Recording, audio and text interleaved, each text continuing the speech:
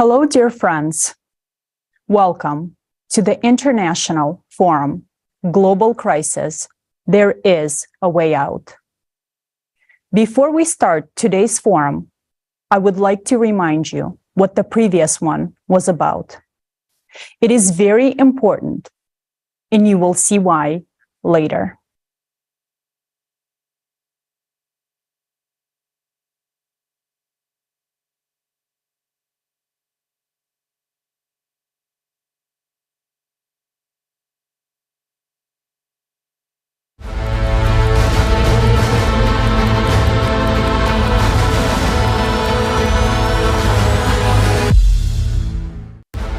International Online Forum, Global Crisis, There is a Way Out.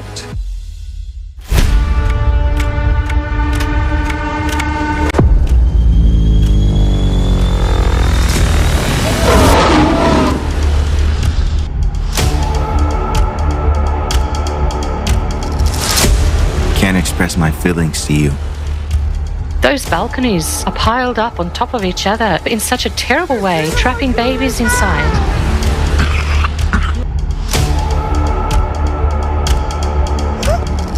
Much of what we have forecasted is already happening.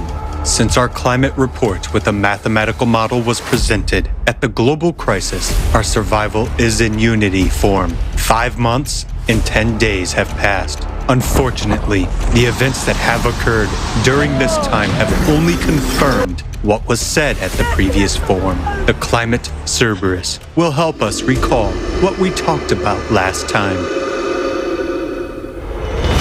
Earthquakes. The ascent of magma has resulted in unprecedented increase in a number of earthquakes.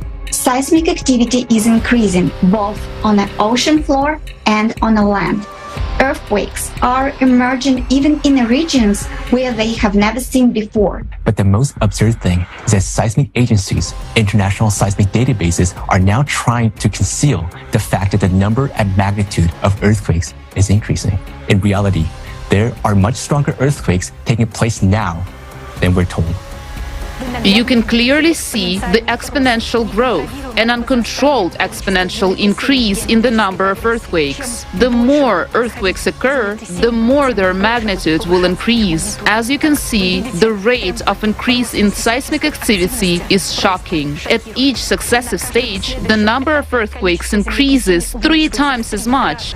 Since the last forum, over 161 days, 686 powerful earthquakes with a magnitude of 5 or higher have occurred around the world. Moreover, 10 of them were earthquakes of a devastating magnitude 7. Some regions experienced seismic events of such magnitude for the first time. On November 29, 2022, several strong earthquakes occurred in Canada, one of which reached a magnitude of 5.8, which was for the first time in the region's history. Powerful earthquakes in different parts of the planet have led to the loss of life. On November 21st, 2022, a shallow earthquake with a magnitude of 5.6 in Indonesia claimed the lives of 318 people and injured over 7,500. Note that previously, such destruction and human casualties were caused by very powerful earthquakes with a magnitude of at least 6 or even higher. But now, seismic events 1 magnitude lower can already be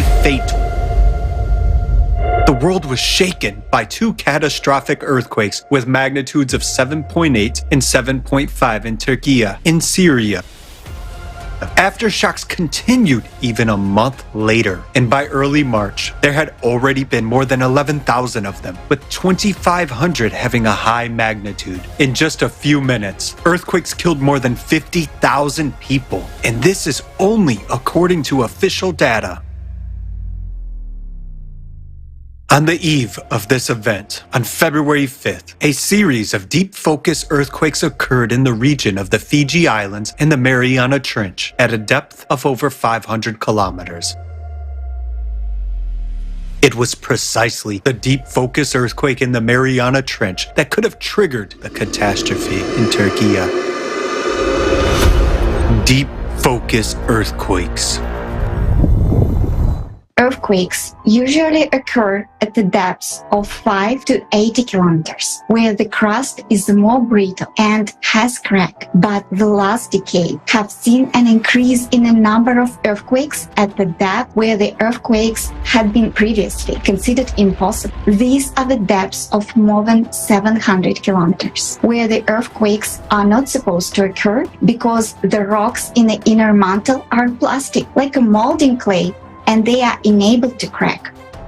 Over recent 7 years, the number of deep focus earthquake has increased by a factor of 10. As it rises, the pressure in the magma drops, causing it to boil like blood during cavitation. And here is the answer to what deep focus earthquakes in liquid magma are. This is exactly the boiling of magma and cavitation explosions. Think about it. Explosions equivalent to thousands of nuclear bombs in power have started to occur in the interior of our planet. Remember, we have mentioned the Mariana Trench.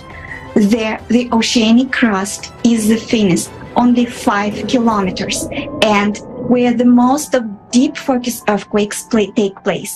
In other words, the largest amount of cavitation blasts of magma occurs. Since the previous forum up to March 31st, 2023, 429 deep focus earthquakes have occurred around the world at depths of 400 kilometers or more with a magnitude of 4 or higher, according to USGS. 5 years ago, during the same period, there were 308 earthquakes. In the current year, 2 earthquakes occurred in the Mariana Trench area. One on January 3rd with a magnitude of 4.3 at a depth of 566 kilometers, and the other on February 5th with a magnitude of 4.3 at a depth of 533 kilometers. According to EMSC, there were 5 deepest earthquakes between 700 and 750 kilometers deep.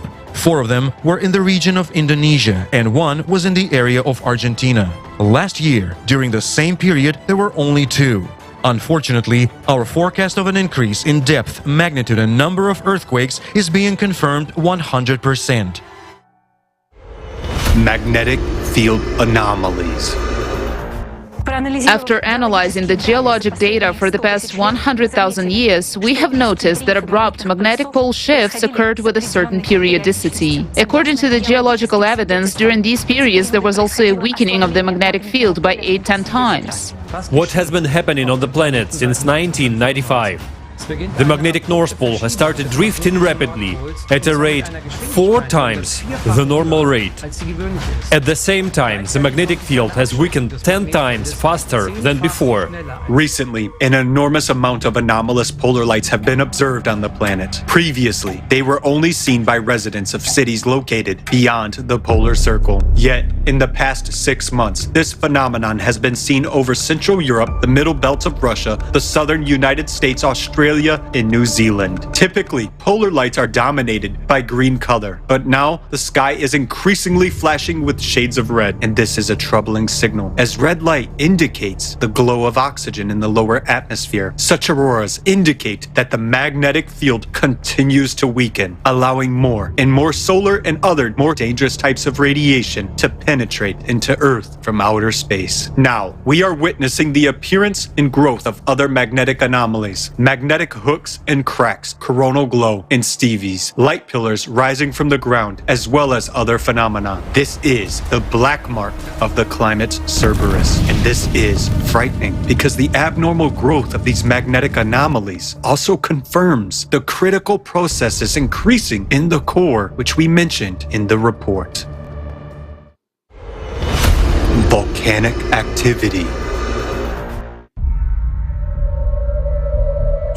According to studies of ice cores, every 12,000 years there was an abnormal increase in volcanic activity. We already know that this is caused by the ascent of magma closer to the Earth's crust. Take note of the big red circles. They indicate that every 24,000 years volcanic eruptions are more catastrophic. Such supervolcano eruptions wiped out almost all life on the planet.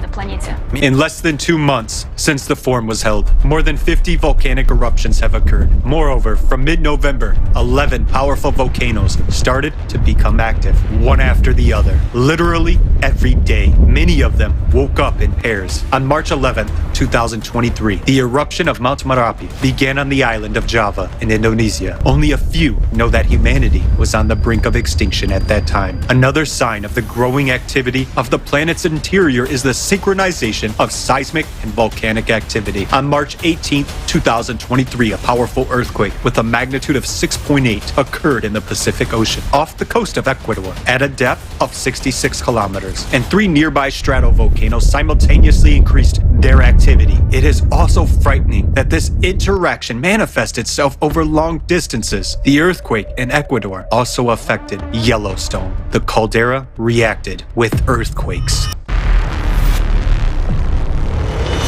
Volcanic eruption in the Mariana Trench. More terrifying than Yellowstone explosion is the focus of magnitude 10 earthquakes near the Mariana Trench. Such a powerful earthquake never happened within the memory of our civilization. This means that magma will easily tear through the 5-kilometer crust. The area of the Mariana Trench is a subduction zone, meaning the area where the plate is crawling under another plate. But the reason we have depicted the 3D model of the Mariana Trench in this way is because the lower plate is already being dissolved by magma right now. Many plates are now being eroded from the bottom. They're being dissolved by molten magma, which is rising from the core mantle boundary.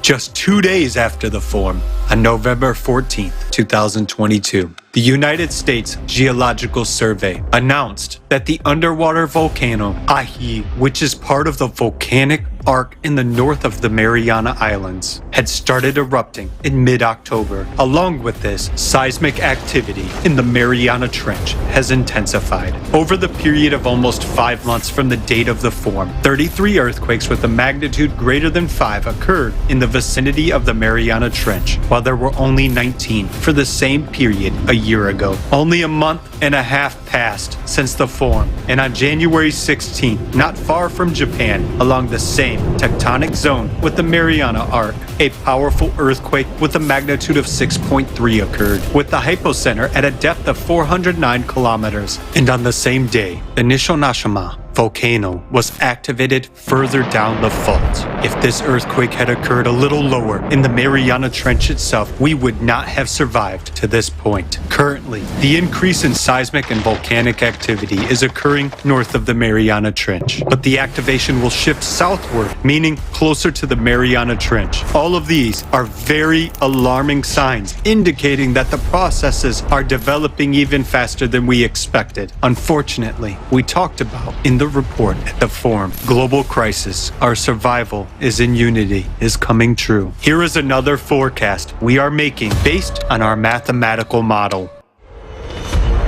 Hydraulic impact. We have calculated different variants of events development and came to the conclusion that in any, even the mildest variant of the current cycle, all humanity will die. And according to our mathematical model, this will happen no later than 2036. Further development of these events leads to the internal cracking of the Earth's crust. There will be microfractures in the crust in some places, which will increase magmatic activity. And it will keep increasing even more until it provokes a large-scale rupture in the thinnest part of the crust, which is in the ocean. This is inevitable. There is a 99.9% probability that this rupture will occur in the area of the Mariana Trench. A gigantic volume of magma from the magma plume will rip the Mariana Trench in an instant, and billions of cubic meters of water will meet billions of cubic meters of magma. There will be a huge explosion. This explosion will be equivalent to thousands of times of the entire stockpile of nuclear weapons available on Earth. Under extreme pressure, the ocean won't just boil, it will explode. This will raise a huge column of steam mixed with dust. Under tremendous pressure, this gigantic column of steam will rush so high up that it will tear through our atmosphere. The atmosphere will curl up like a blanket and be blown away by the solar wind, meaning our atmosphere will literally be swept away along with the entire water cover. Also, at the same time, this gigantic explosion will cause a powerful hydraulic impact directed inside our planet. There will be a very powerful blast wave directed into the center of the planet, into magma, which will spread tangentially, and this will provoke additional cavitation processes. This will lead to an abrupt expansion of magma in all directions by a factor of 10. That is, there will be 10 times more magma. This will literally tear the planet from the inside. With such an impact, magma will behave like a gaseous substance. All volcanoes, cracks, fractures, all boundaries of lithospheric plates will burst and erupt simultaneously. The Earth will be flooded with lava flows, just as it happened on Mars. Naturally, due to the impact, the inner core will bounce away and the motion of the outer core will stop. Our planet will die. This process will take only a few minutes. Due to the stopping of the core, the electromagnetic field of our planet will disappear and the gravitational field will be almost completely gone. Therefore, all the satellites will fall from the near-Earth orbit, including the Moon. But we, humans, will no longer be threatened by this, because as a consequence of these events, we, as humanity, will already cease to exist completely. Before your eyes, you see a timer that counts down to the time when the planet, as a living planet inhabited by life, will no longer be able to exist. This is the fact that we have been living with for more than 10 years, and as of today, you will also have to live with it.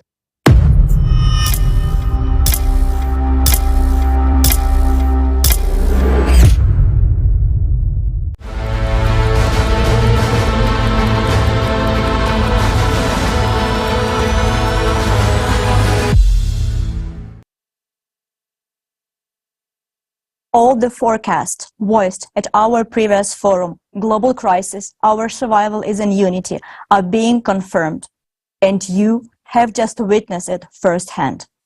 Indeed, the climate report presented at the previous forum changes life into the before and after, forcing a complete rethinking of values. And yet, the last report only introduced a part of the mass of information that has been the subject of research by the international scientific community of the Creative Society Project for decades. And at today's forum, Global Crisis, there is a way out. You will hear the second part of this climate report from our respected speakers. Believe us, this report is worth being listening to by the whole world. And we are especially pleased to note that this vital information will be heard in 150 languages. Right now, thanks to our volunteers translators located in different parts of the planet, simultaneously translating this forum for their fellow citizens. Why is today's forum called There is a Way Out? Because the second part of the forum will examine in detail the main and only way out for humanity from all existing crises. And this way out guarantees us the absence of wars, the elimination of the climate threat, and a safe, high-quality life for everyone. Moreover, it includes the possibility of extending our lifespan beyond the species limit and revealing new perspectives for the development of all humanity. You will learn about all of this today at the Global Crisis, There is a Way Out forum. To begin with, dear viewers, I want to draw your attention to the fact that all information at the online forum Global Crisis, There is a Way Out is presented for non-commercial purposes for the benefit of the entire society. Unrestricted use, reproduction, and distribution of this forum by any means, in part or whole, is permitted, provided that the information is not distorted and the forum is cited as the source. We also invite you to watch this broadcast on our new channel on the Rumble platform. You can find a link to this channel and all our other social media accounts in the description below the broadcast. We urge you to actively share this broadcast. Go live on social media right now and invite people to watch it together. Your actions at this moment determine whether there will be a future for our humanity or not. It is a great honor for us to present to you the second part of the climate report and introduce our esteemed speakers. Елизавета Kromova, a geologist and geophysicist. She received her master's degree in geology at Lomonosov Moscow State University. Елизавета is the head of the Information and Analytical Department of Global Climate Change of the Creative Society. She leads the direction of the global monitoring of natural disaster occurring on our planet, analysis of seismic and volcanic activity, as well as the comprehensive study of changes in the Earth's geodynamics and geophysics. John Ahn, PhD in chemistry engineering with an MBA, is an expert in the development and commercialization of new technologies in the field of energy, chemical processes, and natural sciences. John Ahn received his MBA from the INSEAD Research Institute, his doctorate in chemical engineering from the Technical University of Munich, and his master's degree from the University of California, Berkeley. Anastasia Pashigrieva is a specialist in the development of new technologies and a candidate of chemical sciences. Anastasia collaborates with scientists within the independent international platform Scientific Community of the Creative Society Project. She has conducted dozens of interviews with specialists from various fields. Anastasia coordinates the direction of studying functional and chemical changes in the atmosphere. Anastasia is the part of a team of analysts who collect data and study the increase in seismic activities on the planet.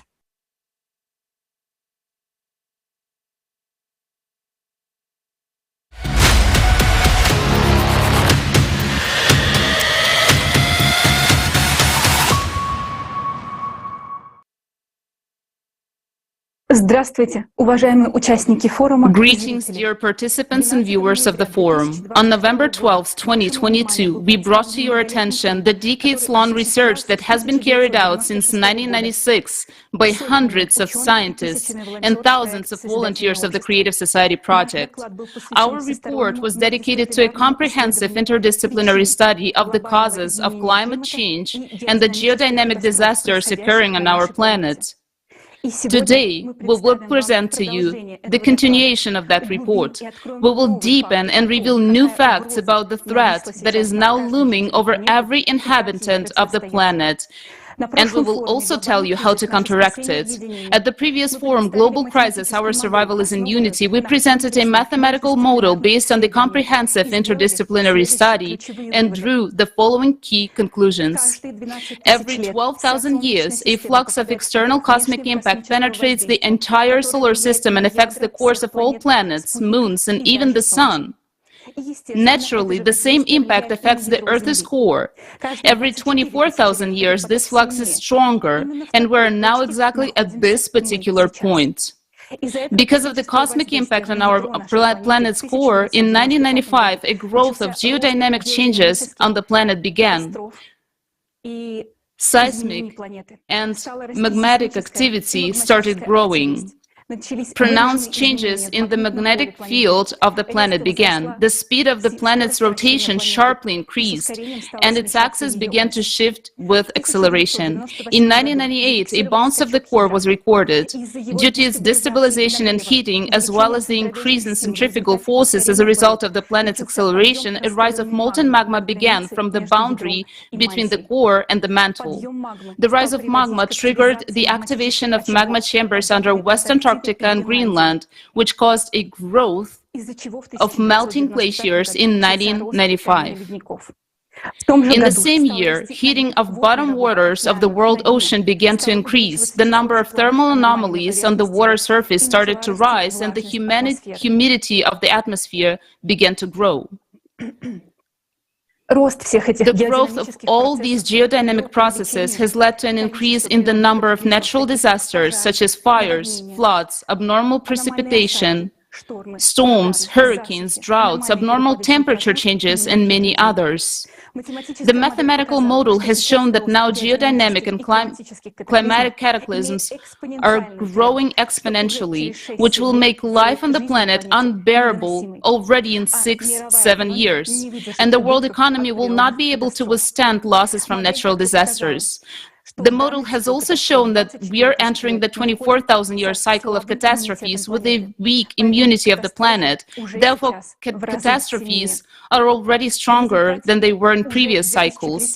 Thus, already in 2036, a giant magma breakthrough may occur on our planet in the Mariana Trench, which will turn our planet into Mars within a few minutes. But humanity might not live to that point if we continue to live in the consumerist format of society. In today's report, we will explain in detail why humanity might not live until 2036 and what dangers await us in the near future related to destabilization of the planet's core, rise of magma, and the growth of deep focus earthquakes. We will reveal to you why the external impact coming to our planet from outer space once every 12,000 years affects only the core, and what is the peculiarity of the structure of our planet's core. In this report, for the first time, we will voice information about how Mars actually perished and why Earth may have the same fate. Also, we will voice for the first time why we, humans, played the key role in the fact that this cycle of cataclysms may be the last for our Earth. How our activities have disabled the main defense mechanisms of our planet. Later, you will find out what kind of mechanism it is. Why do we believe that everyone must know this information? Because it concerns the life of each and every one of us, yours and ours. Only when we as humanity begin to understand what really happens to our climate on our planet, we will begin to look for a way out in the right direction. A way out of the catastrophe that we're already rapidly approaching, since our mathematical model indicates that taking into account the current dynamics of events, this catastrophe is almost irreversible in the consumerist format of society. We're deeply saddened to state that our mathematical model has been proven accurate. And for many people, an obvious example of this was the disastrous earthquakes in Turkey and Syria on February 6, which caused a terrible global-scale tragedy. A little later, we will discuss why these earthquakes occurred. And now, we offer you to watch a documentary about those events which was prepared by our volunteers, including those who are now in Turkey. Words cannot convey all the horror that took place there. And now you will see everything for yourself.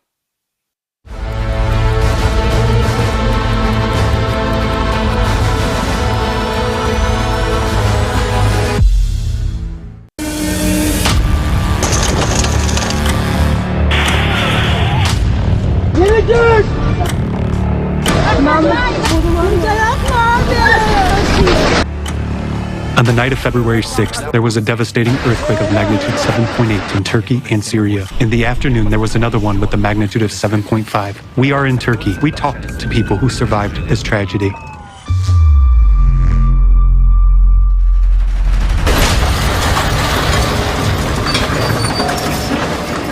Everyone was living a normal life, making plans for tomorrow, getting the kids ready for school. None of them expected that, and in 2 minutes, everything was over. Total zero. You have to start your life all over again, and thank God if you're still alive. But for many people, life was over in an instant.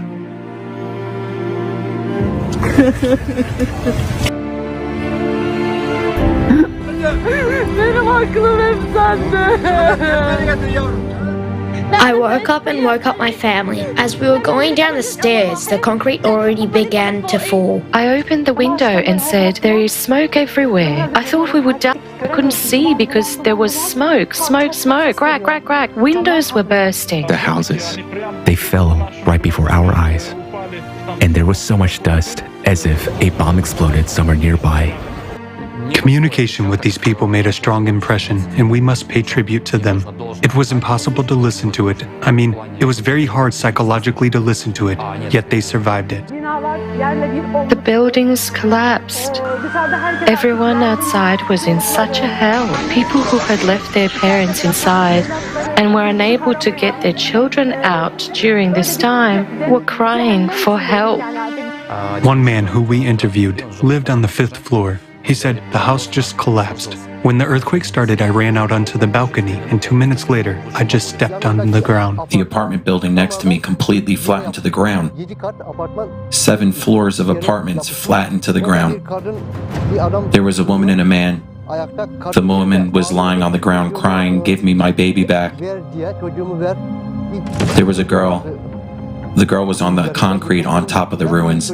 I picked her up, but she was not alive. I heard people screaming. People kept on screaming under the rubble of the apartment building. Those balconies are piled up on top of each other, intertwined. I mean, they were piled up in such a terrible way, trapping babies inside. They remained in those collapsed houses forever. Not a single building remained. Hatay was ruined. Hatay was destroyed. We had been searching everywhere for 2 days. There was no residents in any of the buildings. I've never seen such an earthquake in my life. I don't think there was a single person we talked to who didn't mention that someone in their family. One guy whom we interviewed said he deleted 200 contacts from his phone book after the earthquake. 200. Officially, they claim that 50,000 people died there. 20,000 buildings fell to the ground, and 180,000 buildings were substantially damaged. Let's take these 20,000 buildings, let's say 5-floor buildings. Every building had 5 floors, right? There were 3 apartments on each floor. In total, there are 375,000 apartments, and people lived in each of them. Moreover, the Turks traditionally live in large families. Also, eyewitnesses told us that in the first days after the earthquake, they could hear a lot of screaming. They could hear a lot of cries of people who were left under the rubble. And with each day, these cries became fewer, and fewer. There was a picture all over the internet. I am sure it was not the only case, where a father was sitting and holding his child's hand. His little daughter, who was under the rubble, he was interviewed later and said, "I could feel her hand getting cold." So he was literally sitting there, holding his daughter's hand and could feel her down. Imagine this, a mother, a woman who is saving her children, driving down the road, trying to get out while buildings are collapsing around her. I put the kids in my car, but this time the roads were blocked. Things, stones and rubble were falling from the roofs, but we didn't even pay attention to them. I mean, my only goal was to clear the road as soon as possible and leave with my children. And there are many stories of such kind, unfortunately, to my great regret. Look, my 3 children and my wife are lying on this construction site. This is the 3rd day of the earthquake. My children have already died here from the cold. Isn't it a shame that no one hears our voice? No one will come to help us. We're helpless. The caller says, "All right, we'll send them." They come. They don't do anything. They just take photos and leave. When the rescuers arrived, what kind of help did they provide? I didn't see any rescuers. I left from there on, the 5th day. I didn't see any rescuers. Many people being under the rubble recorded videos, wrote posts, and posted them on social networks to let their family and friends know about what had happened to them, to give information to rescuers about the specific geolocation, the place where they were. But unfortunately, for unknown reasons, these posts were deleted by social networks. Can't express my feelings to you. I'm under the rubble, as you can see. And maybe 2 or 3 or 4 more families. Do you hear the screams of our neighbors? In other words, having the opportunity, having the people, using the technical potential of our society and human resource, we could send people and save thousands and tens of thousands of lives if we were focused on this. But no one does that. They do. I don't want in any way to insult those fellows who sacrificed their personal time, flew in, rushed, helped out, and made every effort. But we talked to them as well. They have a lot of questions too. They're using some kind of prehistoric mechanical tools to save people. Meanwhile, we have everything for killing. people. We have thermal imaging cameras. We have missiles and tanks. We have cutting-edge technology. We can find a sniper 15 kilometers away with the thermal imaging camera, but we can't find a person lying in front of you because we don't have the equipment to do it. Are we normal people after this? We worked in the cities of Gaziantep and Erdagi. The whole team started to work at once, looking through all the rooms, all the cracks, all the voids. I crawled inside and heard someone wheezing, and I started searching. I kept crawling. I was crawling towards the sound, and this sound turned out to be right in front of me. I started digging, and eventually I found a person. I dug him out, and I just couldn't bear it. Tears started to flow at once. I don't even know how to put these feelings into words. I started shouting to everybody. I found one. Immediately, everyone rushed there, bringing all kinds of equipment. We had to move him a little bit, but when we were moving him, he was screaming, and my heart was breaking from his moaning. He was crushed. His arm was crushed by a huge slab weighing I don't know how many tons. We finally hollowed out that slab, and one of the guys looked inside, and it turned out he was holding another person's hand. Then we looked further, and there was someone else lying there, but he was already dead. A huge amount of work was done. They brought an acoustic device, such a device that listens to sounds, and before it listens, a man with a loudspeaker would shout in Turkish, "Is anyone alive? If there is, respond, knock, scratch. We are going to listen to you now." At that moment, all the equipment, everything that can make sounds, even people should remain still, not even shuffle their feet on the ground. Everything, literally everything, freezes around, and they start listening.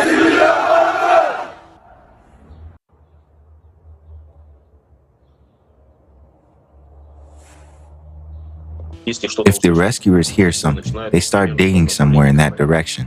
And it just turned out that there was a person who was deaf-mute. Can you imagine? And he just wouldn't even hear it. And some survivors told me, every time we fell asleep, we thought, that's it, we'll probably never wake up again. Just imagine their situation. And they were there for, I don't know, for many days. They were just freezing to death. One of the eyewitnesses told us that those who survived envied those who were dead. That's a direct quote. Why? Because those people who died immediately, they died. And according to one Turkish seismologist, Ahmet Erkan, 180,000 people were left under the rubble. 180,000 people who were under piles of concrete, with their limbs crushed and broken, their internal organs torn apart. It's painful to even talk about, but they had not been helped for weeks. In some villages, there was no help at all. 20,000 rescuers were sent from 80 countries. That's one person per house. How can one person have to dismantle an entire house to save those who were under the rubble? We've just passed near one of the houses. There are 200 people still alive under those two buildings. They have been screaming for several days, but rescuers can't get to these people. There's not enough of them because several cities are in ruins. It took them 2 weeks to assess the needs. Imagine somebody under the rubble is waiting for NGOs and UN agencies to assess their needs. We know what they need now. What was happening in the towns struck by the earthquake in the days that followed? Well, imagine this. A completely destroyed town. No infrastructure, no working hospitals or clinics, no police, no law and order. There are looters rampaging everywhere. That also happened, unfortunately. There's no water. We couldn't find any bread. Bakeries were closed. Everyone was on their own. There was an elderly couple. We helped them the best we could. I asked them, why are you living in the street? Didn't the state give you a tent? He said, no, my son, all tents have already been handed out. No one around us here has given us anything. We're waiting. They're looters, there are thieves. A person died in Malatya, they took the ring off his finger. Such things also happen. People are in fear for their lives. Now I'm saying this, and someone is sitting there watching it on TV. Whether it's on TV, on the phone, or on a laptop, it doesn't matter. And for you, it's just an image. It's a movie, but damn it, these are real people. They are just like you. And if there are loved ones, relatives, friends near you, look to the left, look to the right, look them in the eyes. They are the same kind of people, and as long as you watch and think that this is just a YouTube video, just an image, it doesn't sink in. But when you talk to these people, you realize that every story you see on YouTube is a human life just like yours. That was simply abandoned to the mercy of fate. Abandoned by us. We, the survivors, abandoned them to the mercy of fate.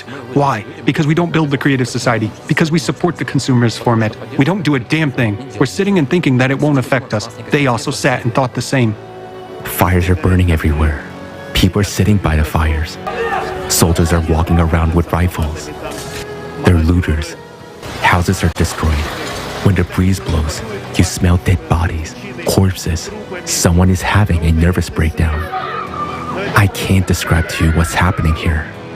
It's so scary, and Judgment Day will be even scarier. The situation is complicated, but again, we are to blame for this situation. We are to blame for the consumerist format. We are to blame for the fact that we do not take the necessary, quick, and effective actions to prevent this. And we're throwing people into the clutches of this cerberus, which is just tearing them apart, and people have nowhere to go. There is no refuge for us, except that we fulfill our basic role as humans. They pulled out a baby the other day. 128 hours later, they pulled out a baby out from under the rubble. I saw his innocent face, and it touched me so much. So many people are dying. I wish people would realize this at least a little bit. I wish they would wake up a little and see where the world is heading. I wish they would be united, and all this wouldn't be happening. I mean, you know. I'm a bit emotional.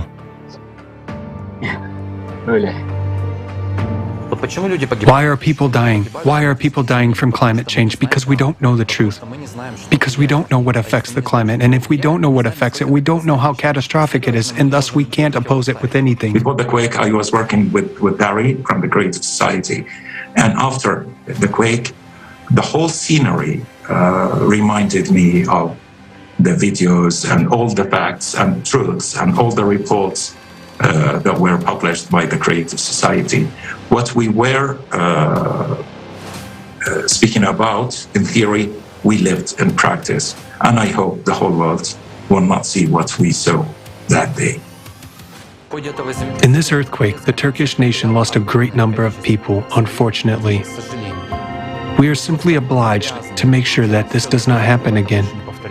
And we do have this opportunity. We can save human lives. But this is only possible in the creative society. Any person, if they are a human being, if they have at least an ounce of conscience and honor, they are obliged to join the participants of the Creative Society project and do everything in their power, make maximum efforts, maximum use of their capabilities in order to save the lives of those who are still alive and whom the Cerberus has not reached yet. And we must remember that his clutch is threatening each of us right this second. And where it will strike next time, we do not know.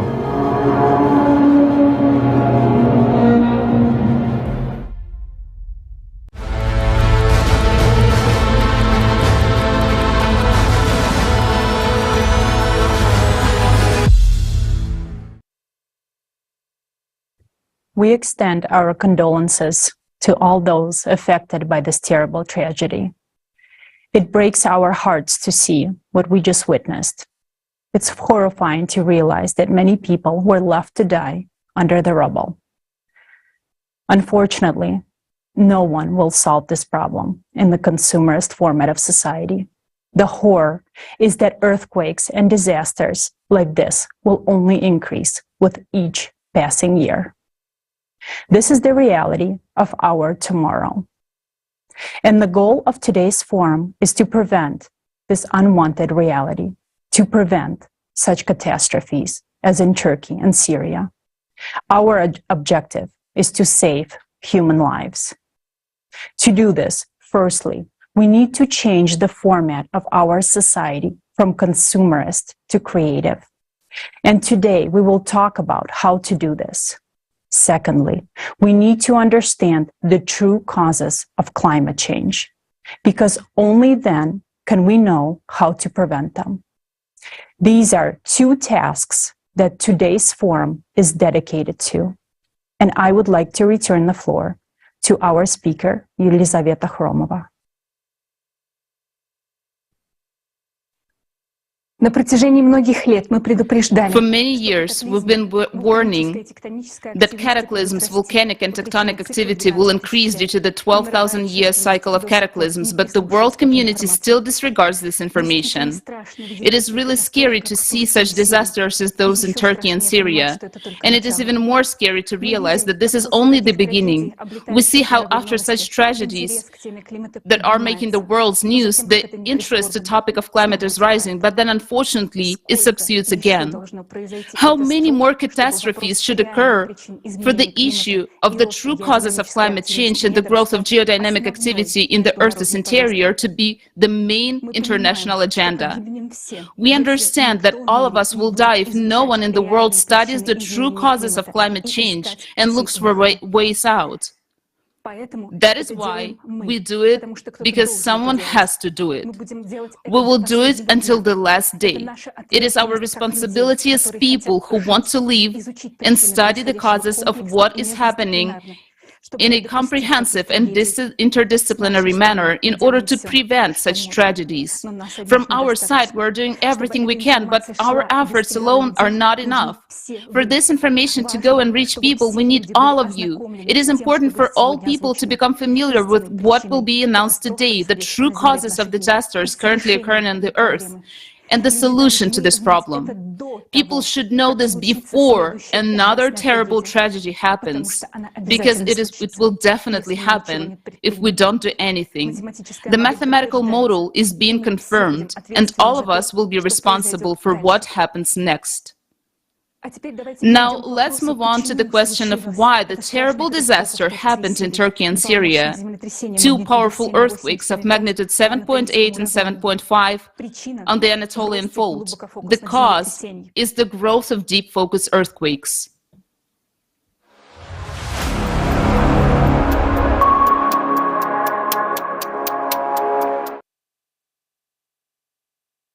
Just to remind you, deep focus earthquakes are the earthquakes that occur mantle at a depth of 300 to 700 kilometers. When they were first discovered, researchers were puzzled because the mantle is a ductile medium and there's nothing that could break in it. We discussed in the previous forum, and now we're going to cover this topic in more detail. Why do we study the deep focus earthquakes so thoroughly? Look at the graph increase in the number of deep focus earthquakes. You can see how big the spike in the deep focus earthquake is in the year 1995. This is exactly the year when the sharp drift in the magnetic and geographic poles took place. According to the ISC database, there has been fivefold increase in the number of deep focus earthquakes in the last 28 years, as you can see in the graph.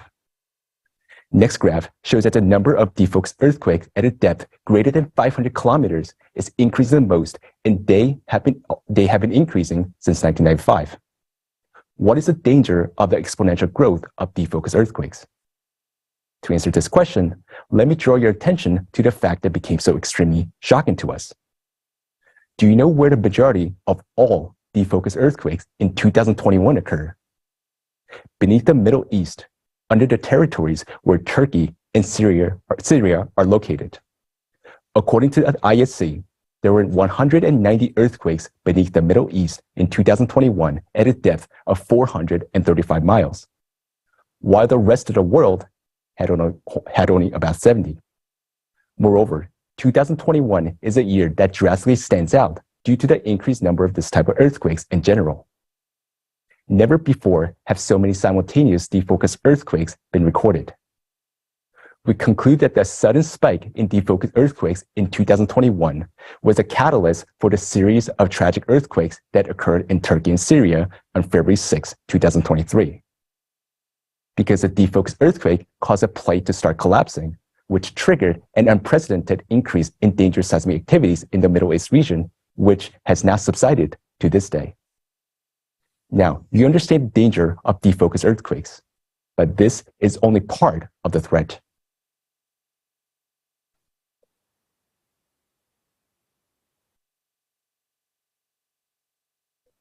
Тоже с тобой представляю глубокофокусные землетрясения. So what are deep focus earthquakes? What is their mechanism? Deep focus earthquakes are actually explosions in magma at the depths of more than 186 miles.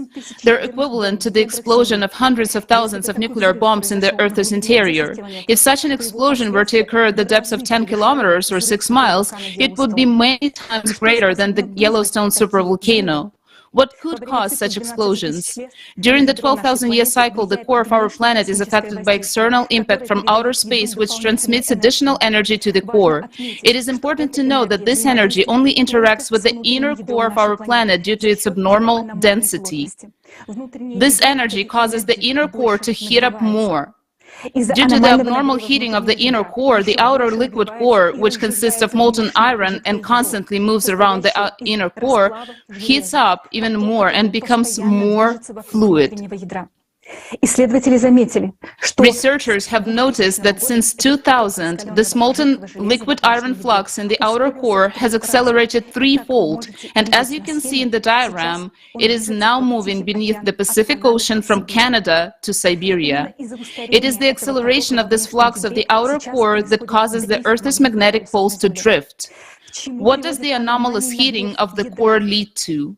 You have to understand that the core generates a magnetic field in the same way as a dynamo, and its heating causes the magnetic dynamo to become unbalanced, thereby weakening the Earth's magnetic field. This includes the expansion of the South Atlantic anomaly, a dent in the magnetic field that has doubled in recent decades. What happens to the liquid outer core as it heats up? The molten substance of the liquid outer core begins to seep into the mantle in a large volume as shown in the diagram. Scientists believe that the molten substance of the outer core can reach not only the mantle but even the Earth's surface, because it was found that the solidified lava of some underwater volcanoes off the coast of Hawaii and the Samoan archipelago contains unusually large amount of heavy iron isotopes that are present only in the inner core. This suggests that there have been periods in the Earth's history when molten substance from the liquid core reached the Earth's surface. How powerful would the internal impulse have to be to push liquid iron from the boundary of the core 1,800 miles upwards? Soon, we're risking to see the same composition of the erupting lava, and you'll find out later why. Just imagine the outer core is leaking into the mantle like a broken egg from its shell, and now it's happening with greater intensity. Hotter, more liquid, and mobile magma flows are forming in the areas of such leakage of the liquid core. At the outer core boundary, there are two main areas where such magma flows are located. If you draw a line, one is under Africa and the other one is under Pacific Ocean. Moreover, each of these two gigantic zones of hot magma flows has the area of size of the continent and is 100 times higher than Mount Everest. As they rise, they branch out like a tree, feeding magma plumes and volcanoes on Earth. In 2020, scientists discovered that the Pacific area of hot magma at the core mantle boundary below Hawaii is even larger than their previous estimates. We can see that these areas of the core are growing. How were these areas discovered? These regions of molten magma have been detected by analyzing thousands of records of seismic waves traveling across the Earth. There are two types of such regions depending on the speed at which the seismic wave travels. These are ultra-low velocity regions of more liquid magma and ultra-low velocity regions of leakage of the liquid core itself. Remember this information, it will be helpful later. Now let's answer the question of what causes explosions in magma, which we register based on deep focus earthquakes. As you may have already understand, there are areas of more liquid and molten magma in our planet's mantle that have begun to grow even more. This is due to the fact that the Earth's core instantly heats up in the part of our planet which is currently receiving external impact from outer space. Because of this, the molten magma becomes more liquid and fluid. In those places of the mantle where such molten magma meets colder, not yet heated magma, there arise whirls and counter-currents, which leads to cavitation explosions. What is a cavitation explosion? It is a very powerful nuclear explosion, a magma blow with the force of millions of nuclear bombs diverging tangentially in the magma in all directions. It can be compared to an electric discharge of the Yudkin effect. The Yudkin effect, or electrohydraulic effect, is a high-voltage electric discharge in a liquid medium. During this process, electrical energy is converted into mechanical energy and in a very short period of time, and as a result, ultra-high impulse hydraulic impacts with local pressure of more than 100,000 atmospheres occur. Look at the video. You can see how the electric discharge disperses in different directions. The same thing happens in the interior of our planet during the cavitation process. Where will cavitation explosions occur? They occur at the boundaries of hot and cold magma, where the core has not yet heated the magma. They will also occur in the mantle under the ocean, since the ocean performs the function of cooling the lithosphere, but unfortunately today, it loses this function. The ocean used to draw heat off the interior, so there was less energy in the interior of the planet and fewer cavitation explosions. Magma had time to cool down, but now the mechanism is broken, and in vicious cycle, one thing intensifies the other. The more the ocean heats up, the more internal explosions will occur, and next you will learn why the ocean has stopped cooling the lithosphere properly. The same cavitation explosions also hit the core, disbalancing it even more. However, it is important to understand that we do not record these cavitation explosions as such, but we see only their ricochets from certain zones inside the planet. Those very ricochets are the deep focus earthquakes that seismologists record on the surface. And now imagine the power of the cavitation explosions if deep focus earthquakes of magnitude up to 8 are recorded on the surface. The explosion itself in the magma is many times more powerful. Deep focus earthquakes are now recorded in subduction zones where one plate dips beneath the other, forming a loose region in the mantle due to the gap between the plates. In such zones, there are conditions for the formation of a reflected wave, but let's repeat, it is not the area of cavitation explosion itself, but only its ricochet. The shock wave from an explosion propagates the fastest precisely across the liquid magma. Therefore, we can conclude that in those areas where the record of deep focus earthquakes, magma is liquid and is already approaching the surface. All supervolcanoes are connected precisely by the liquid medium.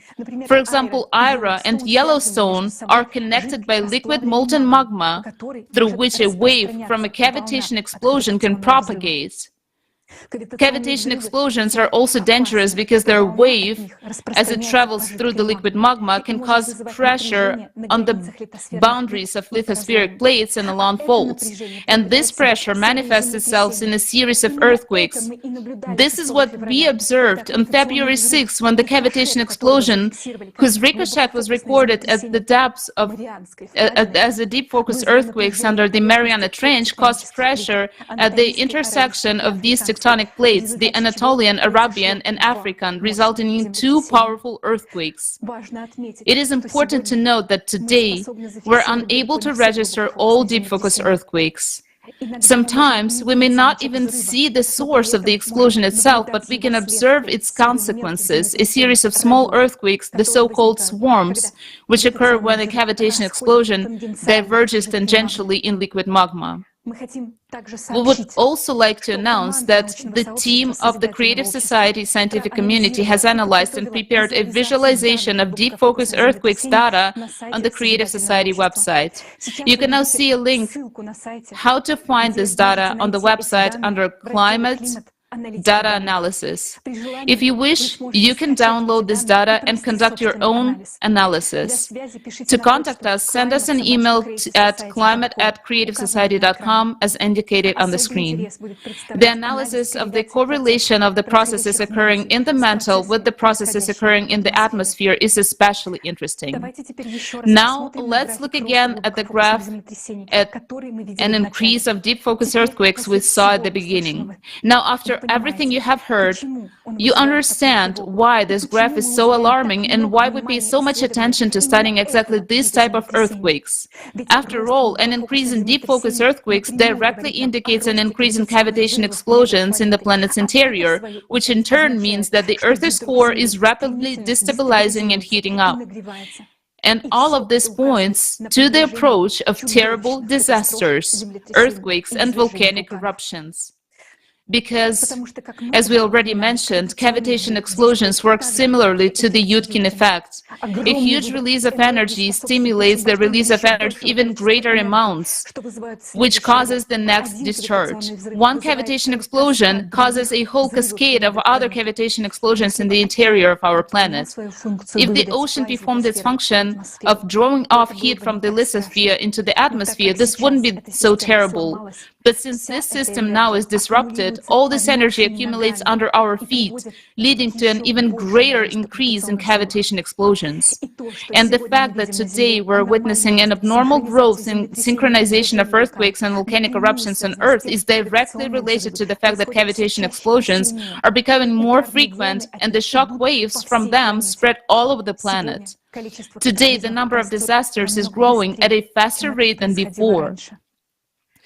And the most terrifying part is that due to the increasing number of cavitation explosions, the threat of volcanic eruptions is approaching us faster and faster. Cavitation explosions can be compared to hitting the bottom of the champagne bottle when the cork simply flies out of the bottle. From one of these blasts, the cork eventually will fly out of the several volcanoes such as Yellowstone, and then we won't need to fear the coming of 2036.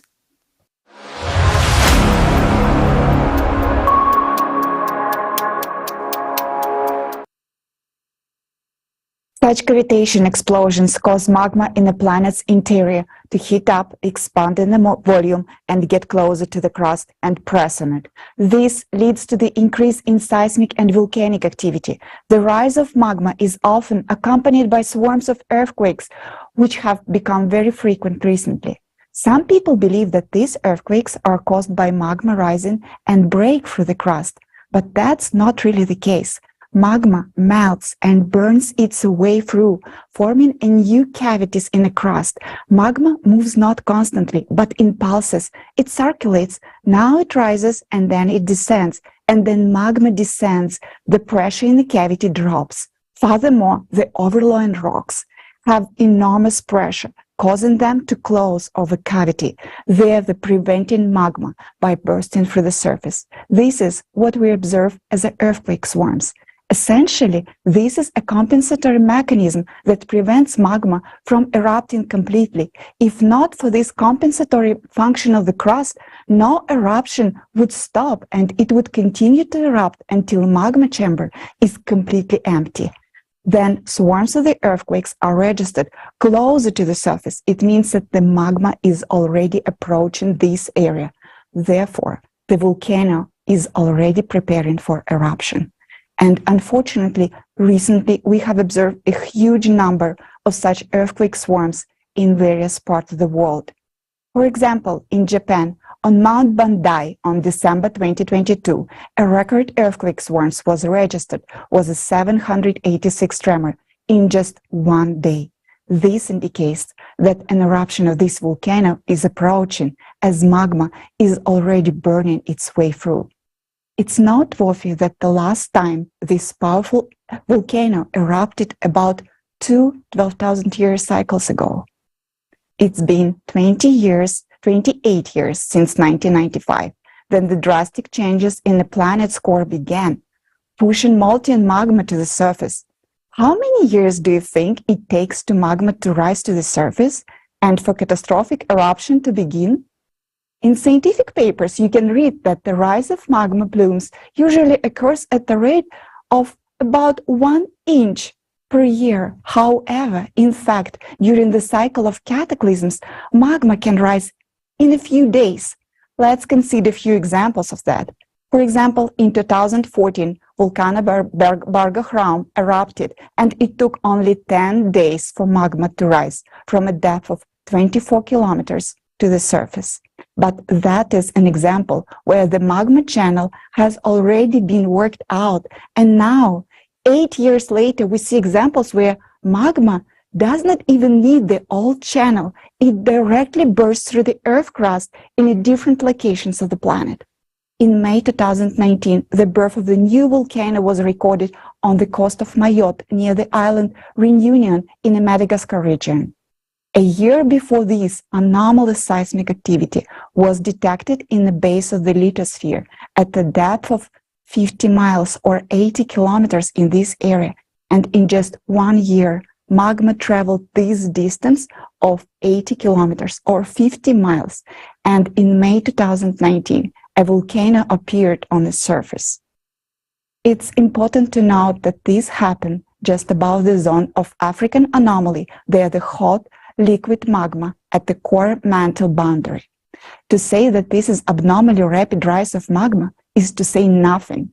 Previously, such processes took millions of years, but now this happened in a matter of few months. Such a velocity of magma ascent shocks volcanologists because they are used to observing volcanic eruptions not during the 12,000-year cycle. Now, everything has changed. Such rapid magma ascent is due to the abnormal heating coming from the planet's core, which is affected by the external cosmic impact. Magma that rises from the depth is much hotter and has different chemical composition. Such examples have been found at the Fagradalsfjall volcano in Iceland and at Coimbra Vieja volcano on the island of La Palma in Spain in 2021, among many others.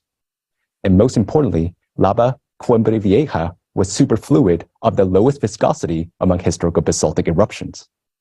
If we compare all cases of abnormally rapid magma ascent and the emergence of lavas of different composition, we find that many of the volcanic anomalies recorded recently occur over zones of magma flows at the boundary between the core and the mantle. As you remember, we discussed that there are two types of areas of hot liquid magma in the Earth's bowels. Here, we mean the areas that have the properties of ultra-low velocity of acoustic waves. These are areas where liquid core leaks into magma. Many of these areas feed magmatic chambers under hotspots, stationary and magmatic plumes. In other words, right now, the first area which reacted to magma ascent was a hotspot because they directly received a magnetic impulse from the Earth's core. By the way, the Yellowstone supervolcano is one of such hotspots. In the near future, volcanic activity will increase in other places too, not only in the areas of hotspots. All the examples you have heard today once again confirms our mathematical model we presented at the forum Global Crisis, Our Survival is in Unity on November 12, 2022. Now we see that it is not just individual volcanoes or even pairs that are activated, but the entire volcanic provinces. And to our great regret, we will observe only ever stronger volcanic activity from now on, including supervolcanoes, one of which has been preparing to erupt for many years. This is a Yellowstone supervolcano.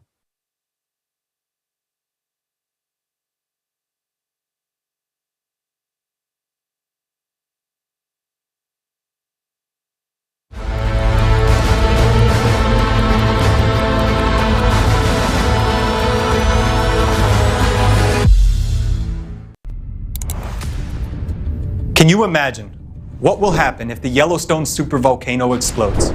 Avalanches of red-hot ash would sweep in all directions from the volcano, destroying everything in their path. The ash clouds will reach speeds of up to 200 miles per hour. The ash will be very hot, up to 1,500 degrees Fahrenheit, which is twice as hot as a pizza oven. I would not want to be near the volcano at the time of its eruption. All life would be destroyed within a radius of 750 miles. America would turn into Pompeii.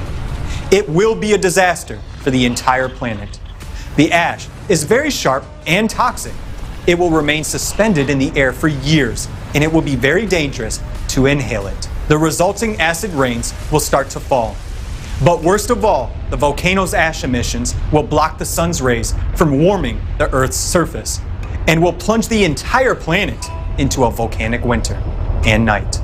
The average atmospheric temperatures will drop by 27 degrees Fahrenheit within a matter of months an ice age will literally be upon us.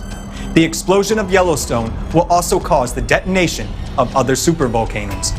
A series of magnitude 10 earthquakes will sweep across the planet. It will be an instant death for billions of people and the end of our technogenic civilization.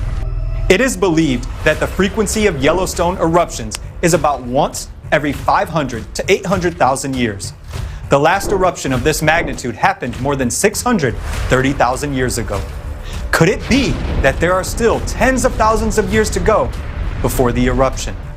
We have begun to look into this issue, given that it's not only a national but a supranational threat to all of humanity. In December of 2022, Olga Schmidt, president of the Creative Society USA nonprofit corporation, published a post on her Twitter page that the Yellowstone caldera would keep the whole world in fear in the near future. To which the USGS, that is the U.S. Geological Survey, published an official response that Yellowstone is not showing any signs of unrest and is at normal levels of activity. Now, we're going to tell you about the results of our independent investigation, which served as a basis for the Twitter post. Is Yellowstone as good as the USGS assures us it is? Let's start with the official statements from the USGS article. How can we tell when a volcano will erupt? Which lists notable precursors to an eruption. Let's go through each point regarding the Yellowstone caldera over the last decades. Point 1. An increase in the frequency and intensity of felt earthquakes. We built a graph of earthquakes in the Yellowstone caldera area according to the USGS data, and we're shocked by the severity of the situation. The graph showing the number of earthquakes has an increasing trend. A reasonable question arises. Maybe the number of sensors is increasing. The answer is no. We found out that for many years, the location of seismic sensors in the Yellowstone caldera allows us to record all earthquakes with very small magnitudes, even just above zero. It turns out that the very first point of the USGS article on the precursors to an eruption, namely an increase in the frequency of earthquakes, is already happening. We have also noticed that in recent years, the number of earthquakes of magnitudes 4 and below has been increasing in leaps. This is exactly an increase in the intensity of earthquakes. The leaps occur because magma enters the chamber in pulses, in portions under pressure from deep within the mantle. Then, we decided to see if there is a behavioral dynamics by depth of earthquakes and found that in 2010, the greatest number of earthquakes was registered at a depth of 11 kilometers, while in 2022, it was already at a depth of 5 kilometers. In other words, the change in earthquake depths tells us that Yellowstone's underground activity is approaching the surface. As magma ascends, protective mechanisms are being formed. Rocks collapse above the zones of magma intrusion and earthquakes occur. The fact that earthquakes now occur at a depth of 5 kilometers means that magma at this depth has already eaten away the Earth's crust. Pure mathematics. Over 12 years, magma has passed 6 kilometers, which is more than half of the way. And how long will it take for magma to travel the rest of the path? Many times faster, because the events develop exponentially. So right now, we are observing an increase in the number and intensity of earthquakes in correspondence with the first point. Isn't it interesting that the USGS doesn't see any threat on the basis of its own data? Point 2. Noticeable steaming or fumarolic activity. Geysers act as a cooling mechanism for volcanoes. They function through the release of superheated water vapor. There are more than 10,000 active thermal features across the territory of the Yellowstone volcano. Geysers are common for this area, but Yellowstone has seen anomalies in recent years. The Steamboat Geyser in the Norris Valley, which is the tallest and the most powerful geyser in the world, used to erupt but once a year. But between 2018 and 2020, it erupted 48 times a year. This indicates an increase in subsurface heating precisely in that area, which in turn raises the risk of a Yellowstone eruption by 50 times within such a short time frame. This is a catastrophic situation. Geyser activity is controlled by the rise of magma. It can be tracked by earthquakes. We've collated the data and saw that most geysers in the Norris Valley become active after strong quake swarms. This suggests that new surges of magma cause earthquakes, which in turn cause the activation of geysers, including the steamboat. Right now, the most active area for earthquakes and geysers in all of Yellowstone is the Norris Valley. It is known that the last super eruption of Yellowstone 640,000 years ago began in the Norris Valley. And this is precisely where the number of earthquakes and geyser activity are increasing. And this is alarming. What about geyser activity in other parts of the park, you may ask? We found that in 2018, there was a synchronization of geyser activity, when most of the geysers of the entire caldera simultaneously began to erupt many times more often. This means the geysers began to release more heat. Geyser activity still remains high. The sudden change in geyser activity in recent years is an alarming signal. Geysers are already synchronizing across and around the caldera. The second point is confirmed. Point 3. Subtle swelling of the ground surface. Under normal circumstances, the rate of surface uplift or lowering at the Yellowstone is between 2 to 4 centimeters per year. However, in 2013-2014, there was a sudden 5-fold increase in the uplift rate, reaching up to 15 centimeters per year in the Norris Valley area. During the same period, there were occurrences of earthquake swarms, anomalous behavior among bison, and instances of melting asphalt. It was around this time that the Yellowstone volcano was very close to eruption. This caused great concern in the society. It was after this that most of the monitoring data on Yellowstone began to be withheld from the public. We became interested in the issue of surface uplift and learned that the catastrophic eruption of Mount St. Helens in 1980 began just 1 month after the uplift. As early as in 2013, there occurred a sharp uplift in Yellowstone. And this can happen again at any moment, and no one knows how it will end. The third point remains a matter of debate. Point 4. Small changes in heat flow. It turns out that Yellowstone radiates 30% more heat than the rest of the continent. It's like a blast furnace of North America, and coal is constantly being thrown into its combustor. Since the 2000s, the emergence of new thermal areas has been observed. Here are some examples of anomalous overheating of the Earth's surface. 2003, new region in the Norris area. Ground temperature increased to 94 degrees Celsius, 200 degrees Fahrenheit. The vegetation immediately died. Some geysers boiled away and dried up. 2018, in the area of Lake Tern, over 3 hectares of forest died. Trees were charred. The surface temperature was 60 to 80 degrees Celsius or 140 to 176 degrees Fahrenheit. In 2014, there was a peak in the melting of asphalt roads. In recent years, eyewitnesses note that in winter, the snow melted in some areas due to overheating of the soil. Instead of a small change in heat flow, we observe extreme heating of the soil. Point 4 confirmed. Point 5. Changes in the composition or relative abundances of fumarolic gases. There has been a lot of media hype around helium-4, that there is a lot of it in the Yellowstone area. However, it turned out that another indicator is important for the prediction of the eruption: the isotopic ratio of helium-3 to helium-4. It is strange that little attention is carelessly paid to it, although this particular indicator rises sharply before an eruption. Based on scientific works published in various years, we have built a graph displaying the ratio of helium-3 to helium-4. It grew from 15.8 in 1985 to 17 in 2003, with areas of abnormally high values located in the Norris Valley and in the active part of the caldera. Apparently, the same value of 17 was found in mineral inclusions from the past Yellowstone super eruption. It turns out that the current ratio of helium-3 to helium-4 has reached a critical level that could trigger an eruption. Why is the USGS silent about this? We have found this information in scientific articles. Don't they know that? Just before the eruption, there is a sharp release of volcanic gases, a few weeks, days, or hours before the event. This is an accurate, short-term indication of the beginning of an eruption. Therefore, now it is necessary to carefully monitor the emissions of all other gases besides helium. We know for sure that there are sensors in the Yellowstone area that measure gas emissions. However, Now, their readings are not available to all people. Why has the USGS shut down online gas monitoring, and it is not available to everyone now? However, even according to the data we have found, indeed, there has been a change in the composition of gases. The 0.5 is confirmed. Interim conclusion. We went through the entire list of precursors to an eruption outlined in the USGS article, and were shocked at the results. All of these signs are being observed in Yellowstone. However, the article has a postscript.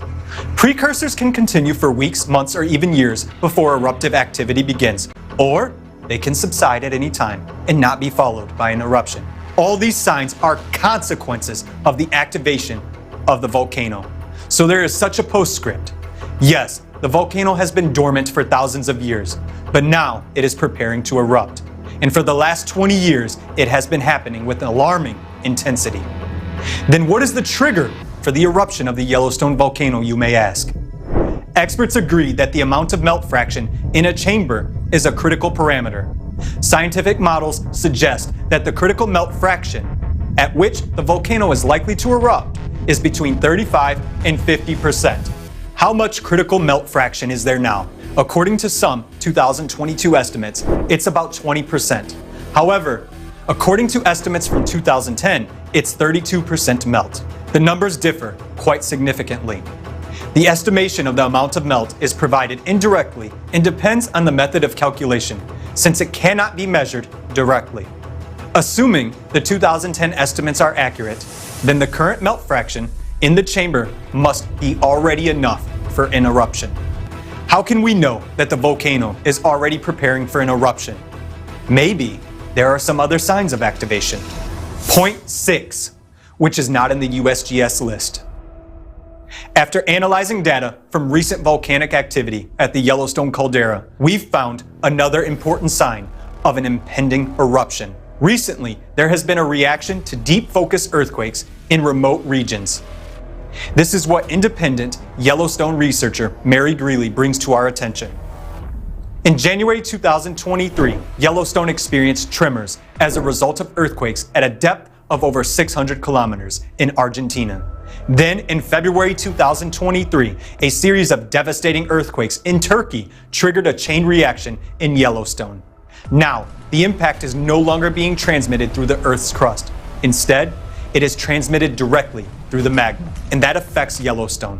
If now there is a direct impact of distant events through the magma, consequently, the magma pressure in the volcano is high enough to react, which means it is ready to erupt. 12,000-year cycle of cataclysms and its impact on the volcano. There has never been such a reaction to distant events before. So why did it appear? Supervolcanoes erupt every 12,000 years during the cycle of cataclysms. 12,000 years ago, Campi Flagre. 24,000 years ago, Topo. Each time, these are catastrophic events for the inhabitants of the Earth. And recently, we have entered a cycle of such devastating cataclysms. The cycle occurs because of changes in the planet's core, and as a consequence, because of the rise of magma. In 95 and 2014, there were peaks of seismic activity for those areas that are directly related to deep magma sources. These are regions of the mid-ocean ridges, areas near the Antarctic plate boundaries, and hotspots. In these areas, deep magma acts as a link between the core and the Earth's crust. When magma ascends from the core, these very regions will be the first to react. This is exactly what we observed with the upsurge in seismic activity in 95 and 2014. Yellowstone is also connected with a hotspot, a deep magma chamber. As a result, we see a similar reaction in an increase of seismic activity during the same period. So we can already see that along with the main signs of volcano activation mentioned earlier, Yellowstone is also reacting to the current 12,000-year cycle. Let's go back to the beginning, when we also said that it has a period between super eruptions. This is the period of preparation of the magma chamber. Now, the current cycle of cataclysms aligns with the time when the magma chamber of Yellowstone is already ready to erupt. If the process is not stopped, Yellowstone is sure to explode in this cycle. And the USGS knows this, but they keep silent and hide the data. So all signs point to the fact that the supervolcano is preparing to erupt. According to geological data, the volcano has been preparing for hundreds of thousands of years, while the activation and transition to eruption happens very quickly. The magma chamber had been in a state of preparation for 640,000 years. Within the last 20 years, we have been observing signs of activation, and there are very few years left before disastrous cataclysms of the 12,000-year cycle begin. You may ask, what can trigger an eruption ahead of time? A strong earthquake, including a deep focus earthquake, can be a trigger to an eruption. We know that the number of earthquakes is currently increasing. Consequently, the risk of eruption is increasing as well. As of today, the threat of nuclear weapons use is high. It is well known that a nuclear explosion is equivalent to an earthquake of magnitude ranging from 5 to 8.5. This will serve as the same trigger for the Yellowstone to erupt. Yellowstone has a connection with China and Italy. According to mathematical calculations, if a magnitude of 7 earthquake or a nuclear explosion of comparable magnitude occurs in a particular province of China or Italy, then, depending on when and where exactly it occurs, it can cause Yellowstone to explode. Point 7, the indicator of 100% probability eruption. Another critical factor that is highly likely to trigger an eruption is the slowing down of the planet's rotation. Currently, the rotation of the planet is accelerating. This happens due to cosmic influences on the planet's core that occur every 12,000 years. The acceleration of the planet's rotation is only the first stage.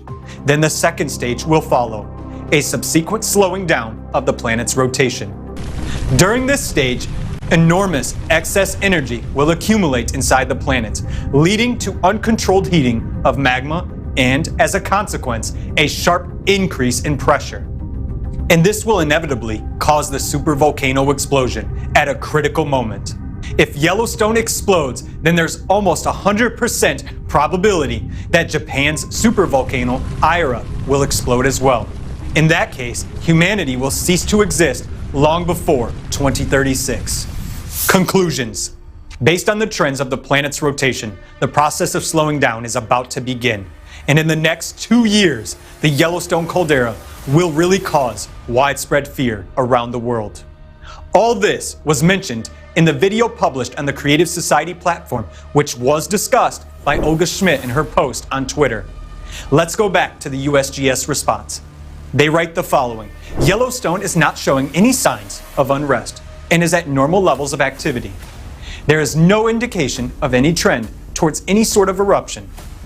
This conclusion is shared by volcanologists worldwide who study Yellowstone and other caldera systems around the globe. After analyzing the data, we realized the gravity of the situation. But why does the USGS insist that everything is all right with the volcano? Do we have a reason to trust the scientists who reassure us? After all, the issue is extremely serious and our lives depend on it. Every month, they publish reports on Yellowstone activity. We've noticed that data on gases is not publicly available. If you go to the website with the temperature sensors, it turns out that most of the sensors don't work and don't display the temperature. According to an independent researcher, Mary Greeley, there are many more earthquakes registered on the seismograms than what is shown on the USGS website. Moreover, at the forum Global Crisis, Our Survival is in Unity, a group of analysts of the Creative Society project presented evidence that the main seismic services, including the USGS, manipulate data. Can we trust the USGS in the matter of the catastrophic eruption of Yellowstone? Right now, the volcano is not erupting yet, as is stated by USGS, but we can see that it has been preparing for an eruption for the past 20 years. We understand that the data we have analyzed is incomplete, but even based on them, we can clearly see that the volcano will inevitably erupt, since Yellowstone is about ready for a super eruption, for which it has been preparing for 640,000 years. And this moment coincides with the 12,000-year cycle of cataclysms that we have entered. In the coming years, the Yellowstone supervolcano will cause much fear to people on Earth with its activity. So why are the world's reputable volcanologists, in accordance with the USGS's Twitter response, jeopardizing their reputation by hiding the truth. Everything is very simple. An eruption of such a scale would result in the death of billions of people worldwide. It is already high time to raise the alarm. But who will take the responsibility to do this? Why are scientists silent? The answer is simple. If a volcano does erupt, everyone will die. And then scientists will not have to be accountable. And if the eruption doesn't occur, it means they were right all along. In the consumerist format, there is no way out of this situation. We won't be able to do anything about the Yellowstone eruption and save humanity. Only in the creative format of society will we be able to do everything to know about the eruption of any volcano in advance, and even be able to reliably use caldera depressurization technologies to prevent an eruption, instead of activating the volcano. But the most important thing is that we'll be able to save the lives of billions of people. We are telling the truth about the high probability of Yellowstone's eruption in the next few years, because we are not financially interested and do not risk losing our careers. We speak out because we want to live, and we offer a way out. The only viable measures at this point that each person can take is to learn more about the Creative Society Project and support it by actively spreading information about it. Only in this way can we prevent catastrophic eruptions of supervolcanoes on the planet. Join us, and you will be sure for your future and the future of your loved ones.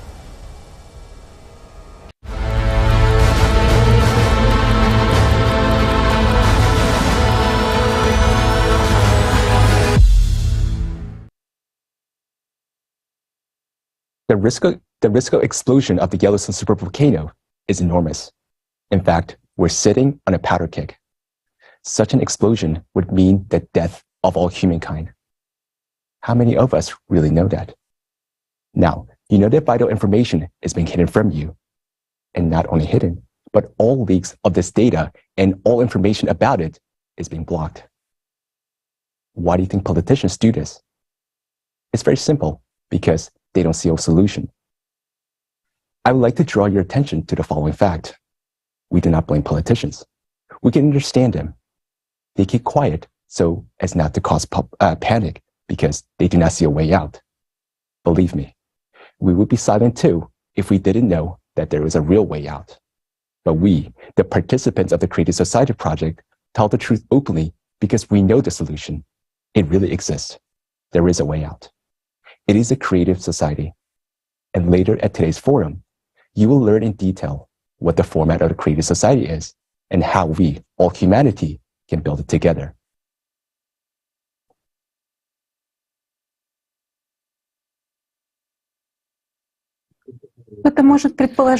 One might think that these disasters happening today are not really a cycle, but just random events. Unfortunately, no. As all changes on our planet are currently taking place according to a strict pattern, exactly as they occurred in the past cycles of disasters each 12,000 years. Let's recall based on what it was concluded that disasters of planetary scale occur every 12,000 years, while every 24,000 years they're even stronger.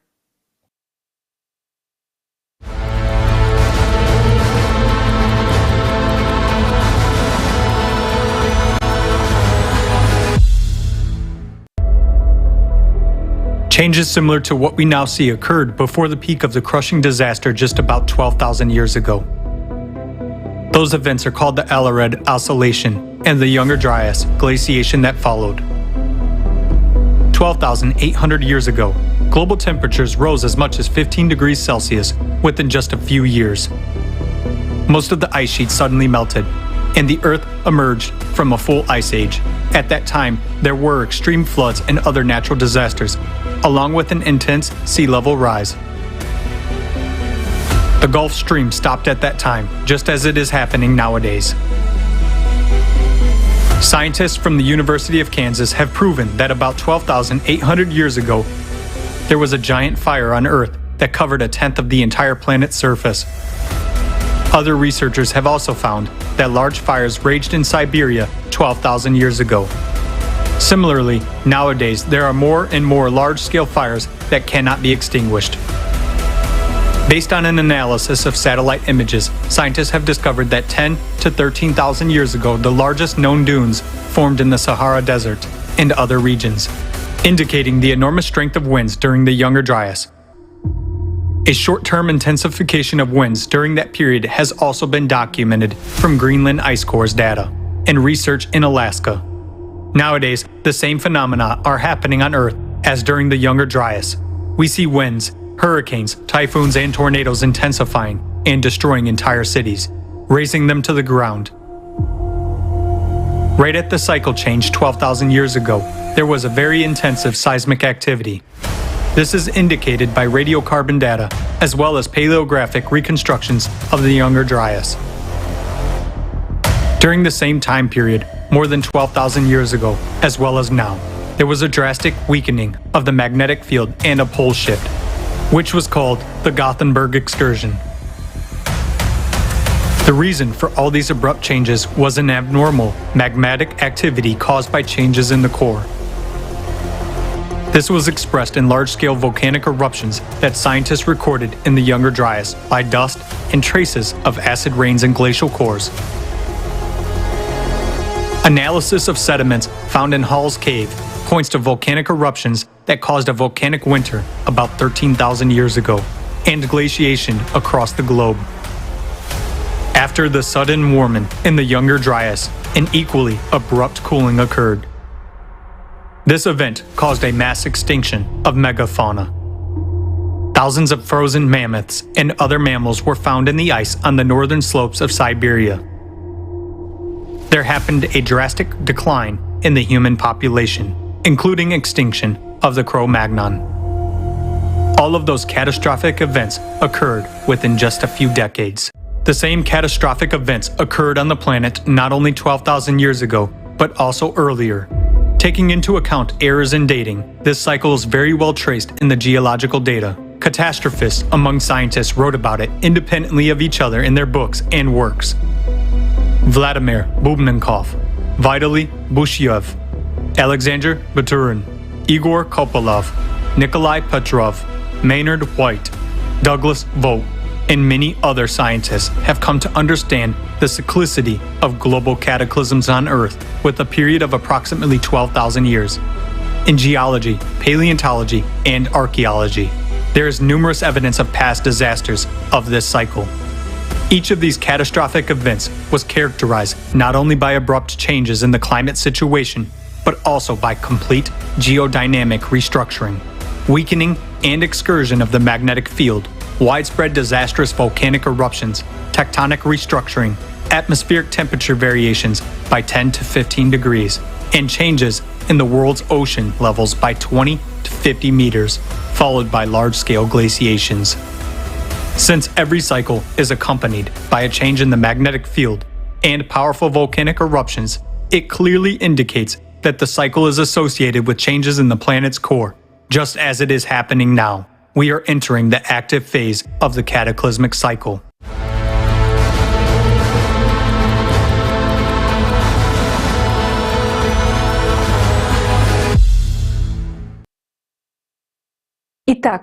So, the conclusion that there is a cycle of 12,000 years was based on an extensive interdisciplinary research of traces of disasters from ice cores, riverbed sediments, flood traces, ash layers from eruptions and megafires, paleomagnetic events, tectonic restructuring, archaeological data, and many other facts.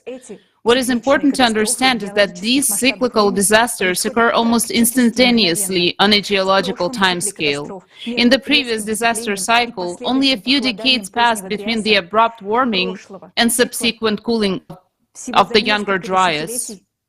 Because of the abruptness of these changes, non-specialists and journalists interpreted them as a result of meteorite crash. So abruptly and unexpectedly they happened. However, those who have studied the Younger Dryas event comprehensively are convinced that it was volcanic eruptions that caused the abrupt warming and subsequent cooling. Moreover, at the same time, there was drifting of the poles on the planet, which can in no way be connected with the falling of meteorites. Those who watched the previous forum already know what catastrophic volcanic eruptions and abrupt changes in the magnetic field have in common.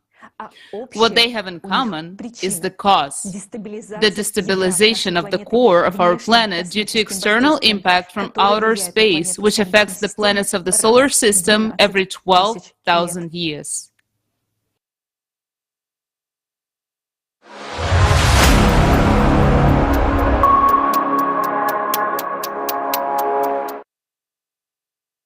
During each 12,000-year cycle of catastrophe, there is a drift of the magnetic poles, which we are observing now. The pole shift from 12,000 years ago is called Gutenberg excursion, 24, Lake Mungo, 36, Mono Lake, 48, La Champ, and so on. In past cycles, the magnetic field also weakened. For example, according to the paleomagnetic research and dendrochronology, during the La Champ event, the planet's magnetosphere shrank to about 3.8 times the Earth's radius. One hypothesis claims that the extinction of Neanderthals occurred due to the increased ultraviolet radiations, since the weakened magnetic field allowed greater flow of radiation to the Earth's surface. According to scientists' model, at that time, auroras were observed even near the equator. These changes of the magnetic field are already gaining momentum now. You may think that this is not a very important parameter since you cannot feel it by yourself. But in fact, this is a catastrophic phenomenon threatening all life on the planet, and soon you will see this for yourself. Let's look at the changes of the magnetic field in the current 12,000-year cycle. What anomalies on the planet they cause, and what threats these possess to us. Again, that in 1995, as a result of the changes in the Earth magnetic field and in the Earth core, the North magnetic pole, previously moving at a speed of about 10 miles a year, drastically accelerated by 3.5 times. This is the result of heating of the outer core and acceleration of the flow of molten iron inside of it. Today, South Atlantic magnetic anomaly is growing due to the magnetic field weakening. Over last century, the intensity of the Earth magnetic field has dropped by more than 10%. This means that a more powerful flow of cosmic radiation, such as ultraviolet, X-ray, gamma, and their derivative, is threatening us. This also means that an even greater flux of the external cosmic impact is penetrating towards the core. There is another sign of the changes in the Earth magnetic field, which indicates the stabilization of the core and is probably unexpected for you. These are atypical auroras. You probably noticed that this year there are particularly many abnormally bright and frequent auroras in various non-typical places of the planet. People have posted numerous photos and videos on social networks admiring this phenomena. However, unfortunately, there isn't anything to admire, and now we will explain why. What is an aurora? This is the interaction of the solar wind with the Earth magnetic field and the atmosphere. In simple terms, the solar wind particles interact with oxygen and nitrogen, causing them to emit light, which we observe as an aurora. Depending on how deeply charged particles can penetrate the atmosphere, what energy they have, the auroras with different colors we will observe. Each altitude has its own color, which is determined by the composition and density of the atmosphere. On Earth, we used to see green auroras, mainly on the poles. Green auroras occurs at the height of 60 to 130 kilometers above the Earth. Then solar wind particles with a medium energy interact with atomic oxygen. However, the auroras also can be red. It occurs due to the interaction of high-energy solar wind particles with atomic oxygen. Usually, It appears at the heights above 130 miles because such high energy particles were prevented by the magnetic field from penetrating below this altitude. Red auroras were rare. They occurred only during the intense magnetic storms. Now we observe an extremely alarming anomaly. Not only red auroras become more frequent, they already been observed at the altitude lower than 55 miles. What does it mean?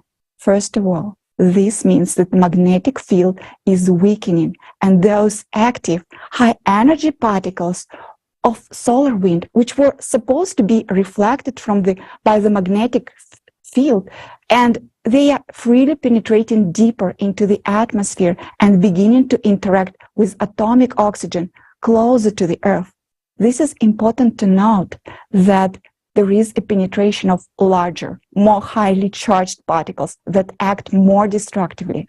The fact that the red auroras occur in lower layers of the atmosphere means that there are no longer protection above. The second reason why the auroras are behaving abnormally is the descent of the upper layer and middle layers of the atmosphere. The atmosphere is contracting, it is sinking, and the density of its upper and middle layers is decreasing. Moreover, its chemical composition is changing. Satellite data has revealed a decrease in the concentration of oxygen by 2 to 4 times at the altitudes of 80 miles. And the rate of the oxygen loss is significantly exceed all predictive model, indicating some pathological process leading to a decrease in oxygen in the atmosphere. Scientists also record the destruction of ozone by solar wind at the altitudes of 50 miles, and soon we will see the ozone layer being destroyed in the stratosphere at the altitudes of 30 miles. This means that we will lose our protection from UV radiation. Red auroras are already appearing in mid-latitude. Many of these were observed in February and March 2023. On January 5th, 2023, the sky over Germany was colored red. This was an example of anomalous static red aurora. In addition to anomalous red aurora, blue, teal, white, and even pink auroras have also been observed, which also indicate the penetration of solar wind closer to the surface of Earth and cracks in the magnetic field. During the solar flares, auroras are increasingly moving towards the equator. For example, during the strong magnetic storm on March 24, 2023, which scientists could not predict in advance and did not expect its arrival, the auroras was observed in the United States, even in southern regions, such as Virginia, North Carolina, Oklahoma, and in Arizona. Polar auroras started reaching southern latitudes in Europe, such as Czech Republic, Ukraine, and southern Russia. Unusual bright and frequent auroras, which now occur far from the polar region, cannot be explained by activity of the sun, as the sun is currently in a prolonged minimum of its activity, meaning that the fewer particles from solar wind will reach the Earth. The only explanation for the aurora's anomalies is that the magnetic field is critically weakening, the atmosphere is contracting, and the solar wind is descending closer and closer to the surface. This is scary because it shows a large disturbance in the magnetic field, and it is a sign that the Earth's core is no longer working properly. We are horrified by the fact that people are now just admiring this phenomenon without realizing that this is the black mark of Cerberus. Admiring the northern lights with their rare colors is like admiring the cleanliness and sharpness of a blade when you are lying on a guillotine. Unfortunately, the scientific community does not consider the problem comprehensively as they should.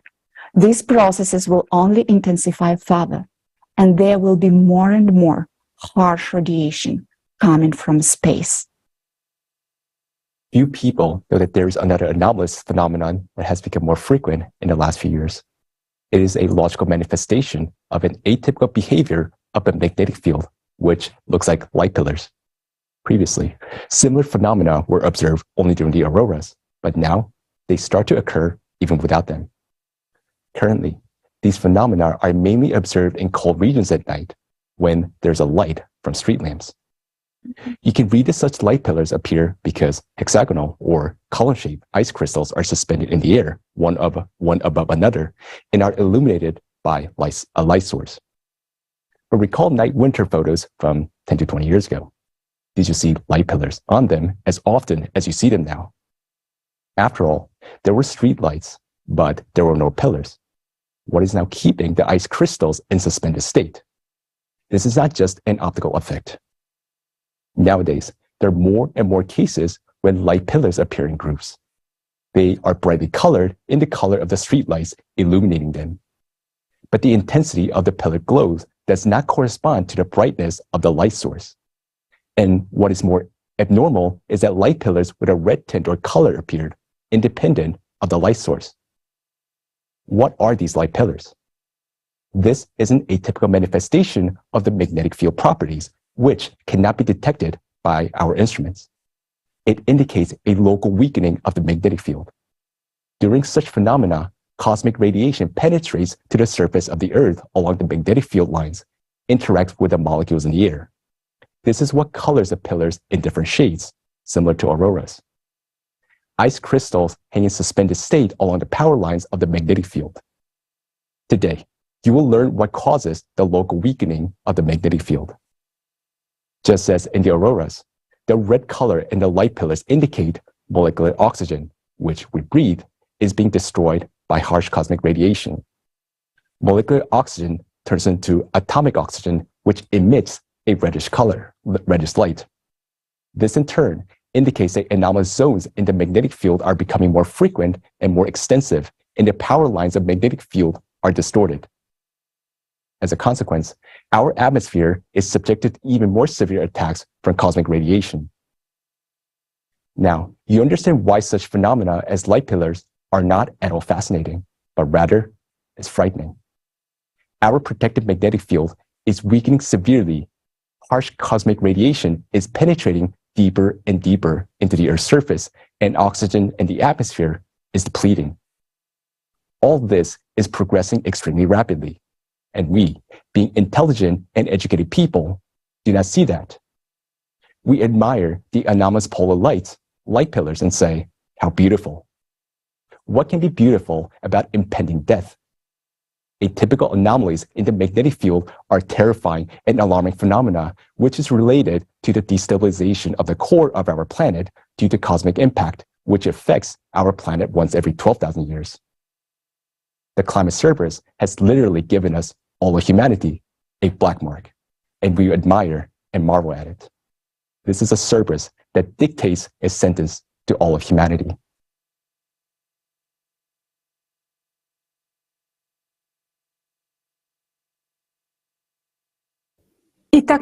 So we understand that the Earth's magnetic field is weakening due to external cosmic impact on the core.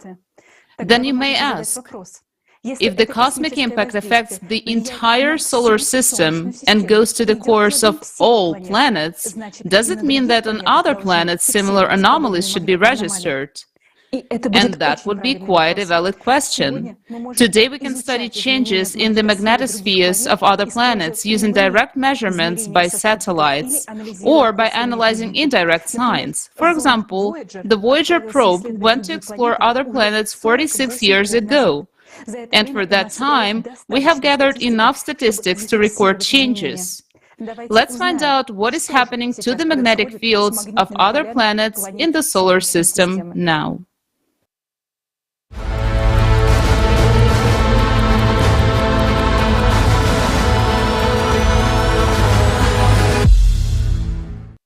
Additional energy comes from outer space during the 12,000-year cycle to the cores of all planets in the solar system. It is the cores that generate the magnetic fields of the planets, due to the influence of cosmic impact on the Earth's core. Since 1995, there have been changes in the magnetic field of our planet. They are manifested in the form of atypical polar light, growth of the South Atlantic anomaly, and pole drift. The outer impact also affects other planets and their satellites. Let's consider what signs of changing magnetic fields we can see on other planets of the solar system. Venus. On Venus, a magnetic field was detected for the first time in 2006, although there had been no signs of it before. As a consequence, aurora borealis is now observed on Venus. They appear in the form of light-moving spots of varying shape and intensity. Sometimes they spread over the entire planet.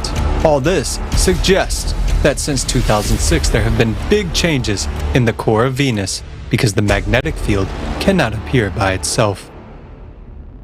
Mars.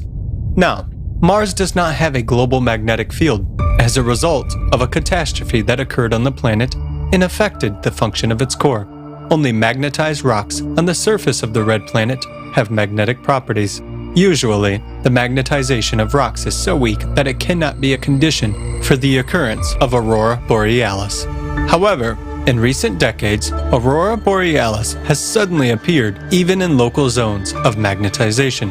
In the southern hemisphere of Mars on August 11, 2004, the Martian aurora borealis was observed for the first time. It corresponded to a special type of aurora borealis never seen before in the solar system.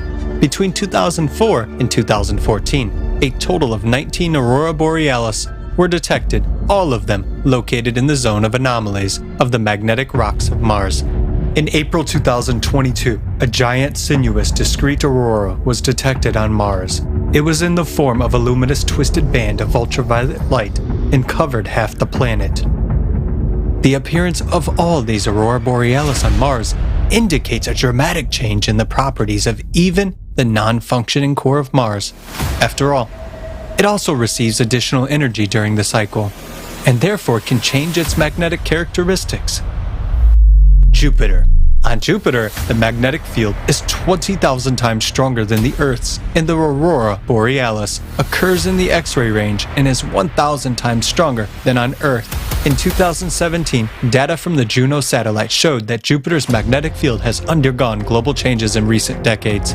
This became evident when compared with data from the Voyager probe, which explored Jupiter in the 1980s. The largest changes in the magnetic field occurred in the powerful magnetic region near Jupiter's equator, known as the Great Blue Spot. This transformation cannot be explained by external influences on the magnetic field, which means that the change in the Great Blue Spot is associated precisely with changes in the characteristics of the core of the gas giant. This phenomenon can be compared with the South Atlantic magnetic anomaly on Earth, which is now rapidly expanding. The largest satellites of Jupiter also have polar lights. However, it is interesting that on Callisto, northern lights were detected for the first time only in 2021. This indicates that changes in the magnetic properties of the cores during the cycle of 12,000 years occurred not only on the gas giants, but also on their satellites, as they also have cores. Saturn. Compared to Earth, Saturn has a much larger magnetosphere. On Earth, polar lights are usually caused by the solar wind, while on Saturn, the solar wind has much less influence on the dynamics of polar lights. On Saturn, polar lights shimmer in the infrared and ultraviolet ranges, that is, invisible to the human eye. Despite the fact that the solar wind could not affect the intensification of polar lights on Saturn, in 2017, a new type of northern lights began to be observed on Saturn, along with the classical one. It was caused by ultra-fast winds in the upper atmosphere above the North Pole. We can see how the parameters of magnetic fields on different planets of the solar system have changed in recent years, compared with the previous observations. These changes occur both on terrestrial planets such as Earth, Mars, and Venus, as well as on the gas giants such as Jupiter and Saturn, and even on their satellites. Changes in the magnetic fields of the planets are caused by changes in their cores. And the simultaneity of these processes points to a single external factor, the cosmic impact, which affects the cores of all planets of the solar system in the cycle of 12,000 years.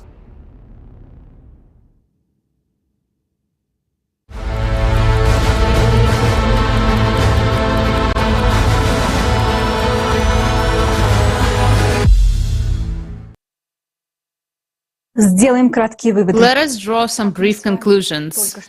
As we've seen, magnetic field anomalies on other planets occur in the same way as they do on Earth.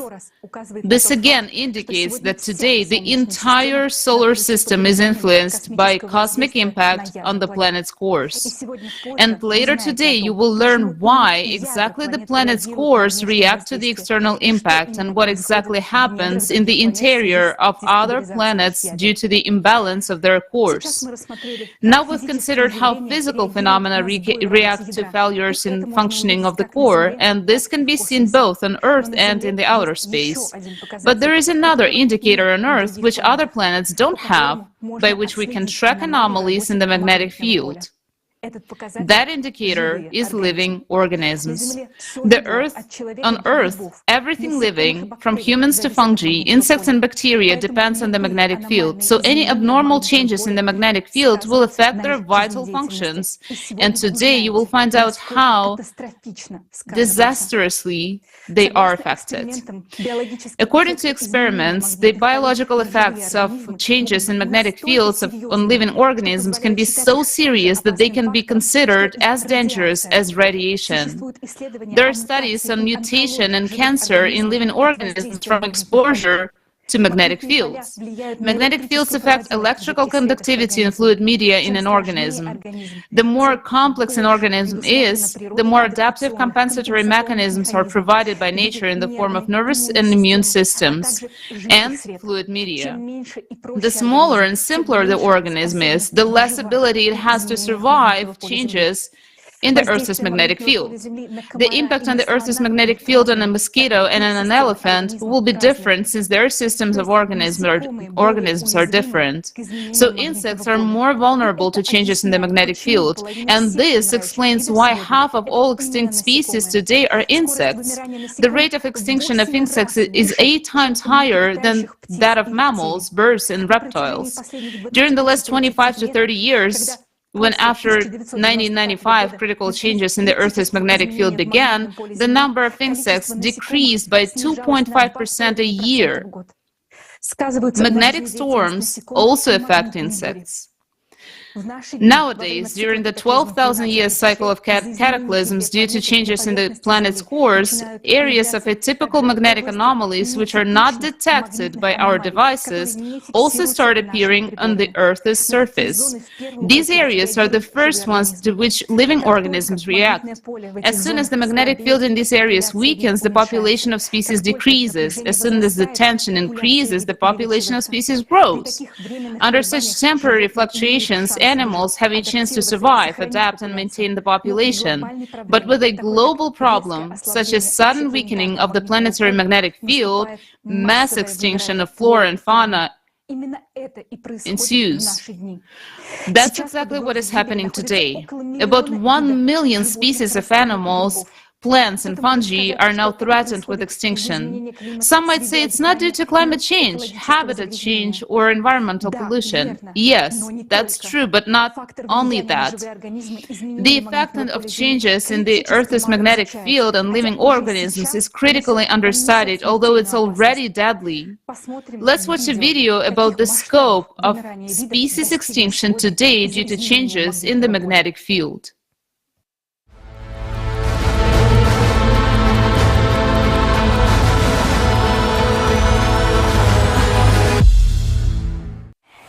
We are now on the verge of a 6th mass extinction of species, and many creatures are disappearing at an alarming rate. Even more disturbing is the fact that this was triggered not only by human activity, but also by magnetic field anomalies that have occurred over the past 3 decades. First of all, the smallest, simple species of the animal world get extinct because they cannot adapt to the sharp change in the magnetic field. But unfortunately, this is just the beginning. Insects. In 2019, the Biological Conservation Journal published a study on the decline of 41% of insect species, with 1/3 of them already being endangered. In recent decades, 46% of bee species have become extinct. Bees use geomagnetic information to synchronize their biological clock, navigate in space, build honeycombs, queen cells, and so on. Scientists are sounding the alarm. The number of bees is decreasing, even in forests that remain untouched by human activity. This points to the influence of changes in the magnetic field. Many species of butterflies and moths have been significantly affected. In Britain, for example, their numbers fell by 58% between 2000 and 2009. Insect populations in protected areas of Germany have declined by 76% over the last 27 years. Similarly, the tropics of Puerto Rico have seen a decline of 78 to 98% in insect biomass over a period of 36 years. The decline in the number of insects has led to the extinction of birds, frogs, and lizards that fed on them. The mass extinction of insects will lead to an environmental disaster. The disappearance of even seemingly insignificant species like the mosquito will lead to a domino effect, ultimately leading to the gradual collapse of the entire complex system of the animal world, frogs and amphibians. Over the past 20 to 40 years, due to changes in the global magnetic field, there has been a sharp decline in the number of populations of many species of amphibians around the world on an unprecedented scale. This phenomenon itself has attracted increased attention from scientists and caused great public concern, especially in North America. These disruptions lead not only to population declines, but also to mutations, hermaphroditic individuals, and other pathologies. In the chemical analysis of water, all the parameters were within normal limits, indicating precisely the effect of changes in the magnetic field. In the large forest area of Bunderbos in the Netherlands, the population of salamanders has been steadily declining since 2008 for unknown reasons. By 2013, only 4% of their previous quantity remain. Changes in the magnetic field are also affecting freshwater crustaceans. According to studies, the weakening of the Earth's magnetic field leads to a decrease in the size of Daphnia zooplankton and slows down their reproduction.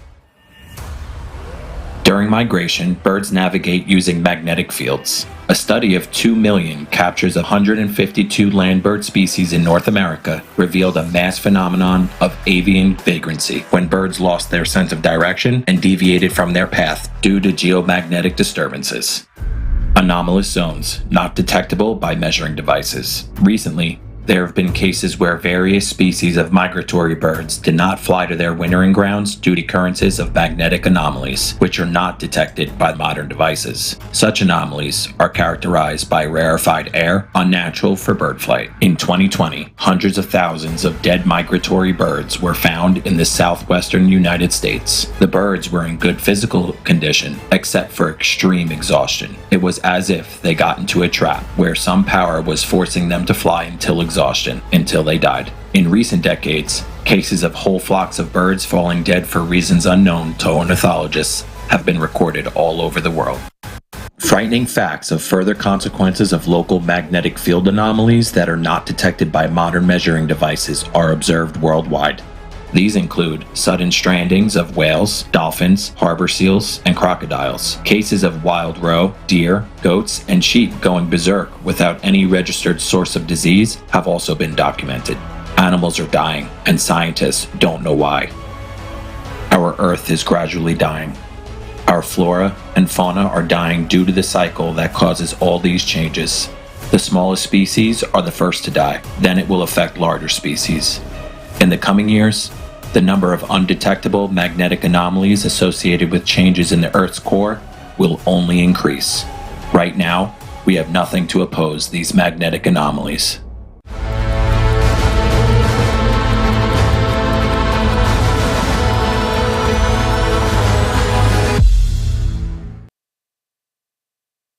У вас может возникнуть вопрос. You may have a question. Earlier in our report, we discussed climate change on other planets, deep focus earthquakes, and destructive processes in the Earth's interior. Why do we suddenly start talking about the extinction of insects and animals? The problem is that scientists today don't look at climate change holistically. While everything is interconnected, and careful observation of the behavior of insects and animals can help us better understand where zones of geomagnetic anomalies occur and what their nature is. What we cannot capture with devices today can be detected indirectly by various signs. That is why we use the multidisciplinary approach, because we realize that the more holistically we look at the climate change picture, the better we can investigate the issue and the faster we can find a solution. We as humanity are now approaching a very dangerous frontier, because these magnetic anomalies are already destroying not only fauna, but also the lives of millions of people. Already now, none of us is immune. We invite all experts to pay attention to the information that we'll now voice. As we have mentioned earlier, as today, the Earth's magnetic field has weakened by 10%, and this trend is clearly increasing. As a result, we humans are becoming more vulnerable to the radiation. Therefore, we are currently observing a rapid growth of oncological, viral, and other types of diseases. This is an established fact that during the magnetic storms, there is a number of heart attacks and strokes, including fatal increases 2 to 3 times. This is because the charge of the magnetic field reduces the external charge of erythrocytes, which leads to their clumping. Blood coagulation increases by 2.5 times, which significantly increases the risk of thrombosis. Let's look at the slides showing the rate of cardiovascular diseases, psychiatric disorders, and cancer, which are steadily increasing, and they are caused, among other reasons, by the changes in the magnetic field. These numbers are shocking. But I would like to point to another extremely disturbing fact related to our health, which official science cannot explain. Many countries sounded the alarm. Young, healthy people have suddenly and prematurely started dying. Autopsy doesn't reveal any organic damage, no aneurysms, heart scars, blood clots, or ruptures of vessel. That was as if heart was simply switched off. This phenomenon was called sudden adult death syndrome. Doctors cannot find explanation for this phenomena and are discouraged by the number of cases occurring. There are several theories about how that could be caused, and you can see them on the screen now. But despite the funding and research in this area, the number of sudden deaths in the world continues to rise rapidly. And all these tell us that the cause lies in the processes that we are still don't know, and they are not known to official science. Especially, we are witnessing another type of atypical anomalies in the magnetic field, which arise from the changes in the core. These are drastic local increase in the magnetic field intensity that migrates across the surface of Earth. The human body, then exposed to such an area, simply shuts down. Its resuscitation, if it's not performed within 2 to 3 minutes, death will occur.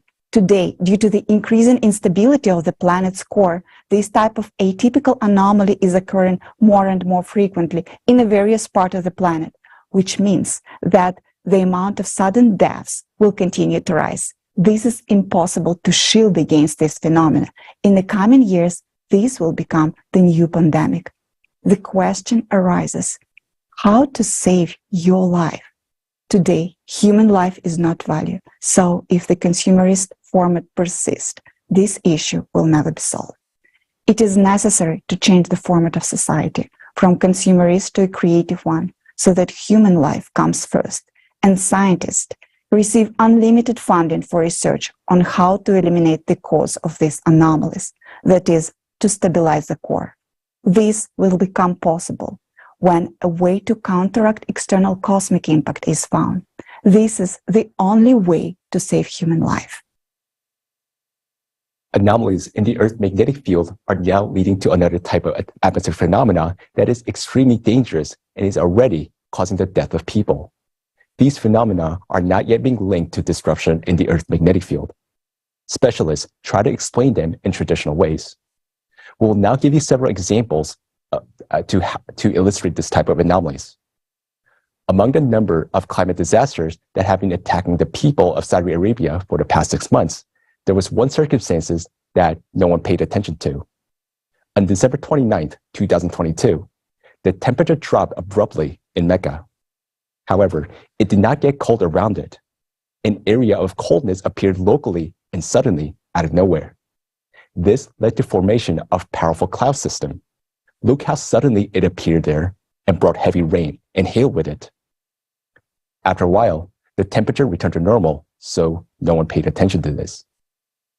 These abnormal, sudden, and localized temperature drops are attempted to be explained, for example, by Arctic cyclones bringing the cold. But why didn't cyclone manifest itself along the way? Because when cyclone moves, it leaves a trail of cold behind it along this entire trajectory. An Arctic cyclone cannot suddenly fall from above, make a cold snap in a local region, and disappear without a trace. Similar instantaneous localized drops in temperature have also been noticed in other parts of the world. For example, on December 21st, Colorado, USA, the temperature dropped by a record-breaking 40 degrees Fahrenheit in just half an hour. And in the state of Wyoming, a weather station recorded an unprecedented drop of temperature of 20 degrees Fahrenheit in just 2 minutes. On February 3rd, in the United States, near the observatory of Mount Washington, the air temperature dropped sharply to minus 47 degrees Fahrenheit. Mount Washington is known for the world's worst weather, but February 3rd, the temperature drop was record-breaking. The combination of freezing temperature with hurricane winds gust up to 127 miles an hour felt like minus 108 degrees Fahrenheit. The temperature drop was so sudden that trees and soil exploded and cracked from the freezing water. If people on the mountain at that moment would have gotten frostbites within 2 minutes. Simultaneously with the temperature drop, there was a sharp drop in pressure. Meteorologists explain these extreme conditions by the partial drop of the stratosphere into the lower atmosphere. You can see the animation on the screen. Such sharp localized temperature drops are associated with another type of atypical magnetic anomalies, which have not yet been detected by our instruments. These anomalies appear as a result of disruption in ionization of atmosphere and molecules. Ionization, it is important to understand that the charges of air molecules in the atmosphere are affected by the magnetic field. And in zones of atypical magnetic anomalies, the ionization of molecules in the atmosphere changes, and as a result, the connection between molecules weakens. Because of this, the air becomes less dense, and cold air from the upper layers of the atmosphere quickly descends to the Earth's surface, while the warm air rises into the stratosphere. This phenomenon can be called atmospheric contraction or overturns, which occur very quickly and have local character. This phenomenon can be detected by measuring the qualitative changes of molecules in the upper layers of the atmosphere. Probes can be placed in different parts of the planet to perform continuous measurements of the electrical charge on the air molecules, its intensity and strength. Then we will be able to study these overturn zones to comprehensively observe changes in the magnetic field and the processes occurring in the Earth's core. Another manifestation of such decompressed zones in the atmosphere has been the increasing occurrence of clear air turbulence, where air pockets form without any apparent reason. This phenomenon is not predicted and not detected by radars. On March 2, 2023, a Lufthansa crew encountered severe turbulence at an altitude of around 6.8 miles. The plane literally plumped more than 1,000 feet downwards. 7 people were seriously injured and taken to the hospital. On December 18, 2022, a United Airlines plane during takeoff climbed to 2,200 feet, 670 meters above the ocean. Suddenly, it began losing altitude rapidly. Fortunately, the crew was able to regain control over the plane only 775 feet or 200 meters above the water. On March 21, 2022, a China Eastern Airlines plane took off from Kunming Airport in China. After 2 hours of normal flight, the airliner suddenly began to fall. In just 2 minutes, the plane plumped 4.4 miles, 7 kilometers downwards. The captain tried to avoid the crash and gain altitude, but in a split second, the plane turned 90 degrees and crashed vertically into the ground. We have given, and right now you can see this on the screen, the simulation. We have given only a few examples. In all of those cases, without any apparent external conditions, there was a dramatic drop of altitude. Planes literally fall into air pockets, which leads to serious disasters and loss of lives. Such phenomena of air decompression, as well as atmospheric overturns, are associated with areas of atypical magnetic anomalies. The Bermuda Triangle is one of these pathological zones. Planes and ships disappear there from time to time.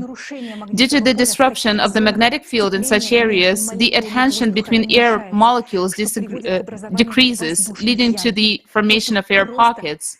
Air simply ceases to support the plane. Moreover, water molecules in these areas behave in a similar way. The bonds between them weaken and the water becomes so fluid that the ships literally fall to the bottom, sinking without any mechanical damage. But if previously, as in the case of Bermuda Triangle, we knew where the atypical magnetic anomaly could occur, nowadays such Bermuda Triangles are appearing more frequently and almost everywhere. There will be more turbulent pockets in the atmosphere, especially at altitudes of 26,000 feet, 8 kilometers, and higher, where most airplanes fly. These pockets are already breaking through to the ground, and the time will come when there will be so many such pockets that flying and sailing will be impossible. If you take off, it's not certain that we will land safely. It will be very, very risky. It's scary to say that, but we have to talk about it, because we're obliged to warn people. Unfortunately, in the consumerist formative society where human life worth nothing, such anomalies are not properly studied, and moreover, they will be hushed up to the last moment so that not to cause panic and not to lose profit. How many airlines do you think will want to make a statement that flying is now dangerous? Well, you know the answer yourself. Let's summarize. Due to the malfunction in the Earth's core caused by the external cosmic impact, the magnetic field of our planet undergoes catastrophic changes. Anomalous auroras, light pillars, atmospheric voids, turbulence anomalies, zones of air and water decompaction are appearing, where overturns are formed, areas of magnetic anomalies. Living organisms and people are dying, and if the overall destabilization of the magnetic field is related to the disruption of the core in general, then local migrating zones of magnetic anomalies have an even more detailed explanation. These anomalies are formed by sudden bursts of electromagnetic energy from the planet's interior, and these bursts occur as a result of cavitation explosions in magma in the interior of our planet.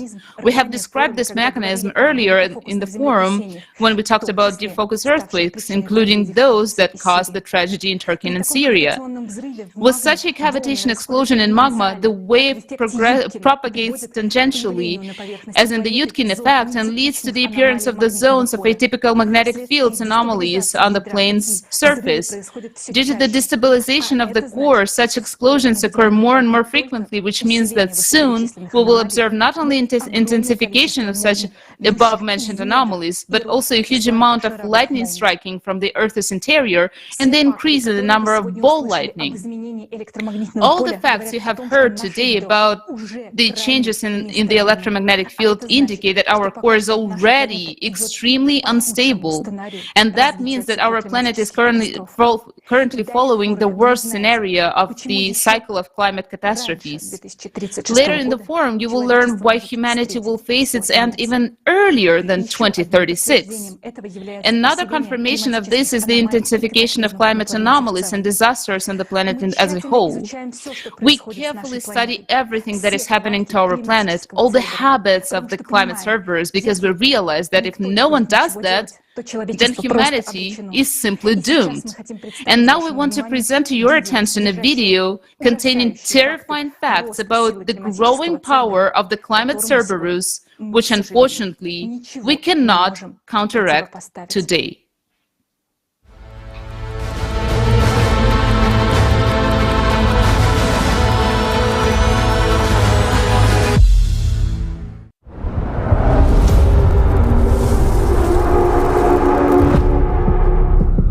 natural disasters of such magnitude and force have never been witnessed by our humanity before. It is like a cerberus that burst out of the Earth's interior.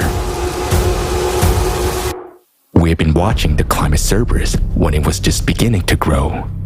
We're thousands of volunteers of the climate monitoring team of the Creative Society from all over the world, who work 24/7 to collect and analyze huge amounts of data, studying the habits of the climate cerberus.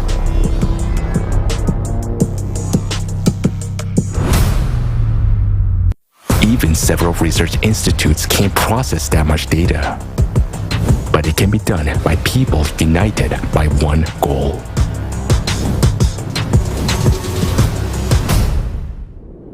Watching the cerberus, we have realized that it has now grown and broken free. It is already tearing apart our planet, destroying our homes, and taking people's lives.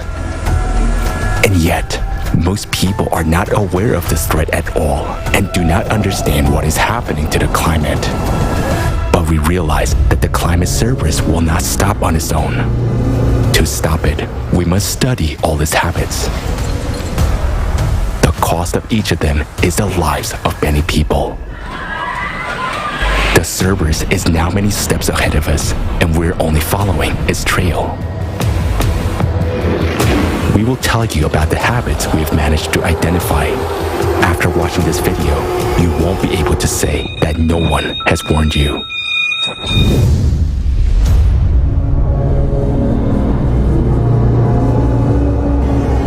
The cerberus attacks suddenly and lightning fast when you least expect it. There was almost no time to react. Nothing. We couldn't take anything out because the fire was coming, and it was terrible. There was no access to get out. Yeah, I had to jump out of the window. And it was like a movie where the house slides down behind you and you're running for your life. But we have lost home. But we're okay. On March 28th, people were peacefully walking on the city streets in Georgia. Moments later, they found themselves under the rubble of street structures.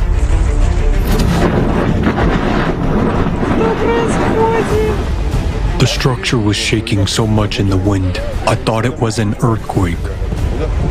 Look here, the wind completely tore off the roof of the market, from one end to the other.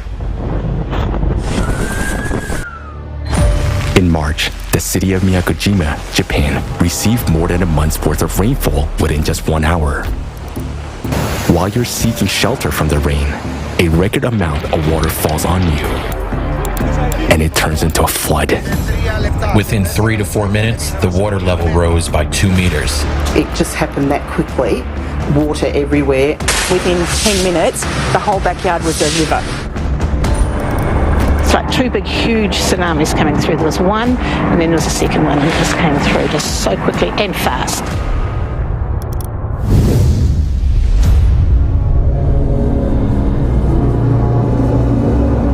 The cerberus does not obey rules. The tactics of its attacks are unpredictable. It swaps the 4 seasons. In February 2023, when it was summer in the southern hemisphere, temperature dropped below 0 and the snow fell in Australia and Argentina. While in Europe, summer has arrived in the middle of winter. In Germany alone, 982 heat breakers were broken in just 3 winter days. A few days later, the European heat wave was replaced by an anomalous cold snap. This is happening all over the world. Abnormal heat and cold alternate at a catastrophically fast pace. And that is also the terrifying signature of the cerberus. It brings chaos to your everyday life. In Africa, in southern Morocco, snow is a rarity. But in February 2023, the inhabitants of several communities were cut off from the outside world after a heavy snowfall. Emergency aid had to be delivered by air. The climate cerberus is sophisticated and inventive in its attacks. Tropical cyclone Freddy formed in the Indian Ocean in February 2023. Lasting 35 days, the cyclone traveled an enormous distance of 10,000 kilometers, becoming the most powerful cyclone in the southern hemisphere and the longest lived in world history. On its way, Freddy intensified 7 times, which has never happened before, and its trajectory was anything but a normal cyclone track. It turned around several times and continued its way. Cyclone Freddy left catastrophic devastation and claimed more than 600 human lives in 6 countries. The climate cerberus never sleeps. It attacks when you're most vulnerable and defenseless. Residents of São Paulo in Brazil went to their bed to the familiar sound of heavy rain. At dawn, a flash flood and multiple landslides buried about 50 houses with sleeping people. The Cerberus knows no mercy. Now, it's already making some really terrible strikes. But this is only the beginning. On the early morning of February 6, 2023, a magnitude 7.8 earthquake destroyed the peaceful sleeping cities in Syria and Turkey. The deadly quake was only the beginning of a terrible catastrophe, followed by the second powerful earthquake of magnitude 7.5 and thousands of aftershocks. It became a tragedy of a global scale that claimed more than 50,000 human lives according to official figures alone. Don't be scared, sweetheart. Don't be scared. Friends, we are buried because of the tremor. Mother, are you okay? Mom. Granny, are you all right? Is there really no one there? We're completely buried.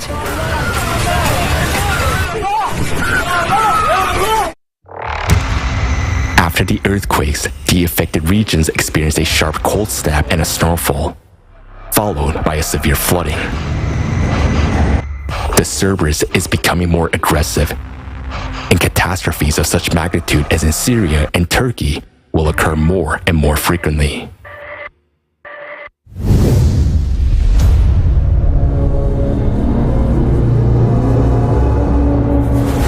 The Cerberus appetites are constantly growing. It is devouring more and more territory and taking away our homes.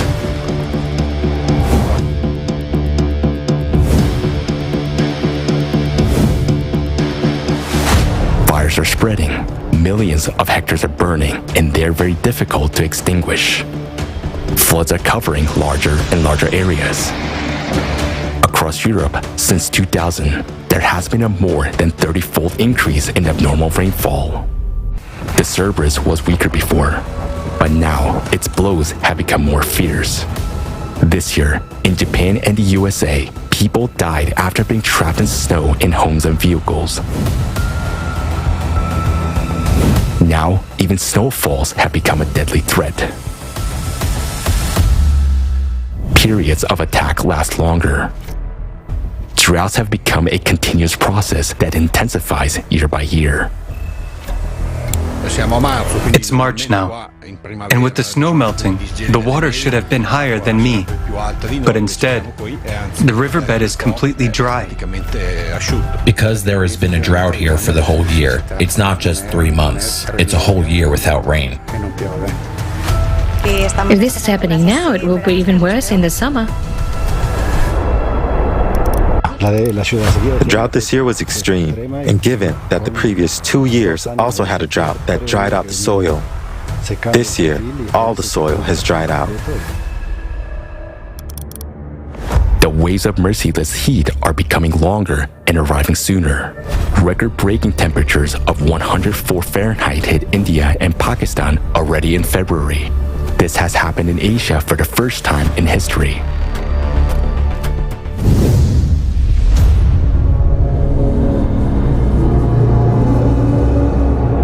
The Cerberus has many heads, and they are all insatiable. It attacks multiple territories at once, and disasters occur simultaneously. Late February 2023, Tropical Cyclone Freddy is raging in Madagascar and Mozambique. At the same time, there is a major winter storm and a historic tornado outbreak in the USA and major fires in Australia and Chile. Extreme rains and floods hit Indonesia, Brazil, and 17 other countries, while landslides and mudslides occur in the Philippines, India, and Peru.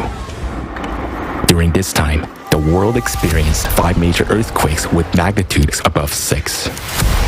And this is not even all of the events. The cataclysms are synchronizing, thereby reinforcing each other. This has never happened before, but now it's happening all the time.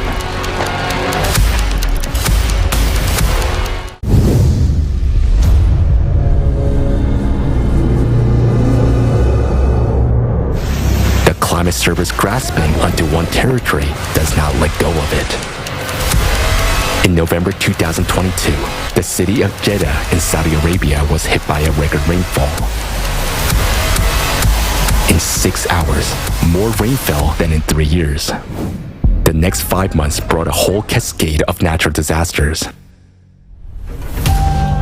Giant hail and snow, sandstorms, storms and tornadoes, torrential rains and floods.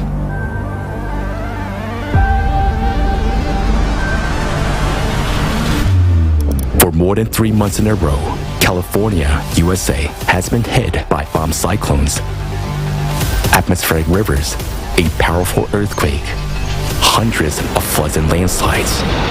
This is the first time the residents of the states have encountered anything like this.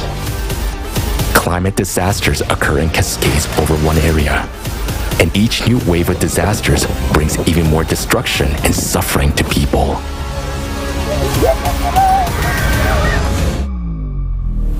The cerberus does not distinguish between the rich and the poor. It does not care about nationality or skin color, and there are no countries, nations, or borders for it. It comes to everyone. The worst part is that the more it eats, the bigger it gets. And the more it is going to devour.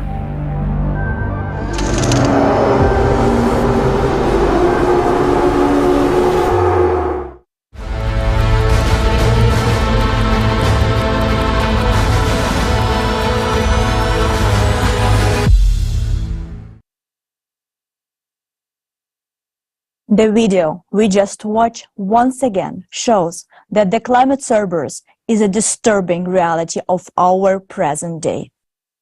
Indeed, it doesn't care about your social status, gender, or race. Everyone is equal in the face of this destructive and deadly threat. Can we oppose it now? Yes, we can. And everyone has something to offer. It's the voice of truth. The faster people around the world learn about the real causes of climate change, the faster steps will be taken to eliminate them. So, I want to call once again on everyone who sees and hears us now. Share this forum, this broadcast. Go live right now and record your invitations. Let's do everything we can do to make the world know the truth. You and I can see now how catastrophic the escalation of disasters around the world is, how much destruction, tragedy, and grief they bring. It is impossible to keep silent about it anymore. Each of us understands this. That is why we are holding this forum, and all our activities are aimed at conveying the truth about the real scale, the increase in disasters on Earth, and the real causes of this. And every volunteer of the Creative Society Project conveys this truth as best as they can, using their talents and abilities. Some speak about this through music, dance, or song. Now we present to you this music video aimed at drawing the attention of the world community to the real causes of climate change and the only way out, the Creative Society.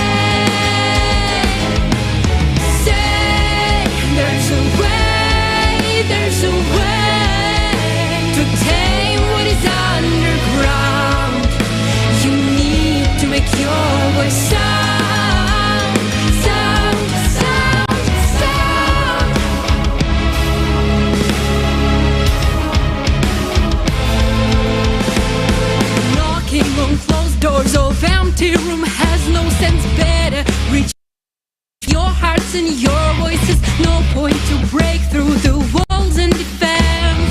Better break through, veil of their ignorance. There is a way out if you start to act right now. Be of good courage, for there is no fear in love. Love for humanity is way with no doubt. Creative society is our way out. Say there's a way, there's a way out of dark today, to wash your lies away. Say there's a way, there's a way out of false to true. If one who acts now is you, you, you, you.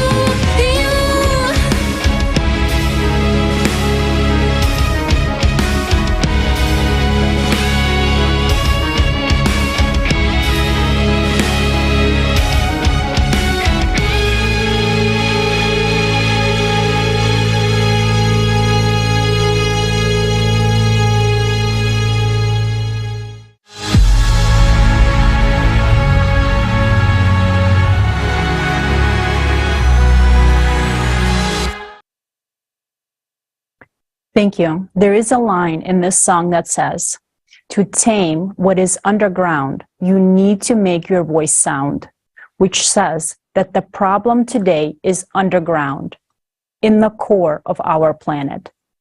Even last time, people still had many questions why it is the core in the 12,000-year cycle that is causing the cataclysms occurring on Earth.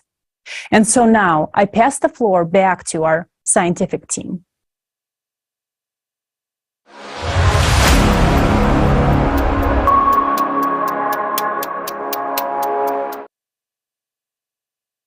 Да, ядро на данный момент является... Yes, the core is currently the main conductor of all cataclysms. It is precisely the displacement and heating up of the core that determine all the processes that occur on the surface. We do not have the means to directly reach and study the core. Therefore, we need to study the effects of its destabilization to understand what is happening with the core. It is also necessary to study other planets because understanding the processes on all planets will allow us to better understand the causes and consequences of changes in the core of our own planet.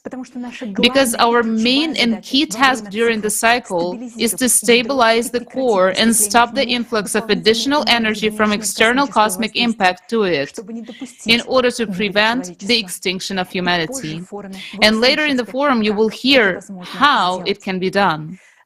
During the 12,000-year cycle, external impact comes to the cores of all planets in the solar system. What are the signs that tell us about this? It has been established that when there was a displacement of the Earth's core in 1998, there was a simultaneous displacement on other planets as well. How was this established? The first to speak about this was Yuri Vladimirovich Barkin, PhD in physics and mathematics, professor at Schmidt Institute of Physics of the Earth of the Russian Academy of Sciences. The displacement was measured on the Earth as well as on the Moon, whereas displacement on other objects were registered indirectly. During lunar missions, laser reflectors were installed on the Moon. In 1997 and 1998, abrupt changes in the coordinates of all four reflectors were detected simultaneously in the same direction. Barkin's calculations showed that the centers of mass of all planets have shifted relative to their geographical positions, which indirectly indicates that displacements of all the cores. Look at these numbers on the screen. For example, on the screens, the Earth's center of mass is displaced to its geometric center by 1 kilometer, 0.6 miles. The Moon's by 2 kilometers, 1.2 miles. the Marses by 3 kilometers, 1.9 miles, while that the Sun over 300 kilometers, 186 miles. What did the destabilization of the Earth's core and the increase in energy from external space actually lead to? It led to an increase in seismic and volcanic activity as well as heating of the Earth's crust. However, the Earth's crust is heating up unevenly. There are 3 zones of Earth that are abnormally heating. Thin oceanic crust is the first to heat up, which causes heating of the water at the bottom of the ocean. The second type of zone are areas of activation of magma chambers beneath West Antarctica and Greenland, where magma and mantle plumes are rising. It is precisely because of this that these glaciers are melting from the bottom up, and we talked about this in detail during the previous forum. And the third zone is the areas of continental crust that are heating up as magma rises. Moreover, the coldest parts of the plates are the first to start heating up. For example, we can see that in Siberian Arctic is heating up 3 times faster than the rest of the world. Canada is being heated up as well. This is a compensatory mechanism. These areas bear the brunt first. When these areas of heating begin to grow, it will mean that Earth's crust can no longer compensate for the growing heat from the external impact coming to the core. In other words, the uneven heating of the planet's surface, which is a compensatory mechanism, is a clear sign of the core destabilization. We already know that destabilization of the core is taking place on all the planets of the solar system. In this case, the question arises, do we observe the same signs on other planets, such as uneven surface heating and geodynamic anomalies? Let's find out in this video.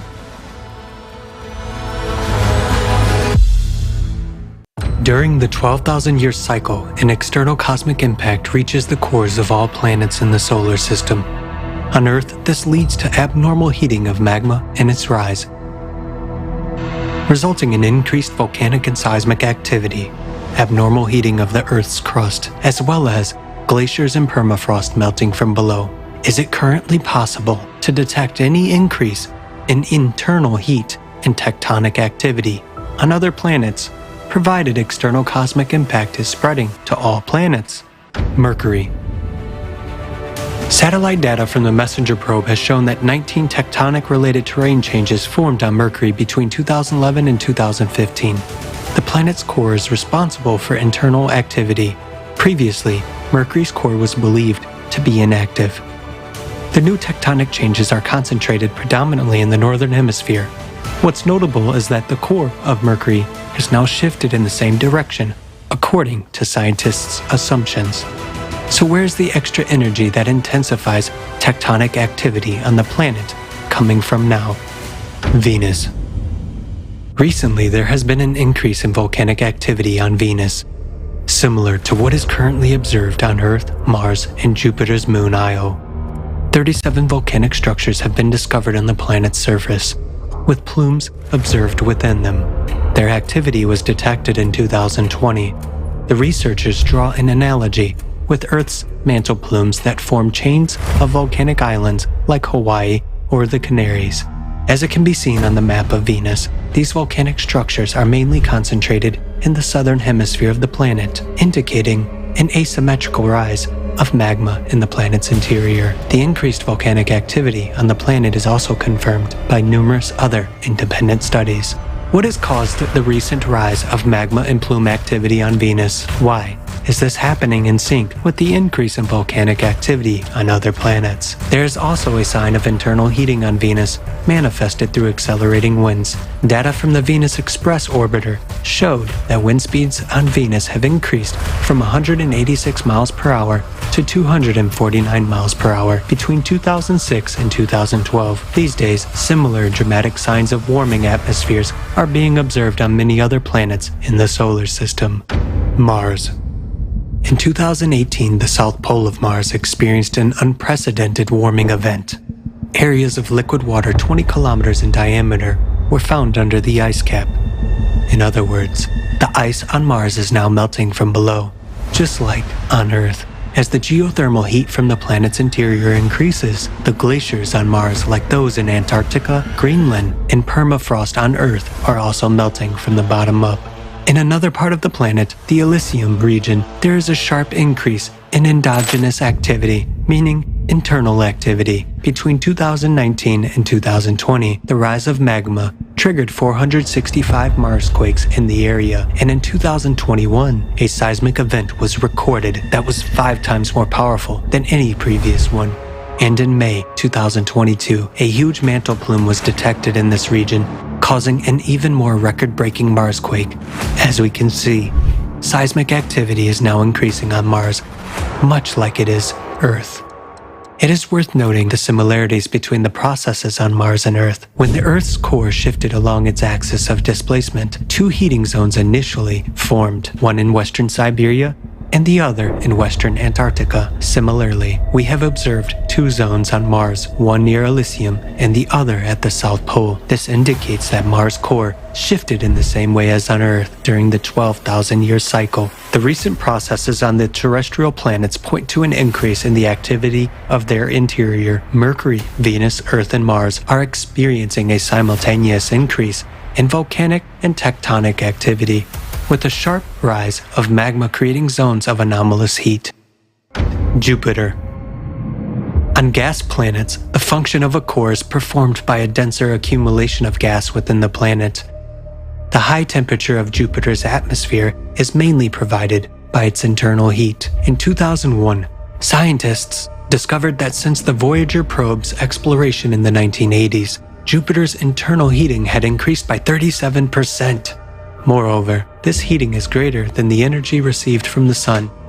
It is known that internal heat fuels storms and turbulence on gas planets, increasing wind speed. Hence, the sharp increase in Jupiter's internal heat has resulted in the intensification of these atmospheric phenomena. When the Hubble was launched in 1990, no cyclones or thunderstorms were detected on Jupiter. But over the last decade, storms have become increasingly active and intensified. We can see them on images of the planet as spots. Red spots are the hottest areas. Since they started appearing, it means that there is more internal heat. Between 2005 and 2006, another massive red spot was formed on Jupiter for the first time. The already existing huge anticyclone, the Great Red Spot in the southern hemisphere, has shrunk and rounded, indicating an increase in wind speed. It has increased by 8% between 2009 and 2020. All of this indicates that additional energy is emerging in the depths of the gas giant that causes powerful internal heating. Where could this energy come from? Planet satellites also react to external space impact with an increase in endogenous activity.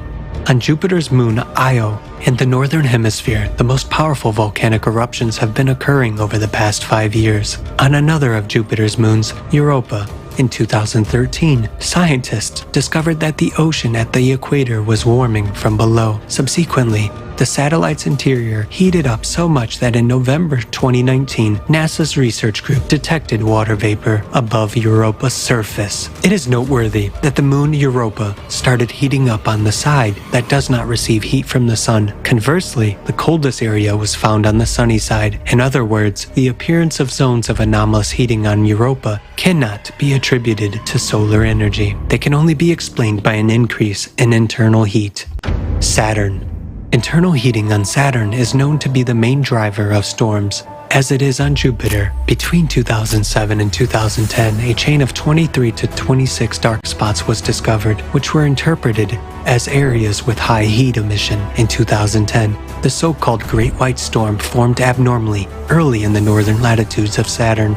It became the largest and most intense storm observed in the planet's northern latitudes. A record temperature spike of 150 degrees Fahrenheit above normal was registered in the vicinity of this storm. Subsequently, the processes in Saturn's atmosphere became more intense. In 2018, scientists discovered a series of storms of an entirely new type, also near the North Pole. Previously, the storms of such intensity had never been observed on the gas giant before. We see that Saturn's heating from the interior is increasing, which contributes to the intensification of storms on the planet Enceladus. Saturn's moon is covered with an ice shell, beneath which lies an ocean, and directly beneath the ocean is the planet's core. Unexpectedly for specialists, the interior of Enceladus has a very high geothermal heat, much higher than all known sources of heat on the planet. When they measured the internal thermal power of Enceladus, it was 15.8 gigawatts, which is an order of magnitude greater than all known sources of heat on the planet. This is 2.6 times the power of all the hot springs in Yellowstone. In 2005, near the south pole of Enceladus, where the sun does not shine, a spacecraft detected a new thermal anomaly, which had not previously been observed. In this area, jets of steam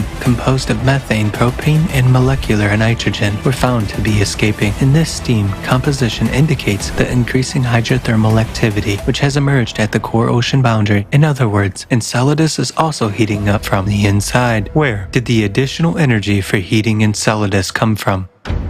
Uranus.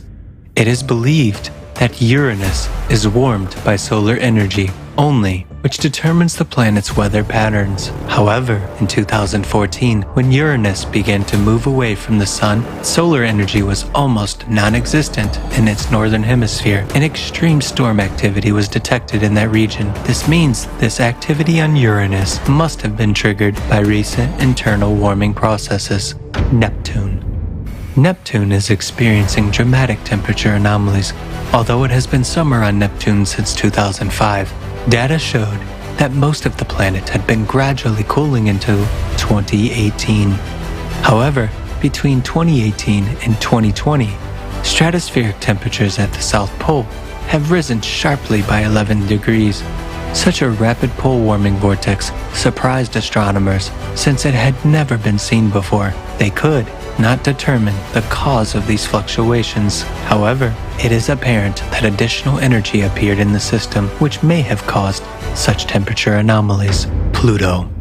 Pluto and its moon Charon are the smallest and farthest objects from the Sun. They have been considered inactive as they cannot store internal heat due to their size. In 2015, a 1,000 kilometers long, that is 620 miles long, field of large cryovolcanoes was discovered on Pluto, spewing ice and ammonia. Planetary scientists were astonished by this discovery, as cryovolcanism requires a mechanism of the planet's internal heating. Heating from the sun is excluded due to Pluto's distance from it. Researchers were unable to explain the activity observed on the planet with the help of traditional heat loss models. We are clearly seeing internal activity on the surface of Pluto and Charon. Something is ripping apart their ice crust. That is, we can see that the planet and its moon have recently begun to heat up from the inside. What could be adding energy to this heating of the interior of Pluto and Charon? Conclusion. So what is currently affecting the interiors of all the planets in the solar system? It is an external source of additional energy that enters the cores of the planets every 12,000 years. This excess energy in the core is converted into heat. Magma heats up, producing zones of increased heating. There's growth of seismic and volcanic activity, strengthening storms and other anomalies. Moreover, they are often localized in certain areas of the planet and do not depend on solar energy.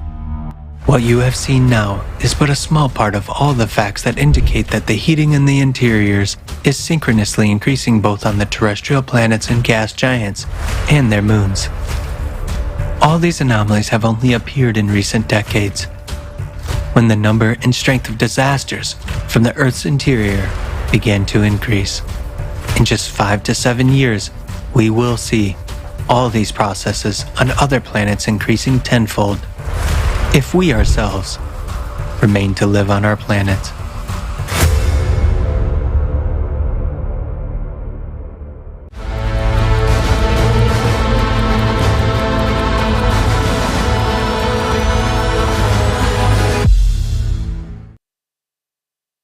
Итак, мы видим, что сегодня внутри планет Солнечной системы To sum up, we see that additional energy is emerging inside the planets of the solar system, the presence of which cannot be explained by any of the known sources of heat such as radiogenic heat, tidal friction, solar radiation, and others. The emergence of additional heat in the planets of the solar system can only be explained by external cosmic impact on their cores, as well as on the core of the Earth.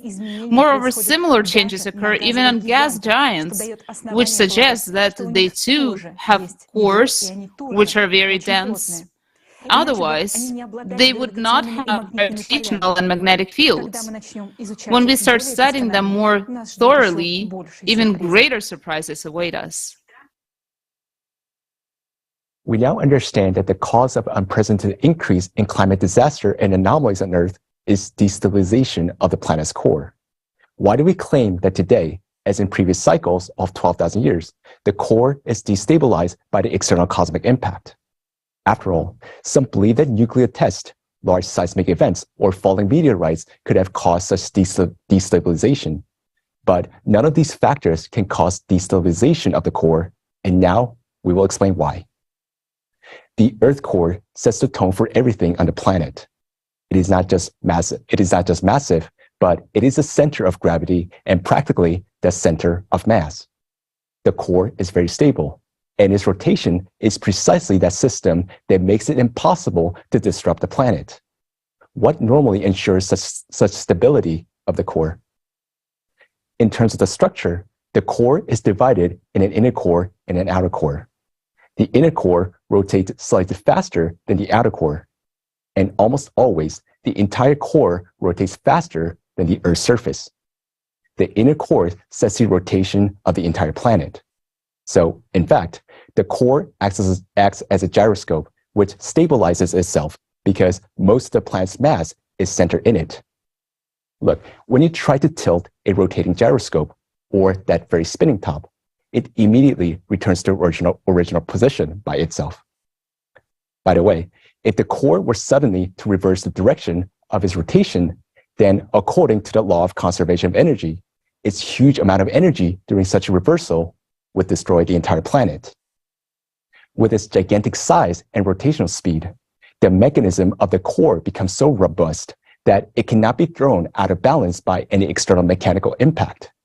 It is because of this that for millions of years, neither the falling of meteorites nor the explosion of giant supervolcanoes or the strongest earthquakes could put the planet out of balance. All of this was dampened by the core. However, today, being in a 24,000-year cycle of cataclysms, we're seeing destabilization of the core and the entire system of its rotation. As we have already understood, this could not be caused by any mechanical impact. This suggests that it is the external impact that is affecting our core. Moreover, we understood that this impact has a very powerful energy. Otherwise, it simply would not be able to destabilize such a robust and stable system as the core of the planet. To understand what external cosmic impact is now affecting the core, we need to understand why it affects only the core without interacting in any way with any other shells of the Earth. The answer is in the structure of the Earth's inner core. Our hypothesis is that the Earth's inner core has an enormous density and is something like a neutron star. That is, the core of the Earth consists of neutrons. This was also stated by PhD of physics and math Igor Mikhailovich Belousarov in his work Nature Through the Eyes of a Physicist. He suggested how the neutron core could have formed inside and described the planet's development. The density of matter in the inner core is 100,000 times greater than the density of the outer core. This is because the outer core consists of atoms, while the inner core consists of neutrons, which are components of atom and are 12 orders of magnitude smaller in volume than the atom itself. Neutrons are electrically neutral particles, so they do not experience repulsion or attraction. This creates the maximum density of their packing. Free neutrons themselves are unstable particles. They have half-life of 16 minutes. However, when they are part of atomic nuclei, or if they're densely packed, as in the neutron star, the neutrons are stable particles. The advantage of the neutron core hypothesis is that it provides an explanation for the origin of neutrinos detected coming out from the center of the Earth, and why there's an increasing flux of them in local areas. This is due to the decay of free neutrons, which occur on the surface of a neutron core due to the external impact. In scientific publications, one can come across assumption that there's a third layer in the Earth core and that the inner core is asymmetrical. All of these observations arise from seismic wave studies.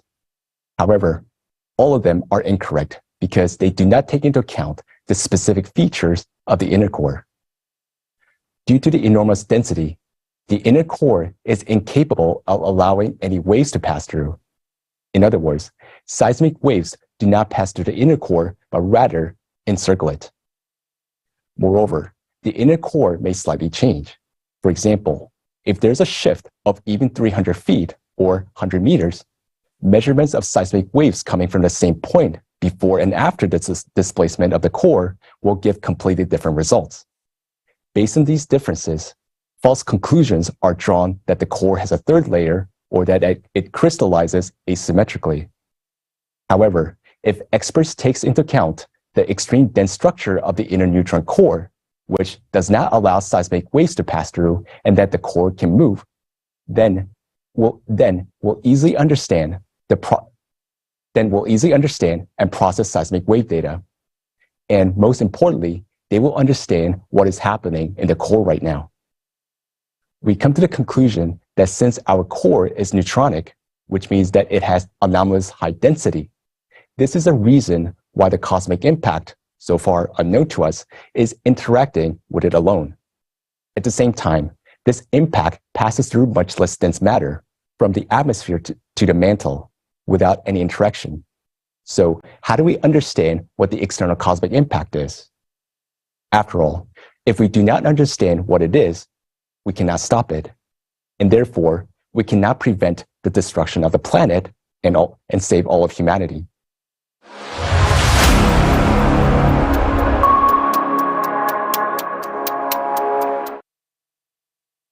We have said many times that this external cosmic impact is not detected by our devices, and it is a new type of impact that has not been studied by our modern science yet. Why did we come to this conclusion? To begin, let's recall what we know about the external cosmic impact. First, this impact comes into the solar system cyclically every 12,000 years, and every 24,000 years. It is stronger. Second, the impact affects all the planets in the solar system. Third, it affects only the planet's cores, both their magnetic properties and the position of the cores inside the planets. This gives grounds to say that such an impact has enormous energy. Let's see if any other impacts can cause similar changes. Could it be gravitational, electromagnetic, acoustic, cosmic ray, or dark matter impact? Let's start with the gravitational interaction. Let's suppose that the solar system traveling through space has entered a gravitational anomaly caused by other objects. Then the trajectories of the Sun itself, all the planets and their satellites would change, because gravitational impact affects the planets as a whole. That is, it would move the entire planet rather than affect only its core. But this is not happening.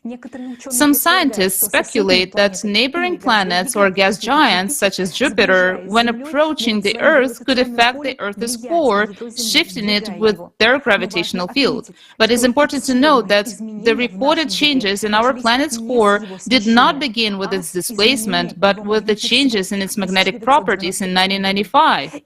Only after that, in 1998, there was a displacement of the core, so this could not be caused by the gravitational effects of large cosmic objects. Moreover, convergence of the planets in the solar system occurs in cycles of only a few dozens of years, which means they cannot cause catastrophic changes in the core every 12,000 years. Could it be dark matter? Dark matter is matter that does not participate in electromagnetic interactions, but it is involved in the gravitational interaction we discussed above. That means it would have affected the motion of stars and planets as a whole, not just their cores, so it doesn't fit either. What if our solar system was hit by powerful electromagnetic radiation, such as from pulsars? Pulsars emit narrowly focused impulses of different energies. However, there are no pulsars standing in the path of the movement of the solar system and the galaxy, which would have such an unique periodicity with the distance of 12,000 years between them, and every other pulsar would emit even more powerful flux. Maybe then there was a powerful emission of electromagnetic radiation on the sun, or an electromagnetic pulse from a supernova explosion in the depths of space. But let's remember that electromagnetic radiation, such as X-rays and gamma rays, are mostly absorbed by the atmosphere. Only two types of electromagnetic radiation can reach the surface of the Earth, visible and radio waves, but they do not reach the core either. It turns out that no electromagnetic waves from an external source could affect the planet's core, because they simply could not reach it. Another factor affecting the planet from space is cosmic rays. Many of them deviate towards the poles by the Earth's magnetic field, skirting the Earth. The rest of the charged cosmic ray particles scatter in the atmosphere, causing showers of secondary elementary particles. Some of them may reach the Earth's surface, but not the core. Only two types of particles are known to penetrate beneath the Earth's surface: muons and neutrinos. Muons penetrate hundreds of meters deep before deflecting, slowing down, and decaying into an electron and a neutrino. But muons are too few to reach the Earth's core. Neutrinos are the only known particles coming from space that can reach the Earth's core.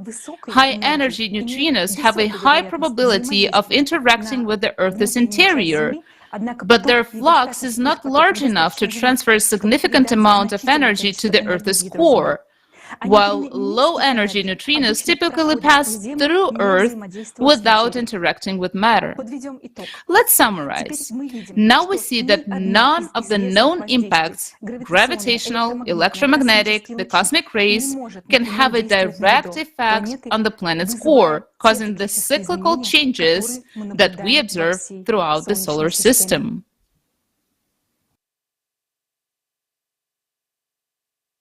Moreover, today on Earth, we register another anomalous factor which cannot be caused by any of the previously mentioned interactions, but may be the result of yet unexplored external impact. And this factor relates to changes in the quantum world. Since 2010, measurements of charge radius of the proton have begun to record deviation from the previous measured value. And already after 2016, most of the experiments showed a reduced value of the proton charge radius. The new table value adopted in 2021 was 4.4% less.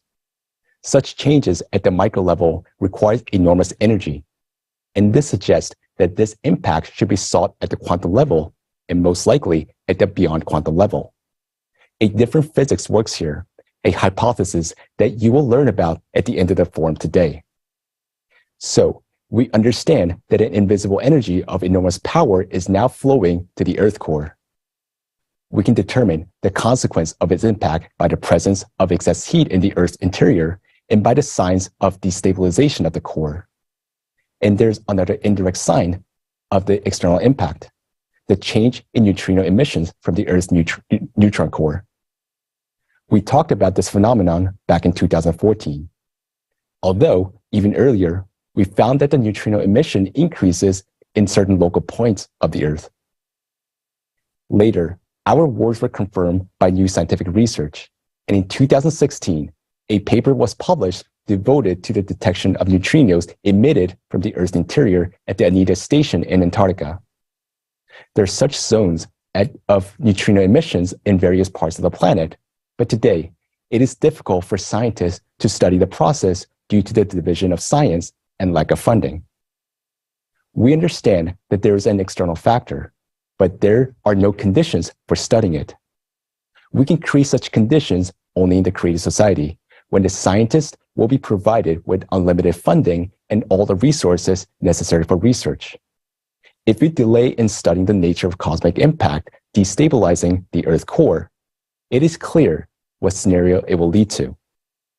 In that case, the fate of Mars awaits us, and you're about to find out why.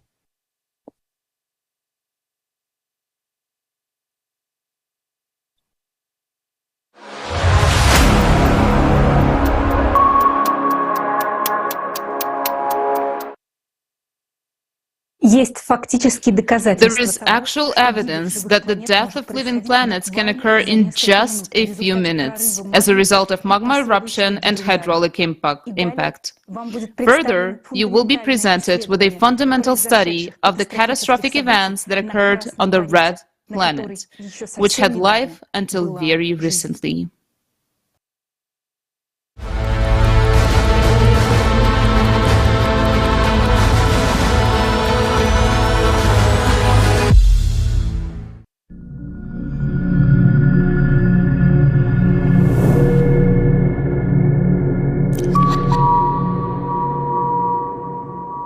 Today, the mystery of the red planet will be revealed to all of humanity. We will reveal to you a Mars you have never known. We have a rare chance to study the case of another planet's death from hydraulic impact before it can happen on our own planet.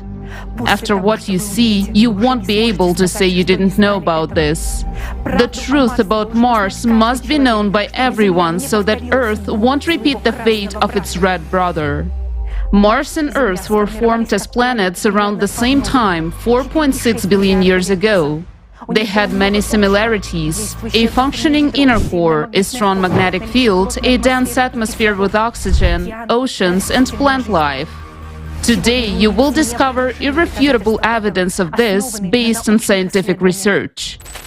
It is widely believed that Mars died 3.5 billion years ago for unknown reasons, and it has been dead for all of those billions of years just as we know it now. Planetary scientists are puzzled by the mystery of where most of the planet's water and atmosphere reserves have gone, what has happened to the magnetic field, and under what circumstances Mars died. However, the truth is that Mars and Earth had a similar life journey as planets, and only recently Mars has fallen behind. The planet died in a cycle of cataclysms, which the entire solar system goes through every 12,000 years.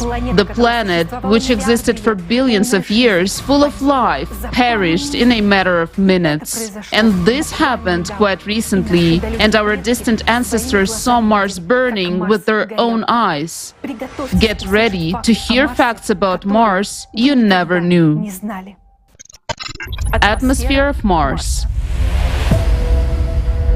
Currently, Mars has a very thin, dry, and sparse atmosphere, which is 61 times less dense than Earth's. In terms of composition, Mars's atmosphere is now 96% carbon dioxide, with the remaining percentages being argon and nitrogen, and hundredths fractions of a percent is oxygen and water. However, it wasn't always like this. In October 2022, scientists from the University of Arizona published an article in which they proved, based on the analysis of the hydrogen isotopic composition, that for millions of years, the atmosphere of Mars was humid and had a density comparable to that of Earth's atmosphere today. According to official theory, Mars lost its dense atmosphere 3.5 billion years ago. However, the following facts contradict this theory. While studying meteorites found on Mars, researchers noted that some of them fell to the surface through a dense atmosphere. This became clear after studying the trajectory of the fall of these meteorites. Scientists were also surprised by the fact that the meteorites were shiny and looked like they had recently fallen. After all, usually iron rusts very quickly in the presence of water. If, according to scientists, Mars lost its dense atmosphere 3 billion years ago, then isn't it surprising that those iron meteorites show little or no signs of corrosion and are not covered with sediments? This suggests that Mars lost its dense atmosphere only recently. But researchers were afraid to draw such a conclusion. Scientists wonder what the composition of Mars' atmosphere was in the past, as now it consists almost entirely of carbon dioxide. Researchers from Oxford University have come to the conclusion that Mars once had an oxygen atmosphere similar to that on Earth. They made this discovery based on a study of the oxidation of minerals on Mars. Professor Portnov, PhD in geology and mineralogy, has come to the same conclusion. The color of Mars rocks, red, just like human blood, indicates that its atmosphere was once dense and rich in oxygen. The similarity between the color of the planet and human blood is explained by the same reason, the abundance of iron oxide. Red soil is formed as a result of the weathering of rocks, that is, their chemical and physical destruction. These types of soils are also quite common on Earth and are called red weathering crusts. They're formed under conditions of a warm climate, abundance of water, and free atmospheric oxygen due to the oxidation of iron in the rocks. The red rock of Mars was formed under conditions similar to those on Earth. Mars is red because nearly half of the Martian surface consists of rusty soil. Such rust, an oxide film on the planet's surface, is the rarest phenomenon in the solar system. It exists solely on Earth and on Mars. On other planets and numerous large satellites of planets that have water, rocks remain unchanged for virtually billions of years. For instance, the basalts of the Moon are not oxidized and have a gray color because there has never been an oxygen atmosphere. Earth's red weathering crusts originated a long time ago, but only after free oxygen appeared in the atmosphere.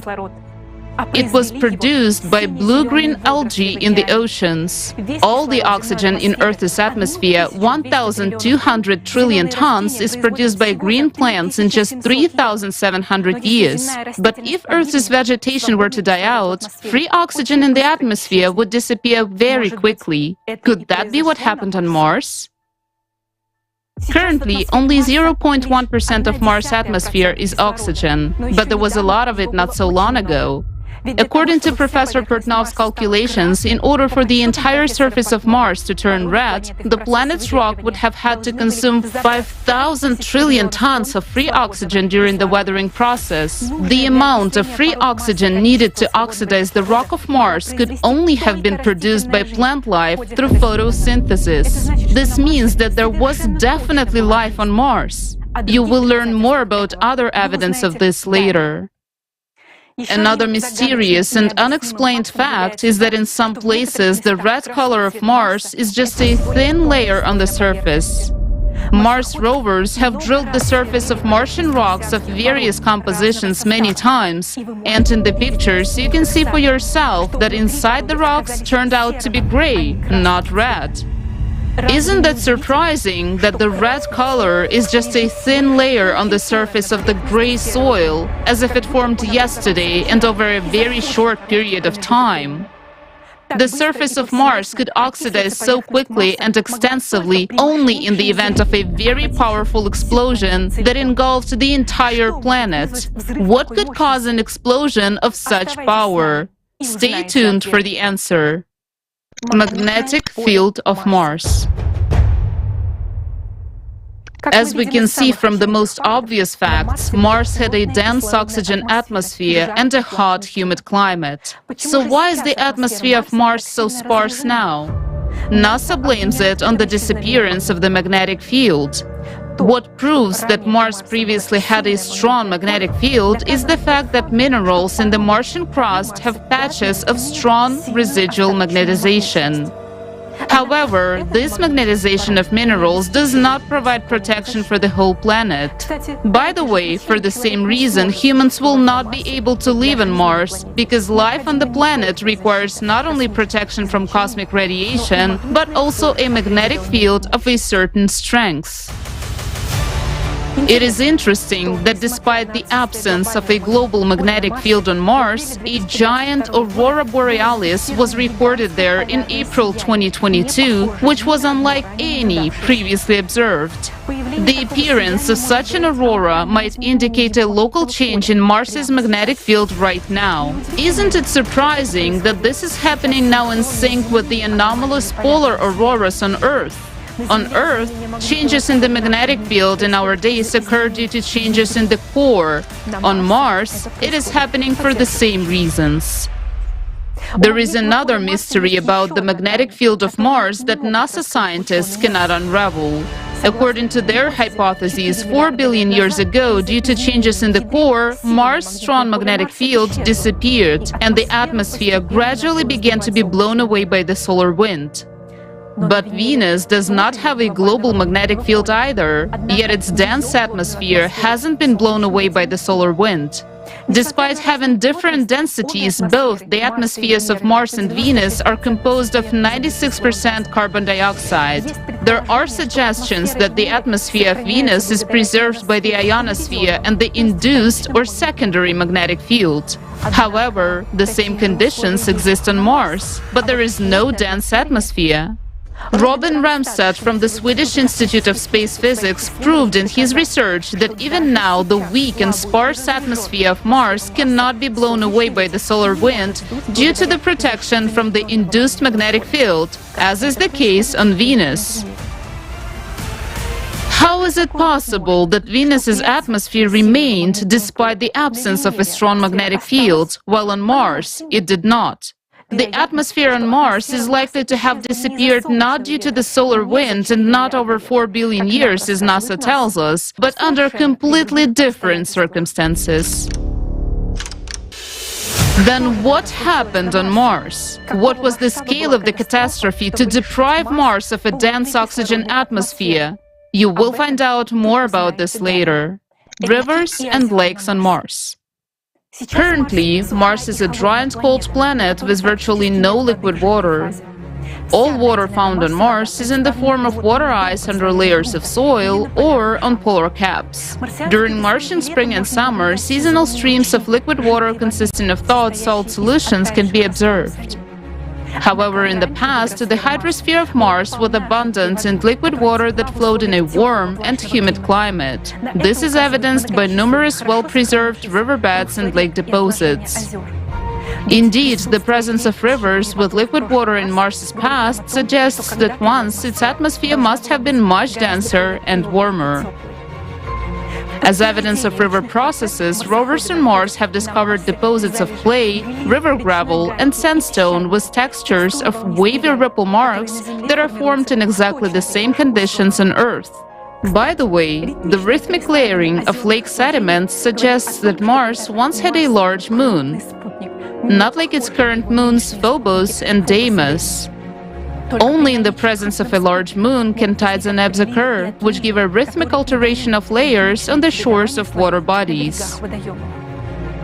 Lakes on Mars were formed in the depressions of the relief in lowlands or, for example, in impact craters, just like many lakes on Earth. Interestingly, lake breaches and floods often occurred on Mars, just as they do now on Earth due to heavy rainfall and river floods during global catastrophes. Take a look at these ancient rivers and lakes of Mars in satellite images. Notice how Martian rivers resemble modern river systems on Earth. One of the longest, now dried-up river systems on Mars was nearly 700 kilometers long, which is roughly half the length of the Colorado River on Earth. And this river, Rule Vallis, left a channel which is 1,500 kilometers long, 7 kilometers wide, and 300 meters deep. Moreover, in 2019, a study by scientists from the University of Chicago analyzed 200 dry rivers on Mars. It was found that in hundreds of areas on Mars, the rivers were wider and deeper than on Earth, and they had existed on the red planet for an incredibly long period of 1 billion years. This makes their disappearance even more mysterious and inexplicable for planetary scientists. Look at the map showing the enormous number of dry lakes and river systems that have been discovered on the surface of Mars during modern explorations. This tells us, first of all, that there used to be abundant rainfalls on Mars, which filled the rivers and lakes with water. This is only possible with a continuous circulation of water in nature, which implies the presence of an ocean. Scientists believe that all these rivers and lakes dried up on Mars 3.5 billion years ago. But is that really so? Don't you find it strange that we can still see such clear outlines and banks of these channels? Over billions of years, weathering processes should have eroded and buried these supposedly ancient canyons and channels. After all, we can see the ancient craters on Mars is eroded, but for some reason the riverbeds haven't suffered from erosion at all. All of this suggests that these rivers were flowing on the surface of Mars quite recently. Mars's ocean. Despite ongoing scientific debates about whether there was a large body of water on the northern plains of Mars, thousands of experts find convincing evidence for the existence of an ocean on Mars. And the simplest and most obvious evidence of the presence of an ocean on Mars is its current landscape. Take a look at a topographical map of Mars. The blue color on the map indicates lowlands, while the red indicates highlands. Some scientists still assume that these blue lowlands on Mars are just a few impacts from large meteorites. Now, take a look at a topographical map of Earth made in the same colors. All of the lowered areas of the Earth's landscape have become the oceans we see today. Can you see the similarities between the blue areas of these two maps? In case you have a question of why there was only one ocean and one continent on Mars, there is a simple answer. 300 million years ago, there was only one continent on Earth too, for example, Pangaea, and this had happened on Earth several times. Curiously, the total area of all Earth's continents is approximately equal to the total surface area of Mars. If Mars were to get any bigger, it would resemble Earth like two peas in a pod. Let's get back to the question of the ocean on Mars. The planet's surface is divided into two parts. The first part is the southern high-standing continent heavily littered with meteorite craters. The second part is the vast northern lowlands called the Vastitas Borealis Formation. The surface of lowlands is practically untouched by meteorites, as if it were protected from impacts. Interestingly, the boundary separating the continent and the lowland runs at the same height, approximately minus 3,900 meters. On Earth, such a line represents the zero level of the world's oceans. Relying on the topography of the landscape, in 1989, the American geologist T. Parker and his colleagues were the first to come to the simple and obvious conclusion that there was an ocean on Mars. Parker and his co-authors put forward a bold hypothesis. The boundary of the Vastitas Formation is a shoreline, and the formation itself is the bottom sediments of the ocean that once filled up the northern lowlands of Mars. The coastline on Mars is just as varied as on Earth. Some places it is a gentle ledge, some other places it is high bluffs and cliffs. However, this evidence was not enough for skeptics. Well, let's see what other facts point to the presence of an ocean on the northern plains of Vastitas. We have already established that thousands of rivers existed on Mars, and they must have flowed down towards the Martian Ocean, just like on Earth. On Earth, rivers carry not only their waters to the ocean, but also various sedimentary materials, such as pebbles, sand, and clay. When rivers meet a sea or an ocean, they form deltas of various shapes, both on land and underwater. For example, Indus, Ganges, Amazon, Mississippi, Nile, Volga, Lena, and many other other rivers on Earth form deltas. Surprisingly, but extensive deltas have also been preserved on Mars to this day. Researchers have discovered on the Red Planet more than 6,500 kilometers of dried-up river deltas or belts of underwater channels flowing into the Martian Ocean. These deltas have left numerous sedimentary deposits on the oceanic coast, at least 900 meters thick. These sediments cover hundreds of thousands of square kilometers along the shores of the former ocean. In February 2021, the Perseverance rover discovered a fan-shaped delta with traces of flash flooding at Jezero crater. At the late stage of the river's life, torrents of water carried boulders weighing several tons for tens of kilometers at tremendous speed. Researchers cannot say what caused such cataclysms in the river. Traces of catastrophic floods have also been found on Mars in the vicinity of the Valles Marineris region. These are giant channels of outflowing water that have no tributaries and start as full-scale channels. These channels are assumed to have been formed by a sudden catastrophic water discharge at a rate of 100 cubic meters per hour. Nothing like this has ever happened on Earth. Researchers say these were some catastrophic events. The next interesting fact indicating the presence of an ocean on the northern plains of Mars is the shape of impact craters from meteorite impacts. The fact is that when meteorites fall into moist soil, they leave a trace of splashing liquid mud around them. In the pictures on the left, you can see a crater from a meteorite impact on dry soil, in the center on moist soil, and on the right on the soil heavily saturated with water. Interestingly, as you move away from the shoreline on the northern plains, the proportion of craters with liquid mud around them increases. This indicates a high residual water content in the soils in the place of the former ocean. On this map, you can see such craters marked in orange. The presence of an ocean on the northern plains in the past is also confirmed by a NASA study based on analysis of hydrogen and deuterium isotopes. According to the analysis, the volume of water on the planet was 6.5 times larger than what remains in the polar ice caps of Mars today. This volume of water was greater than what the Arctic Ocean on Earth contains. However, for some reason, Mars lost 87% of its water. Interestingly, if the Martian Ocean had evaporated gradually, researchers would have seen a gradual change in the level of delta deposits and how shallow water sediments replaced deep water ones. On Earth, geologists are well aware of the sequence of sediments formed by a sea receding from the shore for millions of years. However, nothing similar is observed on Mars. On the contrary, there are traces of catastrophic outflows of water indicating that the ocean has disappeared instantaneously.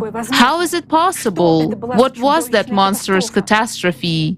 Keep this conclusion in mind. We will come back to it later. Life on Mars. As you remember, the oxygen atmosphere on Earth appeared only thanks to the appearance of life on the planet, namely blue-green photosynthetic algae in the ocean. It would be logical to assume that since Mars had an oxygen atmosphere, then it must have been created by plant life, just like on Earth. You must have often heard about the search for life on Mars, but unfortunately, you are unlikely to know that life on Mars has already been found many times. The history of discovering life on Mars begins in 1996, when a group of scientists published an article about finding bacteria-like microscopic fossils in one of the Martian meteorites that was found in Antarctica. Later, the scientists changed their minds and declared that those were just rock formations. Surprisingly, the discovery of a large number of organic molecules found in samples of the Jezero crater by the Perseverance rover in 2022 did not cause much excitement, despite the fact that NASA officially announced it. It turned out that back in 2013, the Curiosity rover found signs of organic matter in rock samples, but this was not recognized as an official discovery of life on Mars either. Think about it. If there was a living ocean on Mars, what else besides bacteria could have appeared in the ocean waters? What kind of marine organisms develop in the warm ocean waters on Earth? You'll be shocked to learn what the rovers actually found, but what NASA scientists forgot to mention. For 7 years, starting in 2012, the Curiosity rover has been plowing through Gale Crater, which is located on the coast of the dried-up Martian Ocean. Scientists believe that 3.5 billion years ago, Gale Crater was a lake or a body of water. Similar lakes on the seashore on Earth are often filled with salt water due to the proximity of the ocean and are called lagoons. Interestingly, salt-saturated rocks have also been found in Gale Crater. The Journal of Astrobiology and Space Science Reviews published a collaborative study of 15 different institutes and science centers in 2020, which provided comprehensive evidence for geologists and paleontologists of fossilized organisms found in Gale Crater on Mars. Based on an examination of 3,000 photographs, there were detected and identified specimens resembling terrestrial algae, lichens, microbial mats, stromatolites, and many others. These were exactly the same organisms that now live on Earth. We will provide just a few examples. Those very microorganisms, blue-green algae or cyanobacteria, responsible for Earth's oxygen atmosphere, create structures called stromatolites. Modern stromatolites can be seen on the coast of Western Australia. Take a look at these oval towers built by the current living marine stromatolites in Lake Thetis, Australia, Earth. No geological processes can create such forms, unlike living organisms. And now, look at the exact same structures on Mars. These are Martian stromatolites. Now, take a look at the official NASA images, which show branching filaments of cyanobacteria found in the same region on Mars. Didn't these objects deserve a more detailed study by the scientists who operated the rover? Now, look at the following pictures. These are the fruiting bodies of algae found right there on Mars. And now look at these bizarre forms of Martian plants. Their analogs now live on Earth. You might say, I'm not an algae expert, I know nothing about algae, and I can't tell if these findings are fossilized organisms or just bizarre rocks. However, the authors of this research, 10 of whom are well-known experts on algae, unequivocally identified these specimens as plants. Now, take a look at this photo. You might think this is Earth, but it's still a picture taken by Curiosity in Gale Crater. These are real corals on Mars. They have been frozen in time as if they were alive just yesterday. The same kind of corals can be found today on the Great Barrier Reef in Australia. Note the wavy texture of the sea ripples on the surface of the bottom of the Martian image. It looks exactly like the sand on the seashore after a low tide on Earth. This is stunning evidence of life on Mars. But the most shocking thing to experts about this discovery is how well preserved it is, despite its fragility. These corals have not eroded in any way, as if they were laying at the bottom of a Martian lagoon just yesterday. Doesn't this discovery deserve extensive media coverage? Of course, life on Mars existed not only in Gale Crater. There was also amazing evidence of life found in other regions of the planet that NASA and the media forgot to tell us about. Amazing convex formations branching like tree branches were photographed from satellites in the basin of Antoniadi Crater, which is also located near the former Martian Ocean. Italian scientist Fabio Vittorio de Blasio published an article in 2022 detailing all possible formation mechanisms of such an unusual structure. These could not be rivers or deltas, and the only reasonable explanation was that these were reefs formed by microbial communities. Just think about it. These are entire reef systems visible from satellite images of Mars. Look how similar they are to Earth's modern reef systems. It is important to note that according to satellite studies, carbonate rock composition was found in the same region, and this type of composition is characteristic of reef structures. Yet another unusual sign of Martian life was discovered by the Perseverance rover in 2021. Look at these rocks with holes from Earth. Such holes are made by rock-boring bivalves that drill shelters for themselves. Now, take a look at these numerous rocks captured by the Mars rover in Jezero crater on the shore of the Martian Ocean. According to the authors of the study, these holes in the rocks were also drilled by bivalve mollusks. Some might argue that those could be dozens of meteorites laying in one place, but meteorites tend to have a metallic luster. It cannot be said that these rocks look like porous Martian basalts either, because basalts have a dark color. However, for some reason, the rover did not see anything interesting in these exotic porous rocks and just drove past them. Now, you have seen only a small part of the findings of recent life on Mars, which were discovered by researchers seeking the truth. They are fully consistent with what scientists would expect to find on Mars. There are still a lot of findings left out of the picture. When we first saw this information, we were shocked. Why is NASA silent about this? Why haven't the discoveries of a decade ago been thoroughly studied yet? If it is denied that these are traces of paleontological findings of plants and microorganisms, why have no official refutations been made? How can it be that after almost 50 years of research missions on the surface of Mars, the signs of life have never been officially established despite the huge volume of obvious facts that complement each other?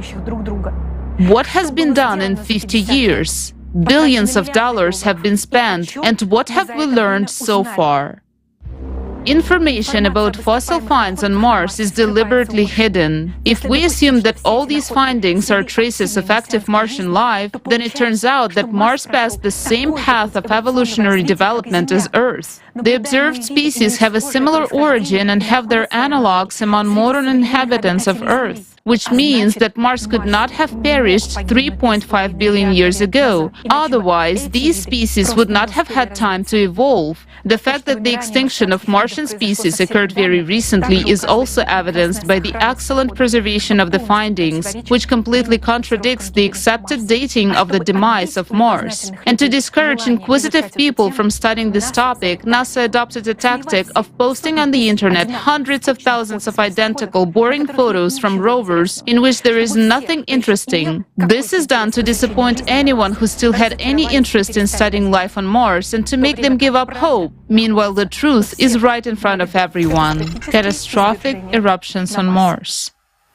Current magmatic and volcanic activity on Mars is also puzzling researchers, as these processes cannot occur on a planet that has been dead for billions of years.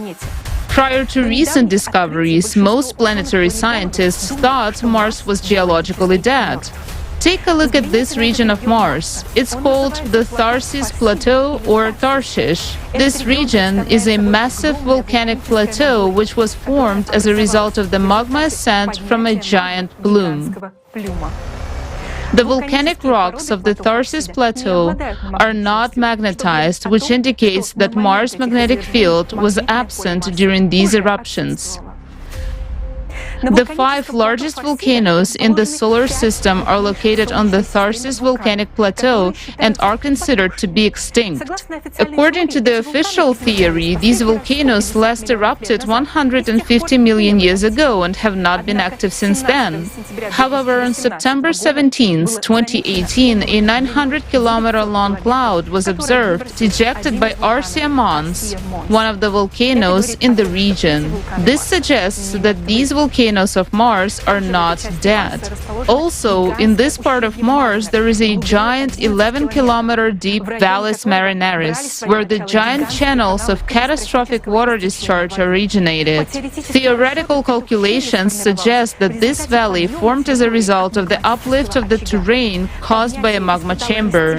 The uplift experienced stretching during inflation and broke along the crack, which is what the Mariner Valley represents. At the end of the Mariner Valley, there is a region called the Labyrinth of Night, which is completely flooded with relatively young lava. It appears as if an incredibly powerful, catastrophic explosion occurred in this area. Nothing like this has ever happened on Earth, at least not yet. We'll talk about when and what happened here in just a few minutes. There are large volcanoes on Mars, not only on the Tharsis Plateau, but also on the opposite side of the hemisphere, in the region of Elysium Planitia. In 2018, NASA's InSight Mars lander started to receive information about thousands of Marsquakes in this region, near a fault called the Cerberus fossae. And on May 4th, 2022, a Marsquake of magnitude 5 was recorded in this region of Mars, the strongest ever observed on another planet. Mars does not have plate tectonics, so in 2022, scientists at the University of Arizona concluded that these Marsquakes were not of tectonic origin, but were caused by the rise of a huge mantle plume 4,000 kilometers in diameter.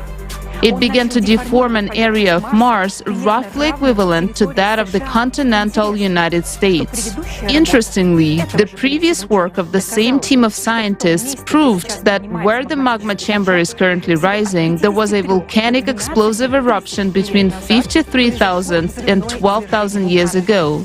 This is the youngest known eruption on Mars. All this suggests that the dynamic processes in the Martian depths have not ceased to this day. If the planet, according to scientists, lost its magnetic field 3.5 billion years ago due to the destruction of the core, then why hasn't this magma hotspot solidified and crystallized over all those billions of years? What provokes its uplift in the depth? Where does the extra energy come from inside the dead Mars to lift the magma? After all, on a planet where the core dies, all internal processes stop, as there is no longer a source of internal heat. However, magmatic activity is now increasing on Mars, and in the coming years, we may even witness large-scale eruptions on the neighboring red planet. Unless, of course, similar events destroy us on our own planet before that. Time of life and death of Mars. You have just seen a lot of facts that contradict the officially accepted dates of the death of Mars. Think of unoxidized meteorites fallen in a dense atmosphere. Think of the thin layer of red soil on the rocks, the river valleys which have not been eroded, and the fragile corals on the seafloor. Academic science claims that Mars turned into a dead planet 3.54 billion years ago. However, all the evidence suggests that there was life, ocean, atmosphere, and magnetic field on Mars quite recently, no more than a few tenths of millennia ago. If the planet had lost its dense atmosphere and ocean 3.5 billion years ago, the processes of wind and chemical erosion would have smoothed out and filled the relief of the rivers long ago. The wind, sand, and dust storms of Mars would have smoothed out any irregularities in the terrain. Yet, we see rivers, rifts, and signs of flooding as if giant channels formed by flowing water in the Mariner Valley area were made just yesterday. Let's figure out how is it possible that NASA scientists were so wrong in their understanding of the geological history of Mars. The age of rocks on other planets is determined by the number of meteorites that fell on them. The older the surface is, the more craters there are. If there are few craters, it means some processes in this area smoothed out the old craters. For example, lava was flowing or the ocean was splashing. Now, take a look at the topographic map of Mars. Once again, notice how few craters there are on the northern plains of Vastitas Formation compared to how many there are in the southern continent. How can this be explained? When there was an ocean on the northern plains, meteorites fell into water, leaving no craters. While on the continent, we see many craters of different kinds and ages. An attentive observer will note that not only are the northern plains almost devoid of impact craters, but so are the volcanic plateau of Tharsis and the Elysium volcanic region. This suggests that these eruptions occurred quite recently, in geological terms. And as mentioned earlier, it has been determined that volcanic eruptions occurred on Elysium only a few tens of thousands of years ago. How can we explain the fact that there are so many craters on the southern continent? It's interesting that if we remove the soil layers on the Earth's continent, we'll also see many craters throughout the Earth's geological history. In planetary science, there is a field of mathematical analysis called crater counting. It calculates the age of the rock surfaces based on statistical patterns. It is these calculations that led scientists to make erroneous dating of the death of Mars of 3.5 billion years. But why were scientists wrong in their calculations? Articles on Mars crater counting indicate the age of certain Martian surfaces as being 3.5, 4, or 2.5 billion years old. In other words, the accuracy of this method is now a billion years, give or take. So what kind of an accurate age estimation can we even talk about? Another important factor that introduced serious errors in crater statistics work was the appearance of a large number of craters on Mars due to its proximity to the asteroid belt. This belt formed as a result of the catastrophic destruction of the planet Phaeton due to the explosion of its core. Therefore, many fresh meteorite craters on Mars may have been caused by the fallen debris of Phaeton. Astrophysicist Rudolf Schildt, a Nobel Prize nominee, and a team of researchers believe that Mars lost its atmosphere and ocean not 3.5 billion years ago, but in the period between 100,000 and 10,000 years ago. Professor Alexander Mikhailovich Portnov asserts that the catastrophe on Mars occurred only a few tens of thousands of years ago. We hypothesize that Mars died 24,000 years ago during a cycle of most powerful cataclysms that affect the entire solar system every 12,000 years. Planetary scientists do not see that Mars died recently because they ignore information about the cycle of cataclysms and do not pay attention to the fact that climate change and the activation of the depths of all planets of the solar system occurs simultaneously. They only focus on the Martian surface and believe that the craters formed in the place of the former ocean are very ancient and have accumulated over 3.5 billion years. The shape of these craters indeed resembles very ancient, partially destroyed formations. We do not blame those scientists because in order to understand what happened on Mars, you need to know well what happens on our own planet during the 12,000-year cycle of catastrophes, which obviously lies beyond the competence of researchers studying other planets. During a cycle of catastrophes, when the impact from outer space delivers additional energy to the cores of the planets, their interiors begin to heat up, causing the cores to get displaced. Destabilization of the core in the planet causes anomalies in the magnetic field and the drift of the center of mass and the speed of rotation of the planet begin to change. Due to the energy entering the planet's interior and changes in the centrifugal force, magma begins to rise from the interior of the planet, just as it is currently happening on Earth, where magma is already breaking through the thinnest parts of the crust. The thinnest part is the oceanic crust, and now, due to the rise of magma, the ocean floor is heating up more than usual. The same thing is happening on Mars, as well as on other planets of the solar system, and even on the Moon. Take a look at the flat, smooth surfaces of the ocean of storms on the Moon. That part of the Moon became so smooth probably because in the 12,000-year cycle, magma from the depths melted the crust in that area from within. The same process takes place on Mars. During the cycle of cataclysms, magma heats up the bottom of the former ocean and melts the ice below the surface, while the craters erode. This is why scientists believe that these are ancient craters that appeared billions of years ago. Numerous traces of crater healing, floods, and even traces of mega tsunamis in the recent past of Mars speak of endogenous heating of the planet's interior, the thawing of water-saturated soils, and the erosion of the former Martian ocean floor. For scientists unfamiliar with the information about 12,000-year cycle of cataclysms, these phenomena remain a mystery. Experts cannot imagine that their mode models and dating are wrong because they cannot answer a simple question: where did the atmosphere and ocean of Mars disappear if it died recently?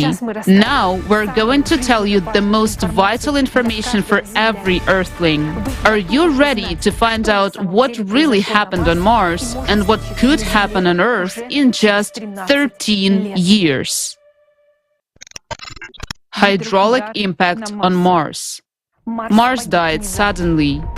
Recall, we do not see traces of the gradual retreat of the ocean. This means the ocean disappeared instantly. The dense oxygen atmosphere of Mars also disappeared under mysterious circumstances unexplained by NASA models. The oxidized red film over the entire surface of Mars could only have formed in conditions of the burning of the entire atmosphere. This sudden, unexpected cataclysm formed giant traces of water discharge. Only a single scenario of the death of living planets can bring together all these disparate facts into one frightening picture. Let's look at how this catastrophe happened on Mars. It all started just like it does every 12,000 years throughout the solar system. Extra energy from the outside began to enter the cores of the planets. The core of Mars also received this energy, and the interior of Mars began to heat up. The magma chamber beneath the Tharsis Plateau began to rise, just like what's happening now on Earth under the glaciers of Greenland and Antarctica. The humid, warm climate of Mars began to change. The global temperature on the planet rose by several degrees. The ocean began to warm up from the bottom. The number and severity of natural disasters began to increase on the planet. In the Northern Ocean, the number and strength of Martian hurricanes began to grow, destroying the coast. The current coastline of Mars has clearly observed areas of persistent hurricane landfall. Earthquakes began to increase in number and magnitude in the Tharsis and Elysium Plateau areas, just as they are beginning to increase even on dead Mars right now. Abnormally high tsunami waves appeared, traces of which have been discovered by scientists. Then, as a result of the weakening of the Martian magnetic field and the drift of the poles, anomalous auroras began to appear, just like it is happening on Mars and Earth right now. The instability in the planet's interior continued to grow. On two plateaus, Tharsis and Elysium, volcanoes exploded and catastrophic eruptions began, flooding everything around with liquid, unusually hot lava. This is evidenced by a huge area covered by lava flows. The atmosphere was filled with ash, and a sudden ice age began. Hurricane winds carried abrasive particles, bringing everything in their path to dust. Those were the same dust storms that now occur on Mars, only the winds were hundreds of times stronger. Earthquakes increased exponentially until the entire Mars began to shake with magnitude 10 Marsquakes. Magma plume under the Tharsis Plateau continued to uplift the area until at some point the magma met groundwater in the interior. At that point, the uplift burst with a catastrophic roar. This formed the Mariner Valley into which the cold waters of the Northern Ocean rushed. At that moment, in the central part of the Tharsis Plateau, where the labyrinth of Night Plateau is now located, there was a catastrophic rupture of the plume, and the cold water in the Mariner Valley instantly exploded, breaking through the atmosphere of Mars with a column of steam. This was a hydraulic impact with the force of millions of nuclear bombs. The shockwave from this explosion tangentially traveled inside the planet, expanding the magma in all directions. The impact caused the inner core to bounce back and stop, and the magnetic field of Mars disappeared in an instant. The moon of Mars most likely flew off into the sun. Water from the Mariner Valley rushed back into the ocean, forming catastrophic outflow channels. Mars exploded from eruptions, its atmosphere started burning and flared from electromagnetic discharges. Mars was burning, and our distant ancestors saw it. The blazing planet began to be covered with a red oxide film. At this very moment, literally in a couple of minutes, the torn atmosphere of Mars rolled up like a scroll. And since its integrity was violated, it broke off the blazing planet along with the ocean. The torn atmosphere and ocean of Mars instantly froze in the cold of outer space and turned into comets with a precisely defined momentum of movement in the solar system. Once every few decades, these comets return to their original home. Comets fly past Mars. So, it was due to the hydraulic impact that Mars lost its magnetic field, moon, atmosphere, ocean, and life in just a few minutes. This happened 24,000 years ago. Volcanoes continued to erupt on the planet for several more decades until they exhausted the energy impulse from the interior set by the cycle of cataclysms. The lava from the eruptions solidified after the magnetic field has disappeared, so the rocks did not retain their magnetization. The carbon dioxide released during these eruptions became the new atmosphere of Mars, sparse and cold. Water-saturated sediments froze in the ground. The only inhabitants of Mars that might have survived were molds and bacteria. Mars took on the appearance that we are used to seeing. Over the past 24,000 years, a number of meteorites have fallen on Mars, including ones from the asteroid belt at the location of the planet Phaeton. However, 12,000 years ago, during the previous cycle of cataclysms, the distorted interior of Mars received a new impulse of energy, and the volcanoes began to erupt again, while the floor of the former ocean heated up and melted. It was these processes that caused the craters on the northern plains to take on the appearance of ancient formations, causing scientists to push back the date of Mars's death to an uncertain 3.5 billion years. Why have thousands of scientists been misled and deceived about the true dates of Mars's death? Why has NASA been searching for life on Mars for 50 years and not finding any obvious facts in their own images? We don't believe that only fools work at NASA, but we are certain that they're not telling us the truth. And here is the answer to the question why they're doing this. Those who bought the opinions of scientists are well aware of the cataclysms that happened during the cycle, but they believe people do not need to know this because they hope that things on Earth will not be so bad and they will be able to wait it out in a bunker, but not this time. Nobody survived in a bunker on Mars. Here it is, Mars, dead and cold, evidence and the most vivid example of hydraulic impact, a rare phenomenon on living planets. Mars is a dead monument to a hydraulic impact, a terrible tragedy, and at the same time, this is our chance to understand the reality of the death of planets, the reality of seeing the same scenario on our planet. Now on Earth, we have also entered a cycle of cataclysmic events similar to the one during which Mars died. The date of the repetition of the events of Mars on our planet on Earth is already known. It is the year 2036. The location of the hydraulic impact is identified. It is the Mariana Trench. Isn't it ironic that on Mars it happened in the valley called Mariner? Do you have enough facts now to understand that it's not a joke? If we continue to do nothing, in 2036 the ocean, atmosphere and all life on our planet will disappear. But we and our children will be gone even sooner. We simply will not survive the increased power and number of cataclysms. And now it is up to each of you to decide whether these events will happen or not. People of Earth, I appeal to you. We deserve to live. We must not allow this scenario to happen again. Yes, Mars died, but its terrible example is a warning for us to never allow such a thing to happen on our planet. We can't prevent this catastrophe. The creative format of society opens up for humanity the access to a level of technologies that we cannot even imagine right now.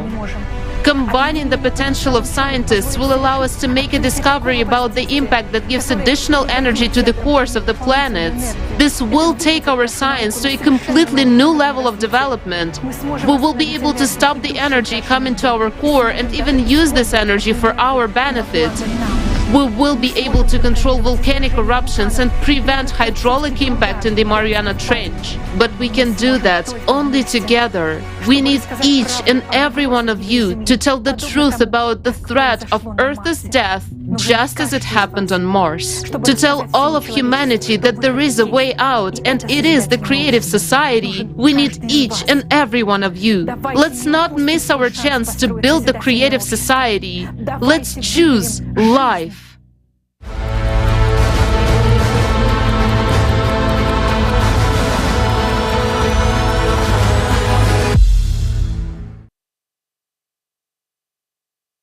After this film, I want to say only one thing. It's about the survival of the entire humanity and our planet today. This is a matter of global security. The main topic of the entire international agenda today should be the topic of studying the external impact that affects the core of our planet and what we can counteract it with. And a more urgent task is to create the conditions for the scientific world so that this problem can be resolved. And those necessary conditions are the building of the creative society. If we don't want to repeat the fate of Mars, we need to act now. Now, it's a great honor for me to introduce our next honorary speaker, Dr. Egan Chilokian, a lobbyist of the U.S. Congress and White House, member of CERN Laboratories' Future Circular Collider Project team, and Lawrence Livermore National's Laboratories National Ignition Facility User Team, educator, member at the International Association of Intelligence Educators.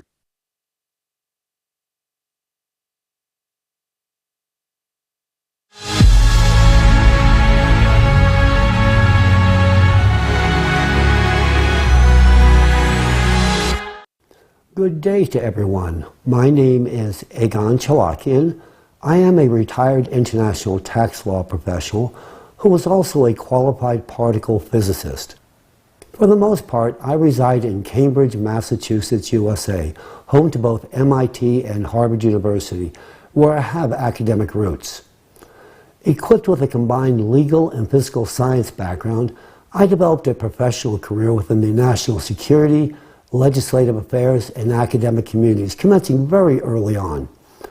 Today, I shall be speaking on the interface between climate change, Earth's geophysical disruption, legislative affairs, and national security.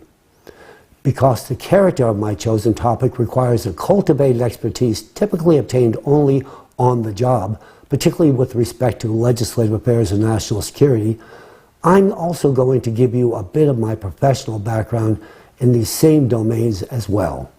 In this regard, very early in my career, I served as a legislative tax analyst attached to the President's Commission on International Trade and Investment Policy, the White House, under President Nixon and President Ford. And while affiliated with the Harvard Legislative Research Bureau, and while serving on the board of editors of the Harvard Journal of Legislation, I simultaneously served as a legislative tax analyst with the Joint Taxation Committee of the Committee on Ways and Means and Finance, U.S. House of Representatives and Senate, 92nd and 93rd sessions of Congress. Thereafter, I worked with the Reagan Kitchen Cabinet and Reagan White House, where I was intimately involved with President Reagan's Strategic Defense Initiative project. In total, I have worked with 4 U.S. presidents. While I am, in fact, based in Cambridge, Massachusetts, the lion's share of my current professional activities do in fact take place on Capitol Hill, Washington, D.C., where I have recently commenced a specialized legislative affairs practice centered on climate change and national security-related matters. Incidentally, if you're wondering whether or not I still keep my hand in the physical sciences, well, yes, I do. In fact, I am duly cited in all 4 volumes of CERN Laboratories' Future Circular Collider Conceptual Design Report, and I retain a very active role in the FCC's development. Additionally, I am likewise actively involved in NASA's NISAR mission as well, with a 2024 launch date rapidly approaching. CERN is the preeminent particle physics laboratory worldwide, and the FCC project is deemed to be one of the world's most sophisticated engineering challenges. And with regard to NASA's NISAR mission, which is a partnership between NASA and the Indian Space Research Organization, it is the first satellite mission to collect data in 2 microwave bandwidths, called the L-band and the S-band. In fact, it measures changes of our planet's surface, including movements as small as a centimeter, thus allowing the mission to observe a wide range of Earth processes, from the flow rates of glaciers and ice sheets to the dynamics of earthquakes and volcanoes. The tools provided by NASA's NISAR mission will likely be available to many of you within this audience within the very near future. Now I will turn my attention to the interface between volcanoes, the oceans, human anthropogenic behavior, and legislative affairs and national security. Starting with the oceans and human interaction, The anthropogenic factor has indeed destabilized our ocean's ability to mitigate Earth's ever-increasing volcanic activity.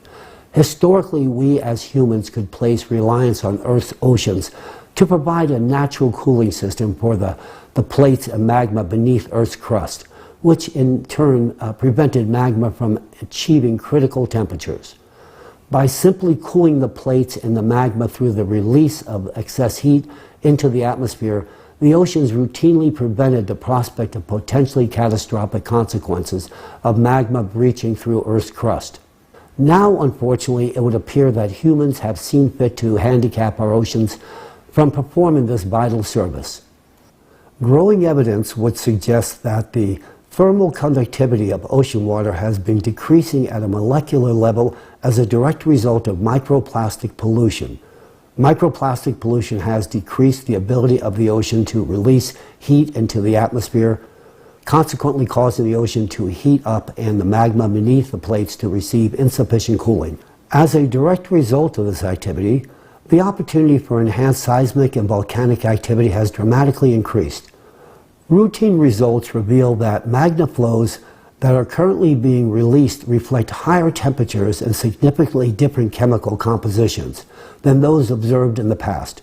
And magma that was previously retained at greater depths is now freely evacuating to the surface, further supporting the validity of this statement. Now let's talk about volcanoes. This portion of my presentation will be centered on the cataclysmic volcano activity, both historical and forthcoming, and on the impact likely to be visited upon mankind. Whether viewed through the national security or national disaster lens, the threat warrants immediate global attention. Accordingly, from the introductory presentation, it is hoped that a blueprint to address this issue at hand may ultimately be born, and to the same end, a 12,000-year evolutionary volcanic cycle will be embraced, from which we shall examine the factors which give rise to my assertions. My choice to employ a 12,000-year cyclical barometer was drawn from traditional geological interrogation, which included an empirical examination of ice core data, sedimentary deposits, glacial traces, paleomagnetic research, and archaeological excavation datings. The enhanced frequency of extraordinary geophysical events indicates pronounced instability in the Earth's core. This same instability will consequently manifest itself in the form of intense heat and subsequent magma, as witnessed just a few weeks back. The seismic events unfolding before us today should not be overlooked or discounted. Earthquakes realized in Turkey and Syria, compounded by a succession of volcanic eruptions and subordinated activity, ought to provide ample warning of imminent danger at our doorsteps. Should an earthquake occur in a geospecific region of China or elsewhere on the planet that produces a force magnitude similar to that recently visited upon Turkey, such an extraordinary event could actually trigger volcanic activity as far away as Yellowstone caldera, located in North America. Volcanic networks are indeed incestuous in all respects. If this were to happen, the consequences could be devastating, potentially resulting in a consequential eruption of the Yellowstone supervolcano. Moreover, such a catastrophic incident could also activate an interconnected network of volcanoes worldwide. In this lattermost scenario, the fate of mankind would likely be at stake. Volcanoes erupt when mandatory conditions are met. Currently, an increase in magnetic activity is observed on the Earth's interior, and this will ultimately bring about enhanced volcanic activity from both volcanoes and supervolcanoes alike. As magma escapes to the surface, even if external impact on the Earth's core were fully arrested, the presence of inertia would suggest that the eruptions would persist. This inspires the inevitable question as to whether or not volcanic eruptions could be controlled, regulated, or even precluded by man. Can we actually diffuse volcanic eruptions? The eruption of a volcano is instigated by the ascent of magma and the buildup of pressure within the conduit of the volcano. Upon reaching the surface, the magma is discharged as a result of degassing. The process of eruption is also accompanied by a series of small earthquakes that cause the surrounding plates to shift, which can influence the upward movement of the magma. In fact, volcanoes function as a remediating mechanism for our planet, with the goal of stabilizing magmatic outflows. What about earthquakes? Earthquakes are not a mere consequence of plate destruction, but rather a fundamental mechanism of natural remediation, a protective mechanism for our planet. A series of earthquakes within the Earth's crust indicates that the crust of our planet itself compensates for an increase in pressure of magma in the trowel, thereby averting volcanic eruptions. During the eruption, only a portion of the accumulated magma is spent, with the remaining balance falling subject to the natural remediation process. The same process manifests in an integral series of stabilizing earthquakes of varying magnitudes, which further serves to stay magma escape.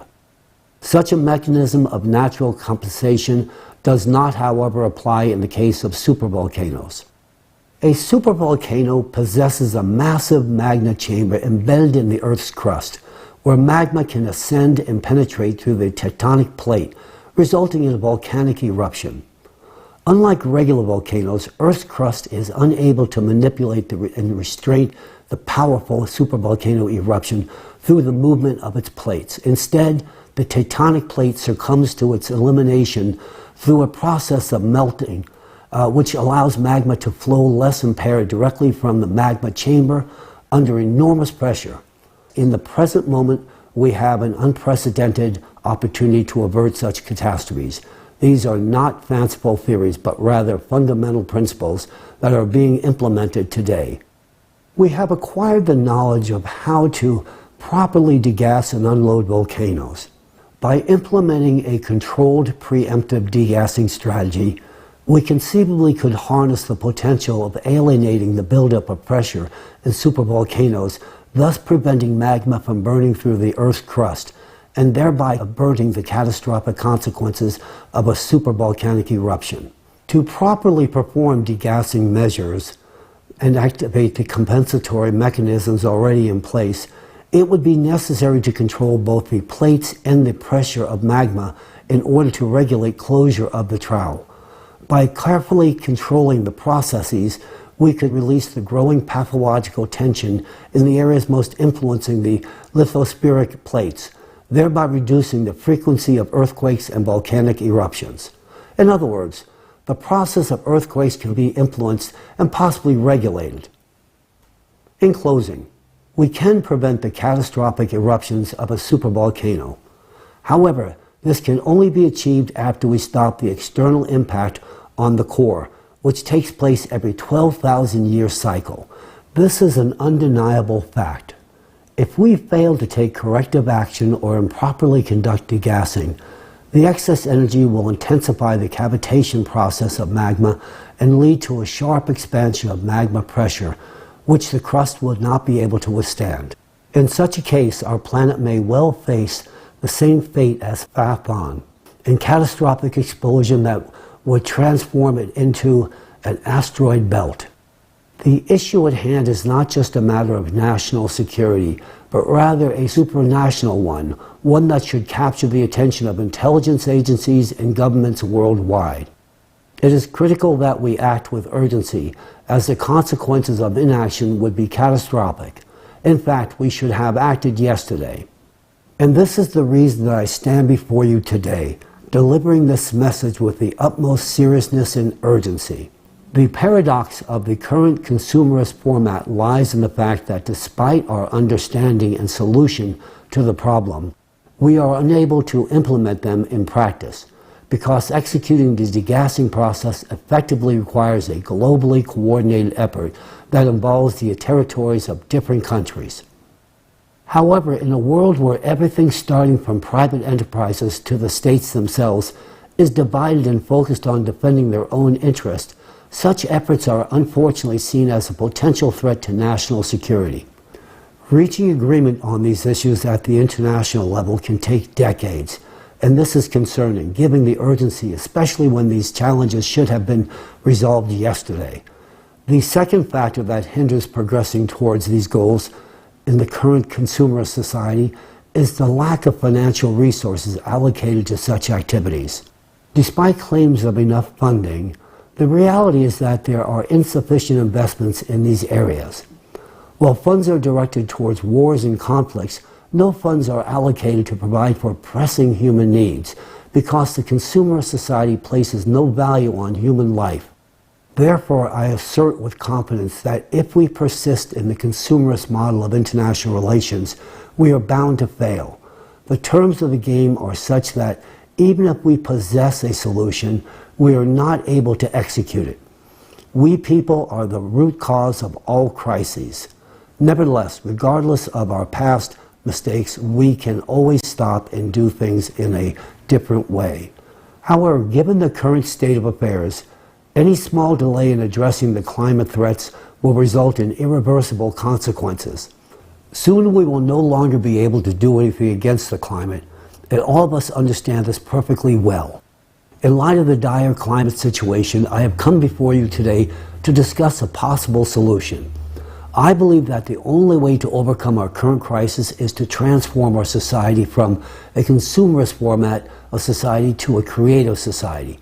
The model of the creative society instills in us three key conditions that will enable us to combat climate change.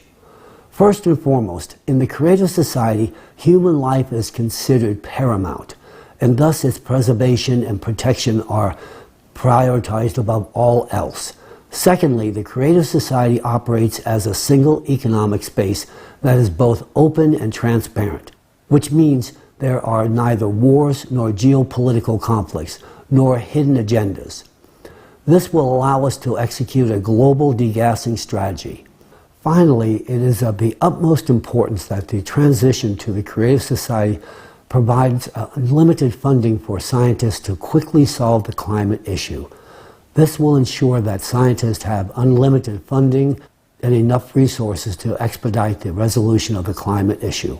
In the creative society, sufficient resources will be directed towards the control of volcanic eruptions, thereby enabling us to alleviate the pathological load and pressure from the tectonic plates. With such proactive measures in place, we can even prevent the impending eruption of Yellowstone and corresponding earthquakes. This is not far-fetched, this is a realistic goal, and we are actively working towards achieving it. In addition, not only will we be able to forecast powerful earthquakes such as the recent ones in Turkey and in Syria, for example, but also be able to prevent them. Through the implementation on such measures, we could achieve a stabilization on the planet's geodynamic processes. Of course, this will only be possible once we have stopped the external impact. I am confident that we will discover the necessary solution, but it is extremely crucial that we initiate this work in the near future. Please note that control over geodynamic processes will have a nearly instantaneous impact on the atmosphere, culminating in the control of typhoons, floods, anomalous precipitation, and other cataclysms as well. We envision a future where humans can control climate, including natural disasters. Creative society truly opens up an opportunity to create a world in which cataclysms can be prevented and every person's life safeguarded. This prospect has been the subject of my thoughts and aspirations for a very long time. Therefore, when I was in Washington and encountered the presentation on the Creative Society, I immediately realized that it is precisely what we need. I recognize that the Creative Society is our way out, and thankfully we have such a way. This is something that can enable scientists to act without constraint, stop external impact, save our planet, and protect human life. That, to me, is the most significant aspect. I know how to solve this problem. I hold the keys to the future in my hands. But as of now, I lack the opportunity to utilize them. This opportunity can only be provided through creative society. Only through the establishment of a creative society can we actually unlock the true potential to implement the solutions to prevent climate catastrophes and secure the safety and well-being of every individual. Ladies and gentlemen, thank you. I appreciate the opportunity to speak before you this day. Thank you so much. Have a good day.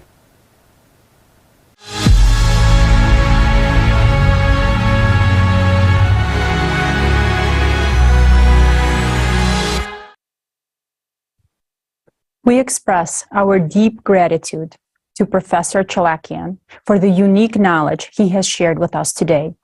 The importance of what we have just learned cannot be overstated.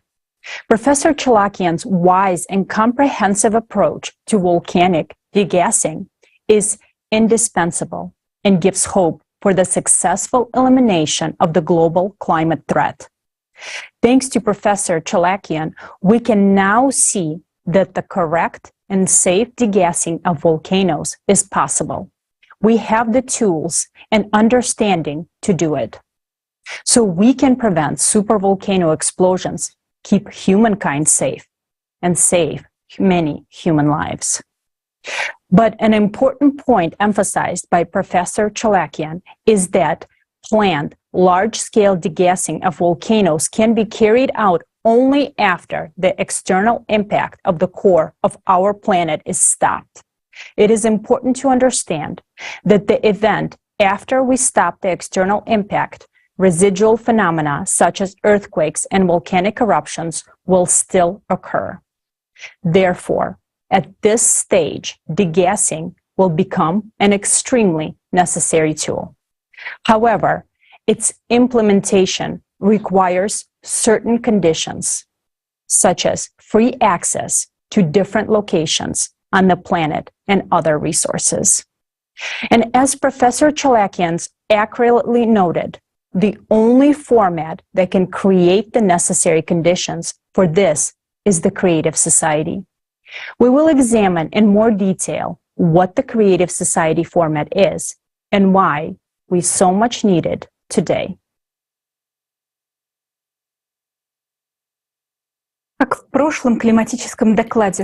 In the previous climate report, as well as in this one, we mentioned that our planet may not survive this 24,000-year cycle of climate change. In particular, because our planet's immunity, its main compensatory mechanism, has been distorted, destroyed. The time has come to find out how our planet's immunity has been destroyed and what role we, humans, have played in that.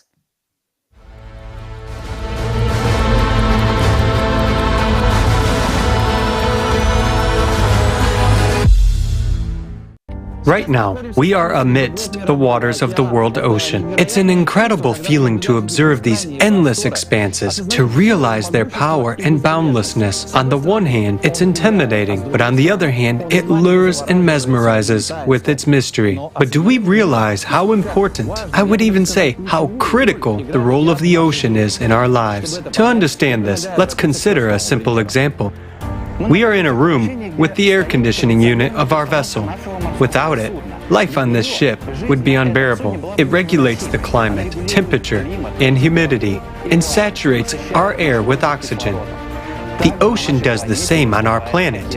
It covers 70% of it, creates favorable conditions for life, regulates temperature and humidity, and also provides 80% of the oxygen in our atmosphere.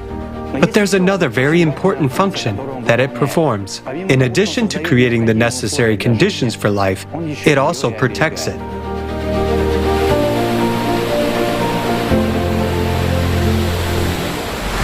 What exactly does the ocean do, and what does it protect the inhabitants of the planet from? One of the most important functions performed by the ocean is cooling the Earth's interior. Like an enormous air conditioning system, through the atmosphere, it releases into space the internal heat, which is transmitted to the lithospheric plates by the heated mantle and magma chambers. The ocean performs heat exchange and cooling functions, just like the cold water in nuclear reactors. The ocean plays a special role during the peak stress on our planet during the 12,000-year cycle of catastrophes, when additional energy is coming from space to the Earth's core. External impact leads to additional heating of the Earth's interior, which only increases the stress on the ocean. Moreover, every 24,000 years, the impact is several times more intense and the heating is greater. Today, the dynamics of seismic and volcanic activity on Earth already indicate that we are approaching the peak of this 24,000-year cycle. The only difference is that we are approaching it much faster than in all previous cycles. which is very alarming. And this threatens that in our cycle, a catastrophe may occur that has never happened before. A magma rupture in the Mariana Trench, leading to a powerful explosion that would shut down the core and burst the atmosphere. Such a catastrophe will not only lead to the end of humanity as a species, but also to the death of the very planet Earth. Why did our planet go through all previous cycles, but this time it will not? Why was there less heat in the Earth's interior in previous cycles, and the Earth coped with it, but now it cannot? Where has the malfunction occurred? What is the reason? And there is an answer to these questions. The failure occurred in the ocean. We are the reason for that. Currently, the ocean's heat conducting function is disrupted. It can no longer release heat into the atmosphere in the required amount. This happened precisely now because never before in millions of years have microparticles been added to the ocean, which we have done.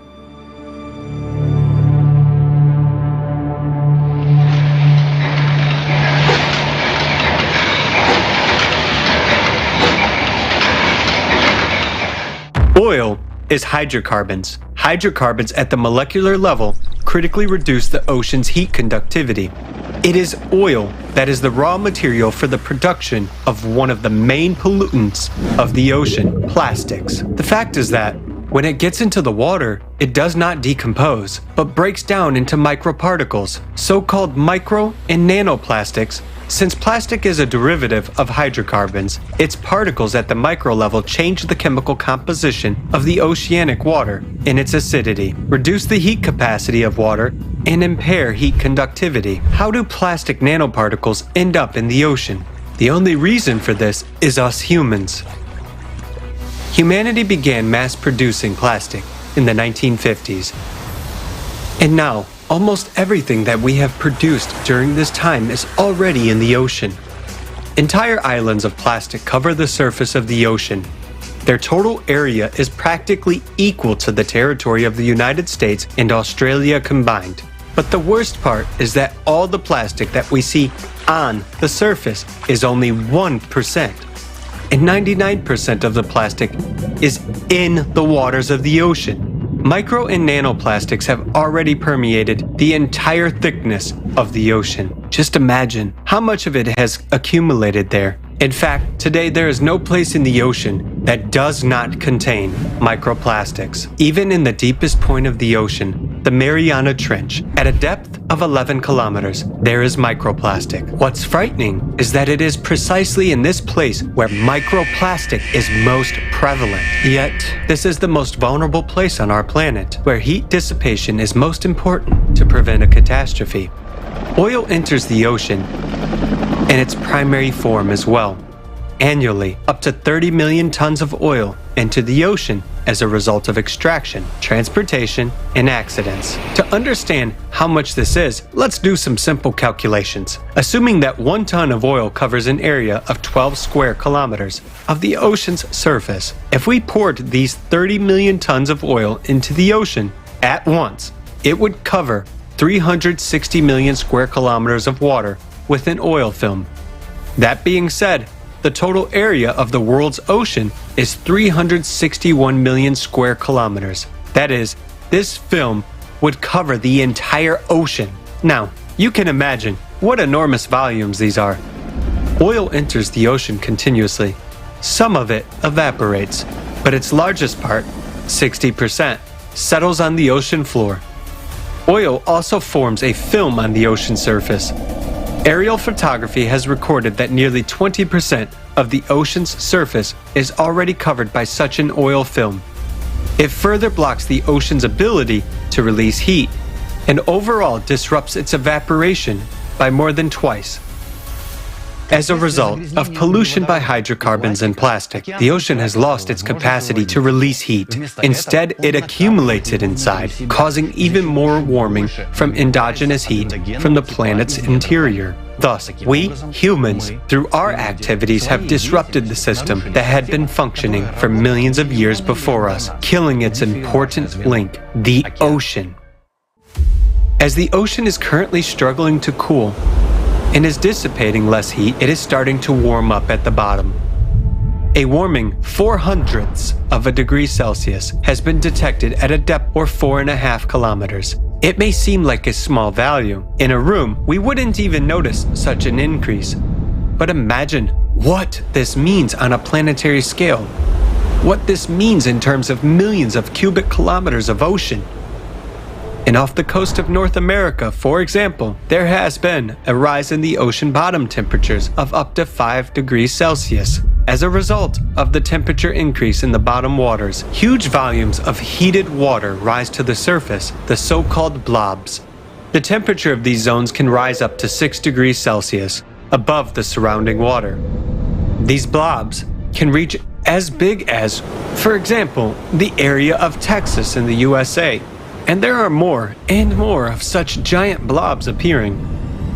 Such anomalies indicate that the ocean is dying, and its temperature regime is seriously disturbed. The increase in ocean bottom temperature leads to catastrophic consequences, as it represents a huge amount of energy that was unable to be released from the Earth's interior. This energy is equivalent to the power of millions of nuclear bombs aimed against us. It accumulates in the depths and leads to even greater heating and expansion of magma. And this inevitably leads the planet to a hydraulic impact in the Mariana Trench. The accumulation of endogenous energy inside the Earth intensifies the instability of the planet's core. Thus, the core is destabilized not only by the external impact from space, but also due to the accumulation of excess energy within the Earth's interior. And the more the core is destabilized, the weaker the electromagnetic field becomes. Our shield, which protects us from all kinds of dangerous cosmic radiation, is disappearing before our eyes. In turn, the weakening of the magnetic field leads to the thinning of the atmosphere.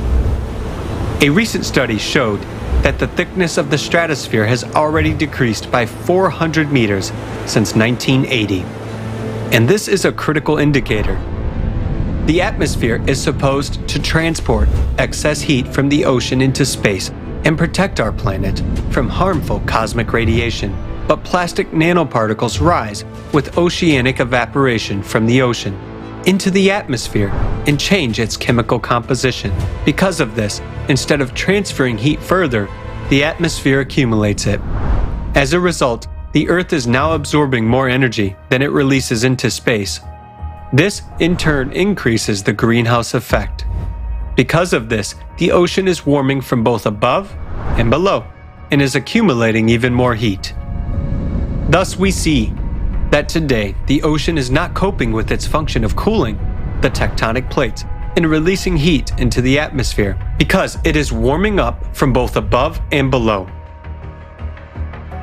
As a result of the weakening of the electromagnetic field and the disruption of atmospheric functions, cosmic radiation enters our Earth much more actively, causing further destabilization of the core. Thus, we see a vicious circle that leads our planet and ourselves to destruction. This is why we will not go through this cycle and why we are approaching it much faster. Because we have killed the ocean and it no longer performs its initial function.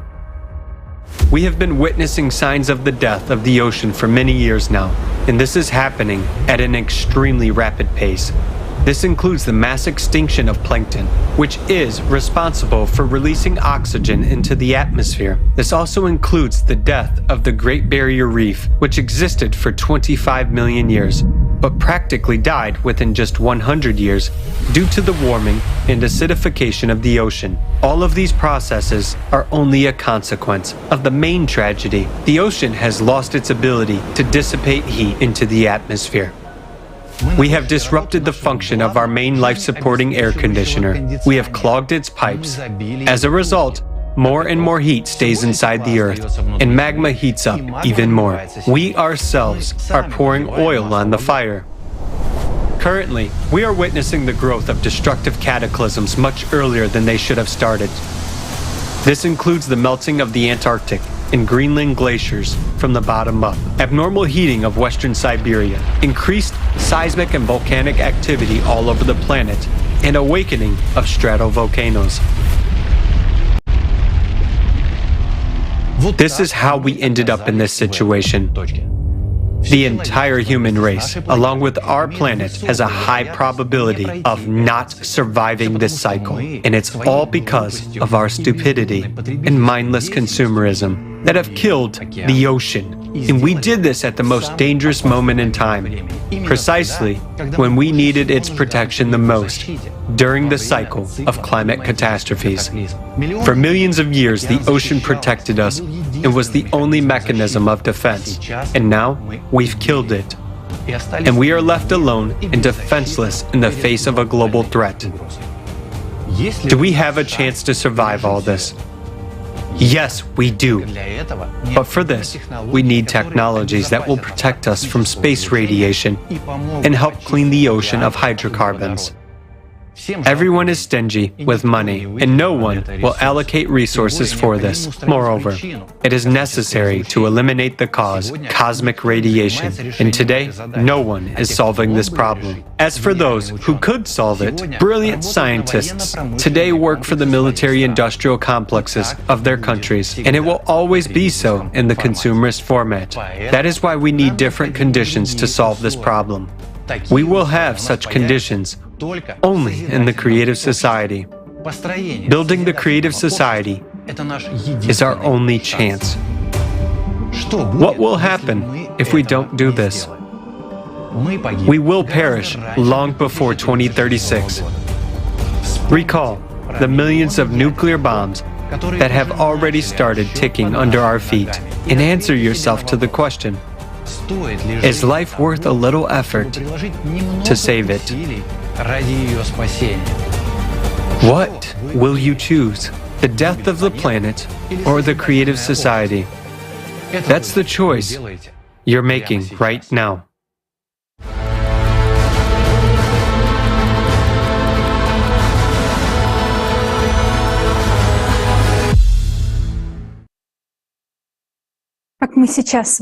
As we have now seen, the main reason we may not pass the 12,000-year cycle is that we killed the ocean.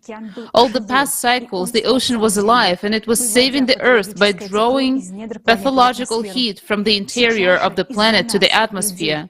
Now, because of us, humans, the ocean is dead and failing its primary function. What does this mean? It means that we as humanity are now at the sharp edge.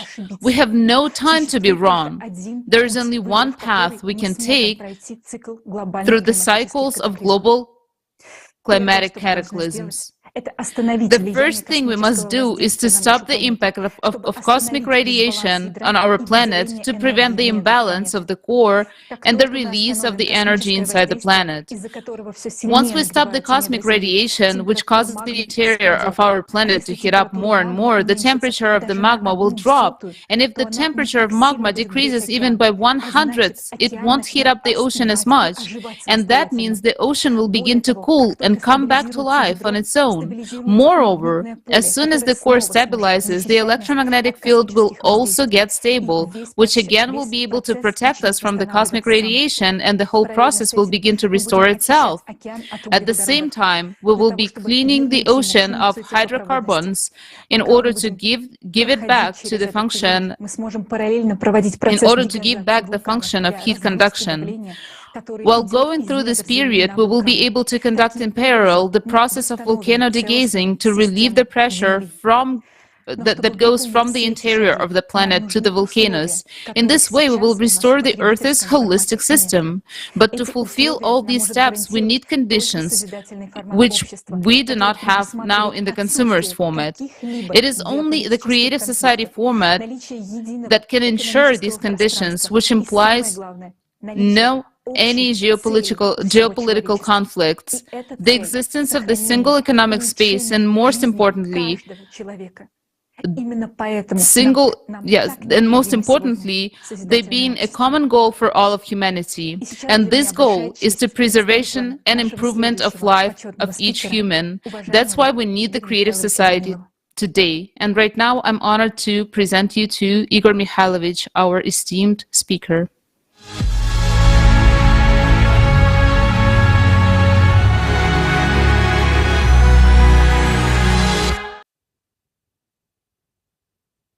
Greetings, dear friends. It's a great honor for me to participate in the forum Global Crisis, There is a Way Out. We've heard a lot of interesting and impressive information today. I would say information that is really frightening and affects many aspects of our lives and life in general. Of course, the information we've just heard is alarming. Many people may ask, where are our scientists? Why aren't they talking about this? Friends, I would like to say that our scientists are here, and many of them know quite a lot. But as of today, the situation has developed in such a way that our science worldwide is divided into different fields.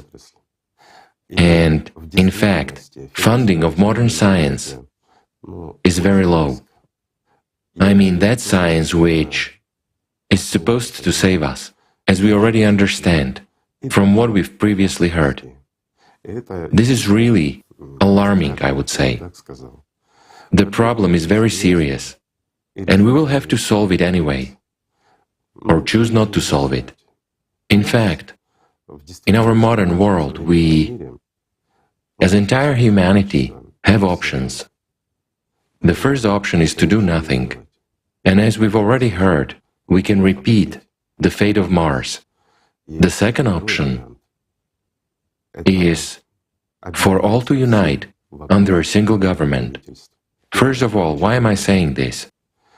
Because in order for us to solve the climate problem, to really solve it, we need to bring all our scientists together.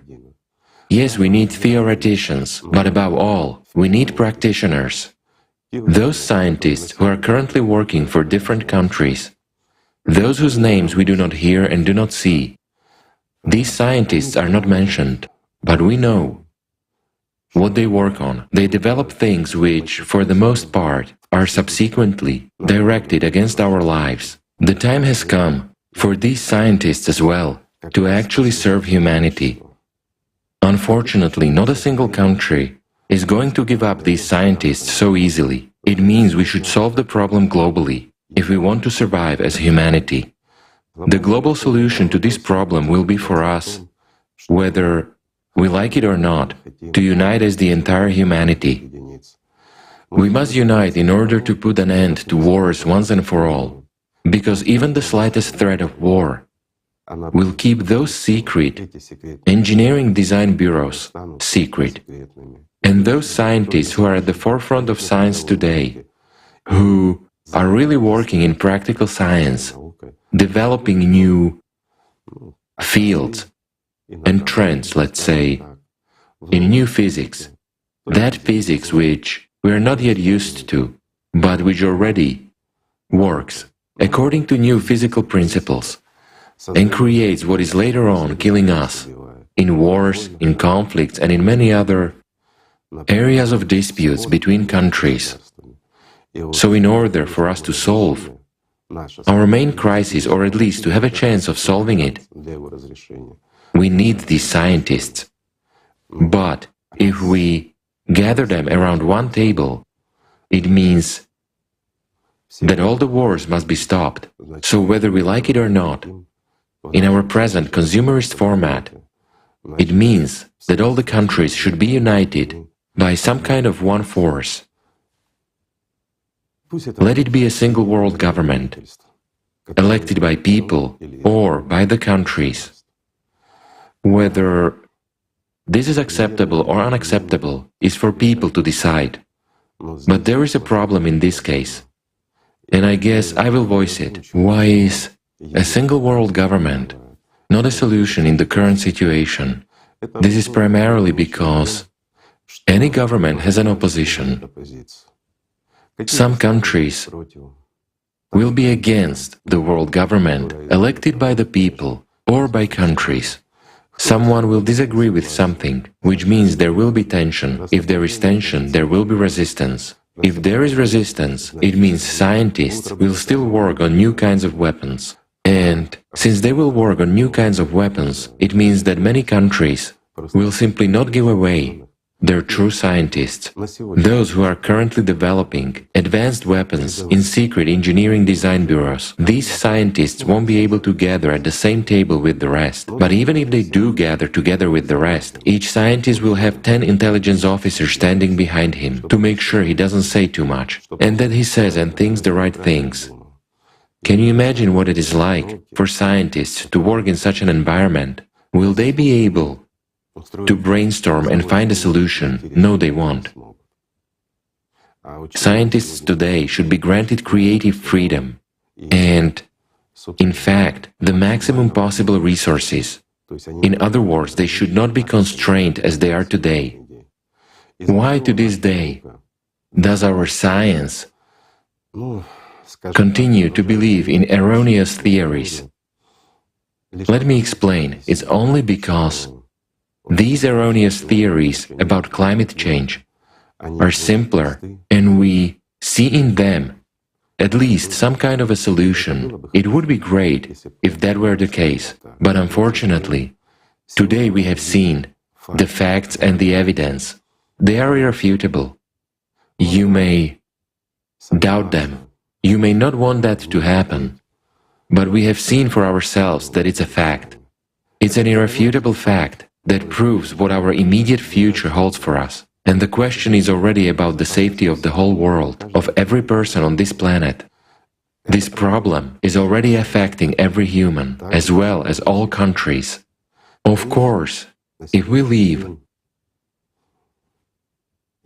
everything as it is today, we will repeat the fate of Mars. If we choose the solution as described in the second scenario, where there will be a single government with its opposition, hence a lack of scientists, and therefore a lack of our capacity to solve this problem, then most likely we will repeat the fate of Phaeton. That's elementary. I'll give a simple example. In order to reduce the danger, even a little bit today, we need to actively conduct degassing. What will that give? I mean, in relation to volcanoes and earthquakes, degassing is something that can at least slightly relieve the tension we have under our feet and can buy us at least a little bit of time. But if we do not stop the external influence on the Earth's core and instability continues to progress, then during degassing, improper degassing, we will further increase the destabilization of our core. This will lead to what happened to Phaeton. While in order for us to overcome the climate, to put a tight collar and a short leash on the climate cerberus, we need to find a solution in a completely new physics, the one that we presently have no knowledge of yet. What we know is that it exists, and of course, we know at least some principles and have at least some understanding of it. We observe certain processes, but as of today, we are unable to find a solution. In order for us to find a solution, we need all of the intelligent people in the world, and the smartest ones first and foremost. In this case, whether we want to or not, we have to take some measures if we want to survive. There is a way out. In fact, the current forum has a good title. There is a way out. And the way out really exists, friends. It's about changing the format and changing our attitude. If all of us, all the people on this planet, want to live, if we want to save our beautiful planet for our wonderful descendants, it means we must take completely new steps for the entire humankind. We must change this format of our existence and ensure that wars are terminated once and for all, that confrontations between various countries come to an end, so that we can really liberate our scientists and provide them with all the necessary resources. As of today, we spend a lot of money on wars and many other things, on fighting each other, on defense, but we actually spend pennies on science. We must change it all, because all the weapons existing in this world are powerless against the climate cerberus, and all of us already understand this, but we really have the enemy in our home. Yes, for some people the cerberus may so far be in the neighboring rooms or even on another floor, but it is merciless, and it will definitely come to our floors and into our rooms. And we do understand that. We understand that it will eventually destroy our home completely. We don't want that. All sensible humanity doesn't want that. So we have to do something. We are now facing a dilemma, friends. We have to change this world in order to save humanity, to save ourselves and our families, and to save our planet. And we'll have to change our habitual consumerist format anyway. But if we are ready to change something, we should change it for the better. In this case, the most acceptable and the best option is the creative society. It's a platform where all humanity gathers. It's a format, the format of creative society, which guarantees that there will be no wars or confrontations on Earth ever again. It's a format that guarantees a decent and beautiful life for every human being. It's a format where human life is the highest value. And above all, it's a format that will enable scientists to do their job without any restrictions. This is a chance for us, friends.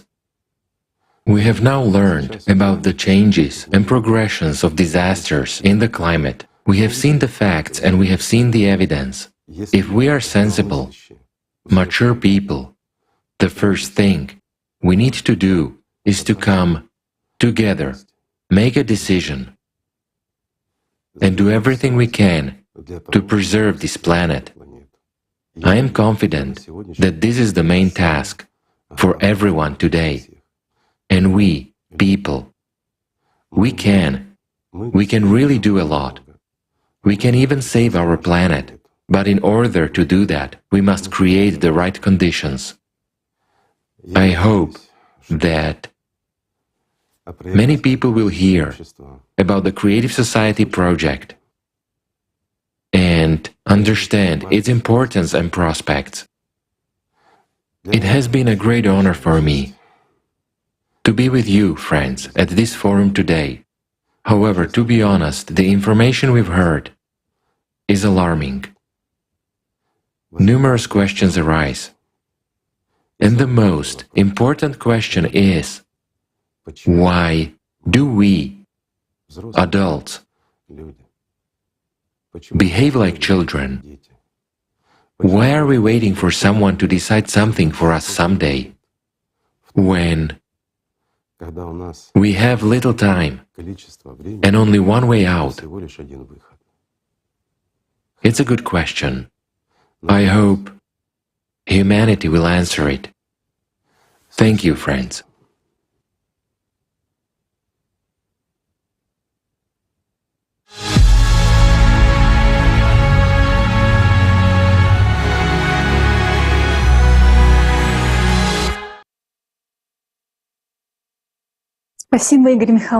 Thank you, Igor Mikhailovich, for your important words, for your support and faith in people. We still hope that modern humankind has enough reasons to choose life, so that we will not repeat neither fate of Mars nor Phaeton. Moreover, today we as humanity stand on the threshold of such scientific discoveries that will fundamentally change our entire existence. A door of colossal opportunities opens before us, but more about it later. And now I would like to say a few more words about a large-scale interdisciplinary research of climate change and geodynamics of the planet, the results of which were presented to you at today's forum as an illustrative report. At today's forum, we all witnessed the huge scale of international research and analytical work that was carried out by the volunteers of the Creative Society project from all over the world. Among them are representatives of academia from a variety of scientific fields with extensive experience and a wide range of professional skills. The numerous complex, comprehensive collection and analysis of data was carried out in the fields of geology, geophysics, volcanology, seismology, climatology, planetary science, astrophysics, quantum physics, biology, medicine, ecology, and many other disciplines. Assessing the scale of the work done by the volunteers and specialists of the Creative Society project, it can be stated that the volume of this work exceeds the total volume of all scientific work in the field of studying modern climate change. And especially outstanding, due to such a unique interdisciplinary and multi-sectoral approach, for the first time it was possible to form a holistic picture of the causes and consequences of climatic, geophysical, and geodynamic changes on Earth and other planets in the solar system, as well as come to well-founded conclusions supported by extensive research experience and international scientific works. The paradox is that in order to save the planet and solve the set of tasks of waste of neutralizing external influence or converting it from destructive energy into useful energy, all the scientific potential and all scientists of the world are needed. It should be noted that despite the progress made in forming a holistic picture, there are still separate unknown islands of knowledge and science, which are a necessary component in solving the issue of leveling the external cosmic impact, especially when humanity is faced with a limited time frame. In the conditions of such tight deadlines, to solve this problem, experience and knowledge are urgently needed in narrow-profile areas which are possessed by specialists in various fields with a professional format of thinking. This will gradually reduce the time of exploring these unknown islands of silence and increase the chances of human survival. To effectively solve the problem of protecting the planet from external influences, it is necessary to collect all available scientific expertise from around the world and improve the multi-sectoral approach. Only in this case it is possible to productively use the scientific potential and experience of each scientist, as well as to have time to solve the tasks set before us in such a short time that we as humanity have. We understand that in the current consumer paradigm, the listed above goals are more than difficult to achieve, and the probability to their This brings us to understanding that we critically need a fundamentally different format of society which would relieve the potential of scientists and create conditions for their effective scientific interaction. And this is the format of the creative society. In the creative society, there will be a single creative vector of development and a request for solving the global problem of cyclical disasters. This is how the entire scientific world will have unlimited funding in order to find the fastest possible solution to the tasks set aimed at saving people's lives. In the creative society, scientific research will be open and accessible to all scientists. Experts from all over the world will have all possibilities to work together on issues that are important to society with unlimited resources. Only by uniting the potential of scientists, thanks to the creative society format, will most likely be able to find ways to level and transform the cosmic impact. This is why the key condition to the salvation of our whole civilization is the building of the creative society. If you watched our climate report, then you understand that we're not just one step away from another natural disaster, but from human extinction. The only solution is to protect our planet from external impact, and this problem can be solved only in creative society. But why do we really need creative society to solve this problem? Why can't the most brilliant scientists simply come together and work on this problem if it is so urgent? Well, let's be realistic about our world. Have you heard from anyone regarding the true scale and the progression of natural disasters? Maybe from the media, which barely even covers the local weather changes. Or perhaps from well-known scientists. Unfortunately, only a few understand the whole picture. Many merely notice the temperature increase and blame humans, while others are still in a denial stage, claiming that nothing unusual is happening with the climate. It is just natural variability and that everything is just normal. In this situation, when we do not see the full extent of natural disasters and the true causes of cataclysms are still under debate, how could leaders of a country justify the decisions of letting their top scientists collaborate with competitors and potential enemies? These scientists are the ones that the heads of states count on for developing new weapons and guaranteeing the country's dominance. Solving the problem of external impact within a short period of time requires a significant technological breakthrough. This can be achieved if scientists have a shared goal and can freely work together, share knowledge, and discuss concepts. However, in the current format, even if capable scientists were able to meet and work together, they would still be divided, representing competing sides, and they would not be able to exchange their ideas openly and brainstorm effectively. So we can't expect a positive outcome. It is also questionable how this project will be funded, especially when the global economy is on the verge of collapse. But in the creative society, the chance of finding the solution for natural disasters will be significantly higher because first, everyone would have access to truthful information about the scale and the impact of cataclysms, and the real cause of climate catastrophes will become evident. Consequently, we people will start to focus our efforts and attention in solving the right problem, and everyone will understand the importance of it. Second, the essential scientists who are currently hidden from the public will have freedom to openly collaborate, share ideas, and they will be united by one goal, that is to stop the external radiation and save humanity. In addition, every scientist would fully understand the seriousness of the situation, as it not only affects themselves and their loved ones, but the entire 8 billion people. All this will create conditions for the emergence of new ideas, breakthrough discoveries, and accelerate progress towards finding the solution. You know, I am a scientist and I chose my path and I dreamed of making discoveries that would improve people's lives and change the world. And I know that every scientist has this ambitious dream to develop something big that everybody will remember and read about it in history books. And this task and its solution is something that people will never forget. The names of these people who saved the planet will be remembered by humanity forever. Third, the scientists will not be starting from the scratch. We already have a lot of developments and understanding of how to stop the external impact. We can't do it only by ourselves.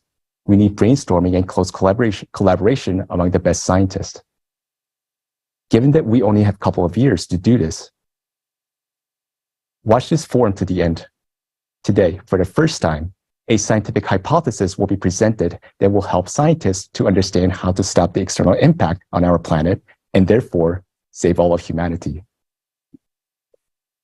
Finally, an important aspect is that all resources belong to humanity in creative society. Thus, enough support and resources will be provided for those scientists to succeed. Why and how this is economically possible, you will learn later today in more detail. But one more thing to note is that whilst the scientists are working on finding the solution, the climate cerberus will not just wait around until the solution is found, but it will continue to devour and destroy many cities and even countries. In our consumerist world, those who have some understanding of the 12,000-year cycle are trying to predict safe places and sell land or build bunkers. This is available to a few, but we know that these options may extend life only by several years. All will perish anyway, because this time, the whole planet will die like Mars if we leave everything as it is. In creative society, until the natural disasters are fully under control, people will be warned and evacuated in time because human life is of the highest value. Unified Global Emergency Service will be created to guarantee everyone's safety.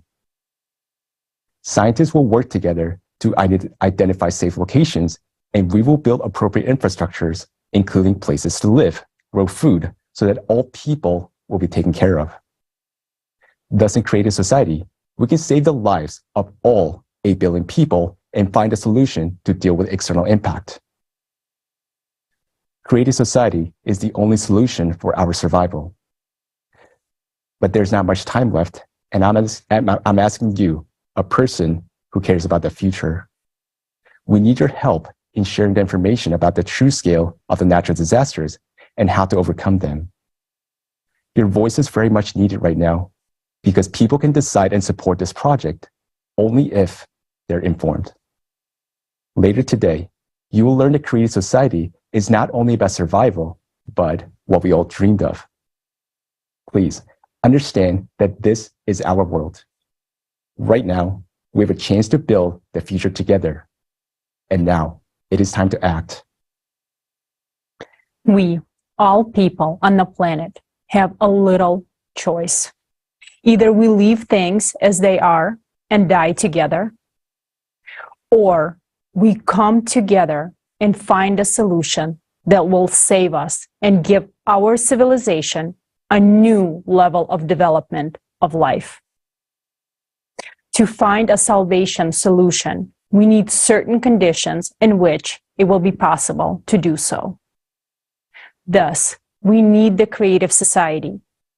If we decide to build the creative society, we either have to do it seriously or not do it at all. Either we address thoroughly to save our lives and act together until full completion, or we give up and surrender to the climate cerberus. And if we decide to change the format of society, we need to change it to something reasonably good and beneficial for all people. Let us compare what we are changing it to. Right now, we are making progress at a rapid pace in developing technologies that are aimed at destroying humanity. But why not at saving lives instead? As long as there is a power of the few, they would only care about their own well-being and make laws that only benefit them. If the power was in the hands of all people and decisions were made by society itself, we would live perfectly well. Because people would never pass laws that make their lives worse or threaten them. The modern world is full of inflation and wars, and a single person is nothing and nobody in it. Together, we can change this for the luxurious conditions for a safe and fulfilling existence for everyone. This kind of conditions we must have simply because we are people. Instead of a world where no one means anything and the life of each of us is nothing, we can choose a world where the life of every person is the most precious thing. Today, you will hear a lot about the creative society and the perspectives it will give to you and to every person.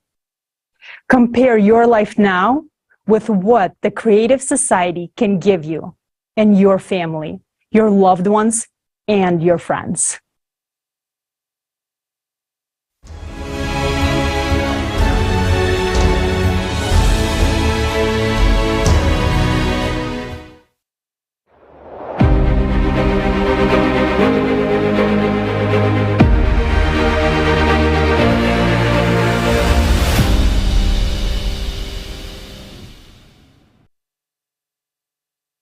The creative society is a new format of the Society for All of Humanity that will peacefully lead our civilization to a new stage of evolutionary development where human life is the highest priority. In the Creative Society, power will belong to the people and not be concentrated in the hands of one person or a particular group of people, as is the case today, which leads to conflicts, wars, crises, and so on. Later, we will explain in detail how this can be achieved through peace. You will be provided with free housing of a minimum of 60 square meters per person in private ownership, and you will not have to pay for utilities. Every home will be equipped with an FFG, fuel-free generator that will provide you and your family with free and unlimited energy. Moreover, in that same transition period, every month you will receive a universal basic income equivalent to $10,000 as of today, without having to pay any taxes. You will only need to decide how to spend your money. You might as well start thinking about this now. Do you think you will pay off all your debts first? But they will be written off. Do you think you will spend this money on healthcare or education? You will have the best education and healthcare free of charge, available to you 24/7. In the Creative Society, your safety will be the top priority, and all technologies will be directed towards improving your quality of life. Each household will be equipped with a matter replicator, providing you with your favorite clothing, food, and other necessary items. Thanks to the health capsule, you will forget about illnesses forever, and you will always be healthy. Isn't this what you've been dreaming of your whole life? But that's not all yet. Fourth pillar, transparency and openness of information for all. In the Creative Society, the media will belong exclusively to the society. The media will serve the interests of the people and reflect information truthfully, openly, and honestly. Additionally, you will be able to receive accurate information about the movement and distribution of public funds at any time. Money owed by the public is, first and foremost, your money, and you should know how it is spent and for what purposes.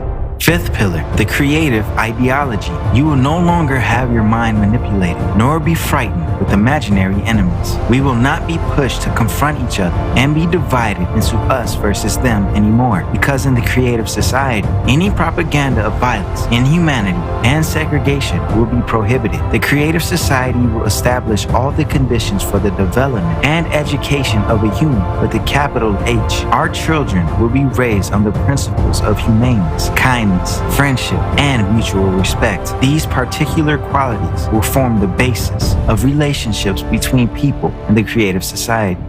Sixth pillar, development of personality. In the Creative Society, you will be able to study wherever you want and train to become whatever you want, and it will all be absolutely free of charge. Education in the Creative Society will unlock your individual potential by 100%. You will be provided with a program specifically tailored to maximize your intellectual abilities. Any educational process will be interesting and engaging. You will have access to cutting-edge technologies in education and development. You can study anywhere in the world at any time that suits you. In the Creative Society, the world of knowledge is open for you. Seventh pillar, justice and equality. If you decide to work, you will be able to choose a profession that brings you joy. There will be a 4-day work week with a 4-hour workday. Moreover, you will have 2 fully paid vacations per year. Every job will have a decent compensation. The pay for identical positions, specialties, and professions will be the same worldwide. Furthermore, justice and equality will ensure that there will be no more private monopoly and irrational use of resources. All natural resources will belong to all people, including you. Eighth pillar, self-governing society.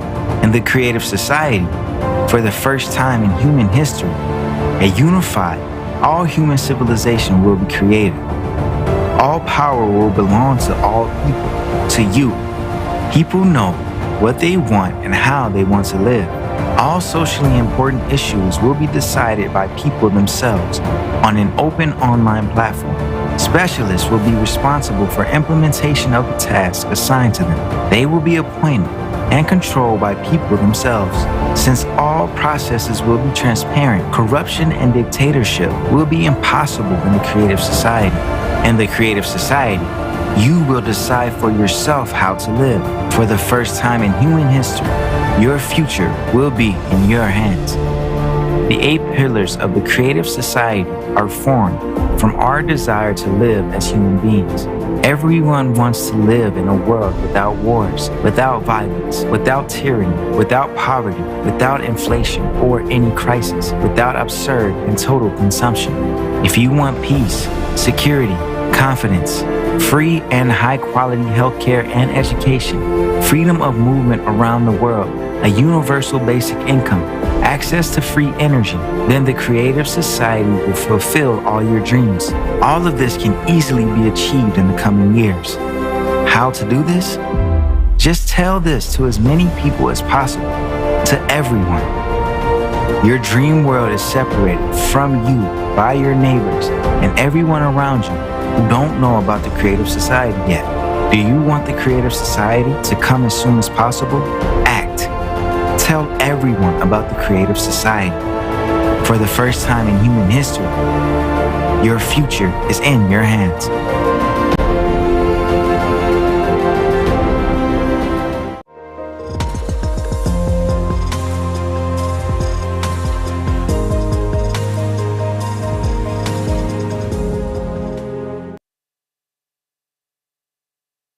It's like a dream world. Free, top-notch medical care guarantees excellent health.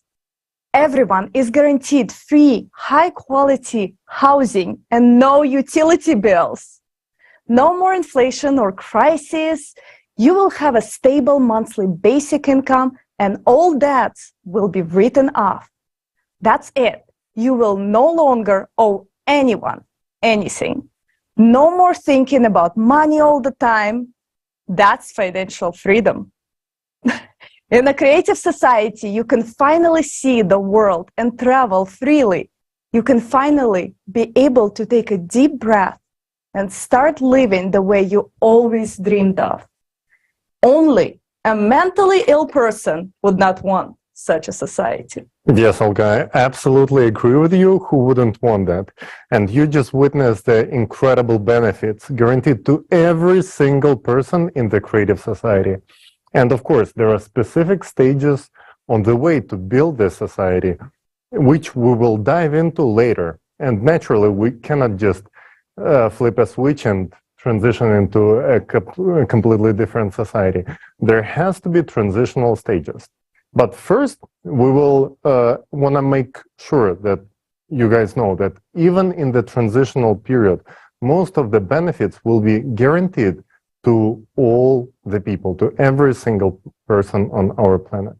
And yes, everything you heard about will be available to everyone.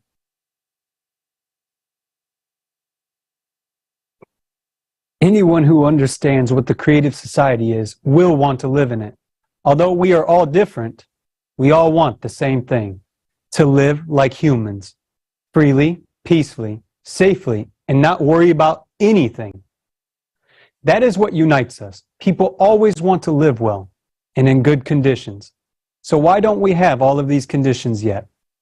The answer to this question is very simple. People do not have all of these benefits because in the consumerist society in which we live, power is in the hands of a few instead of the hands of people. Are you completely satisfied with conditions of your life? I know that most people would answer no. Do you know what that means? It means that you do not have power over your own life. It means that someone else has power over you. If the power were in your hands, would you increase your taxes or the prices of the goods you buy? Would you raise the prices of electricity, gas, and water? Would you condemn yourself to a lifetime of paying debts, insane bills for medical care, education, and so on? And finally, would you start a war in your country that would take your life and the lives of your loved ones? Of course not. Every normal person wants a stable, high-quality, peaceful life. And if they had the opportunity, they would build precisely such a life. But today, people do not have power, and therefore, we do not have a stable, desirable future. This situation continues from election to election. Power is always handed over to the few, and that is why only a few live well. That's how our consumer society is built. Yes, agree. In the creative society, all power will belong to the people, including you. People know what they want and know how they want to live. People themselves will decide all important social issues on an open online platform. Responsible individuals for task completion will be selected and monitored by the people. All processes will be transparent, and no one will be able to make a decision for people. Instead of power for select few, society will be self-governed. The main principle of the creative society is that by improving life for the society as the whole, you improve your own life. Yes, friends, our future is in our hands. There has never been anything like the creative society in human history. We have no experience of living in such a world, because in all social systems that have existed in our history, leaders have always kept the power for themselves, while in the creative society, people do not delegate authority to anyone, but make all the decisions themselves. That is called self-governance. What will it look like in practice? Let's take a look.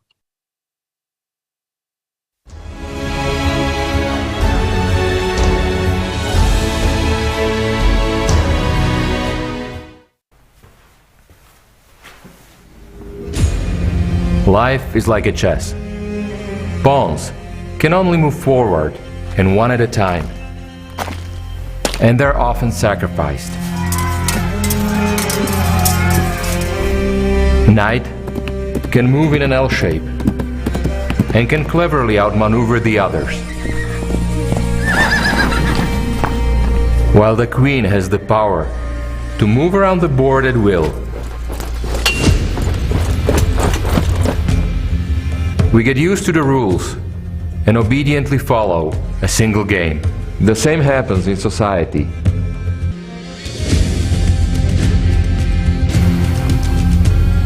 We are offered several politicians to choose from. We think we choose. But we only vote for those who are offered. We give them complete power over our lives. We become pawns. Once politicians get power, they arrange wars and crises, sacrificing us, yet we support them by loudly repeating memorized slogans. Or we argue and support others, new politicians, empowering them this time. And everything repeats. We are persuaded that there are no viable models for the self-organization of society without authority. But isn't there such a model in fact? Or is it just that those who claim so do not know about it, or do not want to know about it? Yet, what if we change conditions, stop playing and begin to live?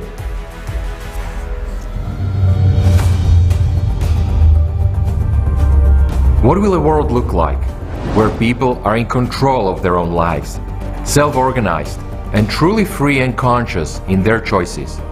Not just individual small groups, but all 8 billion people on the planet. There is such a model, and it is called the creative society. Let's see, how will it look like? For several years, volunteers had been spreading information about a completely new format of society worldwide. And after that, people all over the planet held an international referendum at which the creative format of society was almost unanimously adopted. This led to significant changes both in relationship among people and on the planet as a whole. All artificially created crises and wars in the world have stopped, The problem of hunger has been resolved with a short period of time, since human life became the main value in the new format of society. The newest advanced technologies, which were inaccessible for people in the consumerist format, have started to be introduced everywhere. Everyone has been provided with a social package that includes a modern dwelling with an area of 60 square meters per person and an unconditional basic income equivalent to $10,000 per month. All basic needs of every person are fully met, but the main thing that each of us has gained is the right to be heard. We have transitioned to a completely new format of decision-making, self-governance. In the creative society, there are no presidents or parliaments anymore, not to mention dictators. There are only people, and every person's voice is equally important when decisions are being made. Mom, do you decide everything now like the presidents did before? There are no more presidents of any kind anymore, sweetheart. I'm human, just like you, and now there is no one above people, so people themselves decide everything. Does it mean that you can change anything in the world? Well, not really. My opinion is just as important as opinions of billions of other adults on the planet. But one person, no matter who he is, cannot promote the project which only he himself likes and which most people are not satisfied with. Why? Because majority must vote for it. Self-governance of society means that we, as community, decide by majority vote whether something will take place or not. Self-governance is not the absence of management or competent planning, but rather it's the absence of authority, although its function is equally shared among all people. Voting for a project becomes the right of every adult on the planet. And the advantage is that people themselves aspire to improve the living conditions in society. It becomes a crime to change something in people's lives without asking them. To exercise people's authority, we use such a tool as the electoral platform.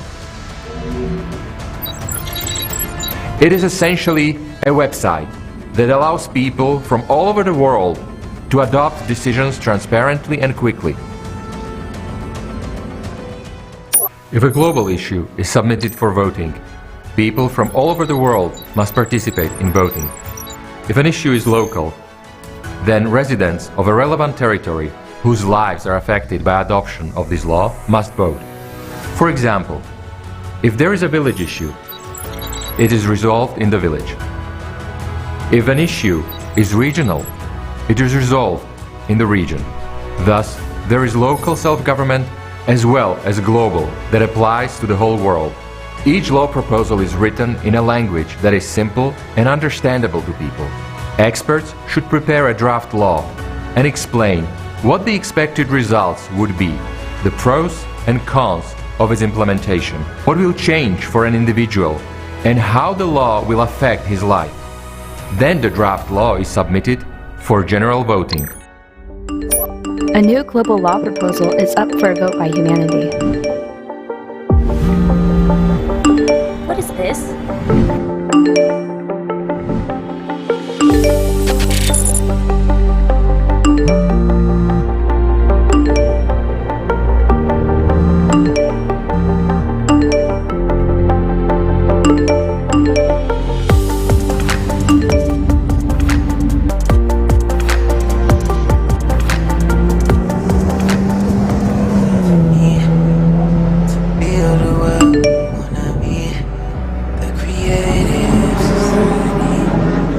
Read out the draft law.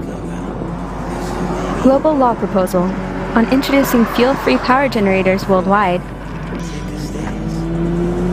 An FFG is a device that enables you to generate electricity without the use of power plants or any other energy sources or generators that exist today. Read me the pros. Do you want it in brief or in detail? Tell it in brief. Take into account my preferences. In brief, an FFG will ensure everyone's energy independence. That means you will never have to pay utility bills again, and your favorite matcha tea will become cheaper. Just like all the other goods and services, because there will be no electricity charges. FFGs will also benefit the environment. Taking into account your hobbies and preferences, your biggest benefit from implementing FFGs will be that you won't have any need to fill up your car. Okay, I vote. You cannot vote before you listen to a detailed version of the law proposal with a description of all the pros and cons, as well as the expert opinion. Okay, read it then.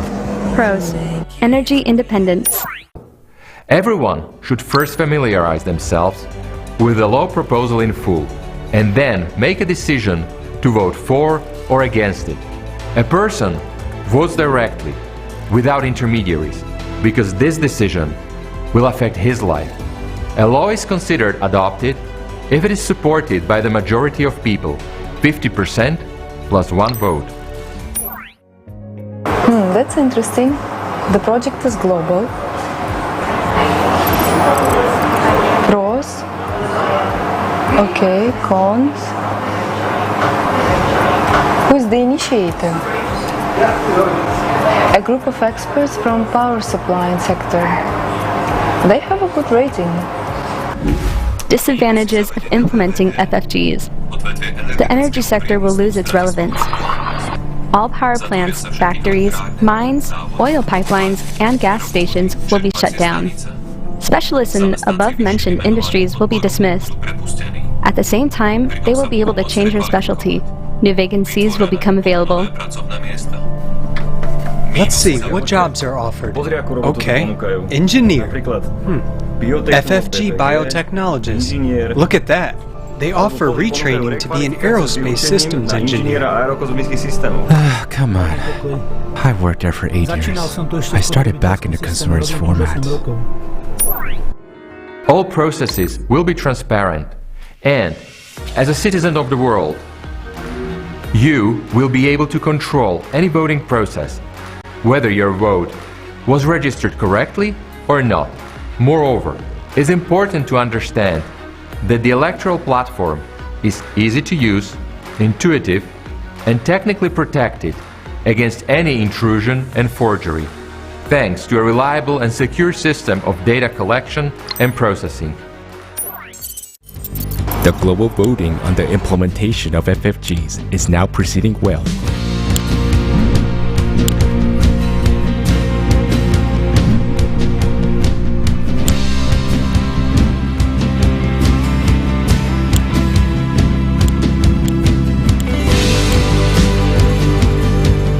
The actual implementation of a law adopted by people will be handled by responsible administrators, in strict accordance with the law adopted and within the stipulated time frame. Through the electoral platform, in real time, people will be able to monitor implementations of the adopted law and recall administrators in case of any abuse. An important difference between the voting process in the consumerist format and the one in the creative society is that in the creative society, any information will be open and accessible. Information openness can in no way be used against an individual because human life will be the highest value. Based on the results of the global vote, the world is transitioning to fuel-free generators. More than 2 billion families have already received FFGs, and soon it will be available to every inhabitant of the planet. Everything is in order. Congratulations with your new FFG. Thank you. Planned closures of power plants, gas stations, and a control-safe transition to industrial FFGs are successfully underway.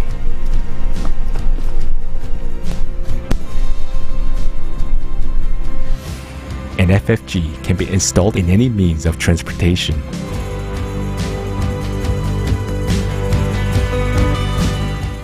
Time has come for us to see. It's up to you. Nova, how long have I been driving without refueling? Today you have driven 405 miles without refueling or recharging.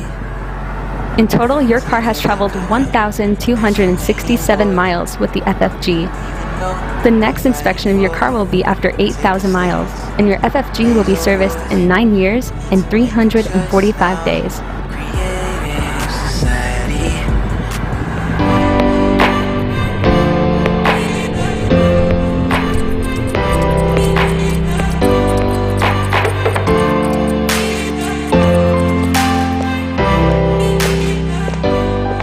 Hi, Yoshka. Are you going fishing? I'm going to work, man. I became a fishing instructor. My dream came true. It's fantastic. I go fishing every day, and my wife doesn't grumble at me because I go to work. It was my mistake to vote against that law back then. I now make more money than I did at the gas station. That's how it goes. And what about you? I took that job. I'm going to be an aerospace engineer. I am now practicing and training. Cool. Good luck to you. Tight lines and bent rods. The self-governance procedure is clear and understandable. It ensures order in decision-making and control over quick execution of decisions.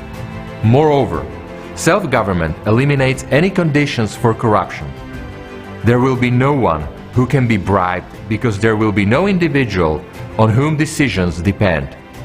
Everyone will be equally able to participate in managing society's affairs. No one will have any privileges or immunity. People themselves will decide where to allocate their resources and will jointly control how they are being used. It will be very easy for any person to submit an initiative on their own on solving one or another vital issues. An initiative is verified for consistency with the 8 foundations of the creative society and submitted to the general public. If people support the idea, then experts get involved and prepare a draft law for voting. Hi guys! Hey. So you will support me? I'm going to change the world. You said it's a long walk to the park and there are very few swings. What do you think about this park near our house?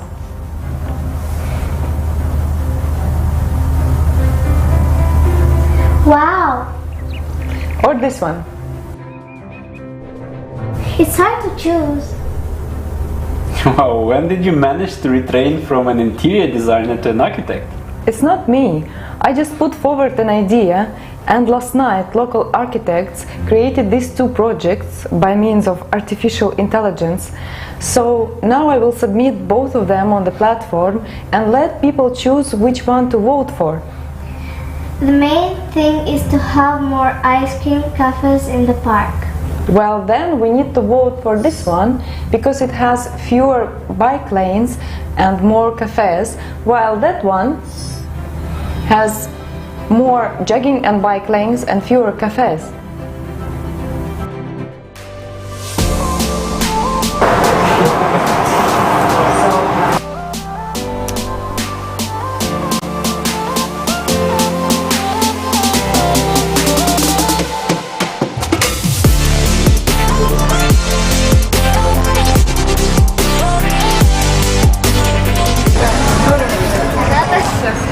Mom, you built a beautiful park, but there are still few cafes and a poor selection of ice cream flavors. Here is your ice cream, young lady. You are so right. The selection is poor, but soon there will be more. We just opened yesterday. Enjoy. Thank you.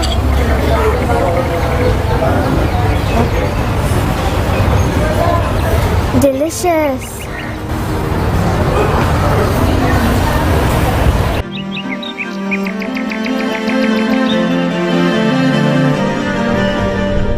In today's consumer society, a single country or even an alliance of several countries will not be able to implement the concept of self-governance in full, because there is such a concept as geopolitics, an endless war of interests.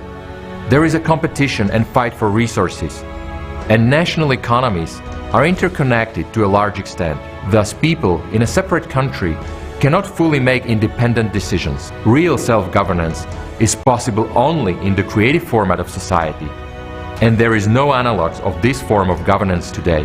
In the consumerist format, the law usually protects and benefits those who created it, but when people themselves create laws and vote for them, they work for the benefit of all people, not just a few. When people themselves generate projects and promote laws, there can be no wars, international strife, or conflicts in such a society. Because the most valuable thing for us people is life, and those incredible prospects which the creative society offers us.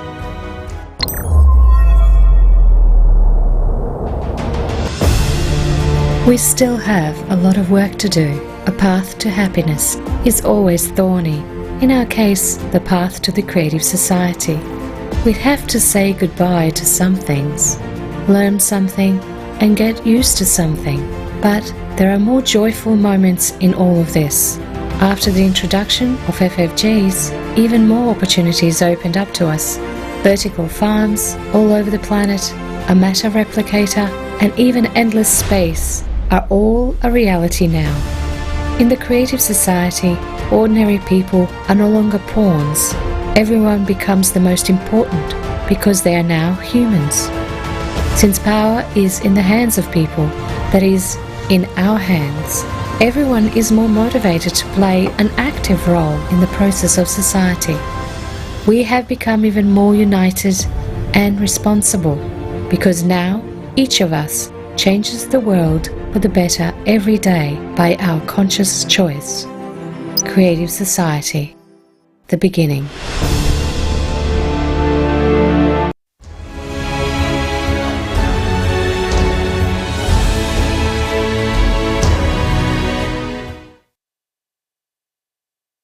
As you can see, self-governance is very simple. It is a completely transparent process that eliminates any possibility of manipulation.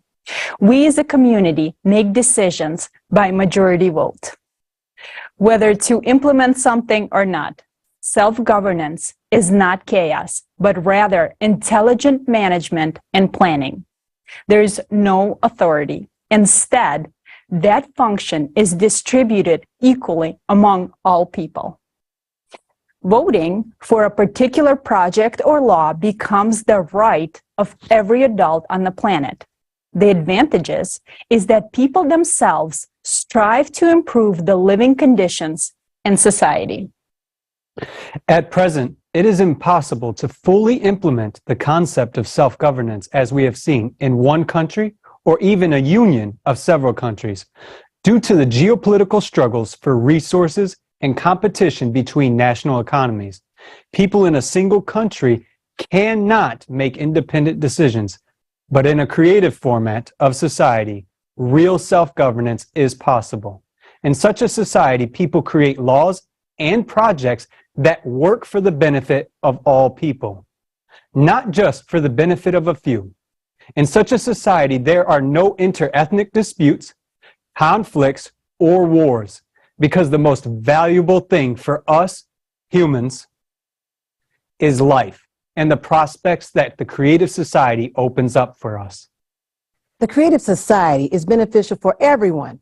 Who wouldn't want to live in a safe, stable world where everyone is guaranteed free, quality health care and education, free housing of at least 650 square feet per person owned by the people themselves, and an unconditional basic income equivalent to $10,000 per month? But you know, a serious question arises. What do you spend that money on? Considering how many things will be free, where will you spend your unconditional basic income? While you think about it, let's see how people from around the world are answering this question.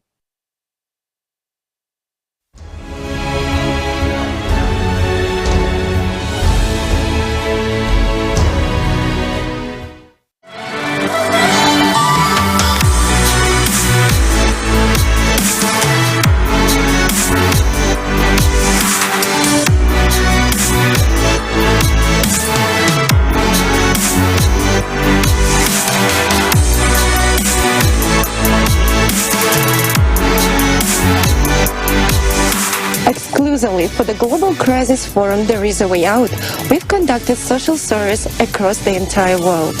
The volunteers of Creative Society Project asked people about how they envision their lives in a creative society. So let's dive into the first question we asked people. Imagine living in a creative society where healthcare and education are free, and you have access to free housing without having to pay utility bills. All your debts are written off. You don't owe anything to anyone. You receive an unconditional basic income of $10,000 $10 each month in present-day currency to your card. How would you spend that money? What would you do with it? I'll definitely be able to start my passion projects, which are more for the community and bringing underrepresented communities, giving them more opportunities in society. I would create some projects, entertainment shows, for example. I would invest in the talented guys and produce someone. Yes, these would be inventions. That is something I've always enjoyed doing. Inventing, coming up with something. So take something and create. It would be for the whole world, so I could invent different things that could be useful to society. Wow, that's a big question, and it's too important.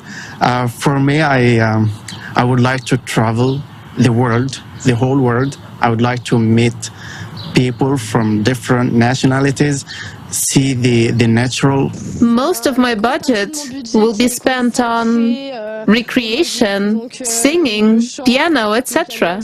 Where am I going to spend $10,000? First of all, I will do everything I'm supposed to do in the household. And then I'll probably start making paper airplanes out of them and wait for them to disappear at all. It will be the happiest moment of my life to never think about them again. I don't even know why the money is needed at all. That's a good question. Yes, the value and worth of money is completely different in such a society.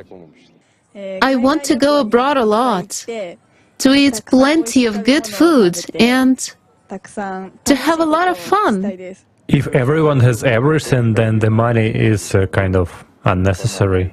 I guess I could think more about, because right now I'm thinking, well, what about spaceships and going to the moon or new advanced technology? I will take care of my family and I will try to join the creative society to help other people, and that is my dream. If I had such money, I would stop saving on those foods and fruits that contain the vitamins that I need. I would stop saving at least a little bit on gas. I have a gas meter. I would invite my friends to a cafe.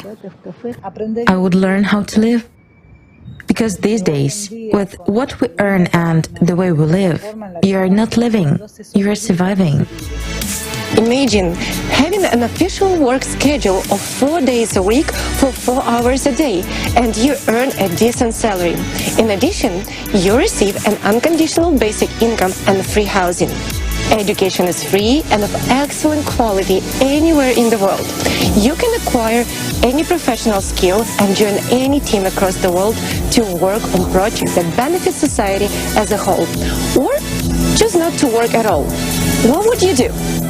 I would still work. I love my job. I work in visual effects and it makes me happy. So I think I would still work, and whether that's paid a certain amount or not, I would still go in every day, or 4 days a week would be great. I would love to work for huge organizations that will probably study some super global issues. Well, I'm an industrialist and a producer. I'm a creator. Maybe I would do something, I don't know, maybe make some goods cheaper. I think with the time that would be available, I would probably put more of my efforts and energy into volunteering. No matter the amount of money, I would definitely still try to learn and develop as much as I possibly could. I still need to keep my brain busy and contribute to society in some way, so I wouldn't just sit around. I think I'd get bored super fast. I'm gonna do a volunteer work and do a personal business as well. I would love to enhance my skills related to acting and writing, and would want to contribute in that same field. Even if I knew I could live without working, I would still want to keep exploring the human body, right? My dream is to help other people, not just to help myself, but to help take other people to another level. I would definitely get involved. All the best to the people. I would work for the people. I think also it's the psychological thing to do something and to also to improve in this society, because I think also how it's possible this society to exist without our contribution. I would join those different projects to benefit society, because just sitting around you're not really doing anything, and there's a lot that could be done by joining those projects. The creative society is a world where everyone has a financial security. It's an absolutely peaceful world, devoid of war, violence and slavery. It's a world where you can enjoy all the benefits we've discussed earlier. Would you like to live in a creative society? Would you like to live in such a society? I would. Absolutely. Absolutely, yeah. I would. I think it would benefit my health overall, my mental health, and then my physical, in turn, my physical health. Yes, of course I would like to. I would like to live in peace and tranquility. Yes, of course, because it is at least comfortable for any person. It seems for everyone it is so. Yes, sure. If there really is an unconditional basic income, that would be the optimal situation for the whole world. Firstly, to achieve peace, and secondly, to create a decent life for all people. In our life, if there were no wars, slavery, corruption, it would be very beautiful. I really want to live in the creative world. I would like to live in a creative society. I think it would be great. Certainly there wouldn't be any conflicts between people. Politics would not make sense then either, meaning one political group would not fight with another, country with country, because there would be no need for influence. Of course, certainly. I'm sure, in fact, we're already creating, even just by the fact that we're already talking about it. I'm looking forward to such a society. Yes, and I'll try to do everything I can to make it happen. So who wouldn't want? I would definitely love to be a part of this society. Yes, of course. I definitely hope to live in a relatively peaceful place without war. I think we would all like to live in such an environment and protect our families, right? I would love to live in such a society. Yes, such a world is a dream, and I'd really like that. Yes, I think I would like to live in the creative society. I dream of a place called the Creative Society. Did not know that there was such a project. I am honored to even be a part, to just share my little capsule of how I think life could be. I want the emblem, any of that. No, sign me up. Queens on board. Absolutely. Sure, 100%. Yeah. 100%. No need of doubt. Everybody looks for it. Well, of course, I do not know what kind of a person, other than a psychopath, would not want to live in such a world. Well, the answer is obvious. Of course I'd love to, and I challenge anyone who says otherwise. Yes, I would like to live in such a society, because it would mean that many of the inequalities that still exist today will disappear. It happens because of minorities' interests, who benefit and get richer, because of the problems that are happening in the world. Would you like to live in the creative society? Of course I will love. Naturally, it's probably a dream of every person. Everyone falls asleep and thinks, oh, if there was no war, it would be great. People would live in abundance and harmony, and everyone would smile at each other. Yes, I would love to. I'm with you. I'm just saying. Come on. That's like the best dream any person would have. Yes, I would love to live. Of course. Like, I think this will be answer of all people. Yeah, of course, I would like to. Who doesn't? Who doesn't? Creative society, it's amazing.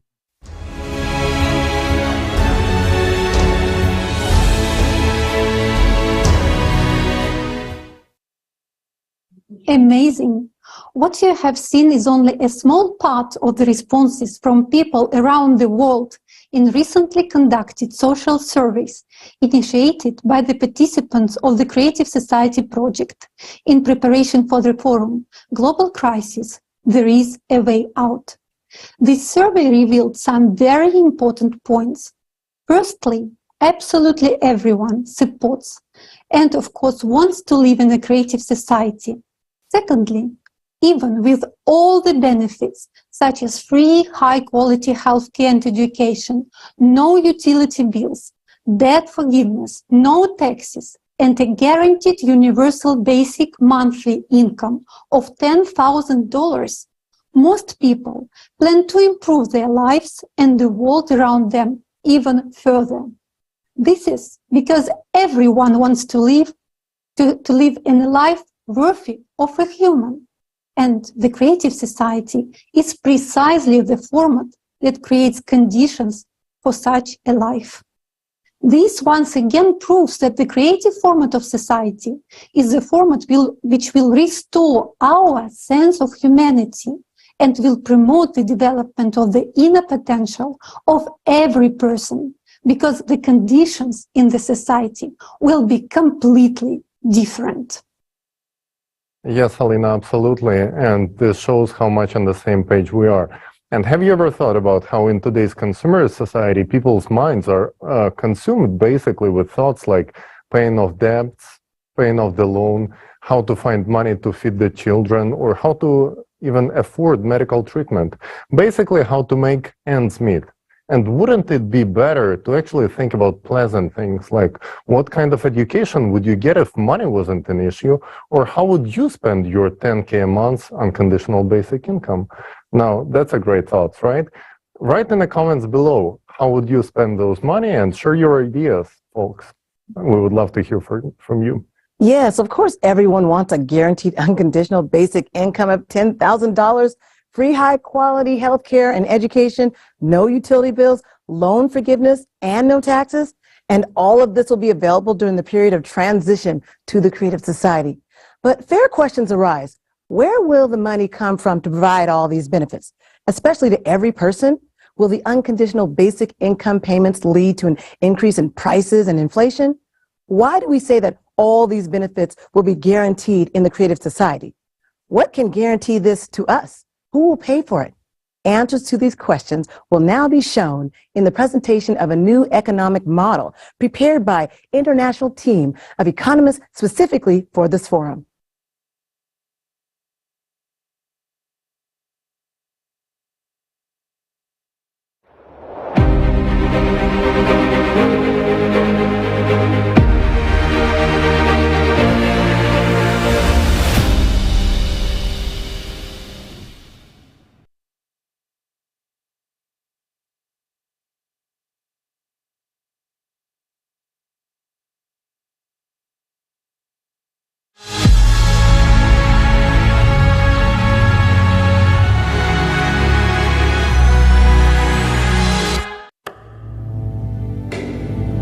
In the transition period to the Creative Society, each person will have universal basic income equivalent to $10,000 US, free housing at least 650 square feet per person, free healthcare of the highest quality, free education for a lifetime, safety in every part of the world, work 4 hours a day, 4 days a week, paid vacation for 2 months a year, equally high salaries across the world, no taxes for individuals, small and medium-sized businesses, fixed prices on all goods.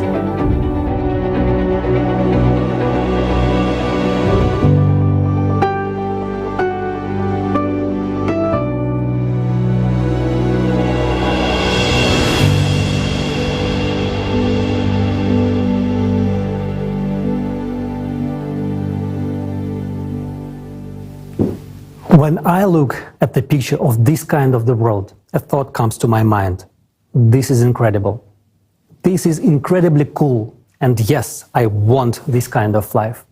But just like in any person, a skeptic inside me begins to rant and says, first of all, it is impossible to implement. And even if it is possible, it certainly won't happen in my lifetime. And goes on to affirm, no one will let you do this. And you know what I reply to him? You're right. And indeed, he is right in today's economy of the consumerist format in which we exist nowadays. This cannot be implemented. This requires a different economic model. We need to look beyond the confines of the current system. And I invite you to learn about a new model of economy that will provide a high standard of living for every human being. This model has been developed and proposed by experts from around the world. It takes into account the economic needs of each person, technological advances, and the need for our civilization to develop and evolve. This innovative model will change our lives from the first day of its implementation. I want to draw your attention to the fact that its implementation is possible only if the format of society is changed from consumerist to creative. And further, I will explain why. Unlike the current economic model, the new model will have a different goal: to provide a high standard of living for every human on the planet. There are two key requirements for the new economic model to function and achieve this goal. The first requirement, the new economic model can only work on a planetary scale. It cannot work in a single country. The second requirement is the self-governing society. All power must belong to the people. The economy, along with other strategic spheres, will also be managed and controlled directly by society, represented by every person, each of us, via the electoral platform. So, we have formulated the goal of the new economic model and outlined the necessary requirements for its implementation. These requirements can only be met in the creative format of society. I now invite you to model the near future. After we have successfully completed all three stages of building the creative society, informational, political, and the global referendum, the world community legally and peacefully transitions to the creative format of society that we all have chosen together and become one civilization. From that moment on, it will take a small amount of time to launch the new economic model. 6 months, according to preliminary calculations. After that, we will enter the transitional period to the creative society, which will last 5 to 6 years.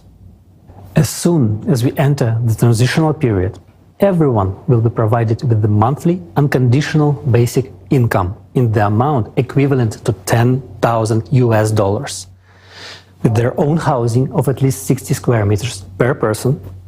Education and healthcare will be of high quality and free, as well as resources, electricity, water, heating. All debts will be written off. Loans will be interest-free, and there will be no more taxes for individuals, small and medium-sized businesses. Of course, this raises a lot of questions. Will people work? What will the prices be? Will there be inflation? And the most common and important question, where will the money come from? So let's take it in order. Where will we get the money from in the transitional period to the creative society? In the new economic model, money will be created by a single fund for global financing, which belongs to society and serves its interests. The single fund for global financing will only serve the function of creating and redistributing funds. It will not accumulate money like the funds do today, nor will it make money as the banks do in the consumer model of the economy.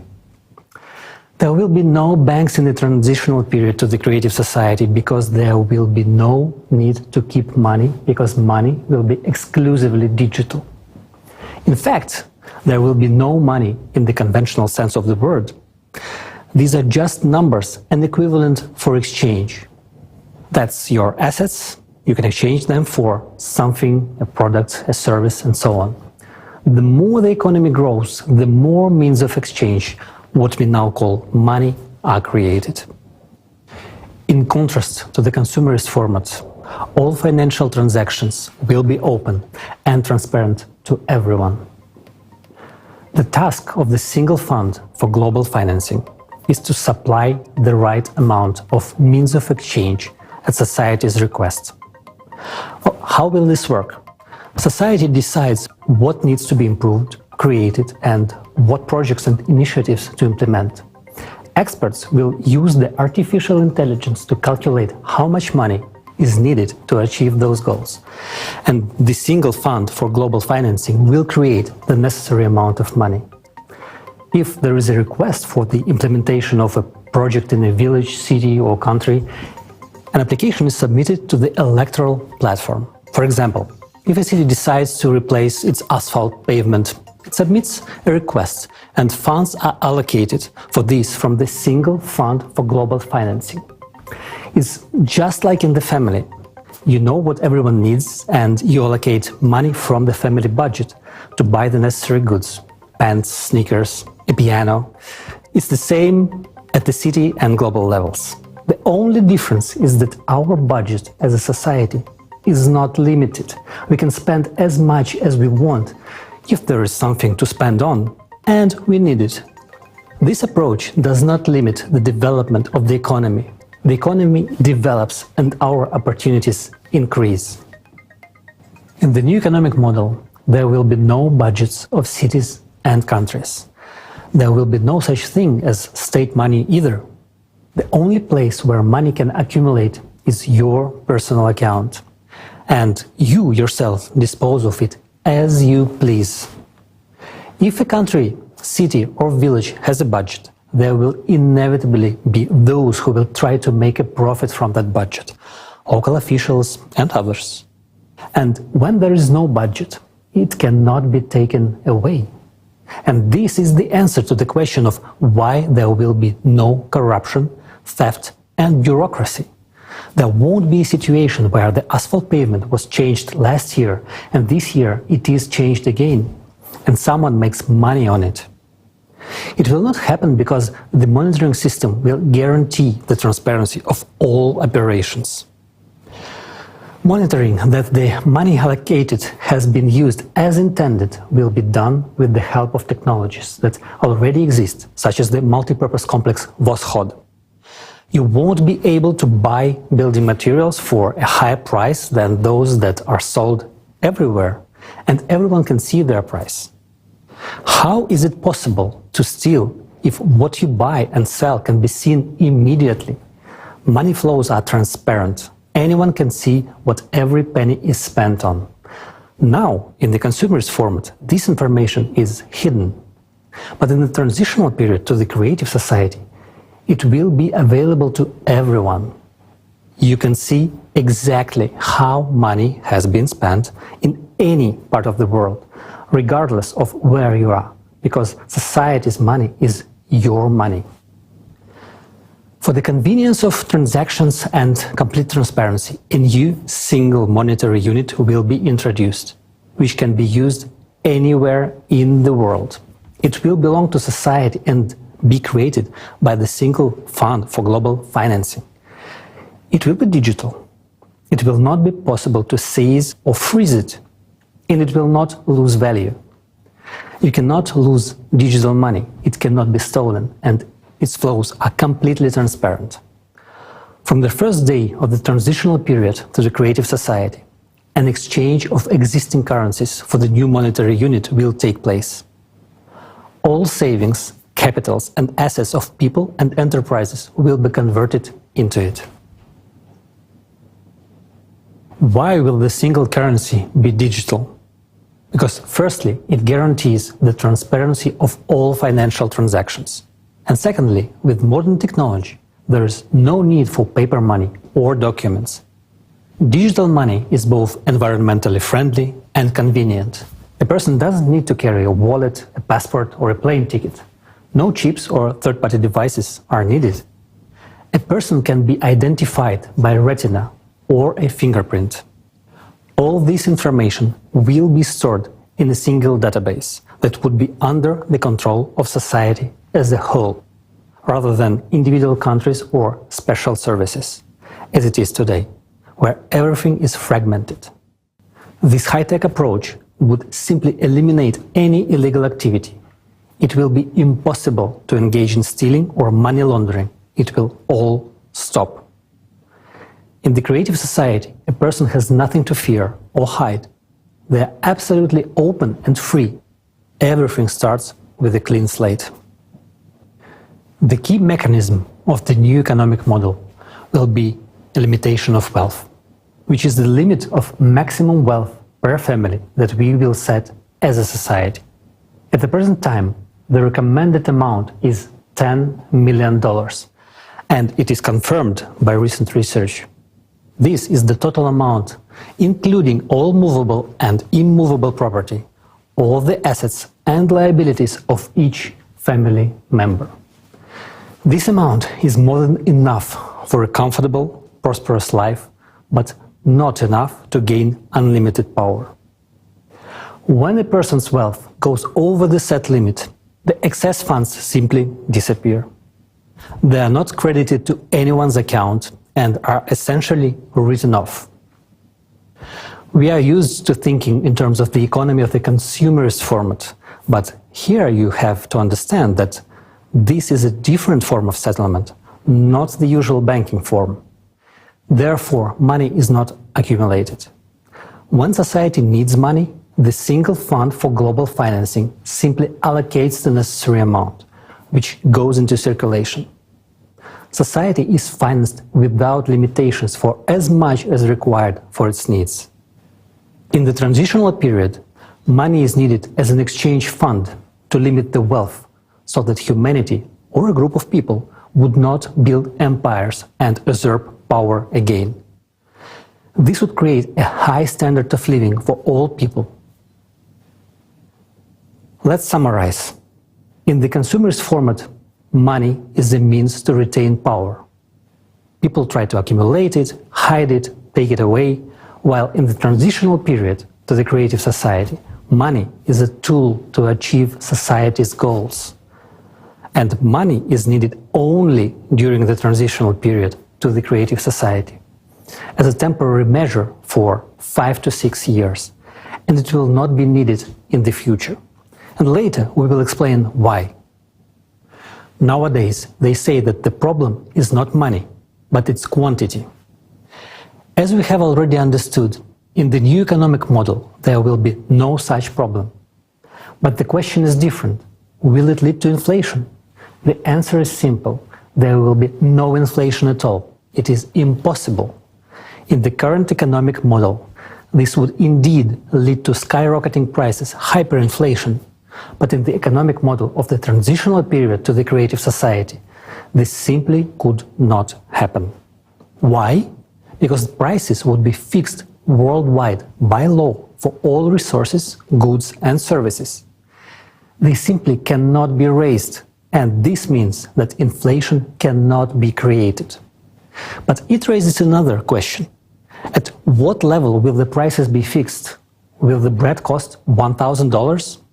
Well, if you make that decision, of course it will, because we will decide as a society anyway.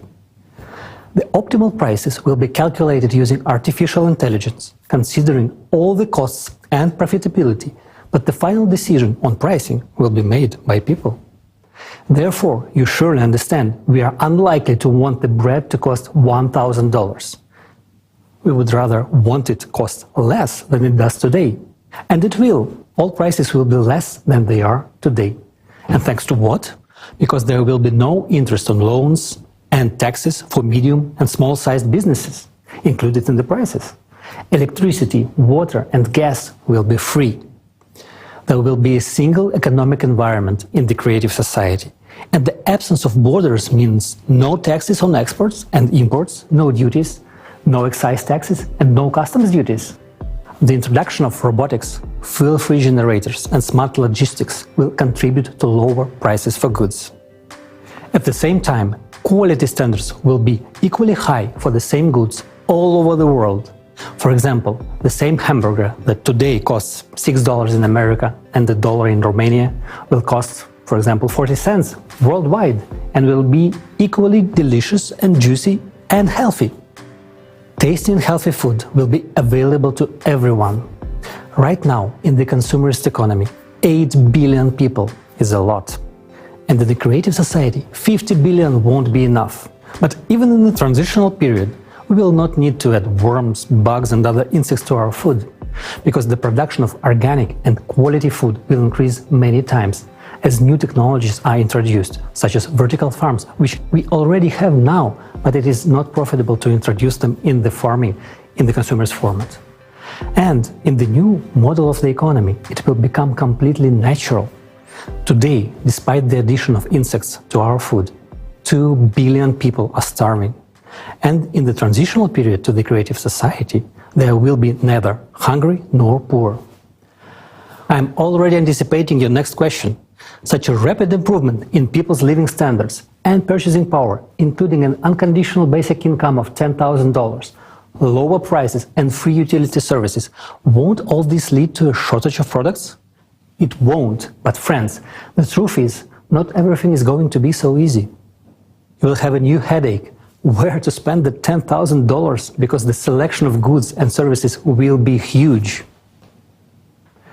In the transitional period to the creative society, almost immediately you will see a huge increase in economic growth, because people will have enough money and there will be an unconditional basic income, which means that the purchasing power will increase many times over.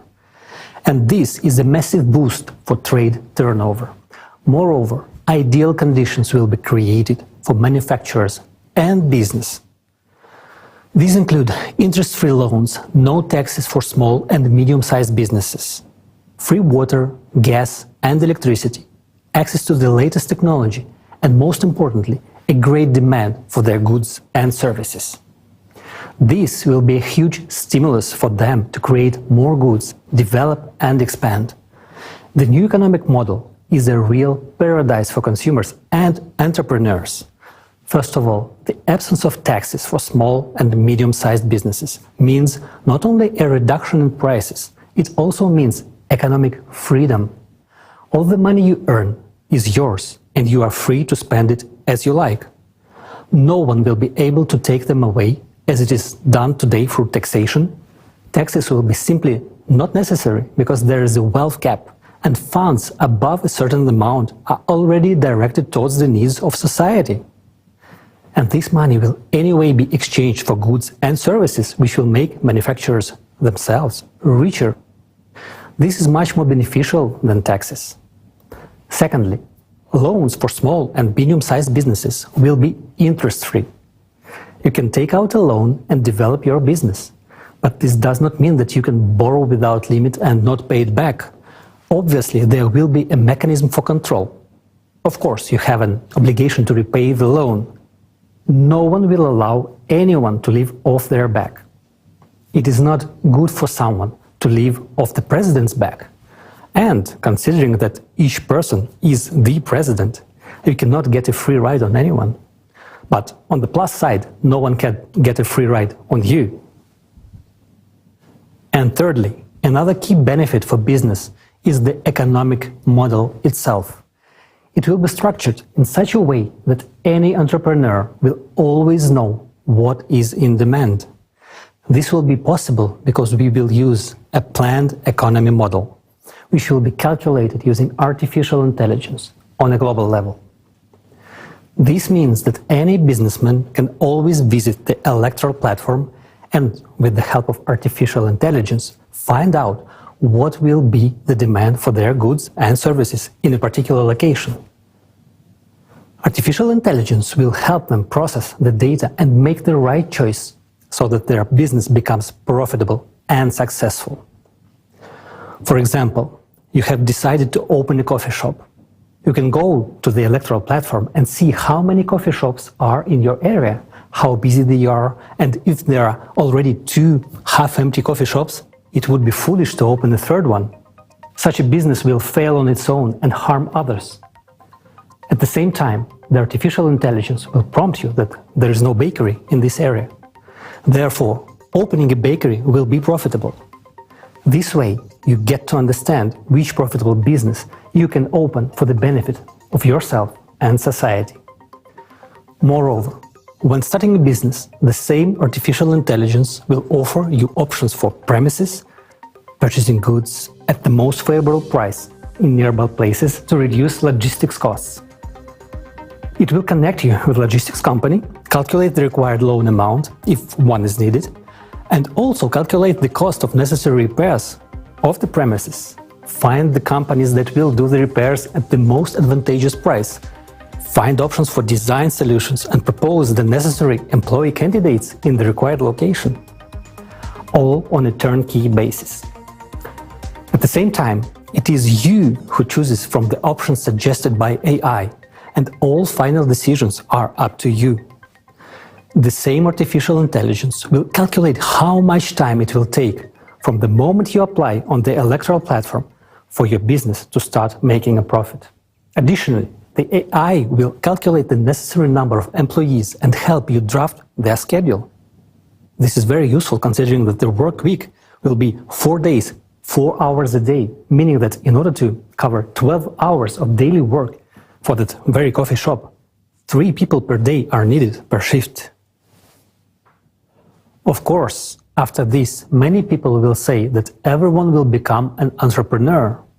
They won't, because running a business requires a certain character, motivation, responsibility, time commitment, and most importantly, organizational skills.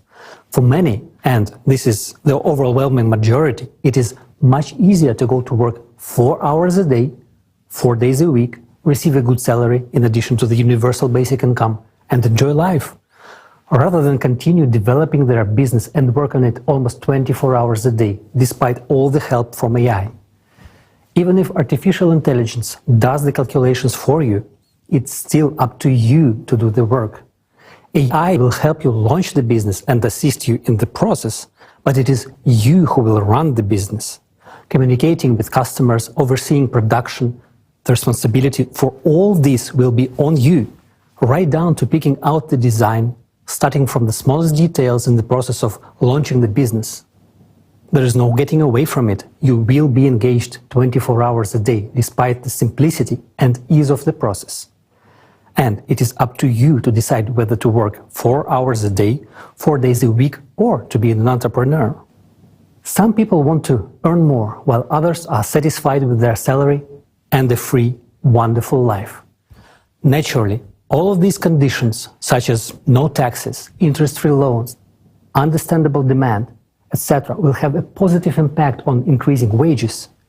Wages will need to be increased regularly because companies will need skilled workers to meet the growing demand for goods and services. Since unconditional basic income allows even those who used to be low-income individuals to purchase quality goods, there will be an increase in the number of companies needing employees to meet this demand. For example, let's consider a medium-sized business. A person has an enterprise with 200 to 300 employees and a turnover of several tens of millions of dollars. They don't have to pay taxes. All the money earned belongs to them. And of course, they will raise wages, because competition for specialists in the labor market will be high. While unemployment will inevitably increase in today's world, in the creative society, on the contrary, there will be competition for good workers. They will be needed. And we come to another often asked question. Will people want to work if they already have a comfortable life provided by universal basic income of $10,000? People will still work because a $120,000 universal basic income per year for a person is just an average level of prosperity. Few people want to be in the middle class. People strive to live better. For example, if a person wants a new good car, then to buy it, they will have to live on just their basic income for several years. Wouldn't it be easier to go to work to buy their dream car faster? In this case, a person could earn an additional $5,000 to $10,000 or more per month, and in a year they could save up for their dream car and drive it to the job they love. You will also want good watches, a good phone, and a new laptop. Why? Because you have the opportunity to buy them. You will want to go to a good restaurant. You will be too lazy to cook, and you will go to a restaurant near your home to eat there. This requires money, and this is a good incentive to work. Not to mention that the transitional period to a creative society implies working for 4 hours a day, 4 days a week, and having 2 months of paid vacation and high salaries worldwide. Furthermore, thanks to the implementation of new technologies, boring professions and hard labor will gradually disappear. People will have much more interesting work to do because there will be many new professions that will reveal their potential and talents. Everyone will be able to easily and freely learn a new trade or train for a new profession. Thus, we understand that people will have all the conditions to earn themselves a good house and even more than one, any car or real estate. And then this question arises, what about private property? Everything a person earns, up to the wealth cap, belongs to them, their house, their yard, their car, and so on. An entrepreneur's private property may include a store, service areas, manufacturing, restaurants, cafes, and the like. But all minerals and resources of the earth will belong to the entire society. It is thanks to this that electricity, water, and gas will be free for people and small and medium-sized businesses. Thus, the new economic model creates all the conditions for the maximum development of both businesses and entrepreneurship, as well as the development of every individual and society as a whole. One more reason why the world economy will become many times more efficient in the transitional period to the creative society is the use of a planned economy at the global level. Just think how much unnecessary money and resources are now spent on overproduction, as well as on liquidation of finished products in order to increase the value of the remaining products. And yet, at a time when a third of the ready-to-eat products are being destroyed, there are countries where people have never ever tried these products. Meanwhile, those countries have things that are needed in other countries. The new model of the economy will solve this problem with smart planning and smart logistics. Logistics will be calculated by experts with the help of artificial intelligence in order to efficiently redistribute goods so that everyone will have the opportunity to buy everything they need. In the model of the transitional period to the creative society, there is no limit to improving human life. It will be possible and necessary to improve life, but prohibited to make it worse, and it will be fixed at the legislative level. Remember, the highest value in the world will be human life and his benefits. Well, friends, let's sum it up. Now you understand how the economic model of the transitional period to the creative society works. It provides everyone with the high standard of living.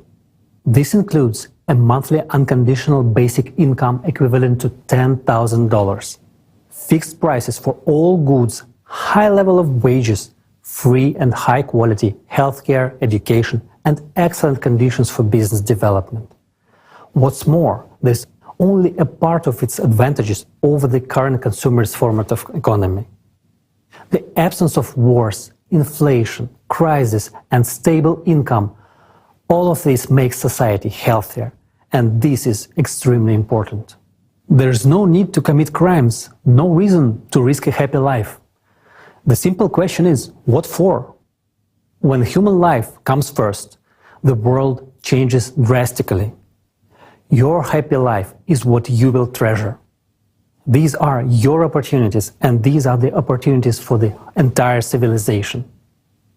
Today, humanity stands at the threshold of controlling matter. This is the reality of today. Only minor gaps in understanding separate us from controlling matter. The only thing we really lack to fill these gaps and make a scientific breakthrough is scientists from around the world working together in this direction with unlimited funding. And this will be possible from the very first days of the transitional period to the creative society.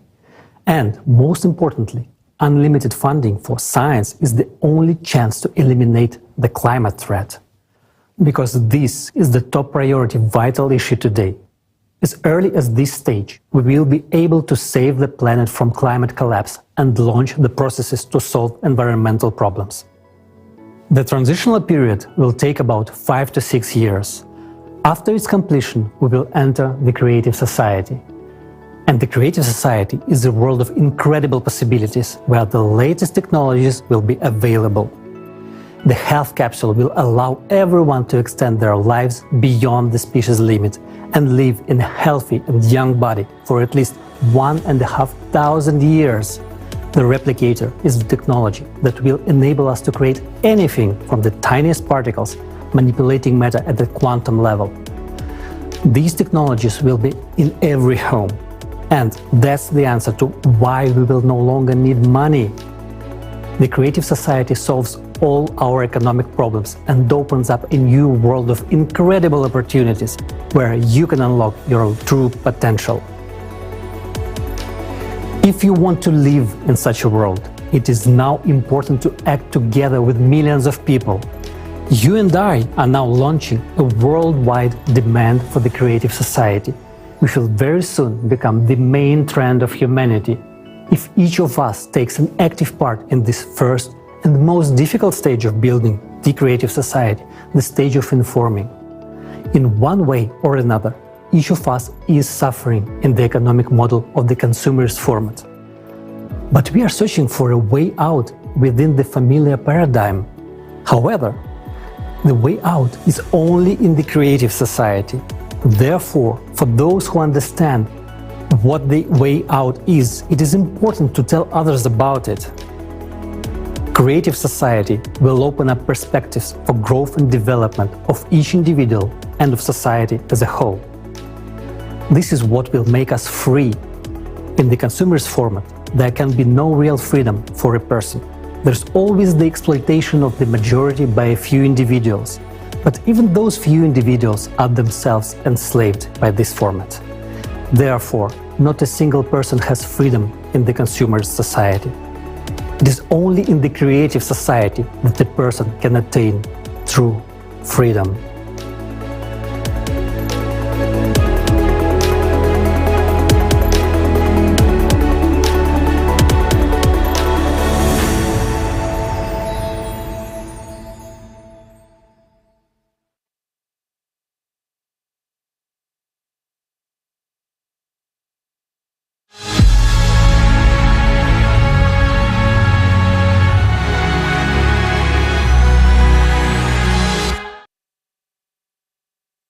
Wasn't that amazing? First of all, I'd like to say thank you to a large international team of economists for such a clear and thorough presentation of the economy in the transition period to the creative society.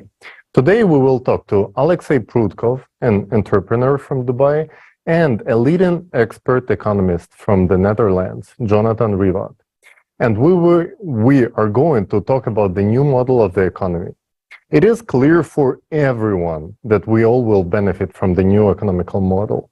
Who would reject a $10,000 a month basic income, a spacious, comfortable, free house, free medical care, and free education of the highest quality?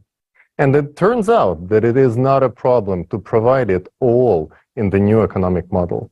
But why have we never heard of such approach before? We all got used to think only within the limits of the existing model of the consumerist format. And rarely do people think about the fact that the format itself can be changed, so the existing economic system can be changed as well. But it turns out that this is not only possible, but it's also so much easier than continue to fight the consequences of the never-ending crisis created by the current failing economic system. Today, we are enslaved in this consumerism format through debt, fear of losing our jobs, and lack of money. We work in a job that we don't like just to keep us from starving to death. And already, in the transition period of the creative society, everyone will be financially free and independent. An unconditional basic income will allow us to enjoy life rather than survive. This will create an enormous supply and demand. Just imagine the economy will receive as much as money in a month as the current world economy produces in a whole year. Money will permanently stimulate the economy, and it will be no longer laying dead weight in an account of several people. Because there will be a limitation of wealth, and there won't be any risk of someone having an excessive amount of money which they could use to seize power or initiate wars. Yes, and most importantly, only this economical model will provide the unlimited funding for the scientists to tackle the most important problem, the climate threat. But look at the current economical model. Today, many projects that could improve people's lives are not being implemented because we have no funding for them. While in the transition period to the creative society, there are no limits. Funding of society, that is the development of the society, is limitless. Alexei? And it is impossible to create inflation because prices are fixed by law.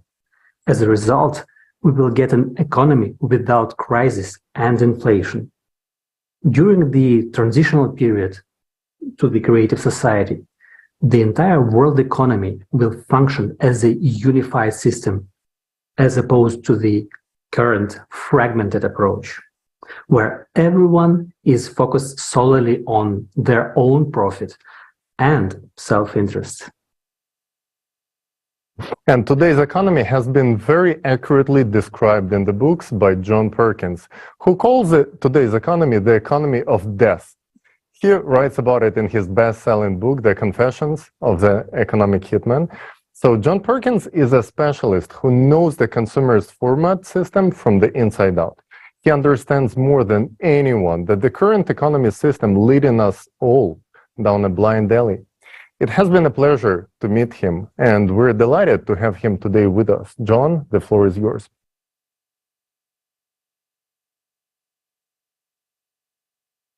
So, welcome to Global Crisis, There Is a Way Out. I personally am very happy to be here. I'm John Perkins. I have a background as a chief economist at a major consulting firm, but perhaps I'm better known as an economic hitman. People all over the world are understanding that the system that we now have just isn't working. I am blessed with the opportunity to speak in many different countries on just about every continent. And everywhere I go, I see that people understand that, you know, we've got to stop climate change. We've got to stop species extinctions. We've got to stop environmental destruction. People know this everywhere. And so those are all symptoms of the death economy. We know we've got to turn this around. We've got to create an economic system that works. It's an illusion to think that we don't have power. You know, we in some respects we're living in this illusory society where everybody's told, and the advertising tells us, and politicians tell us that somebody else has the power. We have to turn to them. But the fact of the matter is, if you look at the people who've changed throughout history, whoever your heroes are, these are just human beings. And when they started, they didn't know they were going to become heroes. They didn't know they were going to become world known. And you may not become world known, or you may not want to be, but you can play an incredible role. And once you get started doing this, the satisfaction that it brings is phenomenal.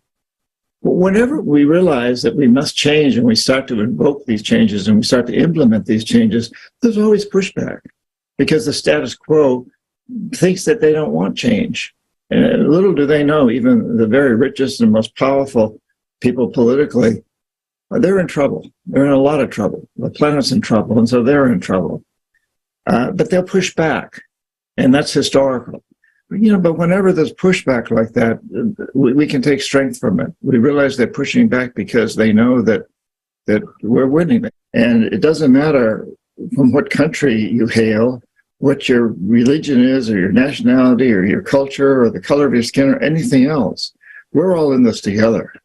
And we are unified in the fact that we're all threatened by the death economy. So let's recognize that it's also important to unify to develop a life economy. It's happening, and people like you and I and everybody who's participating in this magnificent program is part of that. It's an exciting time. Thank you, everybody, for participating in this, and what an amazing time we're in, and you know, like this. Interconnected global system that we're participating in is amazing. Thank you. I appreciate what you're doing. John, thank you so much for sharing with us your vision of the economy and your observations that people from all over the world feel the need for this change.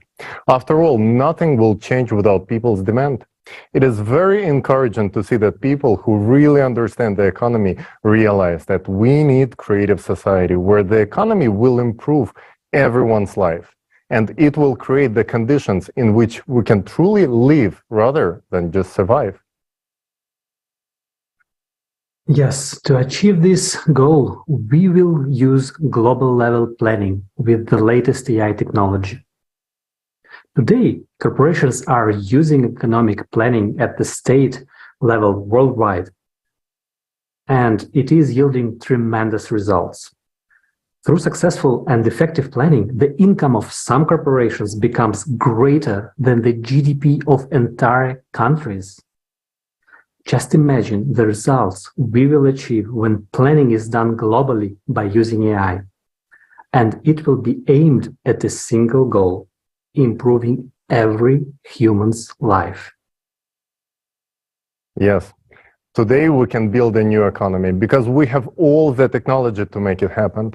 Having these technologies will allow us to implement true self-governance in society. Modern humanity has never had such experience because of the authorities. They have always been there, and the power in the hands of a few will always lead to some kind of overindulgence and manipulations for the personal financial gain. This is done through shady schemes and withholding of information from the general public.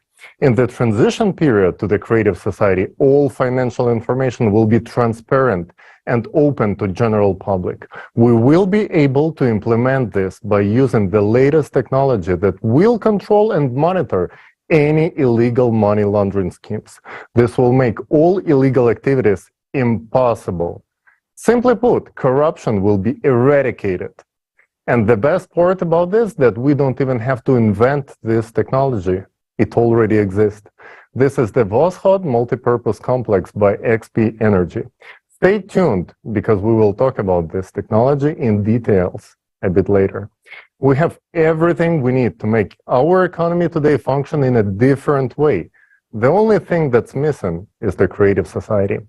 Yes, and I was struck by the fact that in the economic model of the transition period to the creative society, prices will go down.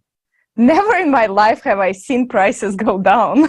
I haven't even thought it is possible. It turns out that not only will prices go down, but the quality of goods will improve. Yes, and the main factor for reducing prices in the transition period of the creative society will be free energy. And the second key factor is the absence of taxes. Today's prices increase due to inflation, as well as ever-increasing taxes will make up a significant portion of a product's price. Yes, Jonathan, I totally agree with you. To illustrate this more vividly, we can take a look at the very simple example. Let's take that bun from that hamburger that we talked about in the video. Why is it so expensive? After all, it's just flour and water. How can it cost $2? Did you know that if you take out taxes out of the price of that bun, it will cost 3 times cheaper? So how does this tricky taxation scheme work in the consumerist format economy? Let's take a look in details. In order to grow the wheat used in making of that bun, you have to rent land. The farmer pays tax on that land. Then he needs a tractor to work on that land. Then he has to pay another tax, the value-added taxation, VAT. The cost of the tractor also includes several other taxes, such as invention tax, licensing, and the VAT on each part of the tractor. The tractor needs gasoline to run, and the most of the price of the gasoline, again, taxes and other duties. So next, farmer needs seeds and fertilizers, for which he again pays taxes. He then hires people to work, he pays wages and taxes on the wages. And the people that get their wages also pay taxes on them as well. The tax payment doesn't stop there. The farmer delivers the grain to the grain elevator and pays tax. Next, the grain has to be processed into flour. This requires energy, the price of which includes taxes apart from VAT. Then, you need a vehicle to transport the flour to the buns maker. Its price already includes a lot of taxes. Plus, you have to fill it up, which incurs yet another tax, and pay the driver for his work, who also pay tax from his salary.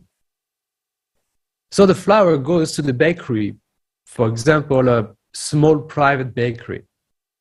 Even if the bakery owns the building, they still pay land tax in addition to energy, to gas and electricity bills. And we already know that there are taxes on these too. There are people working in production who gets their wages, pay taxes on their wages, and from these wages, employees pay taxes once more. Yes. And now imagine you walking into that bakery just to buy a simple bun. But what a journey it has been on, right?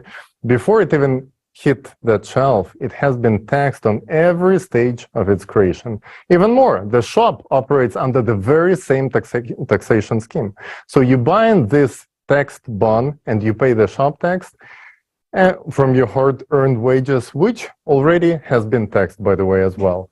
So it looks like some kind of nesting doll of taxes all the way.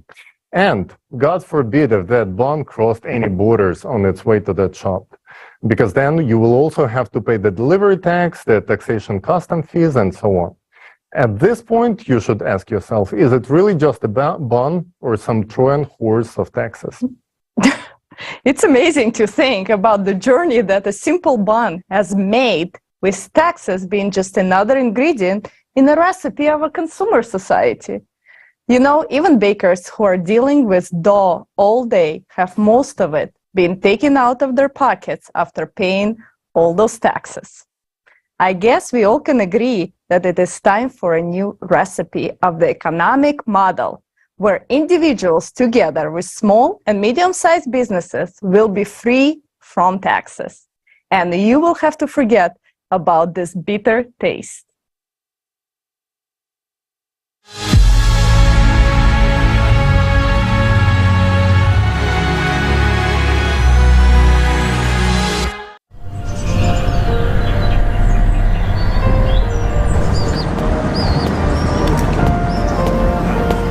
I'm telling you, we should already start preparing her for adult life.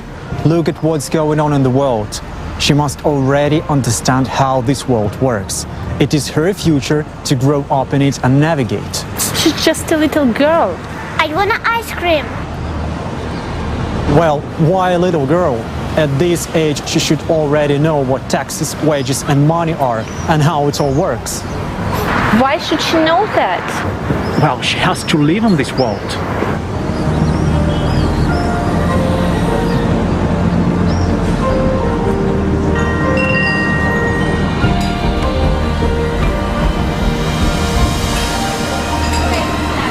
Daughter, you must know, understand, and navigate in this world.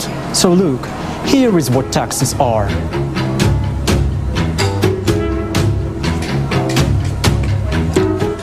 I bit off 20% of the ice cream. This is what they call VAT, value added tax of 20%.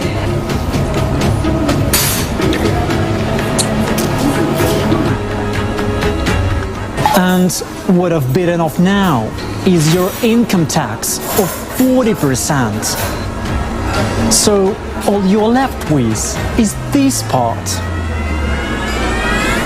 Dad, screw you and your taxes. I want to live in the creative society.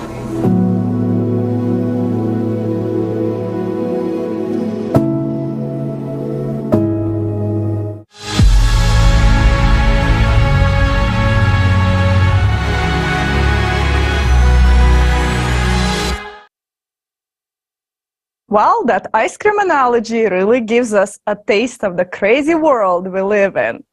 I'm really tired of this bitter flavor. I'll never look at the ice cream again without thinking, screw you, consumer society. We all want creative society. Consumer society is funny at first glance, but it's hard scoop to swallow.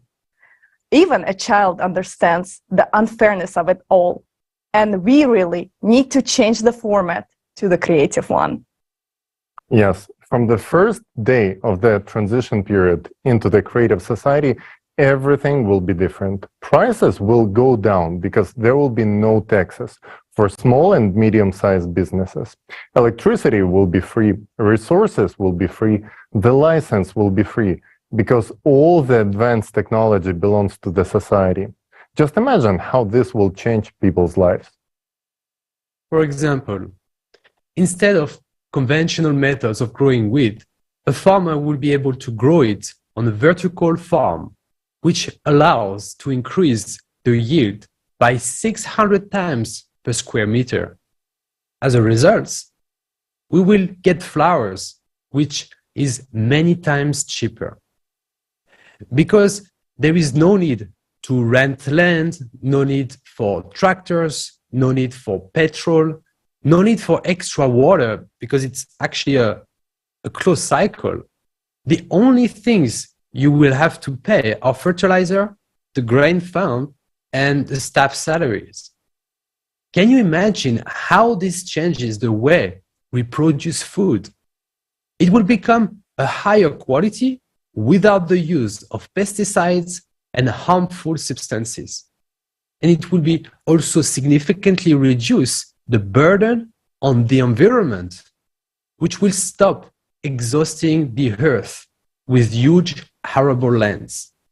And here's the answer to the question of why the prices of goods will go down while their quality will only improve. Absolutely right. And these fundamental changes will transform every sector, because in the creative society, everything will work for the benefit of the people. According to the law, no one will have the right to make life worse for anyone, and there will be no point in it. The conditions will be created in such a way that by improving someone else's life, you will ultimately improve your own life as well. And our children will be the first generation to grow up in a society where it will be natural. This is our responsibility, and we have the power to make it happen.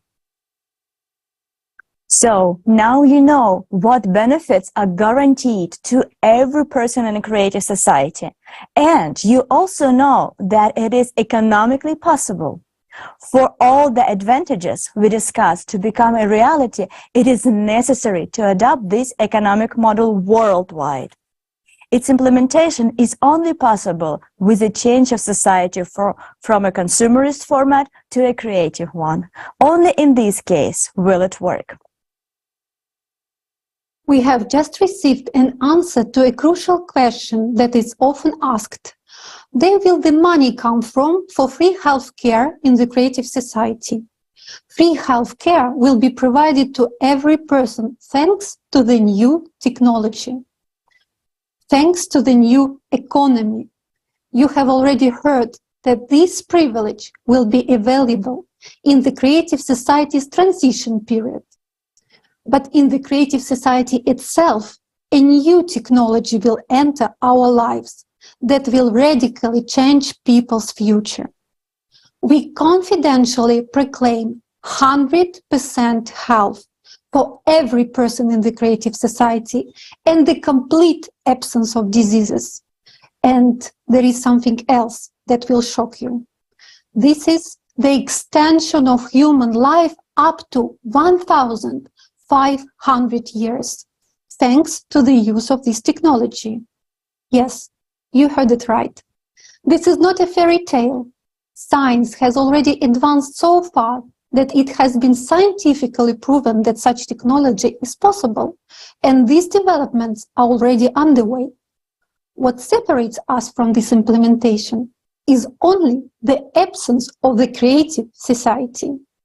So, what is this technology, you might ask? We simply called it the body regeneration capsule. The body regeneration capsule is a simple name, but behind it are hidden fantastic capabilities. We want to introduce to you a presentation of the functions of this technology that will blow your mind. Before you see for yourself how incredible it is, I want to note that in the creative society, you will receive it for free in your home. From this moment on, your life will change. Your new life will begin. I understand you are eager to learn more. So we invite you to watch the presentation.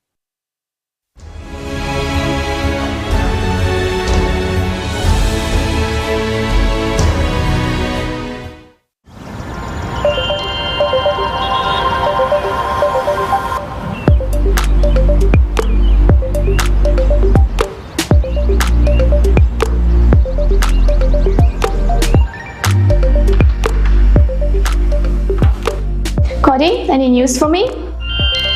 The regeneration capsule has been installed and configured. It's also synchronized to your personal medical assistant. Cool. Cody, I want chocolate milkshake. The recipe from Gabby Kozak. Yeah, that milkshake is amazing. Done.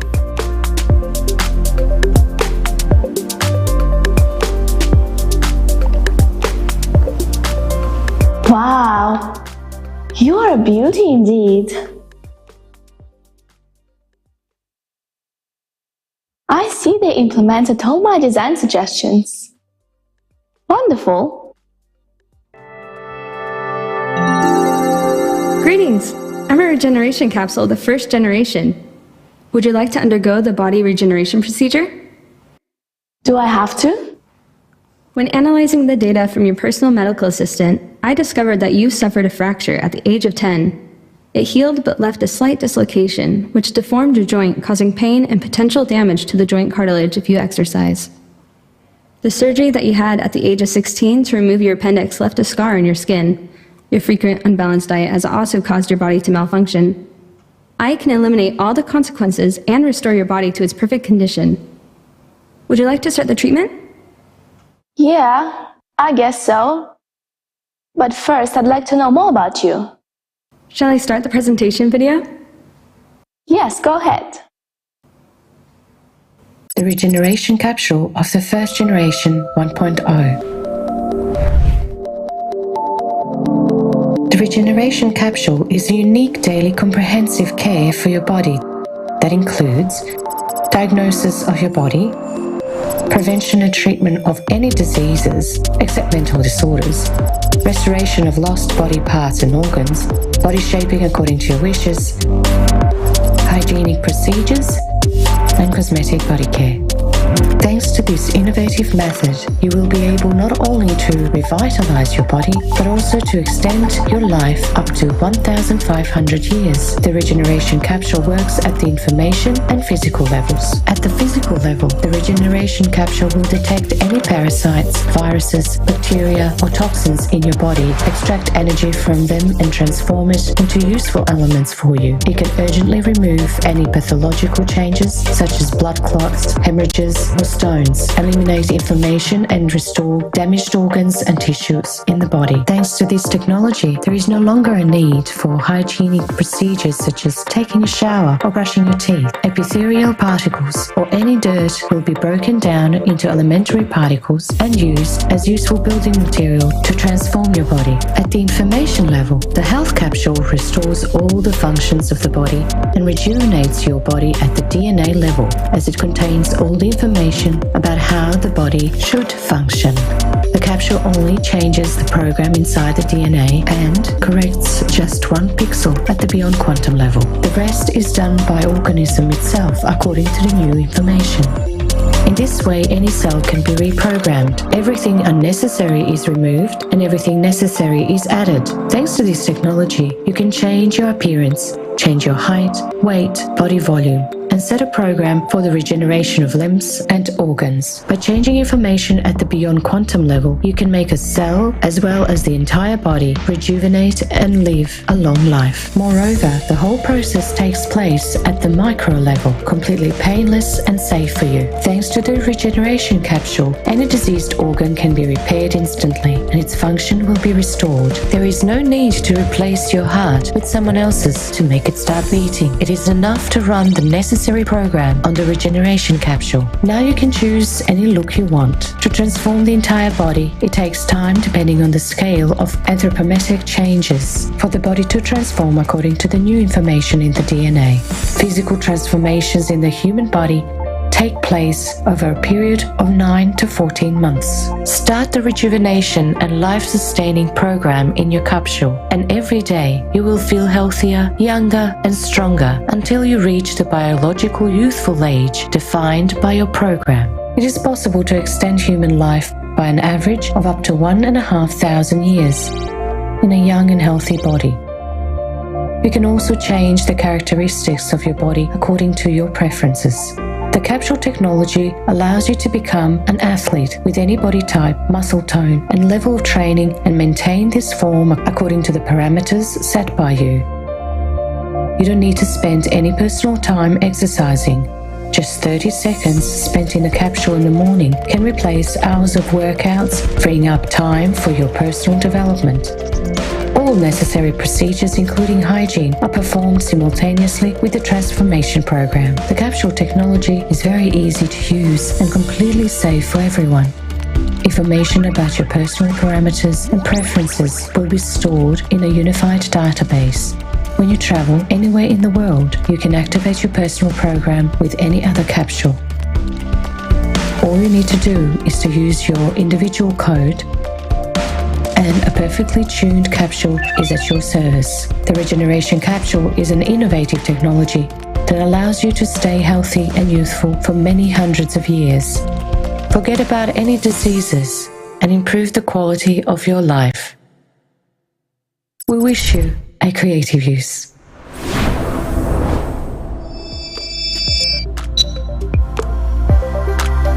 Wow, that's awesome.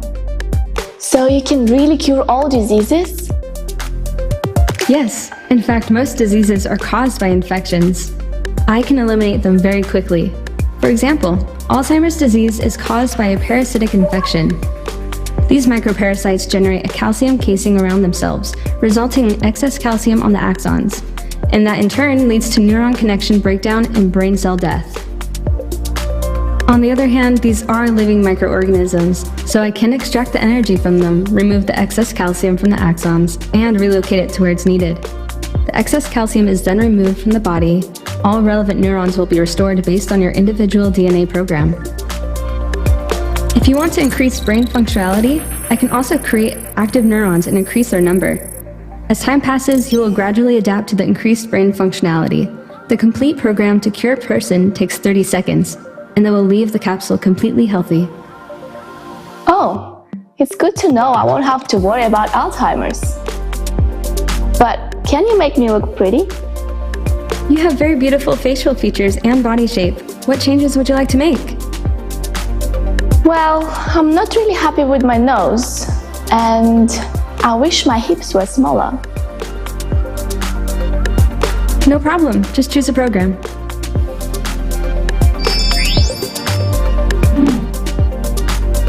Wow. So I don't have to go to the gym anymore? Only if you like to, for the sake of enjoyment and socializing with other people. I can make external changes to your body without any negative effects on your health. For instance, if you have excess weight, I can dissolve fat inclusions in your tissues and remove any excess fat cells. This will reduce your body weight and volume, all while keeping the process fully under your control.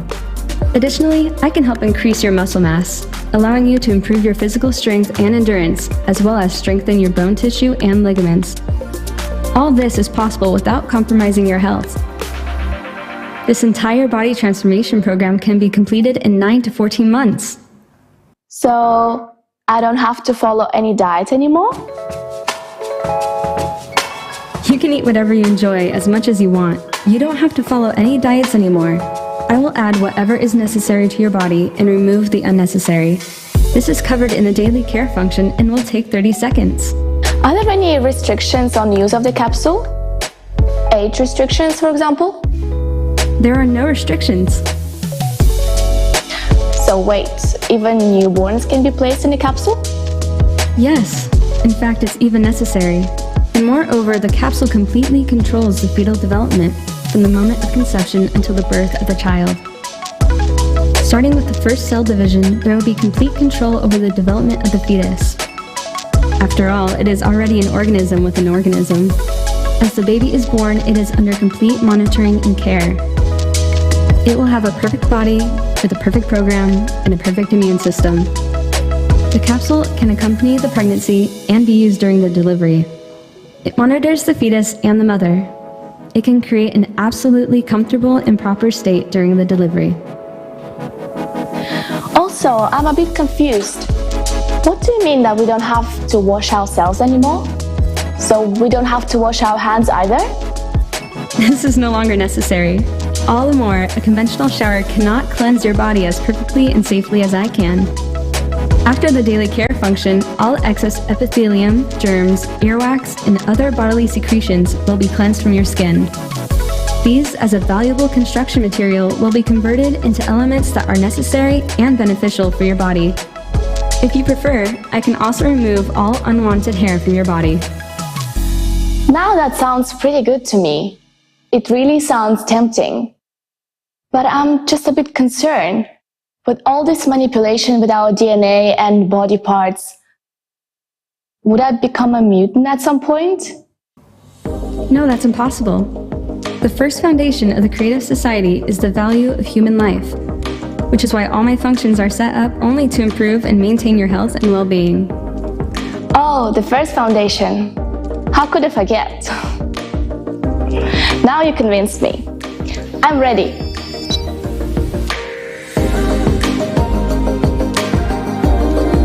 Which program do you choose? Daily routine for starters.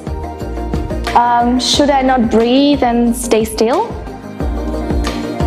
That will not be necessary. Feel at ease. Let me remind you that all procedures are absolutely painless and safe. Scanning your body now. You have a left middle cerebral artery aneurysm. If not removed, there remains a higher risk of hemorrhagic stroke, restoring the integrity of the vascular wall. The aneurysm has been removed, and there is no longer any risk of stroke. Wow, that was incredible. Did you just remove the risk of a stroke in just a couple of seconds? Yes, ensuring your well-being is my priority. Starting the daily care routine. This will take 30 seconds. Would you like me to turn on your favorite video? Yes, please.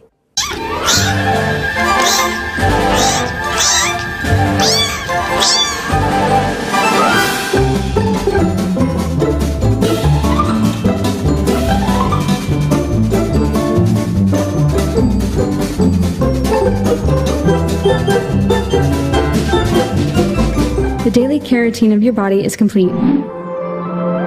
What do you mean? 30 seconds are over. Have a great day. Feels better than after a whole day at the spa.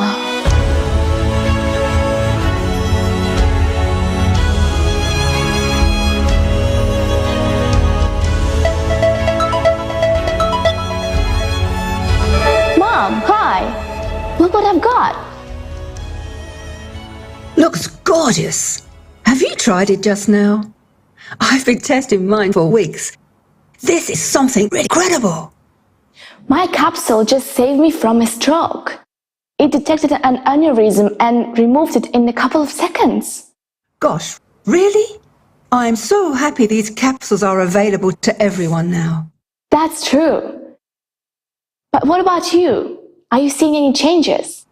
Yeah, I ran mine right away under the Health and Rejuvenation Program, and my skin has already improved. The spots are gone, the wrinkles have already started decreasing. Look! And the best part is, my joints aren't aching anymore. The other day, I purposely walked up to my apartment without taking the elevator just to check that. And to my surprise, I didn't experience any joint pain or shortness of breath. Look at you, Mom. You got a hang on a capsule way quicker than I did. Oh, it was so easy to use. It tells me everything. It told me I would take 9 months to fully rejuvenate. But I already feel like I'm 25. Oh, Mom, I'm so happy for you. Yes, my dear, me too. I am happy that we were able to build the Creative Society. And now all diseases and aging are a thing of the past. Definitely. Oh, I've got a call. I've got to run. Bye. Speak to you later, Mom.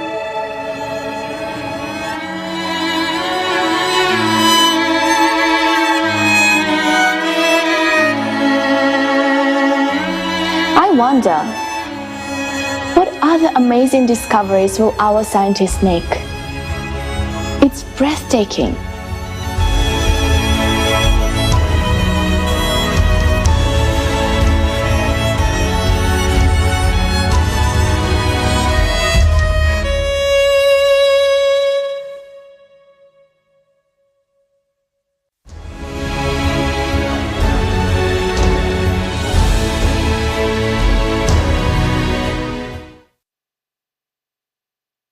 Wow, what an amazing video. Imagine in the creative society, everyone will have their own capsule for regenerating the body. A capsule that will help our bodies regenerate and heal itself. This is absolutely incredible. If someone doesn't want to support the creative society after all of this information, they are simply idiots. What do you think about the technology? Yes, not only everyone will be young and healthy, but also I will be able to finally cancel my gym membership. So, guys, stay tuned with us till the end of this forum, and you will be the first people in the world to learn about the science behind all of these technologies, these incredible technologies, and how exactly they're going to work. Then you will understand that this is not extension, this is not some science fiction, but this is almost a reality of today.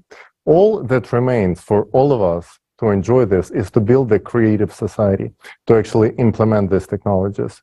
We remind you that you're watching the live broadcast of the International Online Forum Global Crisis, There is a Way Out. It's organized by the people, volunteers from more than 180 countries. And right now, this broadcast is being interpreted into 150 languages, which spoken by 90% of the world population. We do all this so that everyone has the opportunity to learn about the creative society. Therefore, let's make sure that everyone knows about the creative society. Share this forum right now with everyone. Record videos, reviews on this forum, and post them on your social networks with the hashtag Creative Society. Exactly.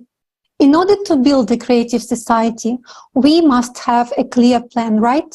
Remember how we talked earlier about the specific stages of building the creative society. It's time to learn them and find out the specific path we can take to make the creative society a reality. Friends, let's be honest. Each of us wants to have an universal basic income equivalent to $10,000 every month. Free housing, a replicator of matter that meets all material needs, and a health capsule that solves all your health problems and ensures longevity and usefulness. But there is one important thing. It will only be available to everyone in the creative society. So how can we achieve the creative society? Let's consider this in detail. Creative society is built in 3 stages. The first stage is the stage of informing. The second stage is political. The third stage is the world referendum. Each of these stages implies specific steps. In essence, this is the roadmap of how we get to the creative society in a peaceful and lawful way. Let's walk through those steps together. What is our first step? Where do we start, Jason? We'll begin with the first stage, which is the hardest and the most important one, the stage of informing. That's right. The first stage in building the creative society is to inform others. After all, we can only build the creative society in the whole world, which means that firstly, all people need to learn about the opportunity before choosing it. Yes. The creative society is beneficial to everyone. So if all people learn about it and truly understand its idea, then they will definitely support it. This means that people will form an electoral demand for the creative society, and then politicians will have to fulfill it since it is the will of the majority of people. And such politicians will surely be found if people as the electorate express their readiness to vote only for those politicians who will implement the creative society. Stage 1, informing. A person found out about creative society and wants to live this way. What exactly do we do at this stage of informing? First, a person informs others about the creative society. We start sharing information about creative society by all available legal means, through personal communication, on social media, by placing the creative society logo on your car, home facade, clothing, public transport, and so on. These are actions that are easily accessible to everyone and to you too. If you want to live in the creative society, then tell everyone about it and be sure to spread the word about the benefits each person will receive. Act as the characters from this next video.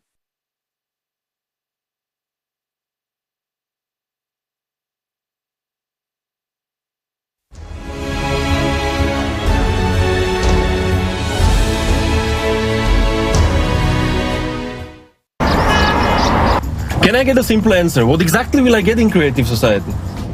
In Creative Society, you won't need these papers anymore. All loans will be zeroed out, and you will be able to take a loan if you need with a zero interest rate.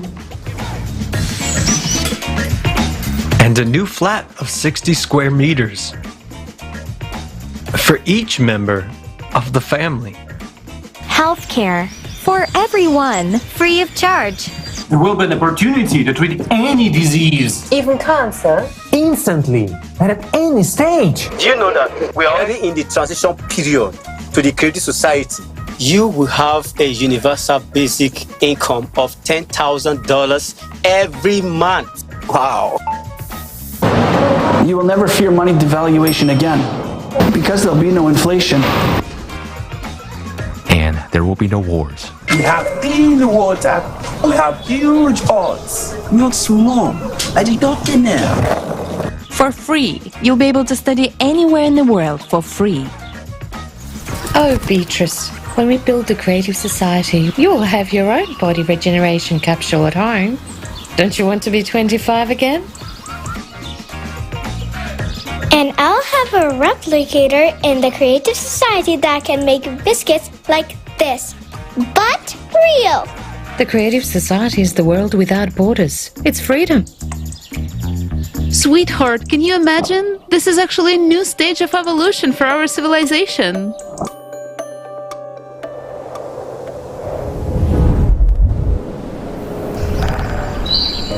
And don't I need to do anything for that?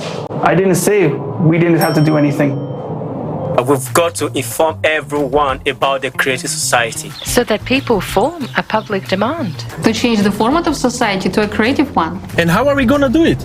You can put a sticker on your car, just like that guy. Or this guy. I'm going to talk about it in my every podcasts. You have a lot of contacts abroad. You can start an international PR campaign to let the whole world know about Creative Society. Put a banner on your balcony.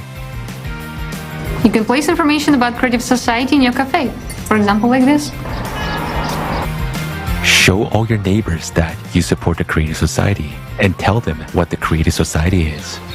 Let's take a picture of your beautiful biscuit and post it on Instagram. So what do I have to do to be 25 again? There are t-shirt layouts available on the website. So, what can I do to make this world happen? Bro, come on. You got 3 languages under your belt. Join the Creative Society Forum's translation team so that everyone can learn about it. Jane, I need a list of our foreign partners. Please prepare a sample letter of cooperation. The letterhead should have the Creative Society logo on it. How about we address the highest quality medicine in Creative Society, live on TikTok? Tonight? You're so outgoing. Every other person knows you. You can tell absolutely everyone about the Creative Society. Keep doing what you're awesome at.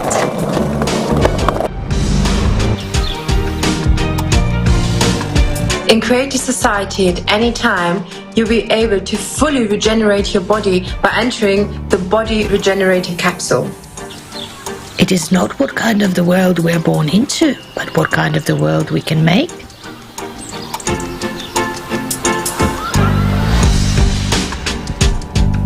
What are you doing to make your dream come true faster?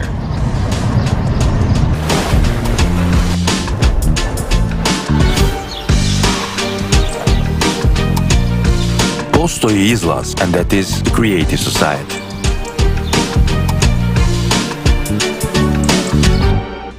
Hey, guys! Come back to Earth! People people are actually building the creative society there.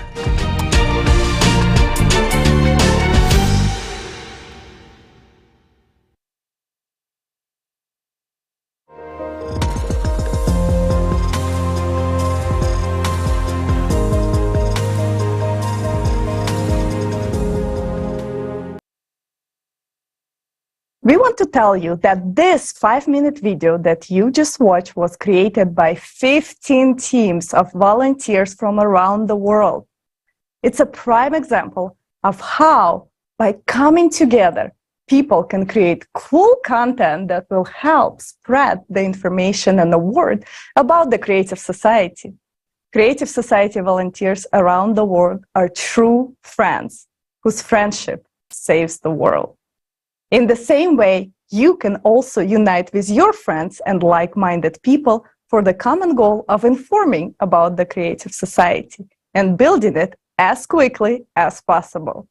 For this, you can establish a coordination center in your districts, cities, or countries.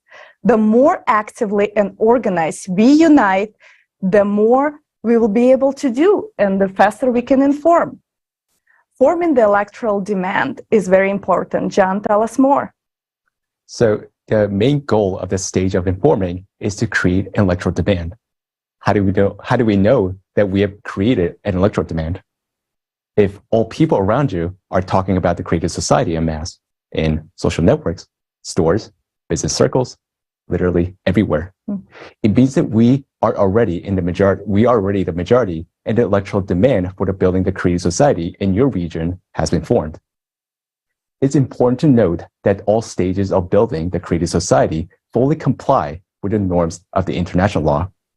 Let's look how exactly the formation of electoral demand and your actions are supported by the international law. The Universal Declaration of Human Rights and the International Covenant of Civil and Political Rights stipulate that everyone has the right to freely hold their opinions, express them openly, and disseminate information and ideas regardless of state borders. Moreover, according to the current international regulations, the source of power is the people themselves. This is also stated in the majority of national constitution in the world.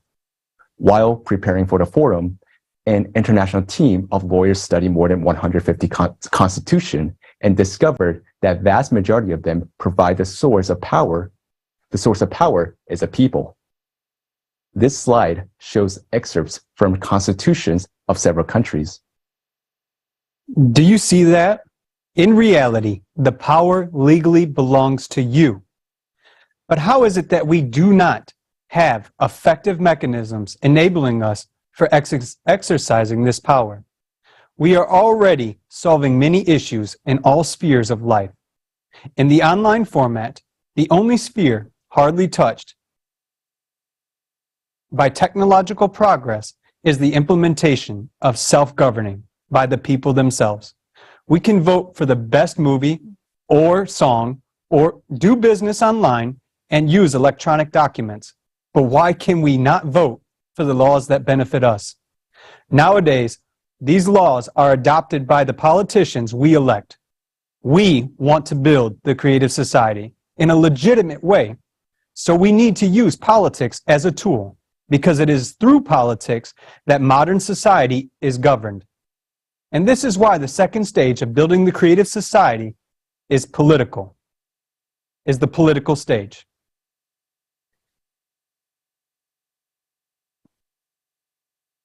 Having received an electoral demand from us to build the Creative Society, politicians as professionals will be able to promote and implement it both domestically and internationally. It is through politics that we can build a fair and effective legislative framework for building the Creative Society. The foundation for such a legislative framework will be the 8 pillars of the Creative Society, which reflects the will of all people from all over the world. But how can we be sure that politicians will not deceive us again? And effective control of politicians by the people is needed through the modern and convenient tool. The electoral platform will be that tool which people will create themselves and which will be legislated on the state level. The electoral platform will unite people on one electronic resource, initially for controlling politicians. Eventually, it will become the supreme governing body worldwide and return power back to the people. But let's discuss everything step by step. Creating a preliminary electoral platform. Before the electoral platform is legalized in any country, people themselves create a secure electronic resources. Let's call it preliminary electoral platform. On this platform, politicians can declare their readiness to meet this electoral demand. On this preliminary electoral platform in their country, people will be able to select the most worthy politicians, sign a contract with them where politicians agree to build the creative society, subsequently monitor and recall them if they fail to fulfill their pre-election promises. Society concludes a contract with politicians. Number 5. Yeah. In other words, first people conclude a contract with politicians precisely on the preliminary electoral platform. What is this contract all about? Its purpose is to legally stipulate a politician's public commitment to fulfill the following demands of people: to incorporate the 8 pillars of the creative society into the Constitution, to adopt a law recognizing the electoral platform as the highest legislative body on the national level, to resign from their position if majority of people vote on the preliminary electoral platform. The contract is a guarantee that politicians will not deceive us. Why? Because according to this contract, people have the right to recall politicians for not fulfilling their obligations. This way, people can control the politicians they elect on the preliminary electoral platform. For the first time in history, politicians will no longer be able to deceive people who delegated their power to them. It should be noted that currently politicians do not directly enter into contract with society regarding their obligations, which allows them to break pre-election promises with impunity. How will this contract work with politicians and can be executed? In the presence of an attorney, a politician must confirm their identity according to the legislation of the respective country and publicly declare that they accept all the contract terms posted on the preliminary electoral platform. If a politician violates the contract, people exercise their right to recall such a politician. What about elections in a particular country? Jason? Great question. After the people have selected the worthiest politicians and concluded contracts with them on the preliminary electoral platform, it is necessary to vote for them at elections so that they acquire the necessary authority and the ability to act. In some countries, decisions are made unilaterally. For instance, by the president. In others, they are made collectively, for example, by a parliament, while elsewhere it is done jointly. Therefore, in order to pass the law on the electoral platform and to incorporate the 8 pillars of the creative society into a constitution, politicians who support the creative society must be elected to relevant bodies of power. Elections take place according to the current law of a particular country. The winning of an election by candidates or parties who are for the creative society directly depends on the number of voters who support the creative society. It means that the more people in the country who support the creative society, the more of such politicians will be in the parliament or in the legislative body. Therefore, it makes sense to approach implementation of the political stage in a country only when the majority of the electorate in this country supports the creative society. Use your vote to choose what you really want. Olga? Yeah, and this is the important point. The more people in the country support the creative society, the more politicians with people's support will be able to become members of Congress or Parliament, and faster they will be able to pass the laws that people need. Mm-hmm. Do you now understand why the stage of informing is the most important?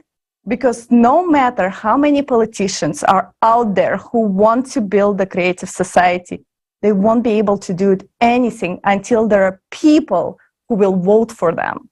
That is why it is important for us to take the initiative and let everyone know about the creative society.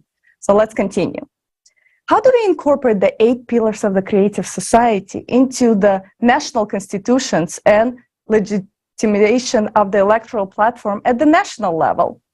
After the politicians who we have elected get into power, the first thing they will do is adopt law on the electoral platform and incorporate the 8 pillars of the creative society into constitution. After this, the legalized electoral platform becomes the highest body of legislative power in the country, while the power of politicians become limited.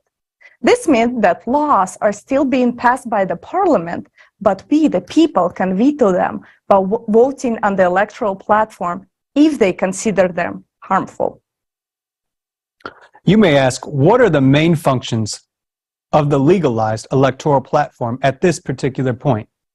By voting on the platform, people can elect politicians, control and recall them if they fail to justify people's trust in them, block laws that they consider harmful. From now on, politicians will not be able to lobby for someone's private interest, violating people's rights. What is so great about the electoral platform? You may ask. Everyone votes openly on it. The results are immediate. No one can vote instead of you, and falsifications are impossible. You can see how your acquaintances voted, and your acquaintances can see how you voted. It's impossible to vote on behalf of a non-existent person or a deceased person. Neighbors, relatives, or friends will refute that. And those who try to cheat out of habit will be held accountable to strict accordance with law. Why do you think the electoral platform has not been created up to now? Simply because it is not beneficial to those who are currently in power. But it's important to remember that we ourselves endow them with power over us. Without an official creation of the electoral platform, true democracy and power of people cannot exist.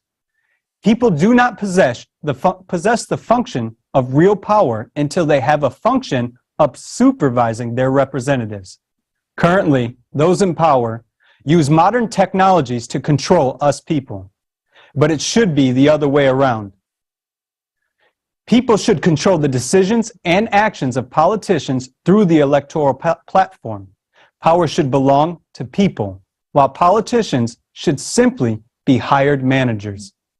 Once again, I would like to emphasize for you that today the most important task for anyone who is hearing this information is to spread the creative society, all information about it, to tell other people about it, so that we are able to jointly form an electoral demand.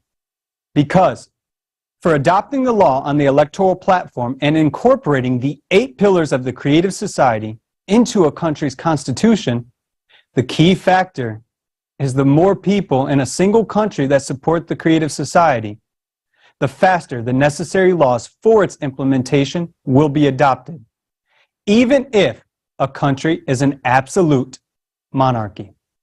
Tyler. Yes, absolutely. Building the creative society does not end at this point, since no single country or even a union of countries can implement the creative society and provide people with all of its benefits. The creative society can only be fully built on a global scale. Therefore, we need to conduct a worldwide referendum on adopting the creative model of the development by all of the humanity. That's stage 3, world referendum. Countries consolidate efforts in building the creative society. Countries which have already legislated the electoral platform consolidate their efforts to adopt the creative society worldwide. as well as to prepare for the world referendum. For this purpose, conferences can be held, necessary international treaties are signed, experts work on various matters relating to building the creative society, and so on. What can be your role at this stage? You can participate in sectoral experts groups, as well as you can use the electoral platform to elect and control representatives of your country, or even become elected to participate in events at the international level. Formation of a unified worldwide electoral platform is the next stage. As soon as all countries in the world, legalize the electoral platform and incorporate the 8 pillars of the creative society into their constitution, it is possible to start creating a unified worldwide electoral platform. What is it?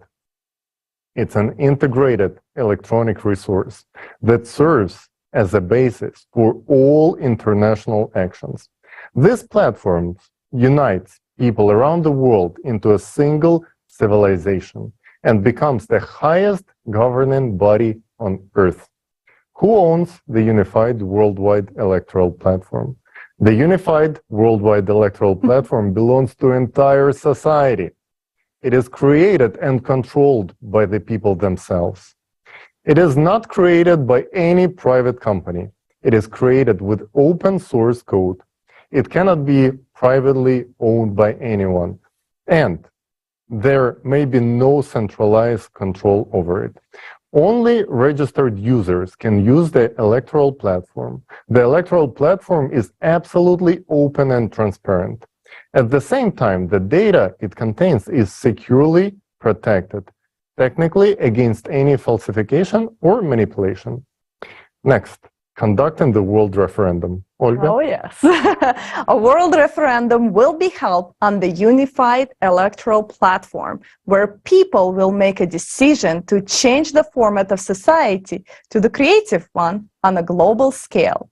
The goals of the referendum include establishment of the creative society format throughout the world, adoption of the 8 pillars of the creative society as a world constitution, approval of the unified worldwide electoral platform as the highest authority on earth. From now on, the adoption of laws, appointments, control, and recall of all officials, as well as other important public decisions, are made exclusively by people themselves on the unified worldwide electoral platform. It also serves as legislative framework, meaning it is the only source of universally binding rules by which humanity lives. Today, we've already watched a video about how the unified platform will function. Politics and politicians are no longer needed from this moment on, because all power really transferred into the hands of people, meaning into your hands. And this is when genuine self-governance is ensured. As we can see, all the outlined steps peacefully and lawfully lead us into full self-governance. But they do not give us the creative society to its fullest extent yet.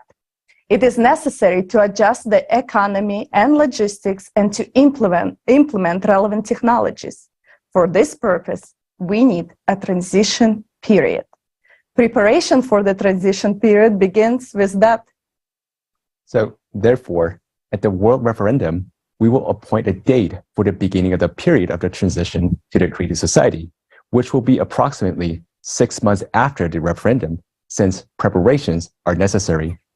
During those 6 months, it is necessary to prepare for transition to the new economic model, to adopt necessary laws, and appoint responsible executives, to form expert groups, a unified worldwide service for responding to emergency situations, and so on. Everything should be planned and regulated in such a way that even during this period, people's lives only improve. Then, the period of transition from the consumerist format of society to the creative one. The period of transition to the creative society begins on the date of appointed at the referendum and will take 5 to 6 years. This is approximately how much time is required for the development of technologies necessary for full transition to the creative society. Starting on day 1 of the transition period, unified laws, a new model of planned economy, a single currency, equal prices throughout the world, universal basic income, free housing, healthcare, education, and so on are introduced for everyone worldwide. In addition, absolutely all debts will be nullified and new technologies are introduced to make people's lives better. It's important to note that already at the beginning of the transition period, all people who were actively participating in the process of informing about the creative society at the information stage will receive a peace prize from $1 million to $5 million, depending on the extent of their involvement. Identifying these people is not difficult. We all know the most active ones, and this is fair. After all, it's thanks to these people that the creative society becomes possible. Moreover, it will be good infusion of funds into the economy and launch its rapid growth. Then, creative society. Once the transition period into the creative society is over, fulfilling life in the creative society begins. By this time, every person will already have all the benefits for our fulfilling and happy life, and money will no longer be needed. From this moment on, the creative society really begins. All technologies work for you. You can develop your individual abilities as a human, contribute to society's life, and receive maximum benefits. The creative society offers tremendous prospects for civilization as a whole and for every individual. All the described steps for building the creative society are absolutely realistic and are taken peacefully, legally, without any destructive or violent actions. This is the evolution of society accomplished by legal means. Our only way to life is the path of building the creative society. And this journey begins with the first step, with your action. Yes, agree. We just discussed a clear plan for how to build a creative society. Now, we need concrete actions from each and every one of us. I hope that now everyone understands how much depends on us and how important it is to form people's demand for building the creative society. Otherwise, no matter how well thought out the plan is, it will remain just a plan.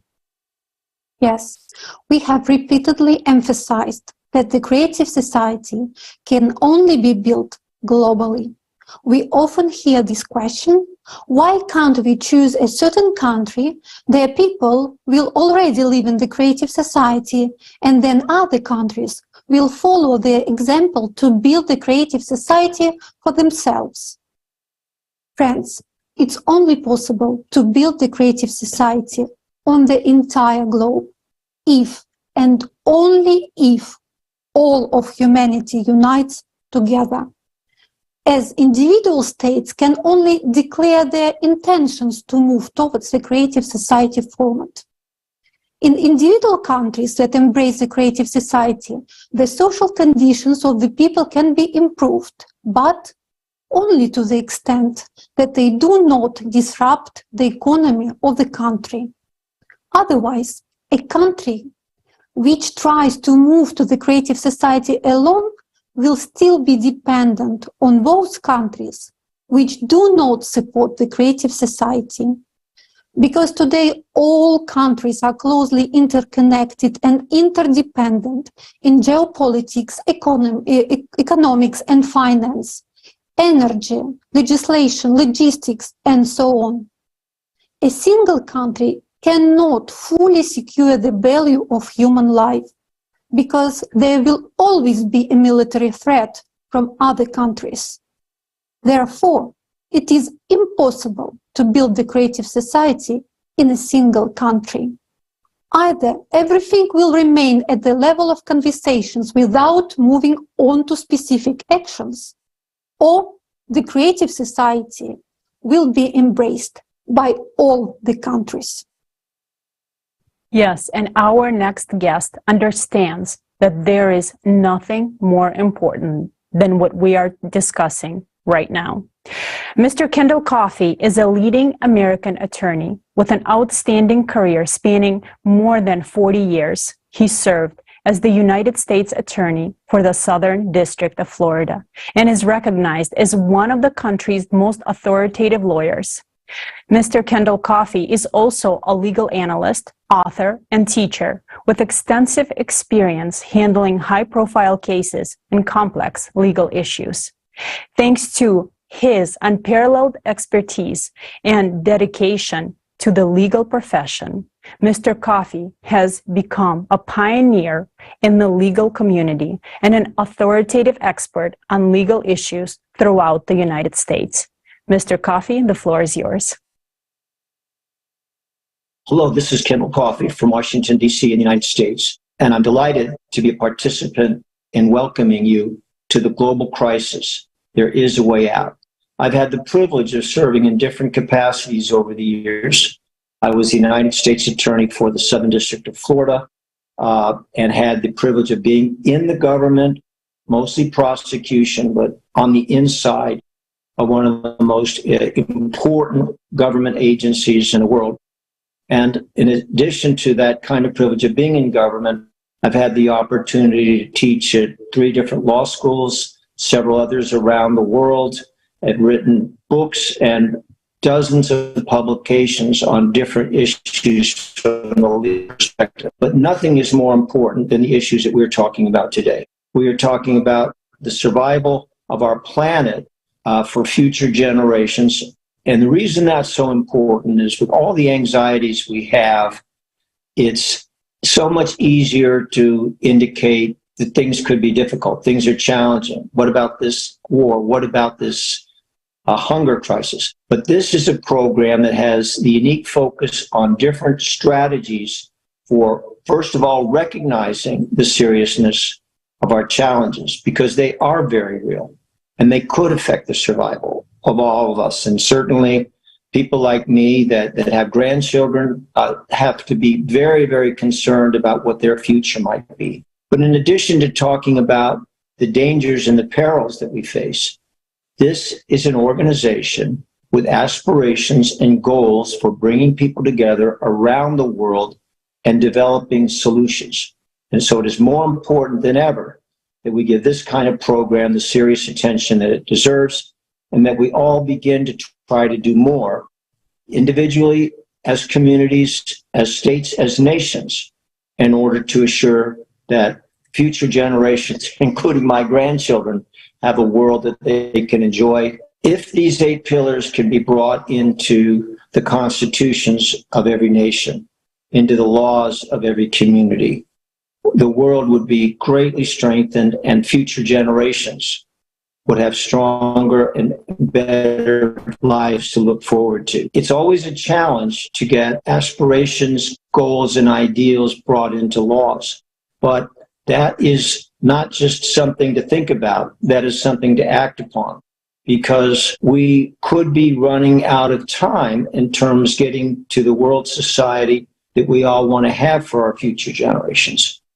The Creative Society has demonstrated that there are mathematical certainties, that things that are bad things that could be calamities, could be in the future. And we have to assume that there is not hundreds of years of good weather, hundreds of years free from climate change, hundreds of years free from global warming.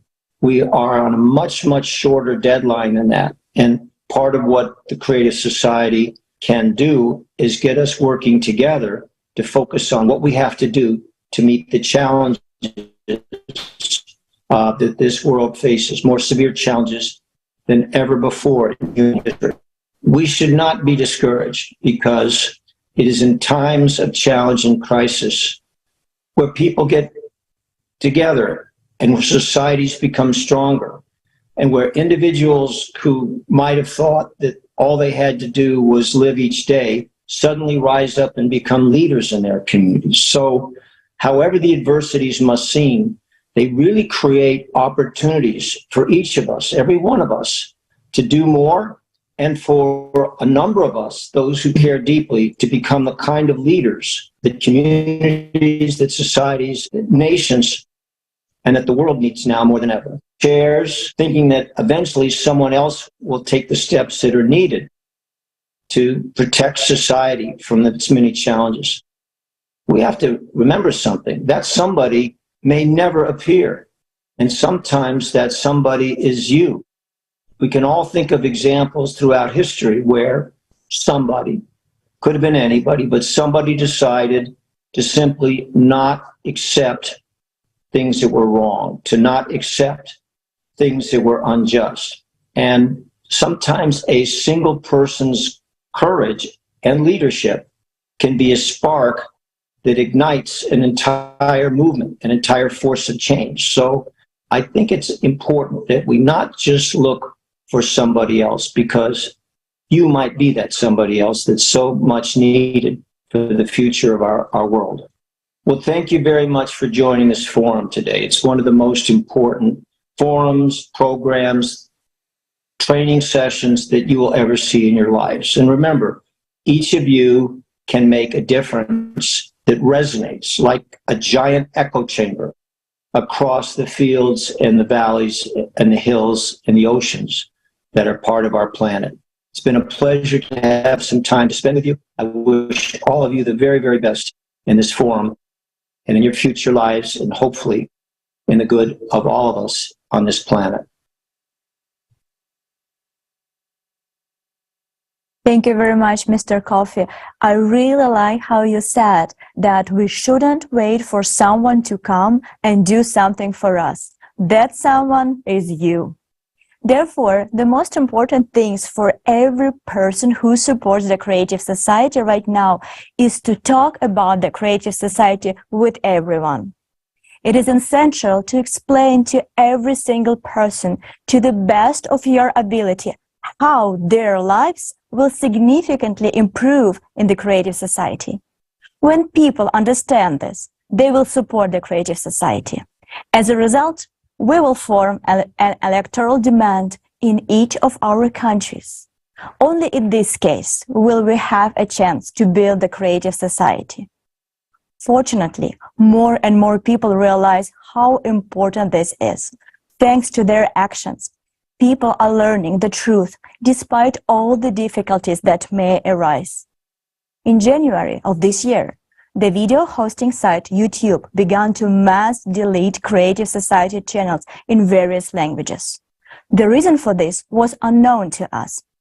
And just a few days ago, YouTube restored some of our channels. We sincerely thank YouTube staff who ultimately understood the situation and restored justice. We are thrilled that despite the fact that someone evidently dislikes it when the truth is heard around the world, there are good, caring people everywhere.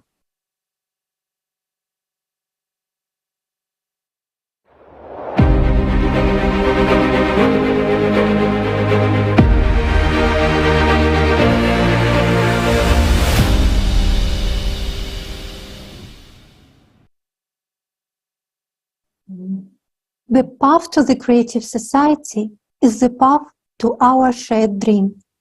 And with each person's choice and action, this dream becomes closer to us. We are pleased to present a film made by participants of the Creative Society from different countries. The main characters of this film live in a world familiar to each of us. And like most of us, they suffer from the conditions of the consumer format. In the consumer format, we try to survive, adapt, and come up with 10 ways to silence our inner discomfort. Still, the solution to all our problems is on the surface. We just need to change the format of society once and for all. This is a story about heroic women who dared to do the most important thing for their families and all humanity, to build a creative society. The life shown in the film, the freedom, happiness, and realization of the boldest desires will be achieved by women in the creative society. This is a story about breathtaking prospects that will open up for every woman in the creative society.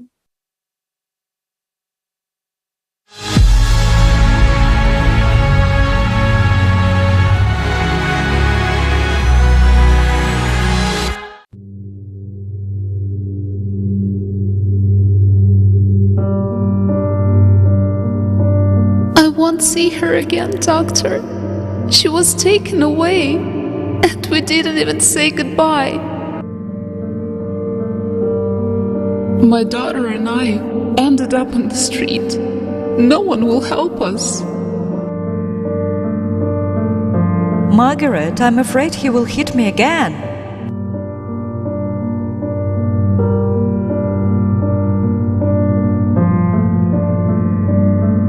Susan, why didn't you call the police? I'm scared. What if they release him? Then he'll just kill me. Or on the contrary, if they put him in jail, then how will we survive? He's the only one that feeds our family. Margaret, you know, I feel lonely. That's why I want to ask you to prescribe me something for loneliness. Can you? I feel like I'm going crazy.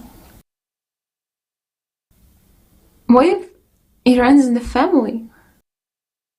I'm already 22 and I still can't get an education or a decent job. I'm like a dog on a leash. You know, all my life I was revolving around my children.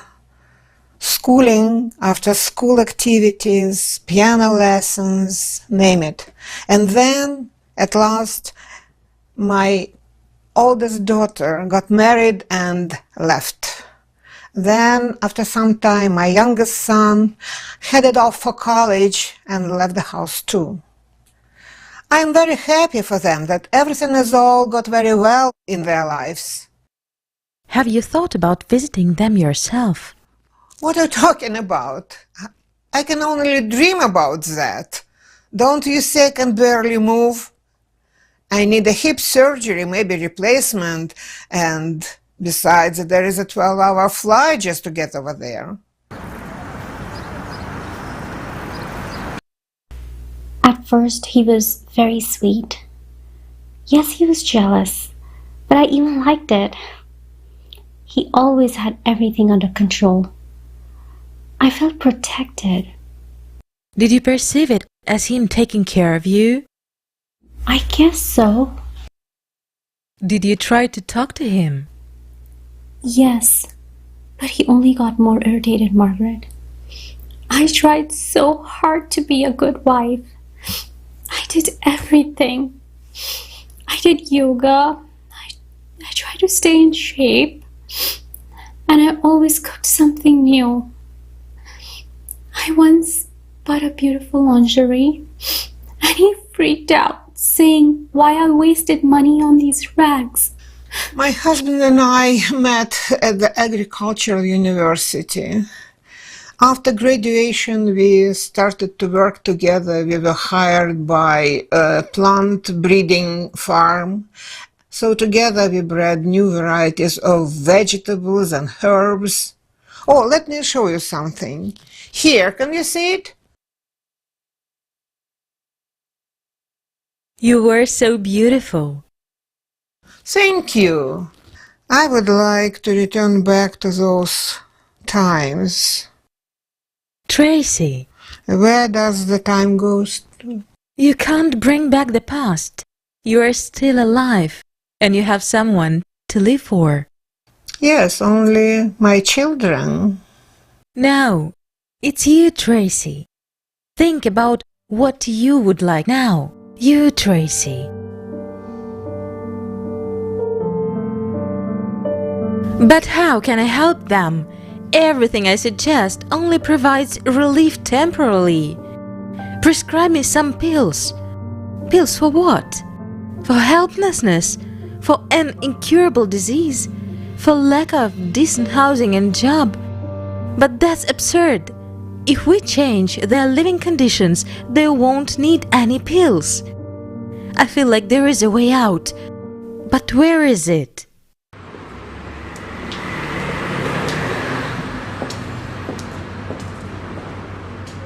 Cappuccino, please.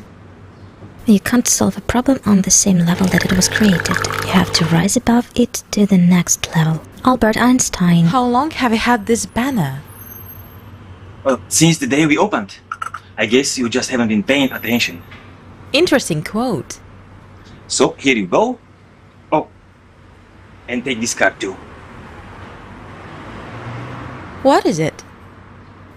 Everyone nowadays is unhappy with their lives, saying we need to change the rules of the game.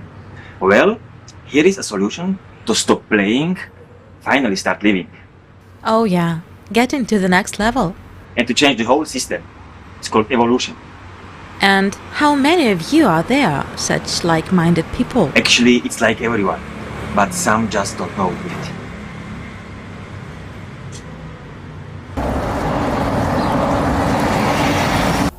Thank God this time everything was alright. Last time she bruised her forehead. What's wrong with your mom? Alzheimer's disease. I can imagine how difficult it is for you. Have you tried hiring a nurse? The last one didn't last a week. And they ask for a lot of money. And they can understand them, of course. It's tough to deal with such people, but I can't do it on my own anymore. My mother needs constant care, comfortable conditions, medicine, fresh air, my good mood. And I'm so tired.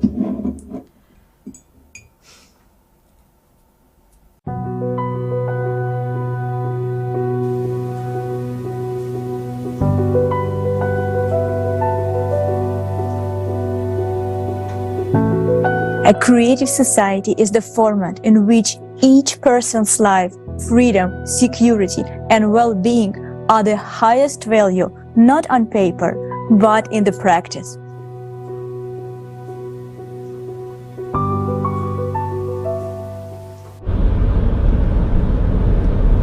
Are you all right? I think so. Have you heard of the Creative Society?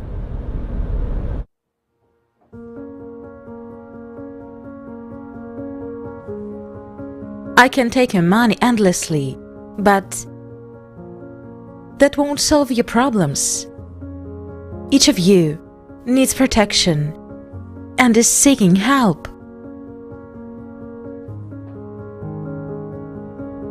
Has anyone heard of the Creative Society project? I've heard of it, but I did not really dig into it. Margaret, have you brought us all here just because you want to talk about some project? Yes. How can it help us? Right now, everyone is trying to cope with their problems alone. But the trouble is that we are divided. The Creative Society is what can unite us all, and together we can achieve what each of us dreams of. You're saying all these wonderful things, but I saw that there would be robots everywhere in the Creative Society. They would do the cooking and the cleaning. Margaret, I'm a housewife.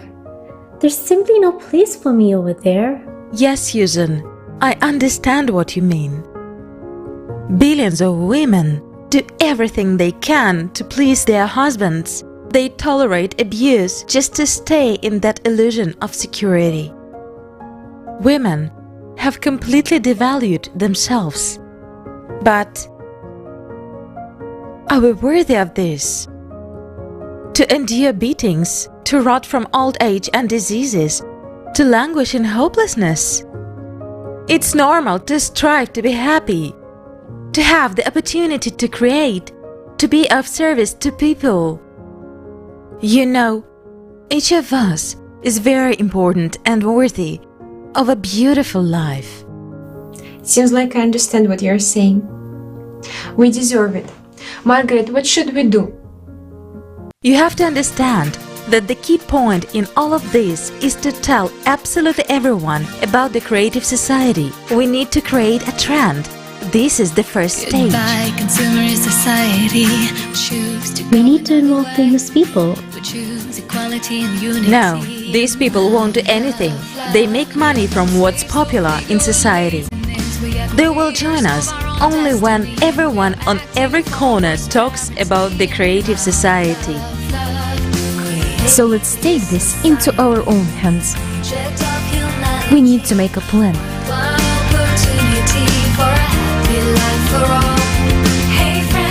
Where can I see the design of this business card? Go to the website, click on About, and choose the Creative Society project designs. And you can download all of them for free. Adult and child, living on a planet, we all can be kind. The time has come for us to unite. Let these people join kindness, remind us who we are. Empower and unite us by love, love, love. Creative society. Hey, where do you think you're going all dressed up like that? And what is that weird thing you have? That's creative society. Going to politicians is useless. We simply declare that we support only those who support the creative society, and they will come to us on their own. Girls, let's put stickers "I support the creative society" on our cars.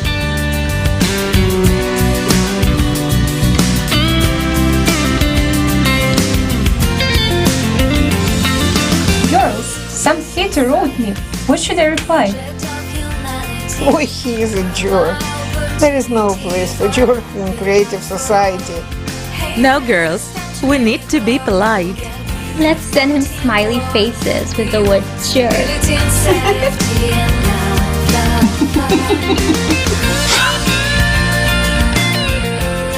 Politicians won't have any other choice but to fulfill our electoral demand. Do you know what their weakness is? They are entirely dependent on us. Without people's support, they are nobody. Margaret, are you sure you're telling all your patients about the creative society? Of course, we won't build the creative society if we don't tell everyone. Come on, girls, let's step on it. We're almost there.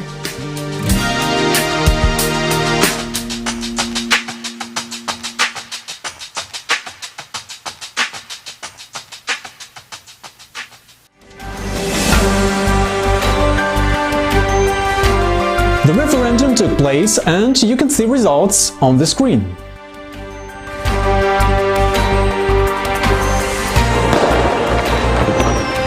Yes, we did it!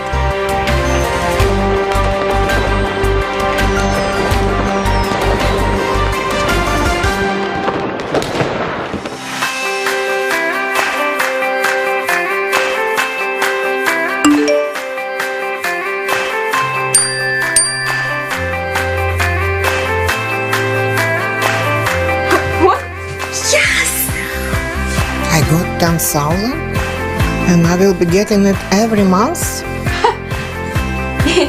It's incredible. Oh wow, how would I spend this money? The plan to build the new residential neighborhoods was approved by the popular vote. The new homes equipped with fuel-free generators and the latest technology will become available next month. If you don't have housing or if it doesn't meet the Creative Society's minimum standard of 60 square meters per person, on the electoral platform you can submit an application for free new housing for you and your family.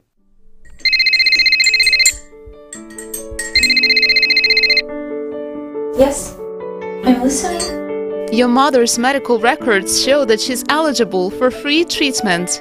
It's specialized medical center for patients with Alzheimer's disease. With full support. What?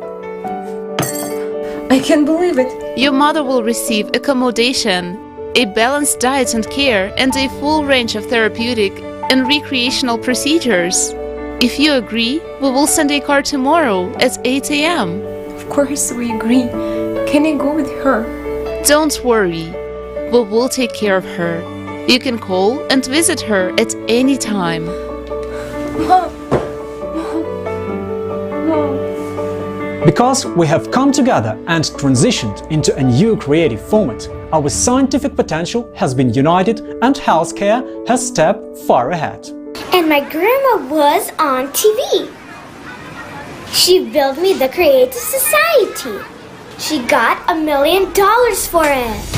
At this moment, an award ceremony is taking place across the globe, where every individual who was actively informing people about the Creative Society is receiving a Peace Prize ranging from $1 million to $5 million, as it was promised.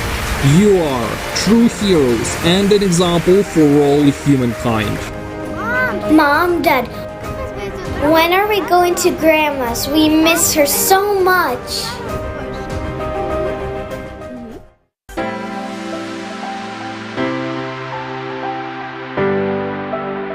I've devalued myself a lot over the years. I've lived by other people's desires. Now, I can honestly decide how I want to live my life.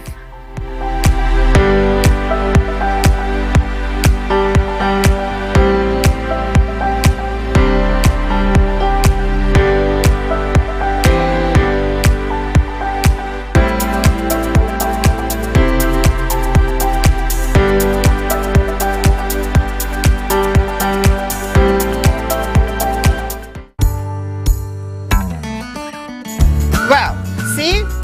Here you will plant peonies for me, like 7 pieces, 4 and 3 2 rows, all right? Got it? And here you please sow the carrots. This will be carrots and this area will be covered with carrots, all right? All the space will be just carrots. I like it this way. Okay? Got it? Well, I like it.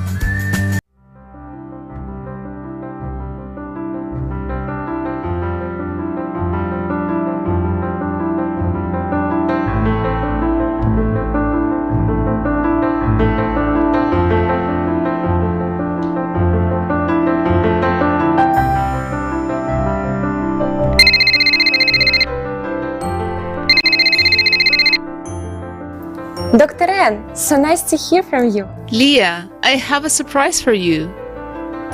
Mom, how are you doing?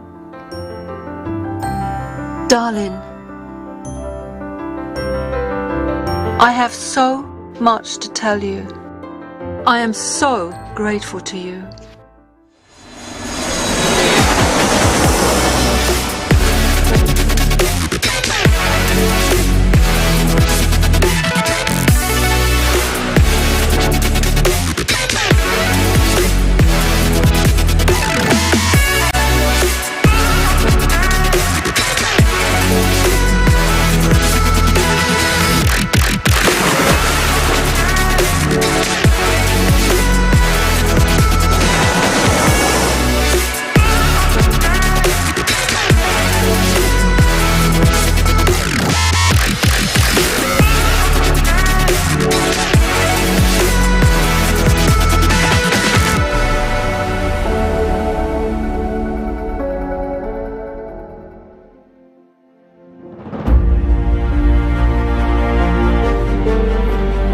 On the 28th of February, the transition period ends, and on the 1st of March, we officially enter the era of the Creative Society.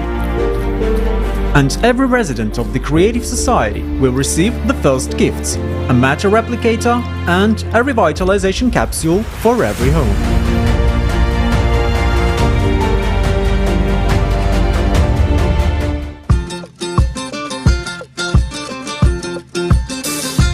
fresh, crunchy,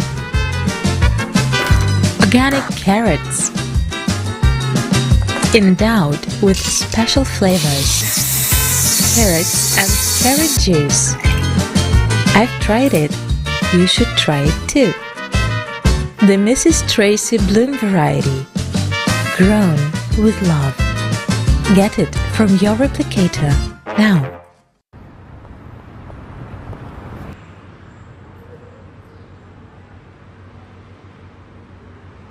Yesterday, you were tested to discover your personal potential.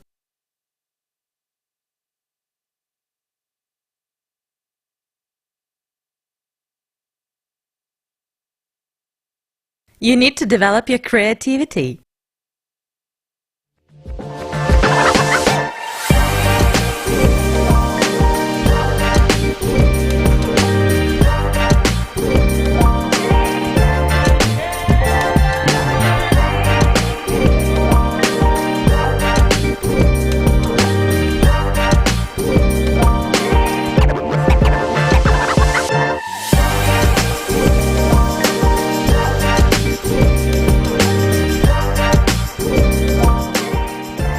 Susan, I saw your paintings at the exhibition.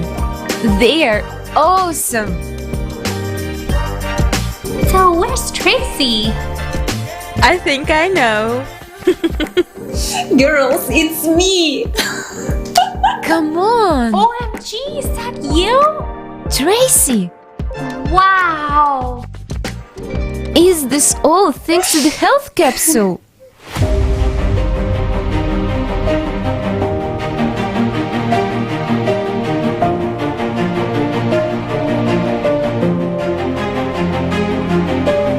I visited 110 countries on planet Earth, and now I have an opportunity to explore space.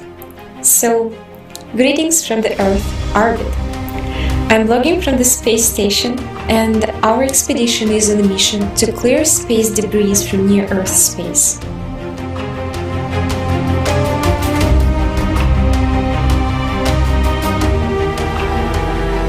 Finally, my dream has come true. We live in a beautiful world.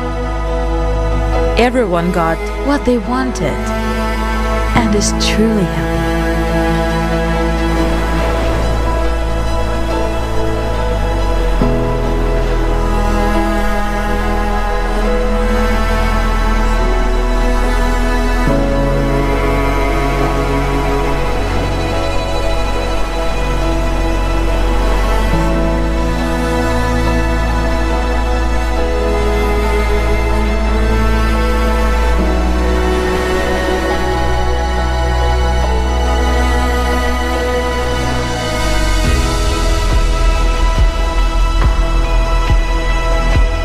I have something to tell you. I care about you very much, Trace, and I don't want to hide anything from you. I am actually 75 years old.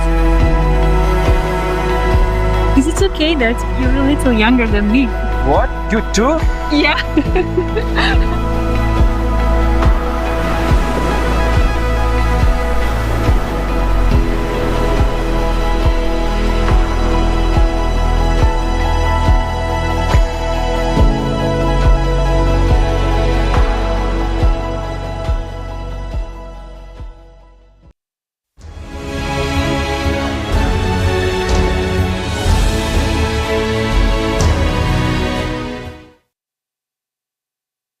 Wow, this is incredible. Let's use this opportunity to create a better world for ourselves and future generations. Women, we have the chance to unite right now and build a creative society. If we want a change, we must start talking about the creative society and its benefits for every person. Yes, how can we not want to share this information? It's amazing. Can you imagine that thanks to the body regeneration capsule, we will not only regain our attractive appearance, but feel like we're 25 again? Yeah. Honestly, it's a little bit scary because you can go on a date and she can turn out to be 100 years old. But you know what? Me, as any IT specialist, I'm sure looking forward for this body regeneration capsule just to get rid of the main problem of any person who works behind the desk, the back pain.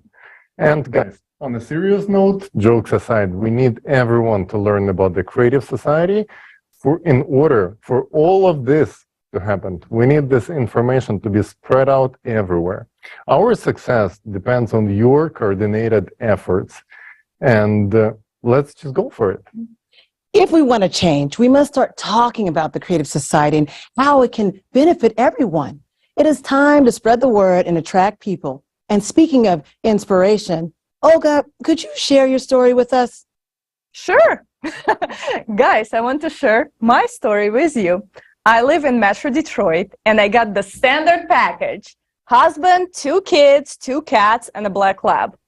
I work full-time, just like most people do. Me and my husband do not see each other much. I take my kids to gymnastics and soccer and do a Costco run in between. I cook 3 meals a day, but somehow I still find time to inform people about the creative society.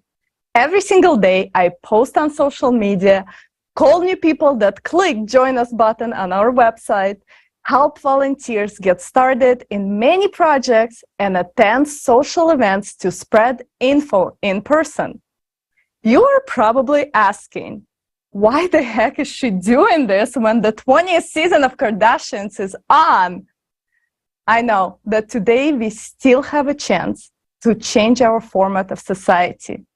Not just for me or my husband and kids, but I want to get this message about the creative society out for all of us. Because we as people have created the wrong rules of our existence.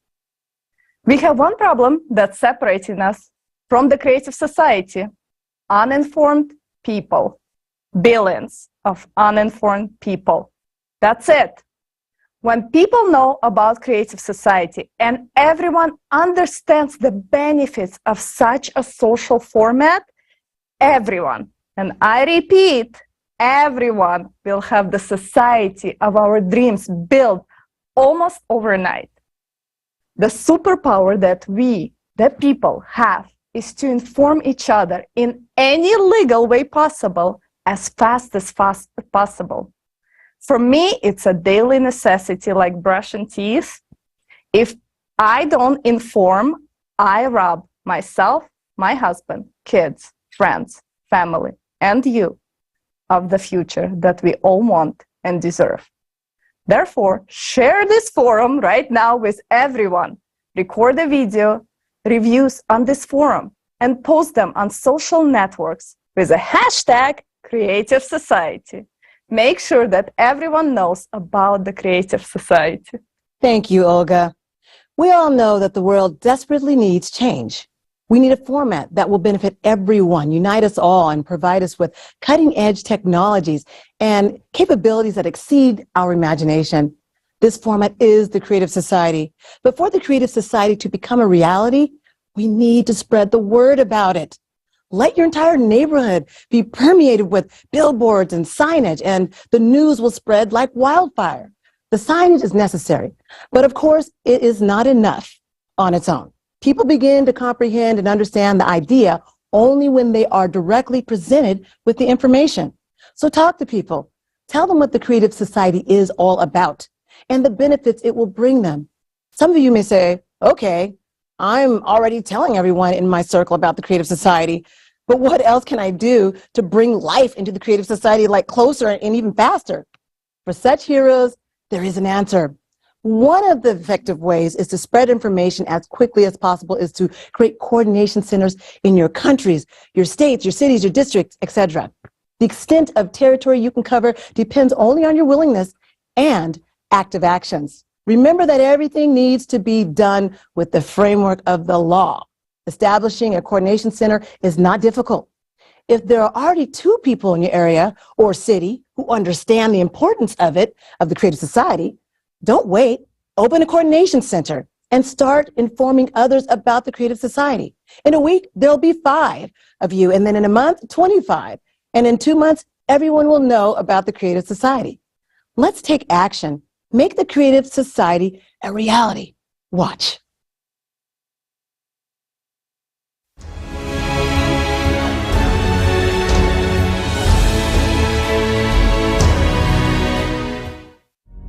Now that you've learned about the Creative Society and understand that, thanks to its implementation, we can first of all avoid all global climate catastrophes as humanity, and secondly, gain a life beyond our wildest dreams. This is free housing of a pretty decent size, an unconditional basic income of $10,000 a month, plus free healthcare and new technologies that will be available to everyone. You'll be in perfect health and able to extend your life in a young, beautiful body. You'll be guaranteed safety and a peaceful life.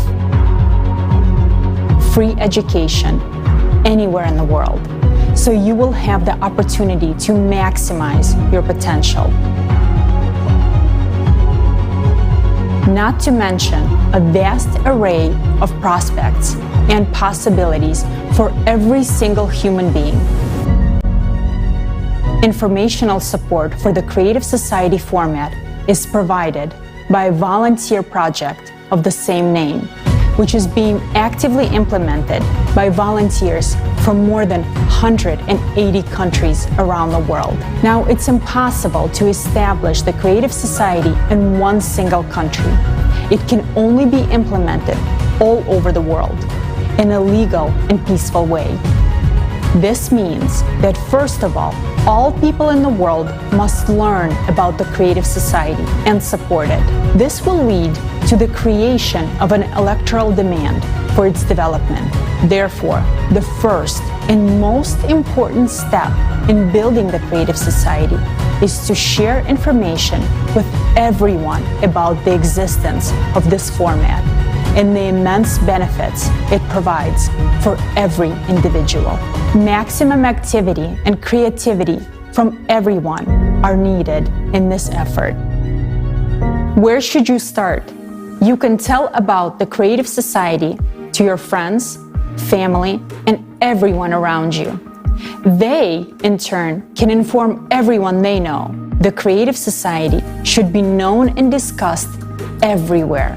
If you want to learn more about the Creative Society, your primary resources will be the creativesociety.com website, especially such sections as international forums and questions and answers. In the Act Now tab, you can learn about the effective ways of informing others and start applying it in practice. Informing a single person about the Creative Society already makes you a participant. By doing this simple action, you have joined the first and most crucial stage of building the Creative Society, the informational stage. This is a step to your bright future. Yes, it's that simple. There are no fancy badges with titles, no lists of volunteers, no membership fees, and no exploitation of each other for personal gain. The Creative Society is not a commercial project. Nobody profits from it, and no one benefits at someone else's expense.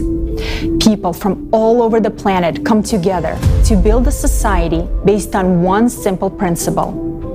Only by improving life for the entire society can you improve it for yourself. This is the main principle of the Creative Society format, which guarantees benefits for everyone. The project's implementation relies solely on the goodwill and initiative of the people. Even one person can do a lot to build the Creative Society, and by uniting, more can be accomplished in less time. When we coordinate our actions, our abilities to inform others multiplies. Do you want to inform others about the Creative Society quickly and effectively so that it can be implemented sooner? Join forces with others around you, neighbors, friends, relatives, and co-workers to establish Creative Society coordination centers. Your coordination center will be a community of like-minded individuals who also endorse the Creative Society. It will serve as a hub for people of your building, street, neighborhood, and city who take action on a volunteer basis, taking into account local legislation. If there is no coordination center in your vicinity, that needs to be fixed. Waste no time, inform your neighbors, find like-minded people, and create your own volunteer coordination centers. What do you need to create a coordination center? Opening one is simple, and anyone can do it. First, you should inform the main coordination center about your decision through the official email on the creativesociety.com website. Then, by joint efforts with others, do everything possible within the framework of the law to inform even more people about the Creative Society. You, the people, are the center of coordination. You can gather in person or virtually. You don't even need to be in the same place as other participants. You can organize your own communication through a chat on any convenient social network. Meetings and coordination can take place online using audio and video calls. The main thing is the coordination of your actions, which means a joint agreement on how you will organize the information sharing process. If you create a coordination center, it means that you are making a platform where you can communicate, coordinate your actions to inform people about the Creative Society in your region or city, hold conference calls, plan meetings, discuss results, distribute tasks among yourselves, brainstorm, and look for new approaches. If you have any ideas, you can bring it to a general conference call or meeting and discuss it together on how to implement it. For example, together you can print car stickers, put the logo on clothing and products, arrange for advertising in public places, and much more. You can download the designs for free from the creativesociety.com website. By coordinating your efforts, you can inform and engage your immediate surroundings and even entire communities, groups, organizations, districts, cities, internet resources, and local media, telling them about the Creative Society. Don't limit yourself. If you want to, you can inform your entire country and even your neighboring countries. You can organize coordination centers based not only on where you live, but also on your sphere of interests, including various lifestyle communities, sport clubs, business networks, etc. You can also interact with other coordination centers from different cities, countries, and the entire planet, joining in a virtual format of coordination. The Creative Society is a union of all humanity, all organizations, all people, all those who want to live in the Creative Society, and all those who understand the doom of the current consumer format are welcome here. The Creative Society is beneficial to absolutely everyone. How do we know that the first informational stage of building the Creative Society is complete and we can begin the second stage, which is political stage?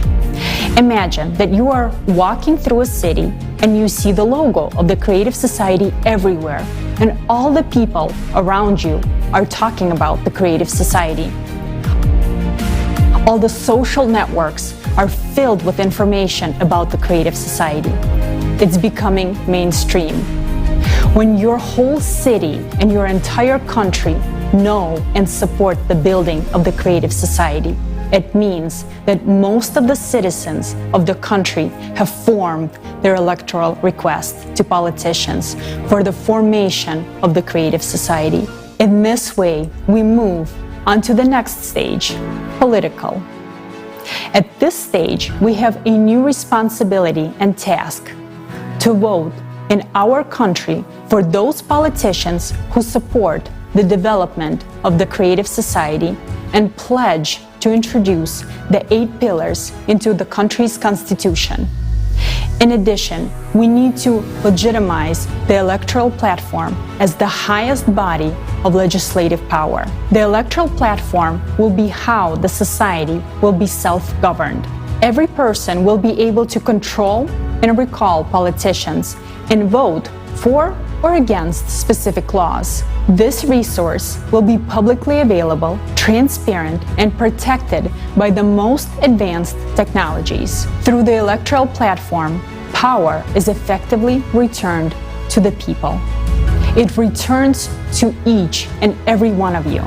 Implementing the creative society is an entirely new approach without any revolutions, and everything happens within the legislative framework of each country. Thanks to this, we can peacefully transition from the consumerist to the creative format through an evolutionary path. We can not only save our lives and the lives of all humanity, but also open up opportunities and perspectives that we never even dreamed of. The creative society is a unique format that can solve all modern problems and crises. Never before in the history of humanity has anything like this been attempted. Its implementation depends on each of us. So act now. Do not wait for someone else to make your life better. Act now if you want to live the way you always desired. Act now if you want to live in a free, secure, and prosperous creative society.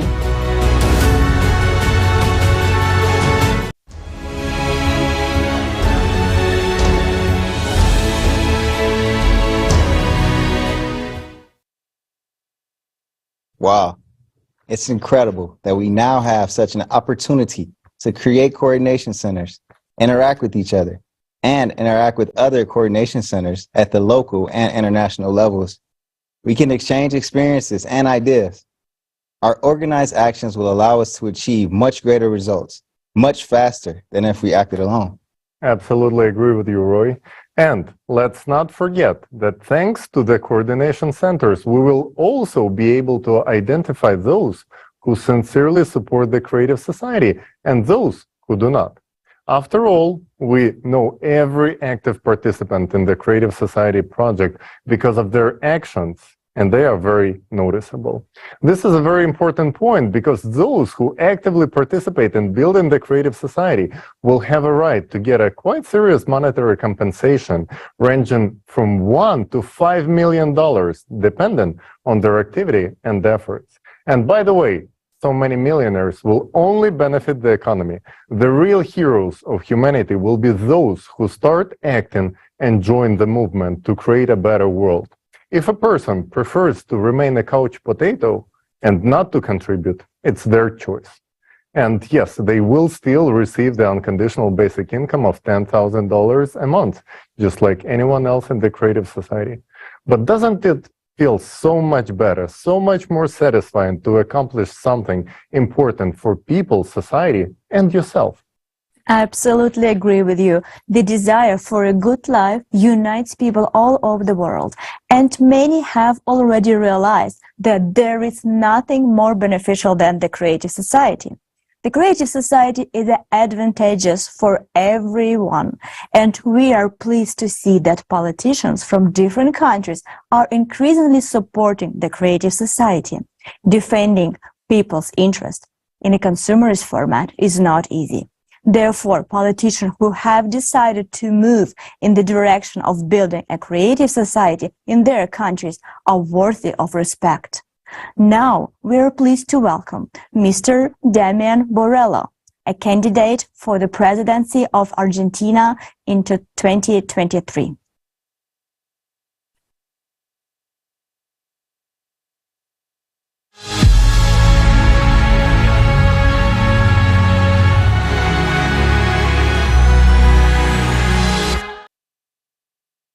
Dear friends, greetings from Argentina.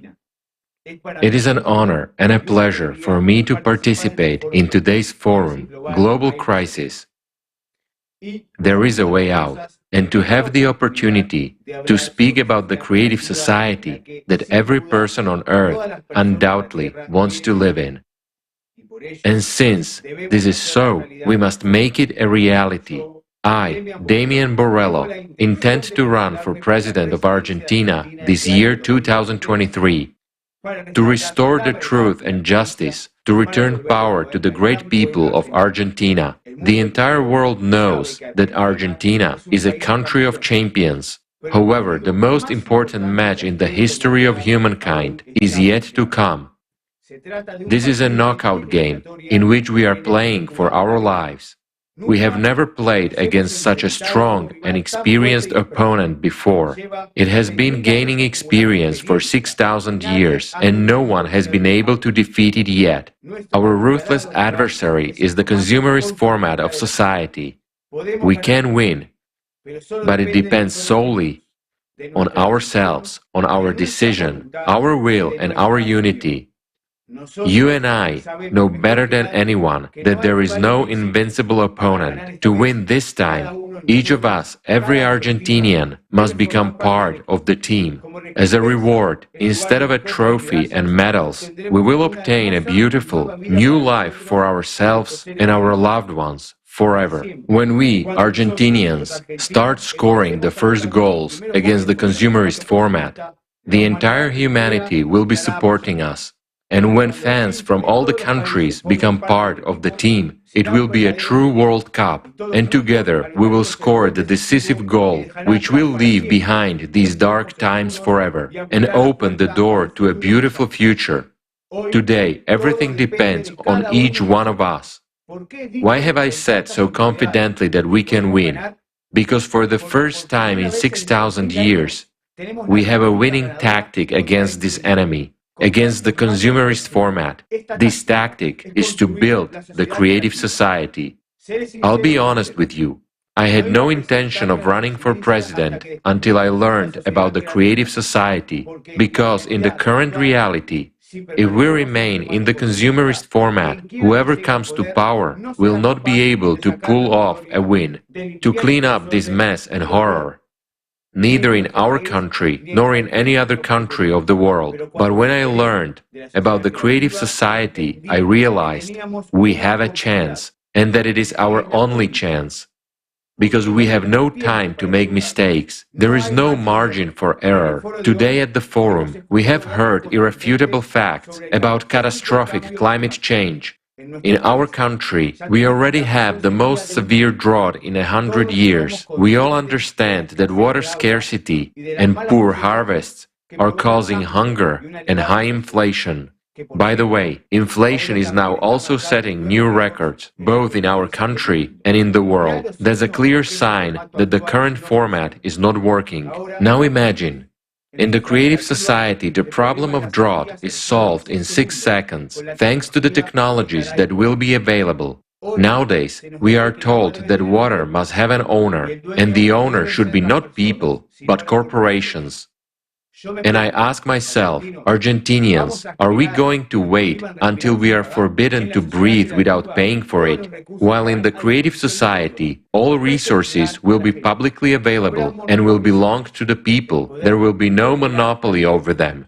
Power will return to the people, and so everything will fall back into place. That's the way it should be in a normal society, but right now it is not so. And as long as power belongs to the few, human life is not worth anything. We are adults, and seeing the global crisis of our society, we understand that if we continue to play by the rules of the consumerist format, we will never be able to get rid of corruption, inflation, poverty, and wars. The creative society is a completely new format. It is our opportunity to peacefully and legitimately build the world that every Argentinian, every human being deserves. Already in the transition period to the creative society, we will live the lives we did not dare to dream of. We will live in freedom and safety. Everyone will be confident about the future and wake up without thinking about money and how to survive. We will always be healthy and live in prosperity. We will live in an environment which will reveal our individuality and genius. In today's world, there are plenty of technologies, ideas, and opportunities to achieve this. Have no doubt, my friends, if we build the creative society, then in 10 to 15 years, it will be easier for us to fly to space than to afford a vacation in Europe now. It will be available to anyone who wants it. And I am more than sure that in a short time after we build the creative society, we will be using completely different physics. We will no longer burn hydrocarbons. Work is already being done on this with very encouraging results. But you know what I like the most about the creative society? that everyone's life will finally be valued equally. It will become the highest value, because no one has the right to be superior to a human except God. Only God is above us, and nothing can be more important than human life. All laws, everything in society must be for humans. Everything will become great in Argentina when we are no longer ruled, when power belongs to the people. As soon as I become president, the first thing I will do is return power to you. I promise to implement the 8 pillars of the creative society in the Constitution of the Argentina and to legislate the electoral platform, which will make people the highest authority. The electoral platform is an electronic system which is transparent and protected by the most advanced technologies. Every Argentinian will have access to it. Through the electoral platform, you will be able to appoint and fully control politicians. You will be able to instantly recall those who have not lived up to your trust and elect new worthy candidates to replace them. In fact, there will be no politicians in the modern sense, but rather individuals hired, appointed by you, and also supervised by you. You will be able to block any law that you consider harmful to society.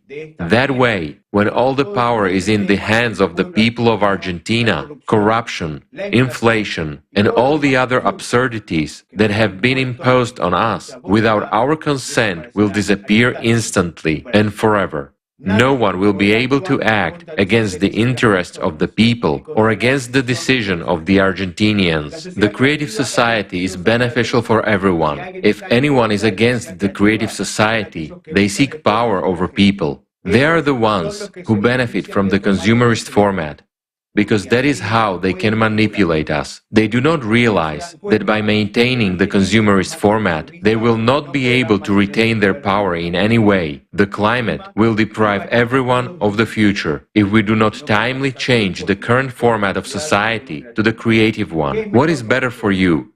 Epidemics, lockdowns, and thousands of deaths, or a healthy society with high quality, accessible, and free healthcare? What is better? Wars, deception, recession, bankruptcy, crisis, or a happy long life? Tell me, Argentinians, what is better when based on the new physical principles? Missiles fly to us to destroy our homes and cities, or when, on the same principles, we fly into space to see our planet from above, to find our home in this beautiful green Eden. Answer and make your choice. I, Damian Borrello, have made my choice in favor of the creative society. But my choice alone is not enough. The creative society will only become a reality if everyone wants it. Now, at this international forum, Global Crisis, there is a way out. I address you, Argentinians, because our victory, the victory of the Argentinians, will have an impact on the lives of everyone in this world. But we must be the first, and we will be. The creative society is not me, it is us, and only together can we and will we make it a reality. Argentinians deserve to have a better life. We deserve a new transformation to start from our country. All this is very easy to implement, but it is necessary that every Argentinian wants the creative society, and for that, every Argentinian must learn about the creative society. I call upon Argentinians, my dear friends and brothers, tell everyone about the creative society. In person, at work, in social networks, in communities and in the media. By all legal means, spread the word about the future we can have very soon. Create coordination centers for sharing information about the creative society with your neighbors, colleagues, your family, and with everyone. Nowadays, our future, the future of our country, depends on the actions of each and every one of you. Unite and act. We, Argentinians, never lose. Success comes when we begin to act. And to all those who haven't yet joined the creative society, I say, the time is now. Stop warming the bench. Come out to join our team for the most important match of your lives. Go and call everyone to this match. Invite everyone. Let everyone come to the field. Let them come out to win. For your own good, for the good of your loved ones, for the good of your children, for the good of all humanity. Let us make this world as beautiful as it has never been in our history before. Ignite your hearts and pass this fire on to others. There is no greater service than service to humanity. Argentina does not surrender. Argentina triumphs. We are one team. We are the champions of the world. Let us achieve a great victory in the name of the world, in the name of a dignified and beautiful life. Then very soon each of you will remember the day you started talking about the creative society, because that day you changed the future for our Argentina and for all of humanity. Argentina, the world, we deserve it. Thank you very much to everyone.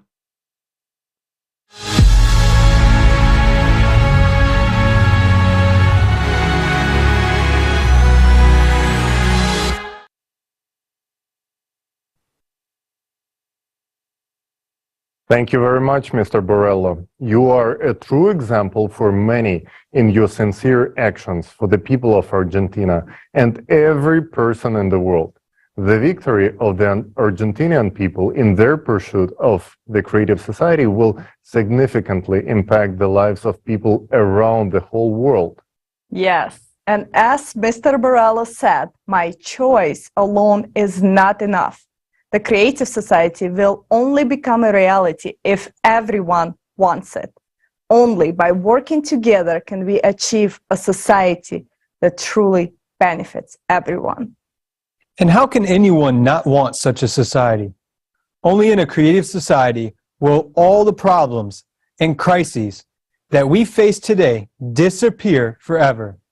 For example, here in the US, it seems that more and more Americans realize that our current consumer-based society is leading to chaos.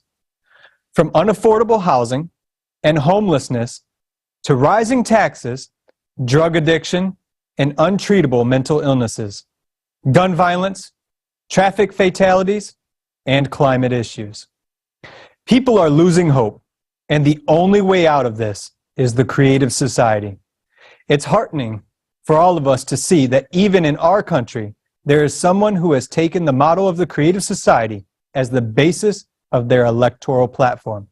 Let's welcome Mr. Robbie Wells, a candidate for President of the United States, 2024.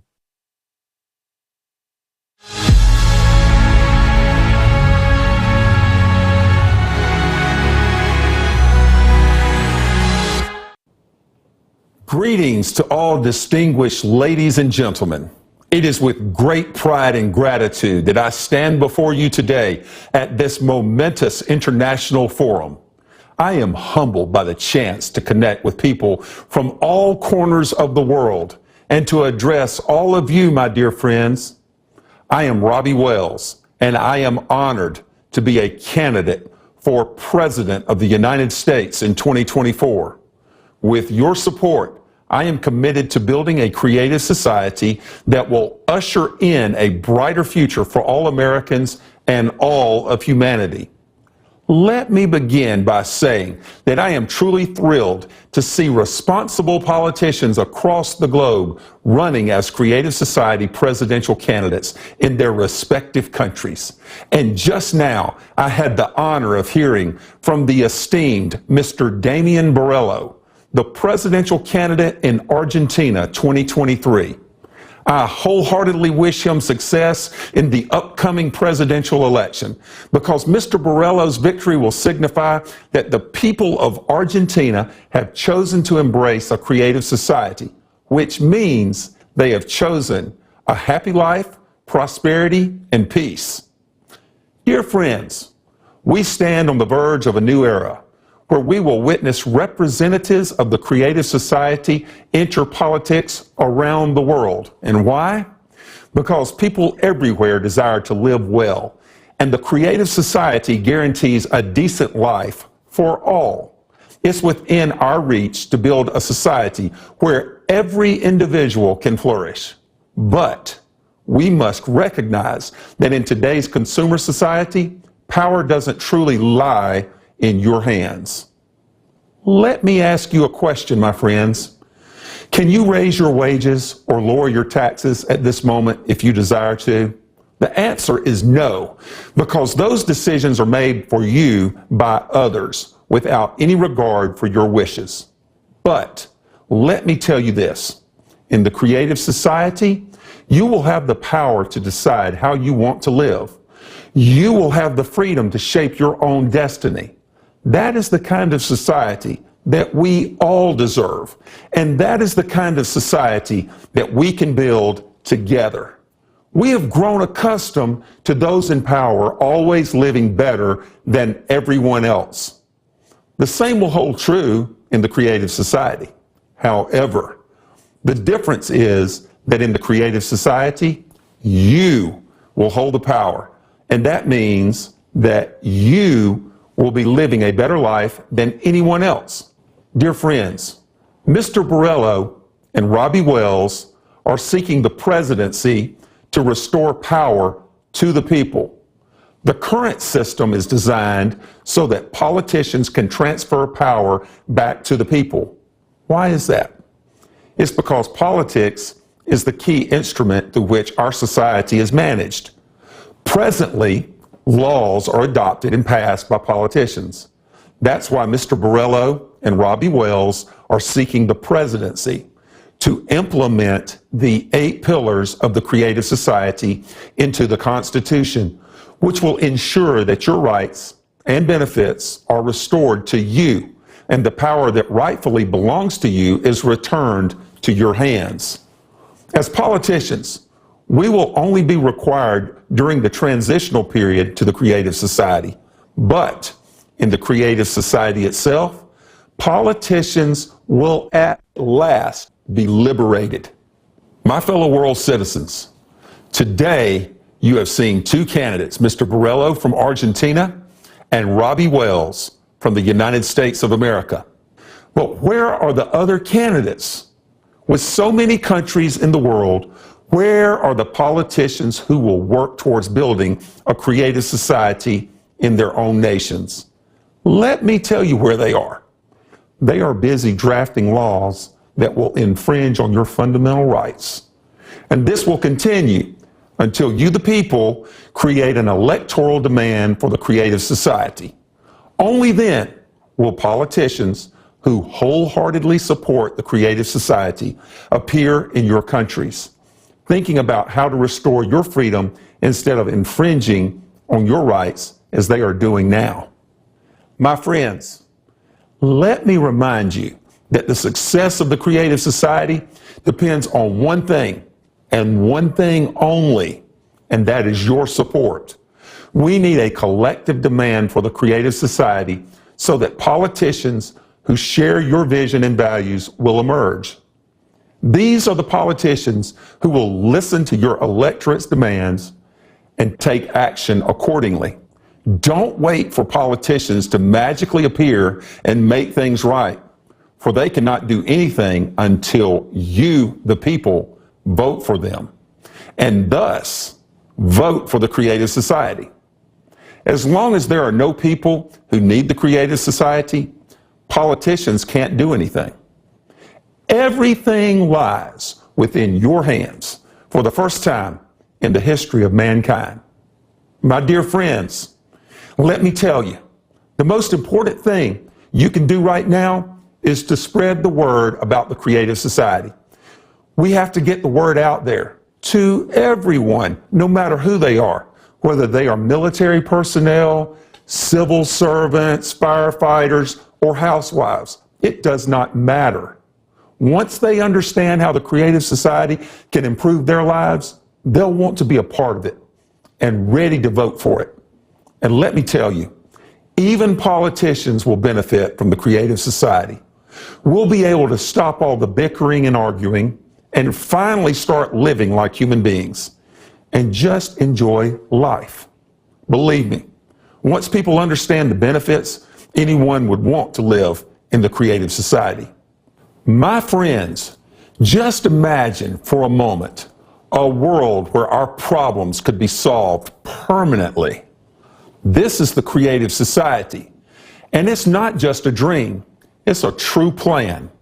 From the very first day of the transition period from the consumer format to the creative society, each and every person will receive an unconditional basic income of at least $10,000 per month. Yes, you heard that right. $10,000 per month.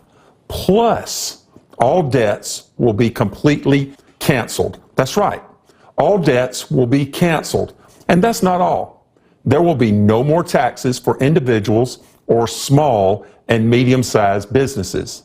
Then we will have free education, free health care, and there will be no utility bills. Later on, if you need it, you will be provided at least 650 square feet of housing per person for free and as your private property. My fellow citizens, let me paint a picture for you. Imagine a world where no one goes missing without a trace, where wars and conflicts are a thing of the past, and where you can feel safe in any corner of our planet. This is what the Creative Society guarantees you. So, let me speak now to all those who are listening, to all those who support the Creative Society. Our duty is to disseminate information about it through all the legal means possible, to create an electoral demand in the shortest amount of time. What can we do to rapidly inform everyone about the Creative Society, you may ask? I urge you to come together with your friends and like-minded people in your local communities to create coordination centers that will support the Creative Society on a voluntary basis, while always respecting local laws and regulations. By working together, we can increase our opportunities to spread information and make a real difference we all aspire for. While we can make the world better right here in the United States of America, our Argentine friends can do the same in Argentina, our Ethiopian friends in Ethiopia, and our European friends in Europe. Together, we can change the whole world if we have the will to do so. I am Robbie Wells, and I can tell you that if the whole world knew about the Creative Society yesterday, we would already be in the transitional period to the Creative Society today. We would already be enjoying its benefits. But there is no time to waste. We must act now to bring about this brighter future. If we start acting together today, we can make the Creative Society a reality tomorrow. Rise up.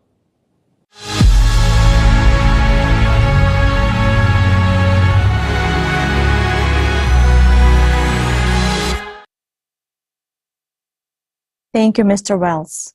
The great news is that we can build the Creative Society in less than 5 to 6 years. Mr. Wells actually brought out a good point. Where are the other candidates? With so many countries in the world, where are the politicians who will work towards building the Creative Society in their own nations? The answer is simple. They will appear when we form an electoral request. That's why we are paying so much attention today to the importance of the first stage of building a creative society, informing the people. I have some exciting news to share with you. The political party Movement of the Liberation of Peoples in Guatemala is running for Congress to implement the 8 pillars of the Creative Society and introduce the electoral platforms on the legislative level. Witnessing the beginning of a new chapter for Guatemala is truly inspiring. We are pleased to introduce Rosaria Ayu, Movement of the Liberation of Peoples deputy candidate, Alberto Cuesas, representative of deputies of the Congress, and Erwin Masbol, representative of the mayors of municipalities.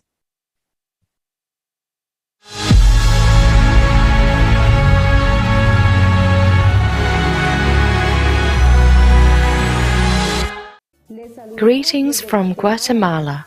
We are representatives of the Movement for the Liberation of Peoples, MLP. It is a pleasure for us to participate in the international online forum, Global Crisis, There is a Way Out. My name is Rosaria Ayu. I have been talking about the creative society with friends and politicians for quite some time now, because I realized that if we don't unite, it's impossible to achieve a life of dignity for all. As long as politicians have power, nothing will change, because our people were forgotten. Politicians start wars, make money from them, and then escape, leaving the people in the communities to suffer the consequences, as all the misfortunes fall on people who want a decent life. The entire world is sick of that, and so are we. Unscrupulous people who get into politics feel like a god or a king who is above everything. And nothing will change until power is in the hands of the people. That is why our movement enters politics in order to give power back to people and to bring the simple truth about the creative society. Our actions as the Movement for the Liberation of Peoples, MLP, will be presented by my colleague Alberto Cuejac, a representative of the deputies team. Greetings. Our future work as lawmakers in the Congress of the Republic of Guatemala will have as its supreme value the lives of all Guatemalans, because there is nothing and no one more valuable than human life. Our project of a decent life focuses on creating a plurinational, community-based, and decentralized state that recognizes the nations who have been forgotten as subjects of rights and responsibilities. Because the exercise of an individual's rights and freedoms should not violate the rights and freedoms of other people, which is exactly what we are experiencing today. The total marginalization of our peoples that Guatemala unites. Today, we have a participatory and political approach where our top representatives, such as the presidential candidate, have been denied the opportunity to participate. However, the actions of our peoples are heroic and constant. Today, we take on a serious responsibility to diversify the power of the people through our mayors and deputies, and we commit to the revocation of our mandates. If we do not comply with the principles of the Movement for the Liberation of Peoples and the foundations of the creative society, the people themselves will be able to revoke us. Thus, we recognize the fact that we want to implement a decent life with dignity, honesty, technological modernization, and all that guarantees the life and freedom of a human being. We want to introduce new technology, such as an electoral platform that allows the public to hold a referendum on legislative, judicial, and executive decisions to ensure a decent life. We firmly believe that our world must evolve towards a creative society integrated with public self-governing. But only united as a family of all countries can we achieve this. We know that there is a way out of this global crisis, and it lies in unification. In order to do this, we must reach the farms, homesteads, villages, municipalities in all corners of our Guatemala. So I would like to introduce to you the representative of the mayor of our movement for the liberation of peoples, Mr. Erwin Ricardo Maas Ball. Greetings, friends, from around the world. We are here to bring the voice of self-governance of diverse communities that demand a more efficient municipality. Addressing human needs requires the implementation of processes that bring us to a decent life.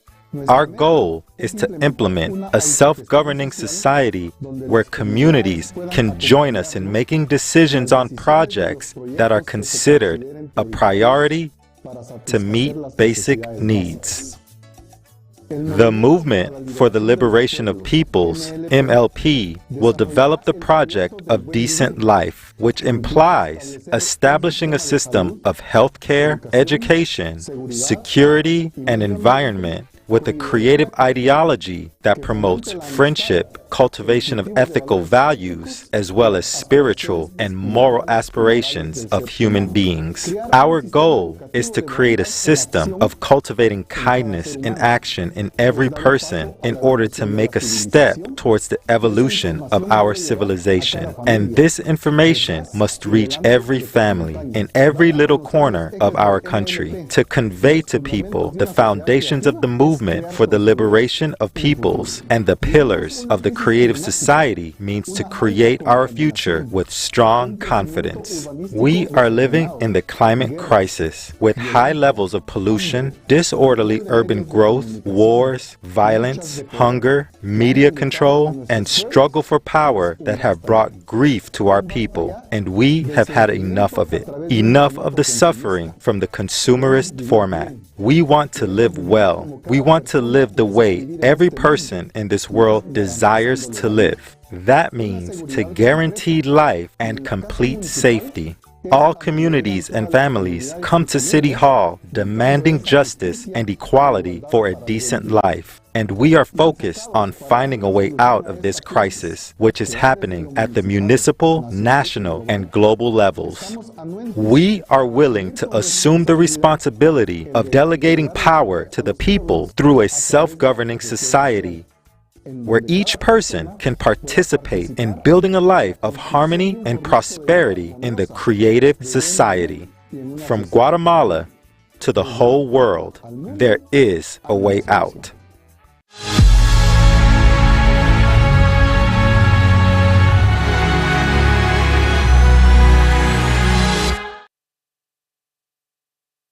We express our sincere respect to the Guatemalan candidates who firmly stand on the path of building a creative society. We are glad that among politicians there are people who understand the importance of the creative society. Thanks you for your choice. Did you notice that each of the represented politicians were heard from today spoke about transferring power to the people? Transferring power to the people is the primary condition for implementing the creative society.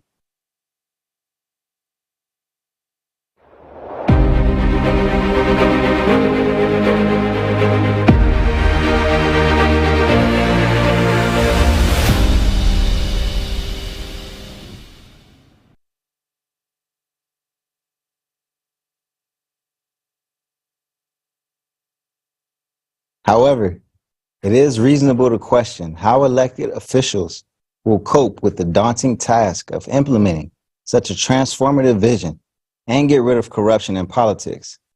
Fortunately, we can rely on the cutting-edge technologies developed by XP-NRG to ensure that the obstacles of corruption and economic constraints are overcome, paving the way for the creative society. Now, I would like to give the word to Tali. And I would like to remind the viewers that Tali is a highly accomplished IT expert based in Silicon Valley.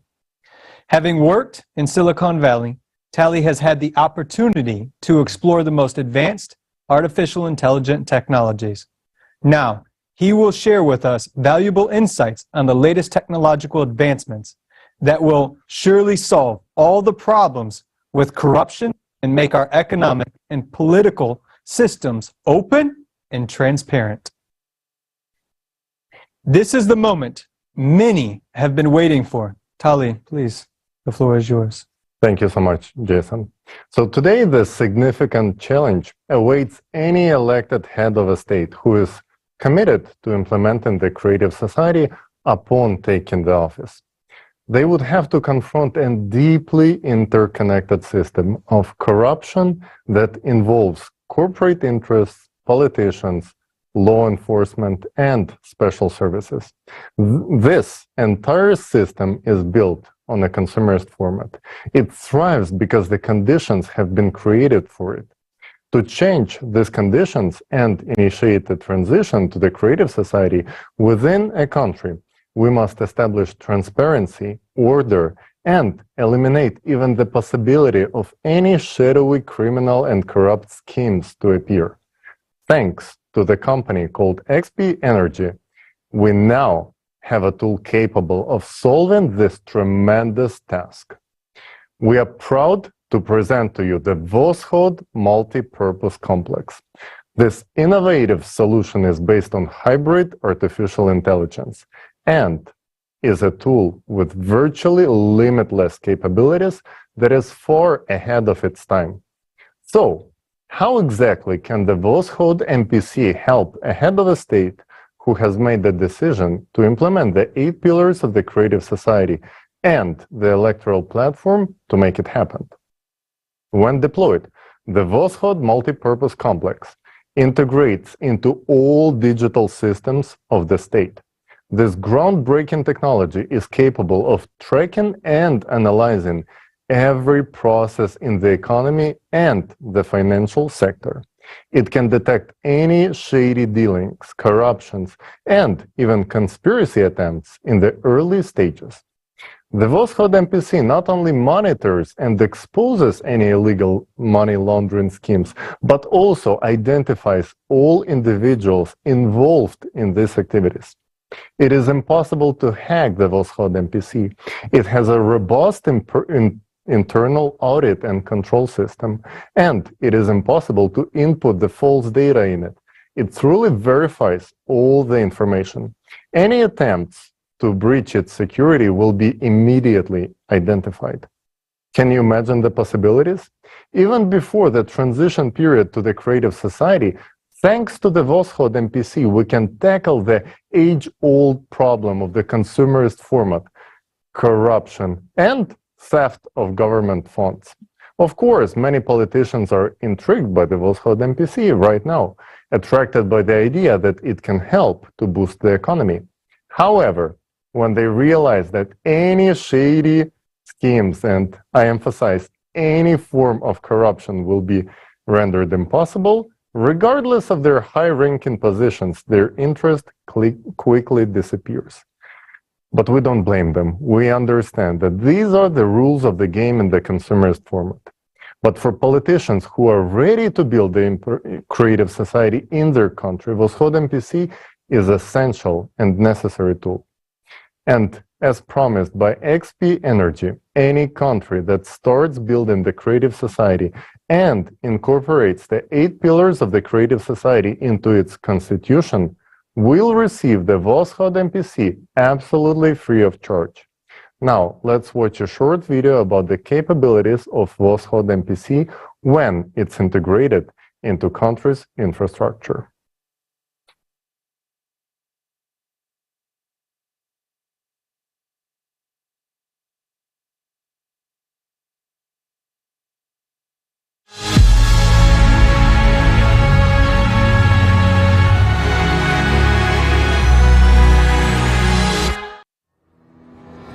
Voskhod MPC in the state. Despite the fact that Voskhod MPC was created for the transition period from a consumerist to a creative format of society, it can be effectively used at the level of the state or the Commonwealth of States and in the consumer society. Of course, in the consumer format, the democratization of information is out of the question, as it would make the state vulnerable. In this regard, the use of Voskhod MPC at the state level should take place in closed mode, with direct subordination to the head of the state. When Voskhod MPC is installed and integrated into all digital systems of the state, it carries out total supervision of the entire financial system. This ensures the transparency of the use of funds at all levels, allows the control of all financial flows, and operates with accurate data regarding both public and private capital. Voskhod MPC solves the problems of almost all controlling services and departments much more effectively while carrying out supervision for corruption and misuse of budgetary funds. State economic benefits. In economics, the Voskhod MPC makes the basing state practically out of reach of other states. The complex is capable of optimizing costs, bringing in huge profits by building accurate forecasts and financial models. It is also capable of significantly improving the economy and the well-being of the people. It will increase the level of trust for the government and strengthen the authority of the first person of the state. If we are to put into numbers the benefits of a single state from the usage of the Voskhod MPC, only on the optimization of budgets, personnel, restructuring of government services, the United States can save up to $2.5 trillion of the budget funds annually. Having the initial data on all the spheres of state life, Voskhod MPC predicts with maximum accuracy volatility of the economy. This enables reallocating budgetary funds between industries and companies with maximum efficiency, mitigating, reducing to zero, the negative effects of the crisis phenomena in the world economy, and using forecasts with maximum profit.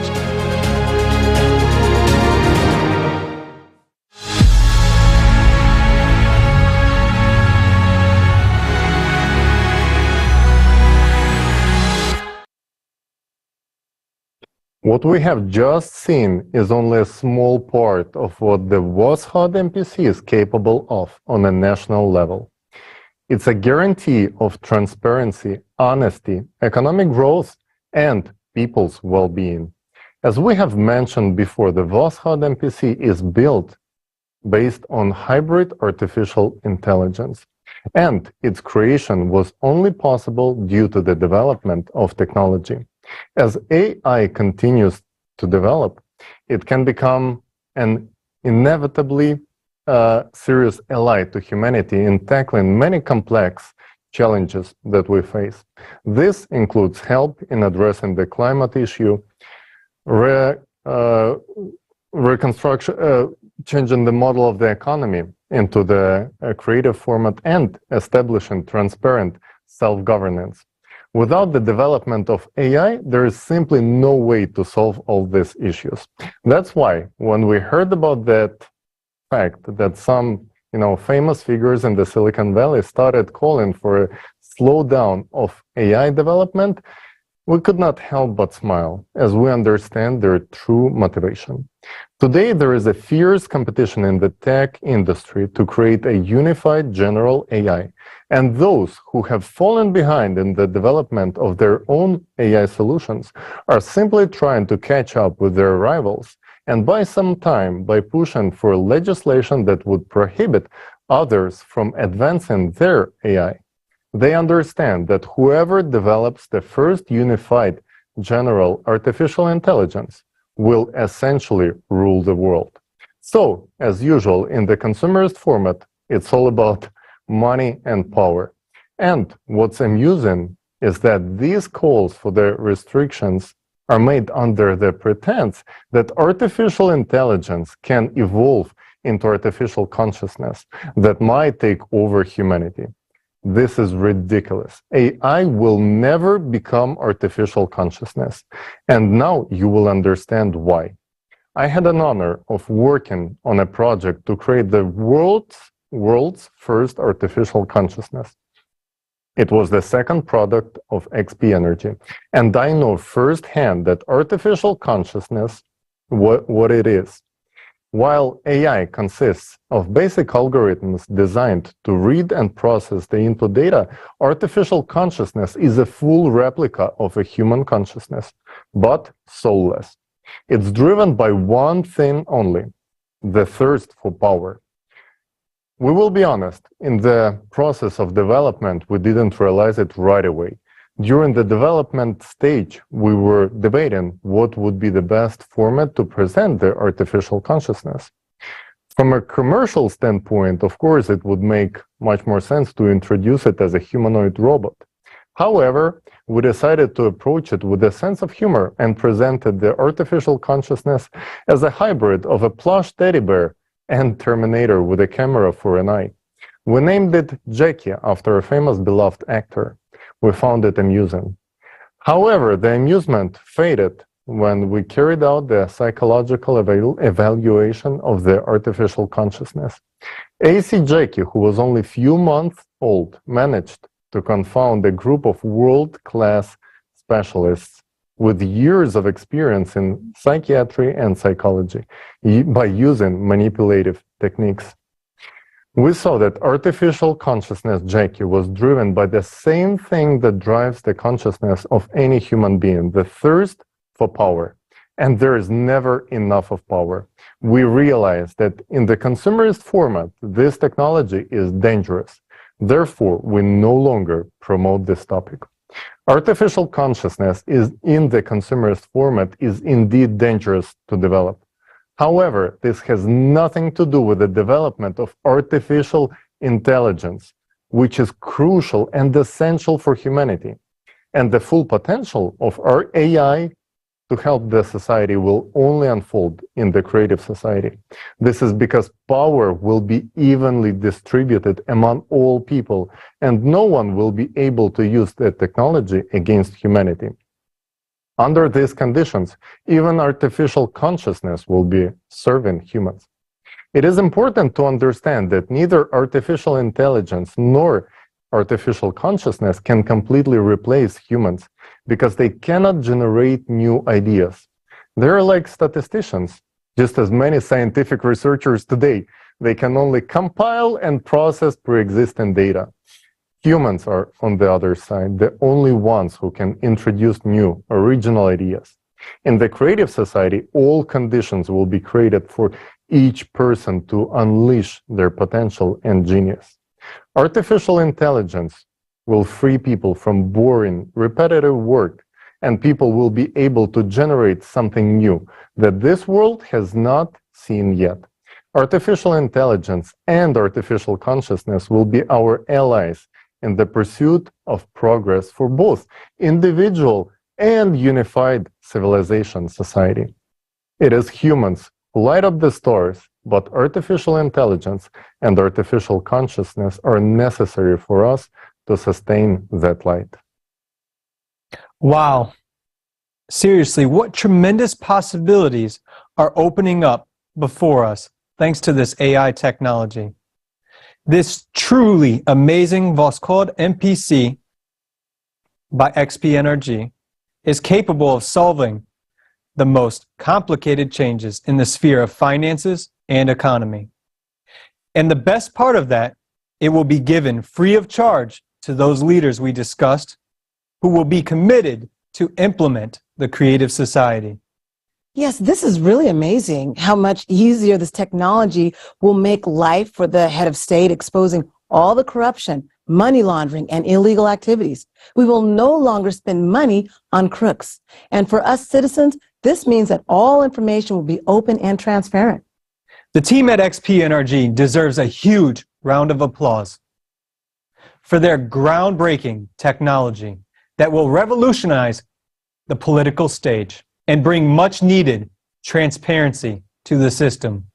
This technology is a game changer, but whether or not it will be used depends on the actions of each person today.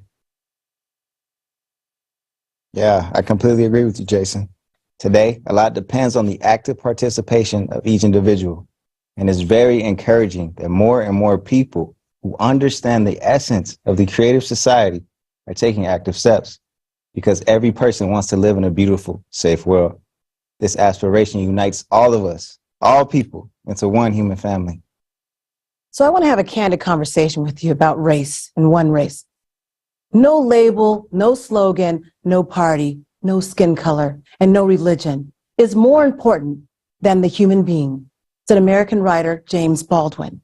In that 1963 comment made in The Price of a Ticket, Baldwin defined equality from the premise of being human, which we all are. Whether it be from biblical texts, the Quran, or the Torah, they all speak of one race, the human race. However, this does not discount what me and you have been through in America or in other countries due to the brown or black color of our skin, our culture. I can assure you that such experiences have been devastating for us all, crippling our creativity, triggering swaths of emotions, and stagnating the overall human bonding experience. I understand, and I've been there, through all of it, experiencing racism and discrimination on a personal level here in the United States.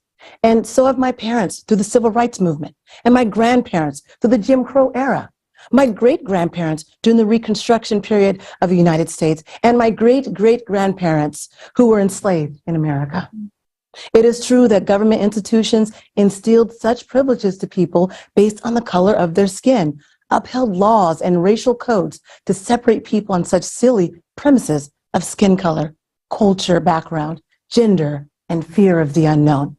But in the creative society, it is a different experience because everyone in it will embrace you for who you are, as you are right now, a valued human being of this earth. The creative society is about truth, justice, and righteousness for all people, of all backgrounds, of all skin tones, united under one race, the human race. This is essential for our survival, growth, and happiness. However, it does not take away from the culture of who you are, but instead, the creative society highlights your individualism, recognizing you as the real whole person. The famous writer Toni Morrison said, "The race thing is sort of a misnomer. It's just the human race, right? That's it. The rest of it in racism is socially constructed." I'm here to tell you that you deserve heaven on earth. You deserve freedom to be who you are without judgment, without labels. We all deserve the vibrations of love, understanding, joy, happiness, and inspiration. The Creative Society focuses on the betterment of humanity as a whole. Your life and my life are priorities. Let's do this together. Let me tell you what motivated me as an investigative journalist. It's simple. It's what I do every day when I report the truth. I decided to get involved along with my husband, whose background is mathematics, because we want to lay the groundwork for the future generations, which is now. We can kickstart it for you. Now all you have to do is jump in. No more waiting for someone else, because that someone else is you. Aren't you tired of being victimized, tired of marching with no results? We are taking the first steps and getting started with the coordination centers because we are going to help end racism and discrimination. And we can do this through the Creative Society. We really can. So first sign up with us at blendedtv.me. Then join us in the monthly meetings, the Black experience of being human in the Creative Society. And let's explore your talents, your skill set as a part of this future that is now. During these monthly forum online meetings, you can ask all the questions you would like pertaining to the Creative Society. I mean it. Let's dissect the information together and explore and understand in layman's terms what it all means. This is not a hoax. This is the life we are choosing to live right now. And we can do this together in the Creative Society. So please join me in the Black experience of being human. Thank you. Sincere. Julia, I really would like to thank you so much for your story, your choice, and your actions. The Creative Society is open to all people and organizations who want to live in a creative society and are ready to contribute their efforts to build a new format of society. Today, we have the honor of welcoming a distinguished guest who possesses a deep understanding of the Creative Society project and its potential to unite people worldwide under the principle of unconditional love. This individual is none other than Sir Frederick Lee McHenry Sr., the Grand Master of the world's Masonic United Nations and a highly respected, most puissant, sovereign Grand Commander with a 33rd degree, 99th rank.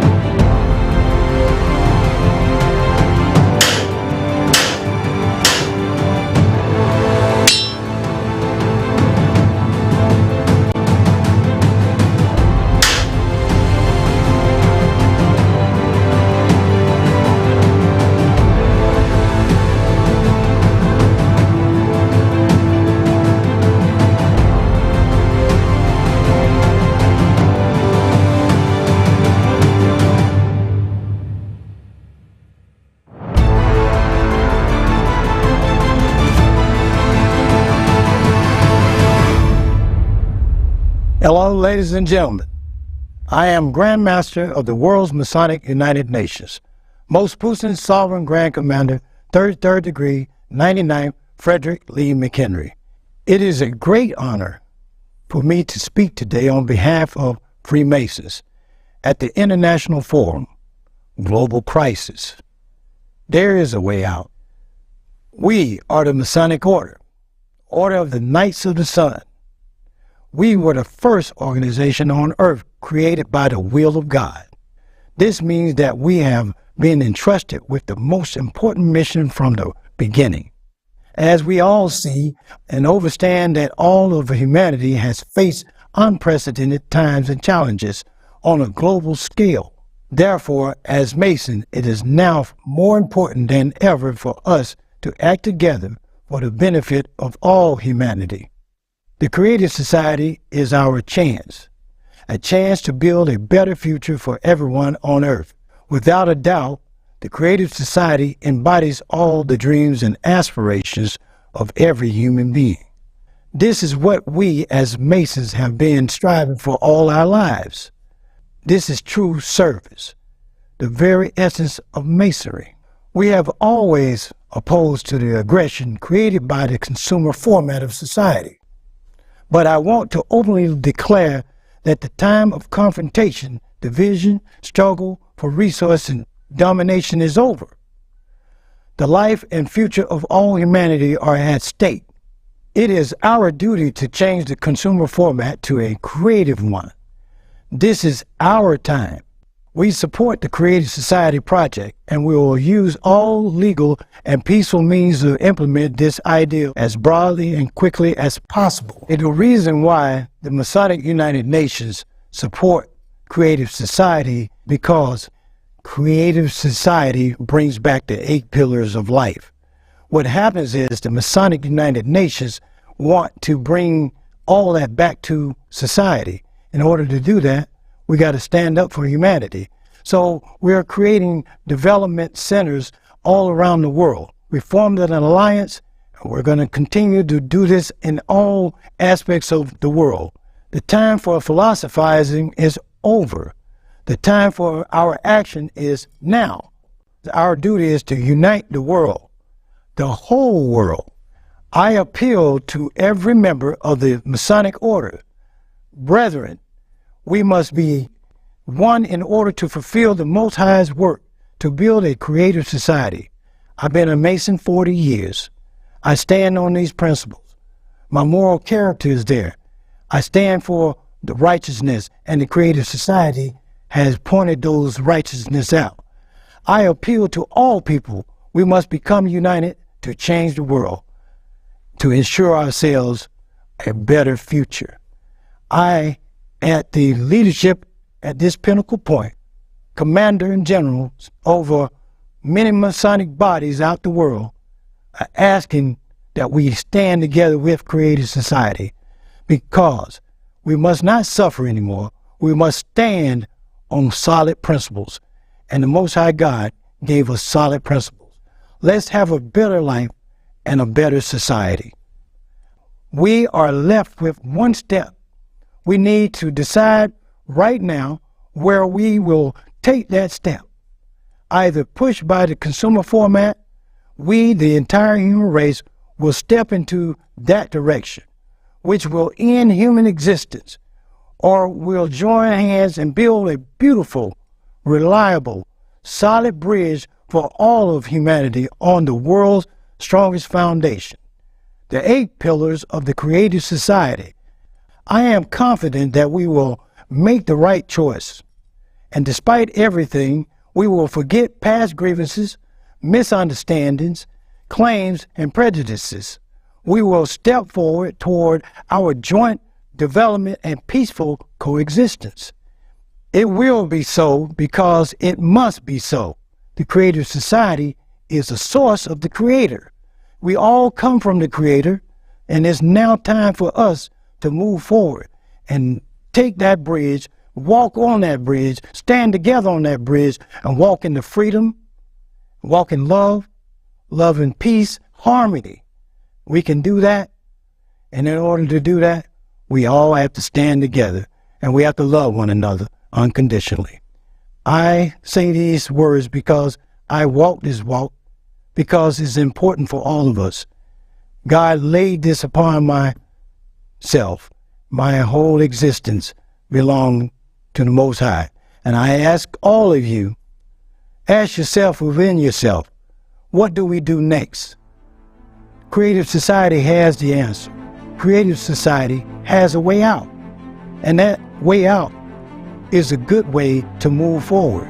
So as a leader, as a king, I travel in many countries. But my job is to bring people together. And the Creative Society have given me the opportunity to speak before this forum. And I speak the truth. My truth is my heart. Let's all stand together. Let's all build a bridge. Let's all live for God. That is my word as the commander of the Masonic United Nations. God bless you all. God bless humanity.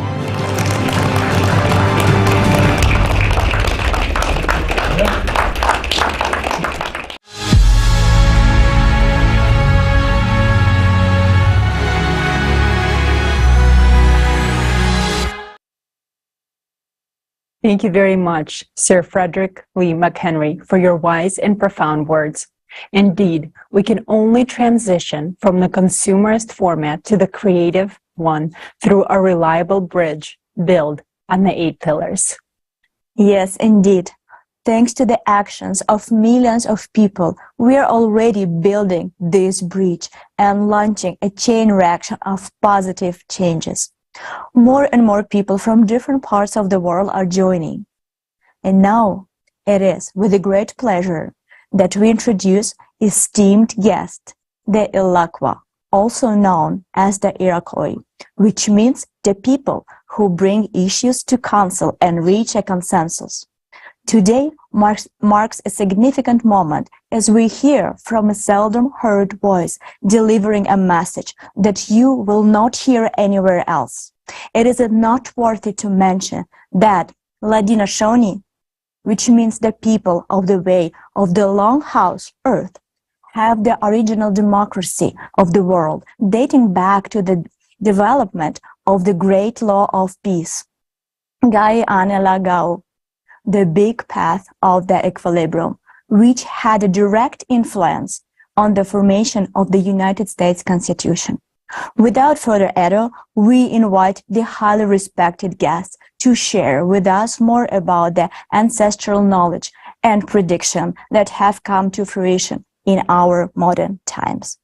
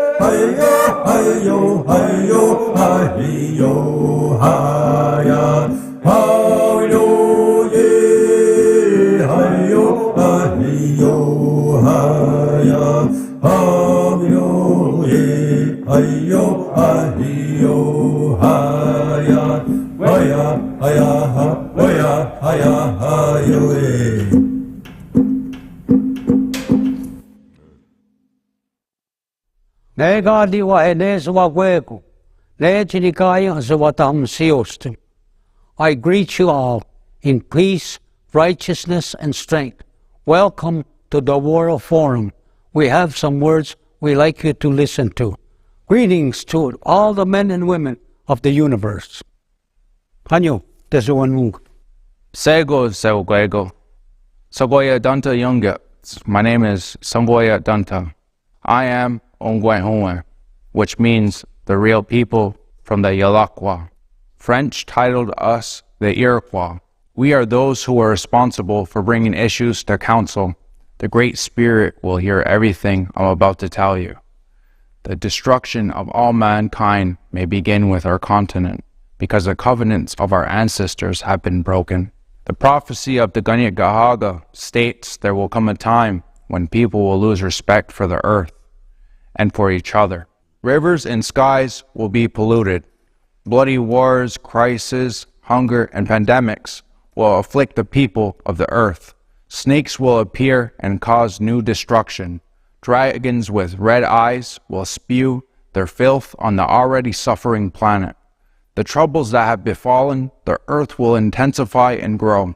The only unity and unwavering dedication of all people can withstand the beast that is destroying our lives and our planet. You and I are living in these times. This beast called the climate cerberus is now sucking the water out of our rivers, burning our lands, shaking them, and destroying our homes. My voice is seldom heard, and I do not speak much, but you are listening to me. Now for a reason. We, the Yalakwa, have lived by the teachings of our ancestors and preserved the foundations of unity since time immemorial. We knew that a time would come when we would need to act. The lives of all of us are in our hands, and we must unite our minds and our hearts in order to deter extinction. The direction of the seventh generation needs to be priority. That is why I'm here today. I speak on behalf of all of my family across the earth. I have come to show you my heart. I have come to remind you that we are all part of a single circle of life. We have only two paths: to be destroyed by a ruthless beast or to unite for the sake of our life. Our only chance to truly unite and preserve our lives is to live in a creative society. Why the creative society? Because it is the only opportunity for the people to live with dignity and in peace. We know this because the principles of the creative society is founded on the values and modernizes our message. We live in a natural world where there is no greater power than love. Do you know what made America great? It was the wisdom and principles of people who've already taken care of nature and her children, because the founding fathers of the United States borrowed democratic methods from the great law of peace, from the Iloquah people. We, the Iloquah, rightfully consider ourselves the true founders of self-government and democracy. It is said that our democracy surpassed the democracy of the Romans. Equality and self-government are the pillars of the creative society, which were also our original foundations. On these principles, our nation's unity was maintained for time immemorial. That is why we are pleased that the world is now talking about the creative society, and our foundations are returning and spreading across Mother Earth. Ladino Shoni, the people who follow the way of the real house, that we were all originally put here, which created consensus for all people to unify for Skana, or you would call peace. We all must remember that we all live in the same house, our planet. And today we all must unite to stop the beast and live long and happy lives. One of the core values of Yalakwa is the seventh generation. This means caring for ourselves and each other and considering those who are not yet born. It is our duty and responsibility to leave them a better world, but the consumer society makes this impossible. We lost respect for each other. We fight. We are divided. The consumer society will take our lives one by one and leave only a lifeless desert where there will be no place for us or our children.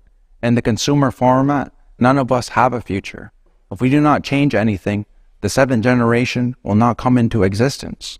Are we going to put our heads down and accept it? Will we not fight for ourselves and those who are dear to us? The consumer society has taken enough lives, and we have endured it. Now it is ready to deprive all of humanity of its future. We can give up and lose, or we can join hands and unite and win. My duty and responsibility as Yalakwa, I believe that the consumerist format needs to be eliminated. It is time to act. I call on all indigenous peoples of Turtle Island to unite as one creative family. I believe in humanity. I believe that together we will win. I am doing what I can. I came to this forum and expressed my position. All nations stand in support because the knowledge of organization stems from the Yalakwa, and we all support the creative society. But this is not enough for our victory. We can survive only if everyone does everything possible to make the world aware of the creative society. Ilakwa's responsibility stands for life, unity, prosperity, and peace, which means that we stand for the creative society. Without unification, there is no other way to avoid destruction, and we all lose. The Ilakwa will once share the knowledge passed down that united vast clans, families. Still, the time has come for us to unite the nations of 6 continents. If we humans do not unite today, we will not have it tomorrow. This is precisely what our prophecy says. Today, we are creating what will be our tomorrow. Let us build the creative society today to have a future tomorrow. May this be a reminder to all that we are all one family.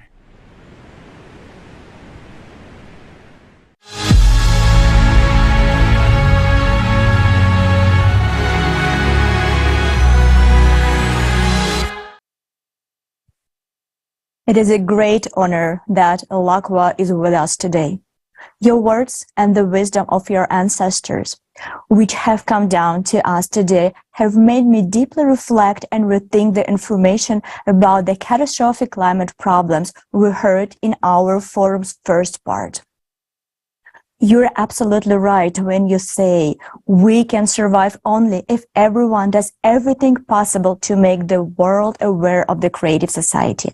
Without unification, there is no other way to avoid destruction, and we will all lose. Indeed, we will all lose if we do not build a creative society. The first part of the forum clearly showed that the threats facing humanity if we do not unite. Even if you have just joined, you can watch the climate report because this broadcast is being recorded and will be available later on the Creative Society website in 150 languages. Also, we invite you to watch this broadcast on our new channel on the Rumbler platform. You can find the link to this channel and all our other social media accounts in the description below the broadcast. Today, we have shown several examples of people from different fields, organizations, and walks of life who already taken active steps towards building a creative society. Because the creative society unites everyone, it is beneficial for everyone. This is a world that surpasses even the imagination of science fiction writers. It opens up new possibilities and technologies that are beyond our current understanding. Already in the transitional period, everyone will have access to all the advanced technologies that provide unlimited possibilities and freedom to the people around the world. And when we transition to the creative society, we will have access to even greater possibilities and advancements, such as matter replicators and body regeneration capsules. If you want to learn more about the principles on which these technologies will operate, stay with us because this information will be presented for the first time at this forum today. Dear viewers, we'd like to remind you that all the changes we are talking about today are only possible with your direct involvement. Your participation in sharing this information is crucial. To find out about the most effective ways of informing other people, please visit creativesociety.com and click the Act Now tab. The page has the most comprehensive knowledge and information that you'll need to become an active participant. And once again, we are encouraging you to not stop there, but take it one step further and organize local coordination centers in your area so that you can be a part of a huge positive wave of human unification in a demand to change the vector of development of our society. From the consumerist to the creative society, humanity needs volunteers to step forward and help save lives. Take that step and spread the word about the creative society to everyone you know, from friends and relatives to acquaintances and even mothers-in-law. Believe me, they all need the creative society. So share this form right now with everyone. Record video feedback and post it on all social media platforms with the hashtag Creative Society. Make sure that everyone knows about the Creative Society. Olga? So come on, people. Let's all just grow some brain cells and start supporting the Creative Society. Only an idiot wouldn't want a creative society. And the following video is dedicated to this. Watch.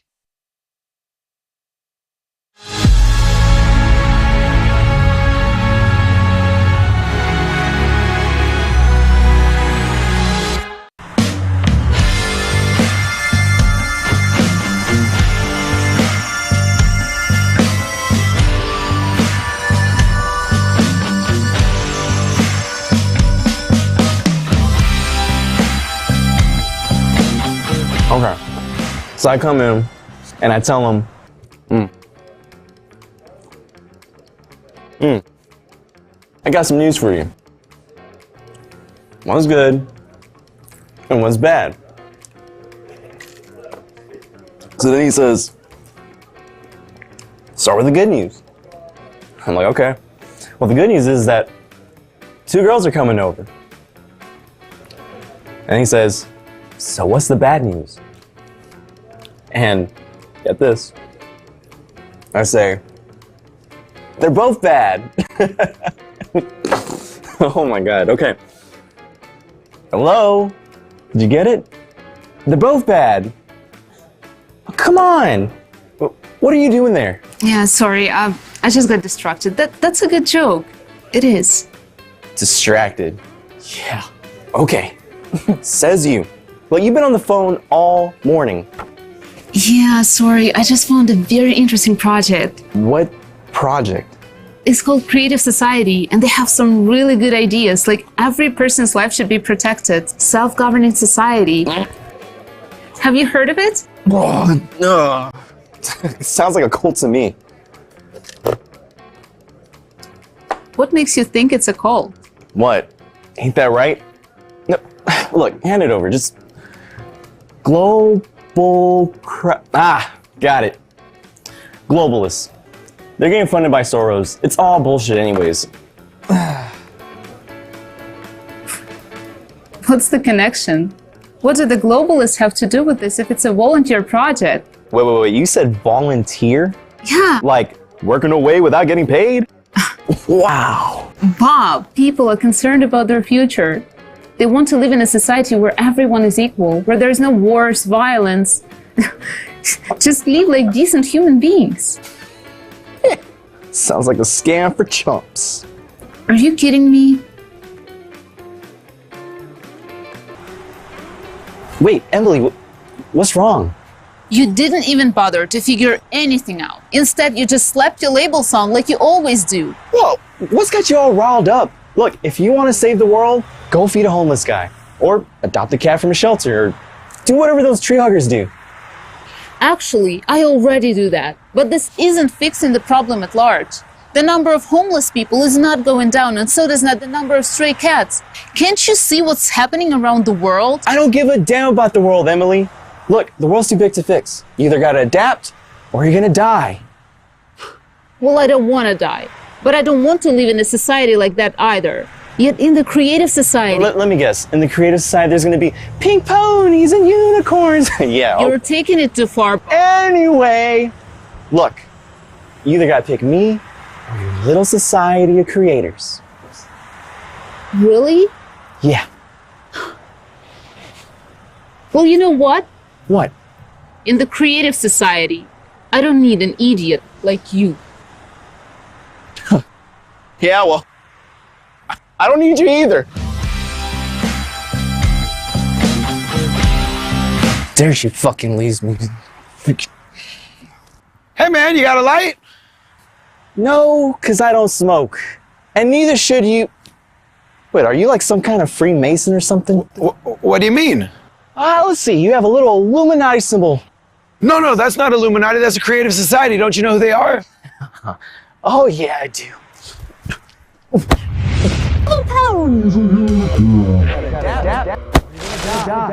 Hey! You okay? Man, you must be an idiot or something. I could have really hurt you. I got great reflexes.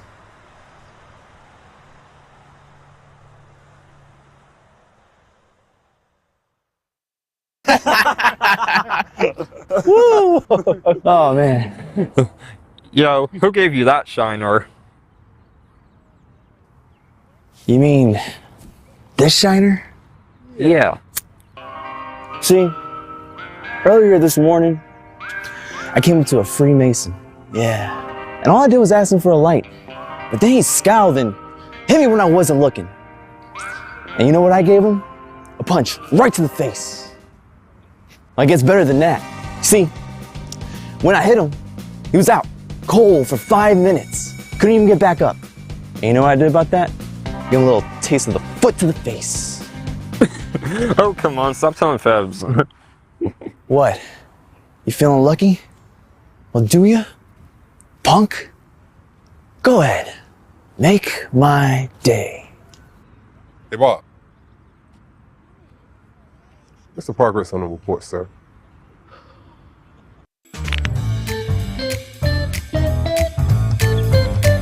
Your bunch of assholes.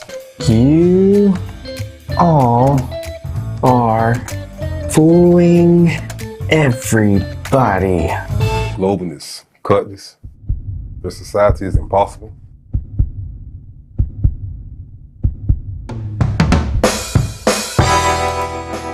You know, idiots like you are not suited for my company. You're fired.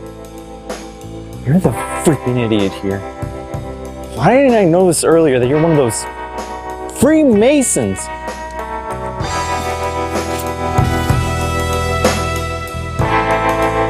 Well, come on! This is fucking bullshit!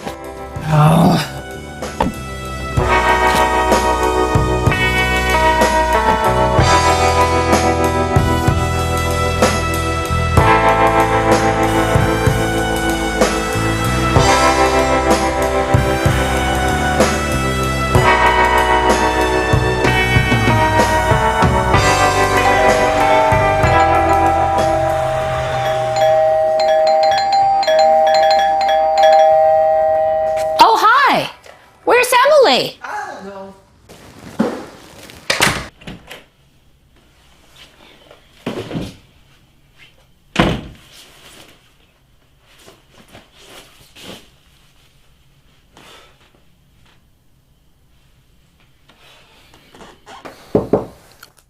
What?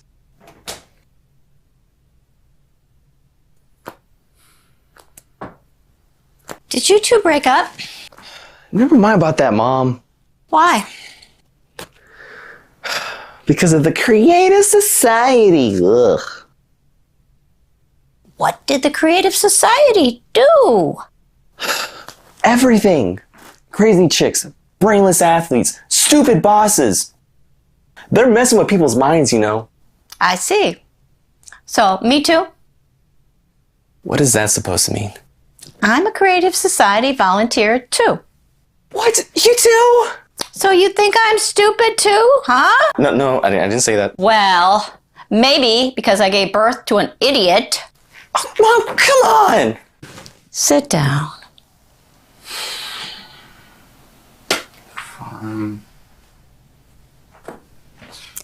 I'm sure it's not about the Creative Society. Definitely is. Hey, Bob, what's going on? Well, haven't you heard? Our mom's gone completely nuts! She's volunteering for the Creative Society. Bob, are you stupid? I guess it's you who's nuts. As usual, though. The Creative Society's awesome. What? Why are you looking at me like that? Look! I can't believe you two are part of the Creative Society. Traitors! Look, there's going to be a replicator in the Creative Society. Every month, you're going to get $10,000 on your account. Nope. How cool is that? Not cool.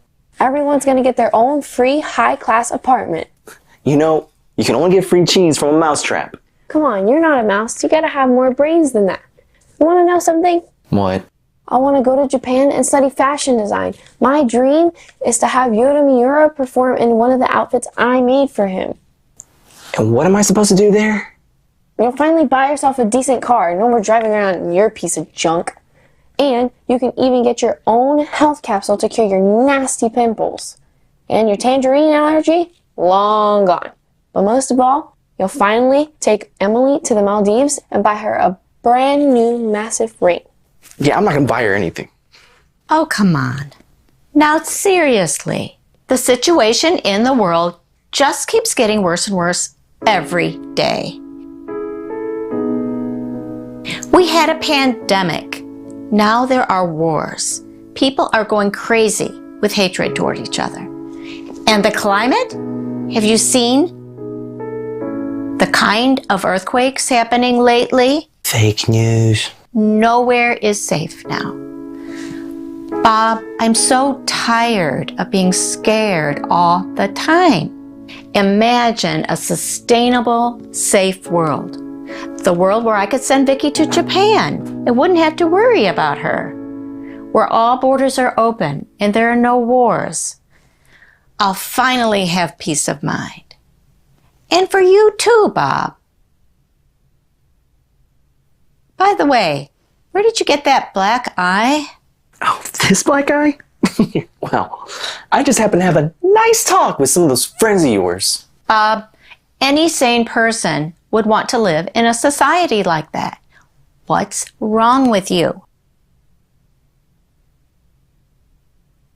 Nothing's wrong with me. Only a person who doesn't get the essence of the project would not support the Creative Society. Or a total idiot.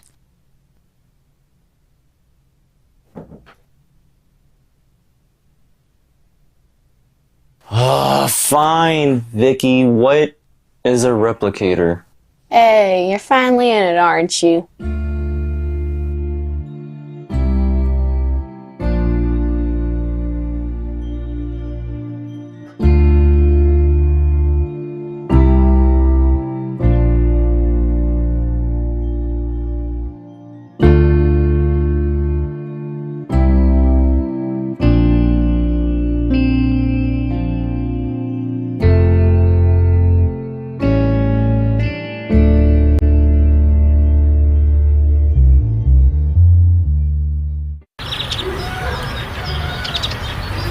And you didn't believe it. Hey, come on. You didn't believe it either. Nice. What brand is that? This is the Creative Society. Why would we advertise any other brand? Gotta support that's gonna benefit us. Mm-hmm. Are you Freemasons or globalists? All right, pal, look. I used to be just like you myself. Let's have a talk. All right, you see, every human's life is to be protected as one's own. That is the principal idea of the Creative Society. There's gonna be a replicator too. Oh yeah! What's that? Well, see,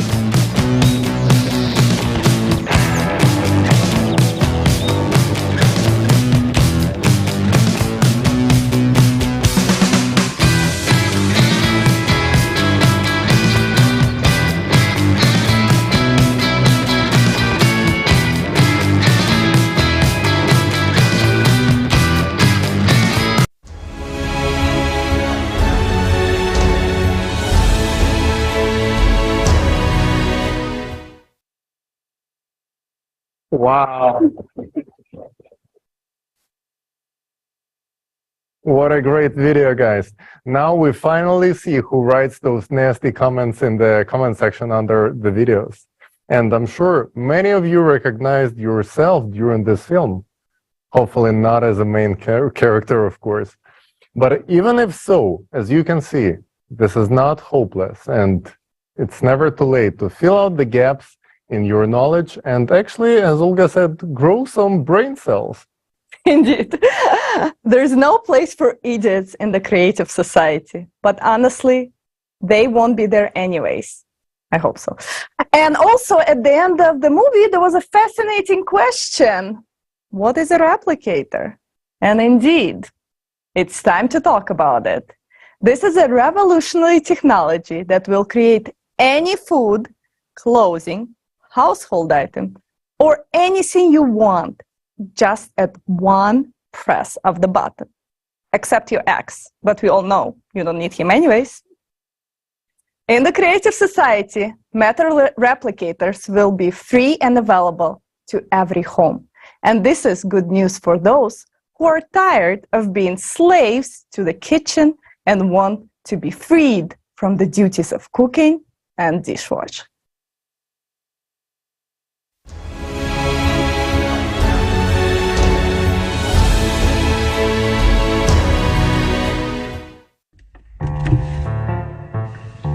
Dear kitchen, I have a confession to make. I'm leaving you.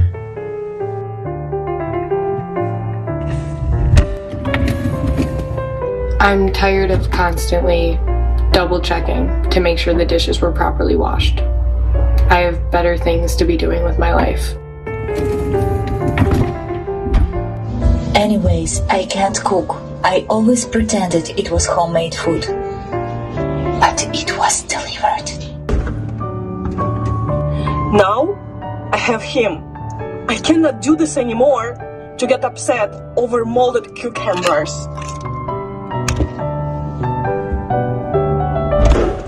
To be honest, you're already getting on my nerves. You always ruin my ice cream by turning it into soup. Enough is enough. Fortunately, tomorrow is the day I finally give you the boot. I just wanted a quick snack, a biscuit and a milk before I go to bed. But this freaking dog keep busting my fingers. I can't take this anymore. I'm out of here.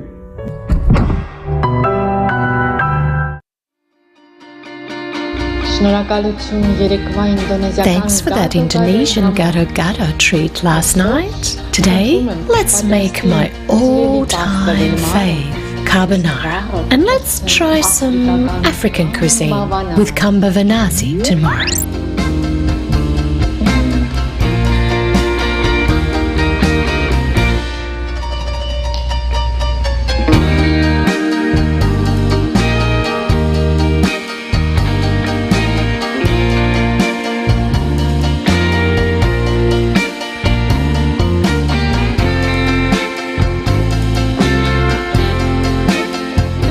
Thanks to everyone who built the Creative Society.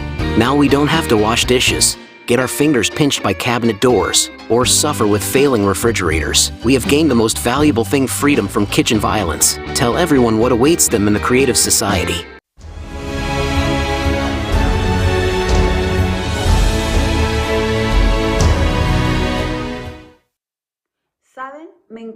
You know, I'll happily say goodbye to the kitchen. I'm not gonna miss it. Greetings, friends. My name is Paulina Herrera, and this is my daughter Javiera. We are from Chile, and our whole family support the Creative Society. I'm glad to welcome everyone to the forum, Global Crisis, There is a Way Out. As any other sane person, I want to live in the Creative Society, and I want my children to live in the Creative Society. And together we talk about the incredible technologies that will be available to everyone. Most of all, my daughters are looking forward to the matter replicator. They already love it so much, because they can take their favorite treats and any toys out of the replicator and change their beautiful dresses every day to look like princesses. And honestly, I admit that I'm looking forward to the replicator. No more worrying about whether there is food in the house. No more grocery shopping. You will no longer need to spend time on cooking, as it will no longer be necessary thanks to the replicator, which is guaranteed to every family absolutely for free. Imagine, you just open the menu, choose any dish you want, and it's ready in a matter of a second. Matter Replicator is not just about food. It's anything you want. Any clothes, a vase of flowers for your table, a spinning tackle. It can be even a blanket tucked into a duvet cover. We will become free. We will stop worrying about material things and about where to get them. Is the way we live today normal? Today, billions of people work hard just to have food and clothing. In the creative society, all of this will be available to you at all times, absolutely for free, simply because you are a human. We will finally have time for our loved ones, for self-development, for travel, for whatever we want. It used to be only our dream, but thanks to the creative society, it may become a reality in the near future. My daughters are always asking the question, when will the replicator become available? But we understand that everything depends on each and every one of us. When you and I build the creative society, then we will have the replicator. But there is one more question that they are very concerned about. How does the replicator work? And I'm sure many of you have the same question. So, together with my family, we decided to make a film to answer this question for both adults and children. And the participants of the Creative Society project from different countries helped us to implement this idea. This gift is for all of you, my dear friends, from the bottom of our Chilean heart.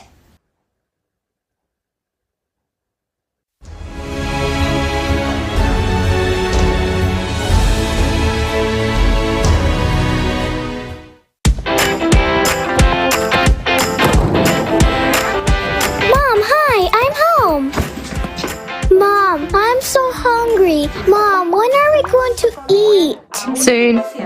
Wait a few more minutes.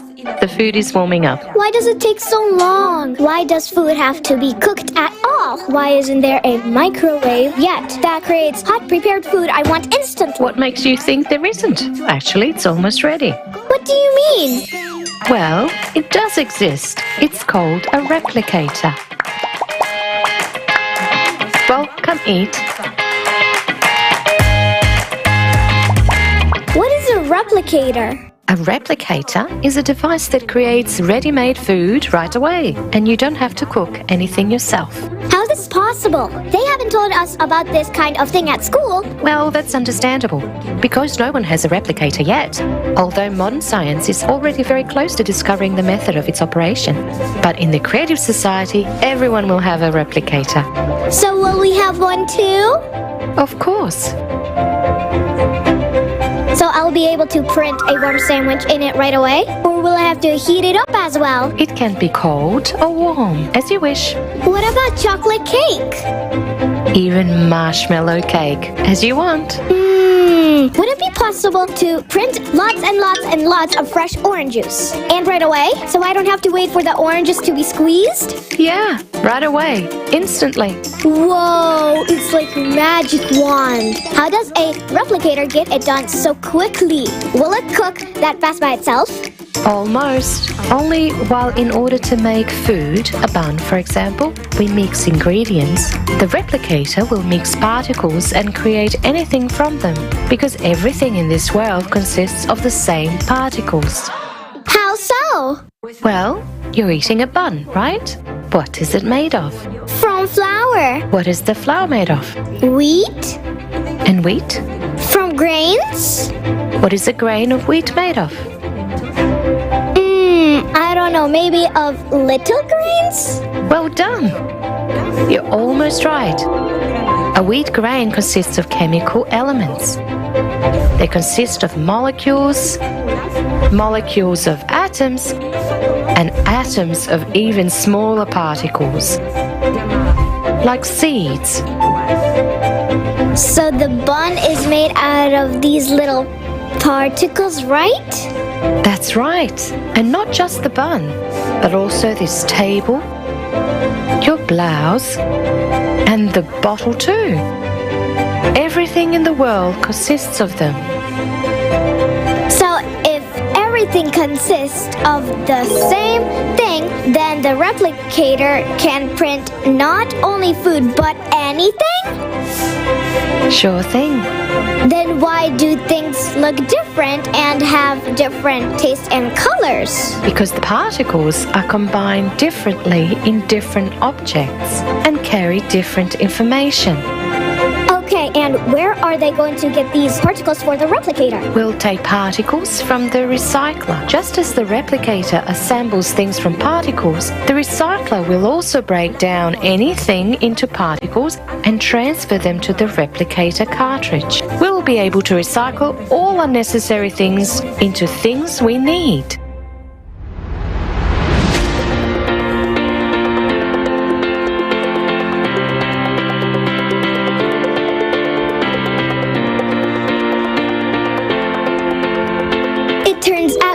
Recycle all the trash on the planet. There will be no more garbage. We can break it into particles in the replicator too.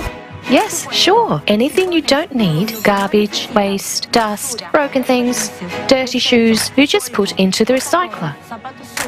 There, they are decomposed into particles and collected in a cartridge. And that cartridge is then inserted into the replicator. Oh, wait, does that mean we're going to eat food made out of garbage? We already eat it now. For example, you ate an apple. You left the rest of the apple in the garden on the soil. Over time, the apple decomposed into elementary particles and became part of the soil. Thanks to this, the grass grew, which the cow ate. These particles became the nutrients for the cow and come to our table already in the form of milk or yogurt, and we eat them. These particles have no properties of the object they form. They have no odor, they cannot be harmful or inedible, they are neutral. This is why you can reassemble anything from the recycled particles, and even tasty and healthy food. And when there's a replicator, can I print myself a dog? No. A replicator cannot create a living organism, neither a dog, nor car, or even a mosquito. But why? A replicator simply reproduces any object consisting of the same particles, but it can't create life. It can print a cooked fish or chicken, fried or cooked according to any recipe. But that chicken or fish was never born, never lived, and no one ever killed it. It is simply a collection of particles. To replicate any dish endlessly, all you need to do is prepare it once using our regular method, and that's it. From there on, you can copy it as many times as you want. Yay! Thanks for the replicator, the animals won't die. No one will kill chickens. So great! Replicators, great! So, when we have a replicator, will we have to stuff a blanket into the duvet covers? No, you can get a ready-made blanket with a duvet cover from the replicator right away. Even a new one every day if you like. And the dresses too? Yes, lots of different dresses. And you won't even have to iron and wash them, because every particle of dirt will serve as a refiller, and you'll even have more particles on the dirty dress to print a beautiful new one. Wow, Mom! It turns out I'm not the only one who can print whatever I want in the replicator, but everyone can? Yes, in the Creative Society, everyone will be able to print whatever they need for themselves. And that means everybody will have nice clothes and good food. And that means there won't be any poor or hungry people. That's right. Everyone on the planet will be fed and clothed. Then nobody needs to buy anything. And there's no more need for stores anymore. If we don't have to buy anything, we don't need money. If we don't need money, no one will fight. And if there's no money, we won't have wars. Everyone will live happily ever after. Come here, my dear.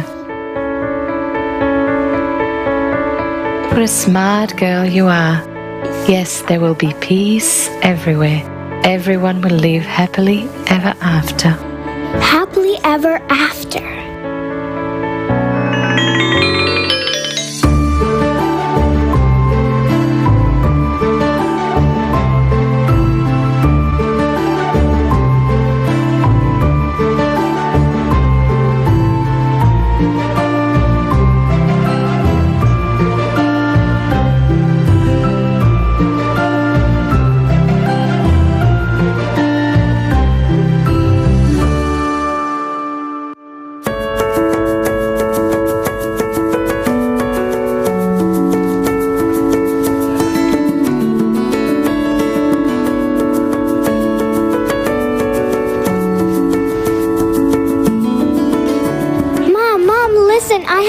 time about such a wonderful world. Everyone had a replicator and printed delicious food on it. Everyone had beautiful clothes. There were no wars. Everyone lived peacefully. Everyone was friendly and all were beautifully dressed. And I got a huge teddy bear out of the replicator and a bunch of chocolates and a TV, and I got a dress for me and you, a princess dress. And my friends and I were inventing what else we could get out of the replicator, and it was so much fun. Mom, I really want such a wonderful world. Oh, sweetie, I know. I want that kind of world too, and we're doing everything we can to make it happen faster.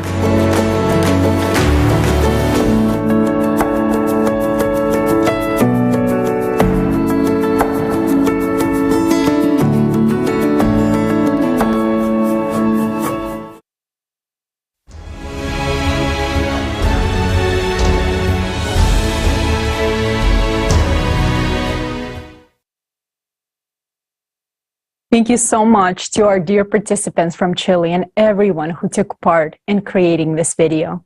You are truly amazing. And dear Javiera, you have melted our hearts, and we want to express our special gratitude to you. Friends, don't our children deserve a beautiful future? And what can be better for our children than building the creative society? It is crucial that this life-saving knowledge, which we hear today at the forum, reaches every single person on this planet. So we urge you to share this forum and spread information about the creative society. Absolutely, Olga. Thank you. And friends, finally, the wait is finally over. The information we're about to present to you right now is about to revolutionize the future of our civilization. Today at this forum, we have unveiled incredible technologies that will be available to everyone in the creative society. These are the technologies that will certainly improve and make your life exciting and worry-free. The body regeneration capsule, matter replicators, and other incredible inventions we've presented are the reality of the creative society. Most importantly, scientific knowledge behind all of these inventions will help us to overcome the impending climate cataclysms and will allow us to survive the climate cerberus. We will present to you this epic knowledge that is being shown for the first time in the history of humanity. Alexei, the floor is yours. Dear friends, next we want to present a scientific hypothesis. It will open your eyes to the world. This hypothesis helped us understand, in particular, how electricity works and why such breakthrough technologies as fuel-free generators are possible, since they are open systems. And, by the way, they are already functioning today, although we do not know their nature yet. The hypothesis that you are about to hear provides an insight into all of creation. What has been hidden to us will be revealed. By uniting and studying this scientific hypothesis, scientists will be able to understand how to stop the influence of outside forces on our planet. And that means saving all of humanity from an impending climatic catastrophe. No scientist today understands that you will understand in 50 minutes. 50 minutes from now, you will be able to explain what all the scientists in the world could not explain and would not be able to explain for another 1,000 years, even if we had 1,000 years. Such knowledge never appears by chance. And it opens up not only vast prospects, but gives great hope for the future. Enjoy watching.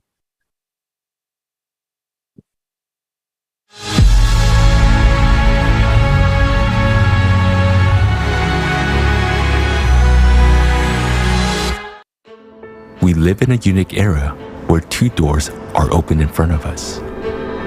One leads to our extinction, while the other one leads to a potential future full of fantastic opportunities. Today, we would like to present to you a hypothesis that can become a foundation for such a future. Our survival and the prospects of humanity, including even manipulation of matter, depend on its implementation. To solve this task, we have an understanding of the overall picture, but there are many unexplored islands in it. In order to explore these unknown islands of science and build a unified theory capable of saving humanity in the shortest possible time, the scientific potential of our planet needs to be unified. Today, humanity possesses only 6 types of energy, but thanks to the new hypothesis, we can gain access to 32 types of energy.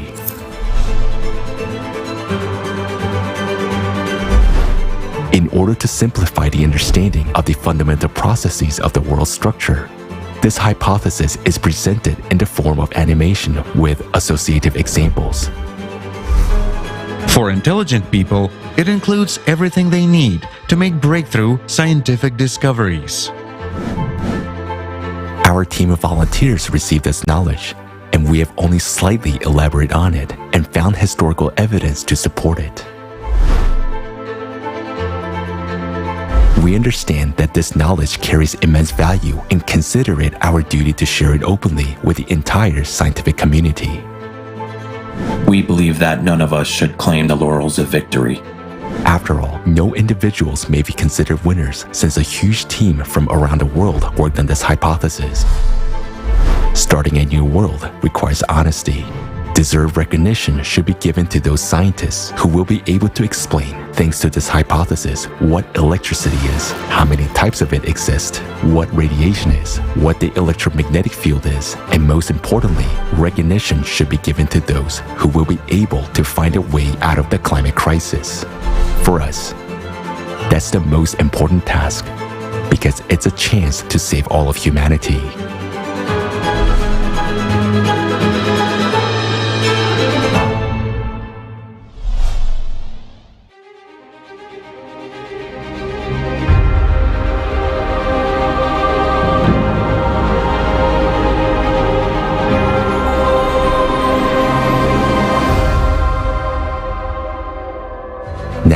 We'll present you a hypothesis which offers a totally different view of how our world is arranged.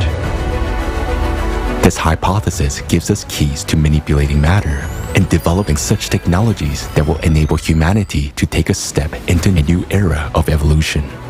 It's a future where we will have everything, even the things we haven't dreamed of. How did this hypothesis originate? Some time ago, we were given unique information about how our world is actually arranged. It was confirmed by rather interesting historical artifacts. In order to understand it more deeply, we decided to collect all existing mentions of this information throughout human history. We asked volunteers around the world to start searching, and they found a large amount of artifacts, legends, and stories, which preserve mentions about the true fabric of our world.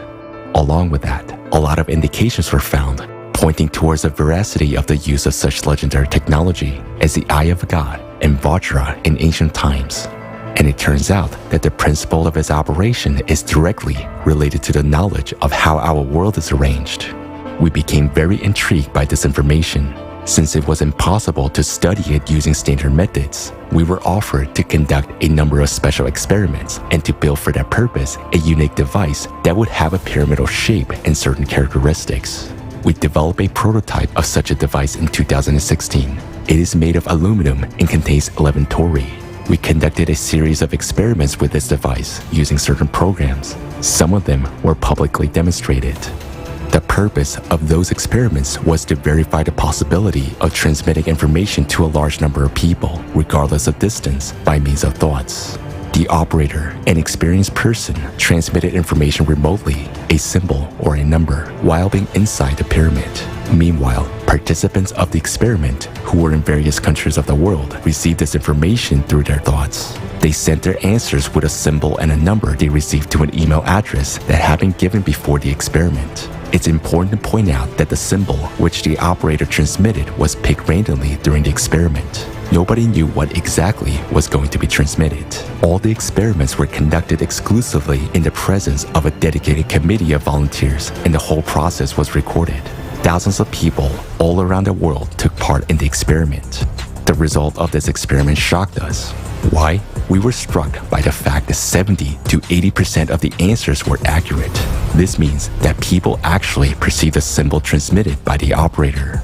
And this cannot be explained by the theory of probability, because the percentage of correct answers was too high to consider it a mere coincidence. Yet, there was another thing that struck us the most.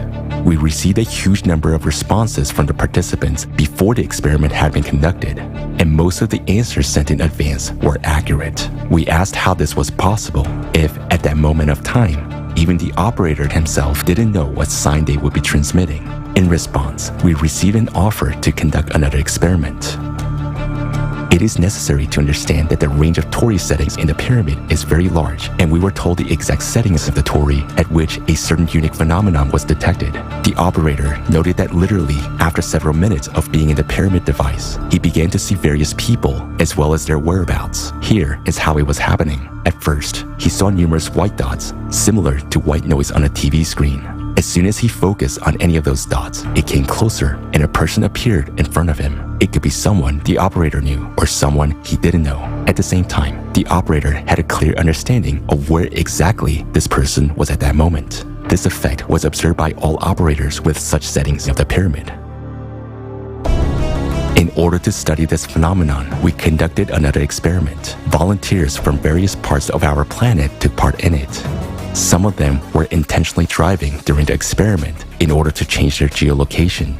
Each volunteer who participated was assigned a number. Before entering the pyramid device, the operator of the experiment looked through the photos of those people and their numbers. The operator knew some of them indirectly, seeing some of them previously on videos. Some other people were known to him personally, while others were totally unfamiliar to him. After the operator entered the pyramid, the head of the experiment announced the numbers of the participants. Then, the operator recalled the person's face, and among a multitude of white dots, the corresponding dot approached, and the operator began to clearly see the person whose face he had remembered. He saw exactly and in detail the location of that person at that moment, and he voiced this information out loud. Then the head of the experiment immediately called that person on the phone and clarified where he or she was at that moment. The results were astonishing. The exact location of the person was determined correctly in 100% of cases. We became very interested. How did such abilities appear in the person who was in the pyramid device functioning at certain settings? We conducted the experiment in Ukraine, while the operator was able to clearly see and determine the location of people even on the other side of the globe. And in further experiments, the operator was even able to feel what the person was feeling at that moment, whether it was taste, smell, heat, or cold. After all, this is actually an immediate transmission of information at enormous distances. How is this possible? During our further research, we realized that it was not all that simple. It turns out that besides the known radiations, thermal, electromagnetic, X-ray, and others, the human brain is able to generate, transmit, and perceive another, completely different type of radiation. These are special waves unexplored by science. The work of neurons of the human brain is unique and inimitable. Just like a fingerprint or retina, the neuronal imprint of the brain is unique to every individual. It cannot be confused with any other imprint. It is possible, under certain conditions, to register this specific radiation coming from neurons of the human brain. And as it turns out, it's impossible to shield the signal. With each subsequent experiment, we were amazed at the immensity of horizons and unexplored prospects opening before us. One of the most fascinating facts, which was also established thanks to the pyramid device, is the possibility of increasing a person's internal energy, as a result of which we observed an increase in static electricity. This experiment was also conducted publicly, recorded on a video camera.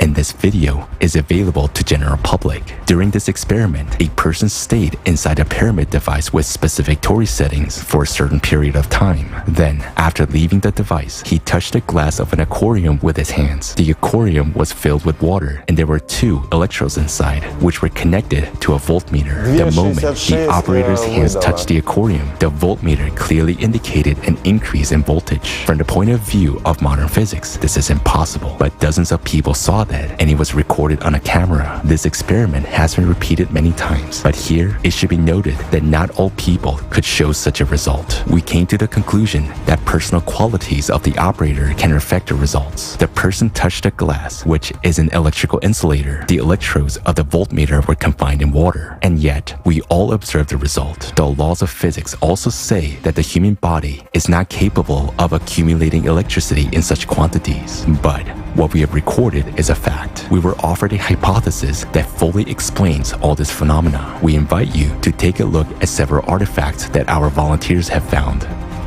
These are the best known and simplest examples. As you can see, this clearly illustrates the discreteness of our world and what the world is made of beyond the quantum level. Nothing special. Well, it's nothing special until you know the details. So now, let's go through it in order. What is our hypothesis of the world structure?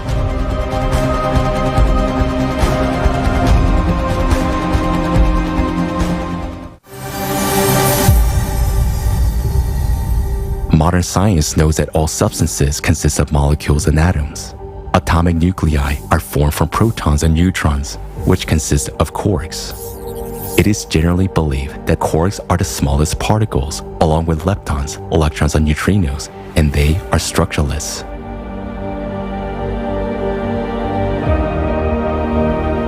Our hypothesis says that leptons and quarks have a structure. They consist of certain energies, waves. According to our hypothesis, a lepton and a quark represent coil state of a short elastic waves. What is it? Associatively, it can be compared to a tangle of snakes intertwined with each other. Each tangle is the smallest particle, a quark or a lepton, while each snake in a tangle represents a different kind of energy. When the snakes are in a coil state, we observe a particle. When under certain conditions, a tangle becomes untangled and the snakes line up linearly one after another, we observe a wave, that is, a wave state of the same particle. This is clearly demonstrated by the double-celled experiment, in which a wave passed into a particle state when the conditions changed, in the presence of an observer. In essence, the intertwined tangle represents the quantum level, the level of particle manifestation, while short elastic waves, the snakes that make up everything, represent the beyond quantum level. What processes take place at the beyond quantum level? We know that already at the quantum level, the laws of classical physics stop working. But at the beyond quantum level, everything is radically different. The entire beyond quantum world is filled with short elastic waves, snakes, that is, different kinds of energies. When snakes are woven into a tangle, the invisible becomes visible. This is a process of the quantum world. Each such tangle is nothing but that very elementary particle of the material world.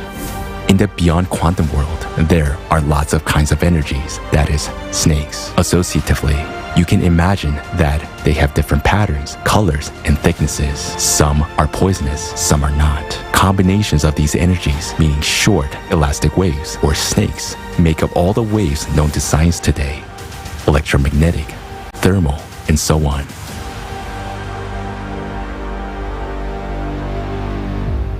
In other words, any wave is discrete in its true nature because it consists of a multitude of short elastic waves, snakes. None of the snakes ever disappear. They just transform from one state to another. Also, all material objects consist of tangles of snakes as the smallest material particles. Each snake in a tangle is a carrier of certain information, a code. Depending on the combination of snakes in a particle, one or another matter with given properties is formed in the material world. Characteristics of a material object and all processes occurring in it are formed at the beyond quantum level. That is, the information embedded in a particle at the beyond quantum level determines what this particle creates. A soccer ball or a dog. If we decompose a snake tangle into a linear state, all the snakes will line up in a strict sequence. And this sequence is very important. Just like in DNA, every fragment is in its place. The first snake in the sequence has a specific role. It is a carrier of information about the whole tangle and carries the main code of the program.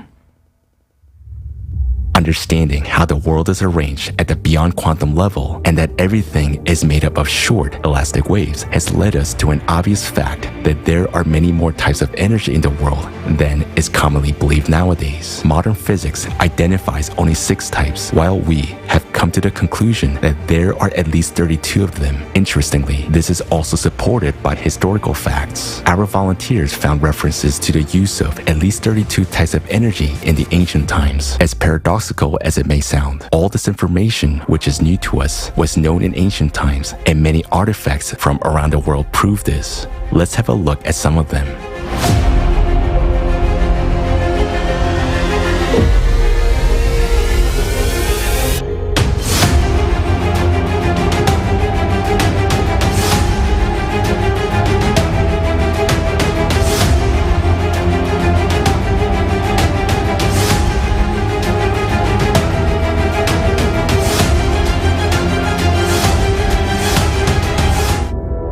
Now understand what special meaning they carry. Snakes and snake tangles were not coincidental depictions. They were an associative example to explain the structure of matter at the beyond quantum level, as well as the ways to manipulate it. We will talk about that too, but a little bit later.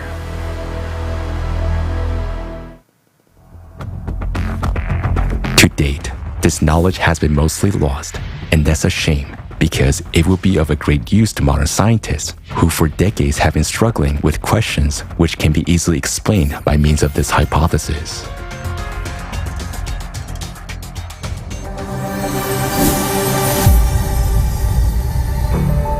As an example, let's take the Large Hadron Collider, the most powerful particle accelerator in the world. What happens there? In order to study processes in the microworld, scientists use electromagnetic fields to accelerate 2 beams of charged particles, such as protons, at enormous speeds in the collider, and then they collide them. As a result, after the collision, scientists observe the formation and dispersion of much larger particles with a much greater total mass than they had before the collision. And science cannot explain this phenomenon. It is as if 2 tennis balls collided with each other, and their collision would produce a bunch of scattering basketballs. How can this be possible? It's very simple. All these particles are nothing but snakes in the coil state. The energy that accelerates them, the electromagnetic wave, is also snake-like, only not in the coil state, but in the linear one, in the state of a wave. Thus, not only 2 particles collide in the collider, but billions and billions of snakes in the state of waves, which are transformed into coil state during the collision. These coil states are precisely what we capture as a bunch of scattering particles. Thus, the hypothesis gives an answer to how 2 small particles can form new ones that surpass them in volume, size, and mass. In our regular logic, it seems impossible that something larger could emerge from something smaller. It is like Jesus Christ feeding over 4,000 people with just 7 loaves of bread and a few fish, and there were even some leftovers. He made more out of less to us. It is perceived as a miracle. But our hypothesis explains exactly how this happens at the quantum and beyond quantum levels.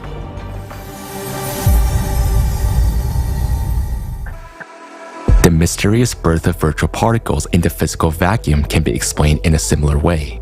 How does a particle-antiparticle pair emerge from emptiness and after a short time disappear again? The answer is simple. The short elastic waves, snakes, that fill the vacuum simply move from the beyond quantum level into the quantum world, forming coiled states, the very particles we can observe. In fact, the whole world is made up of snakes. There's no place where they do not exist. As it is said, There isn't a single place in the entire universe where the thinnest needle doesn't run into something. Let's take another example. In quantum physics, there is a phenomenon known as entangled particles. Two particles can be at different edges of the universe and interact with each other without loss of time.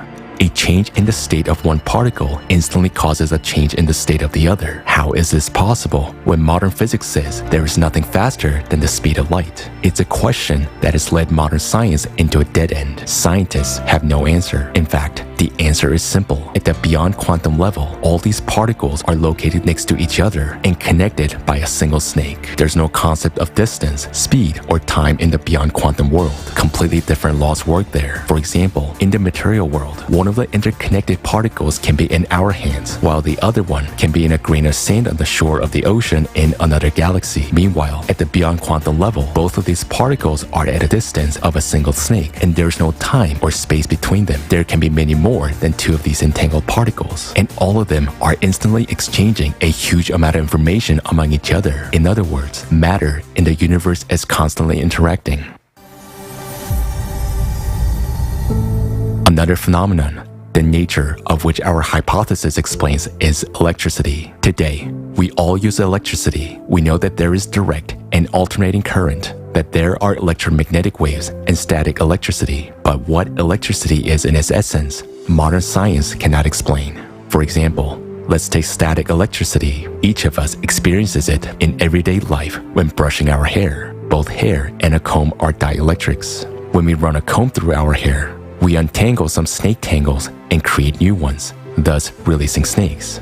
The snake tangles on the comb interlace with the ones in the hair. In this way, joint snakes are formed. This quantum manifestation is precisely electromagnetism, which attracts hair to the comb. By understanding these processes, even at such an elementary level, we can already provide answers to many riddles of modern science. For example, let's take an electrostatic machine. There is a paradox associated with it, which is an unsolvable riddle. When the disks of an electrostatic machine are rotated, a powerful spark between the two electrodes occurs only when there are metal spheres attached to their ends. If these spheres are removed, there will be no spark between the electrodes, or it will be barely noticeable. But if, for comparison, a device that works from a battery or a household outlet is connected to the electrodes of an electrostatic machine, an equally strong spark appears both with and without the spheres. This indicates that the electric current generated by the electrostatic machine is not capable of causing a powerful discharge without the spheres, and that the current from the battery is capable of causing the same discharge with and without the spheres. What is the difference between these two currents? The difference is that these are different kinds of electricity, and they differ not just in their external characteristics, they differ at the beyond quantum level. And our hypothesis gives an in-depth justification for the nature of electricity and its different kinds. Doesn't that remind you of anything? It's a good example for thinking people.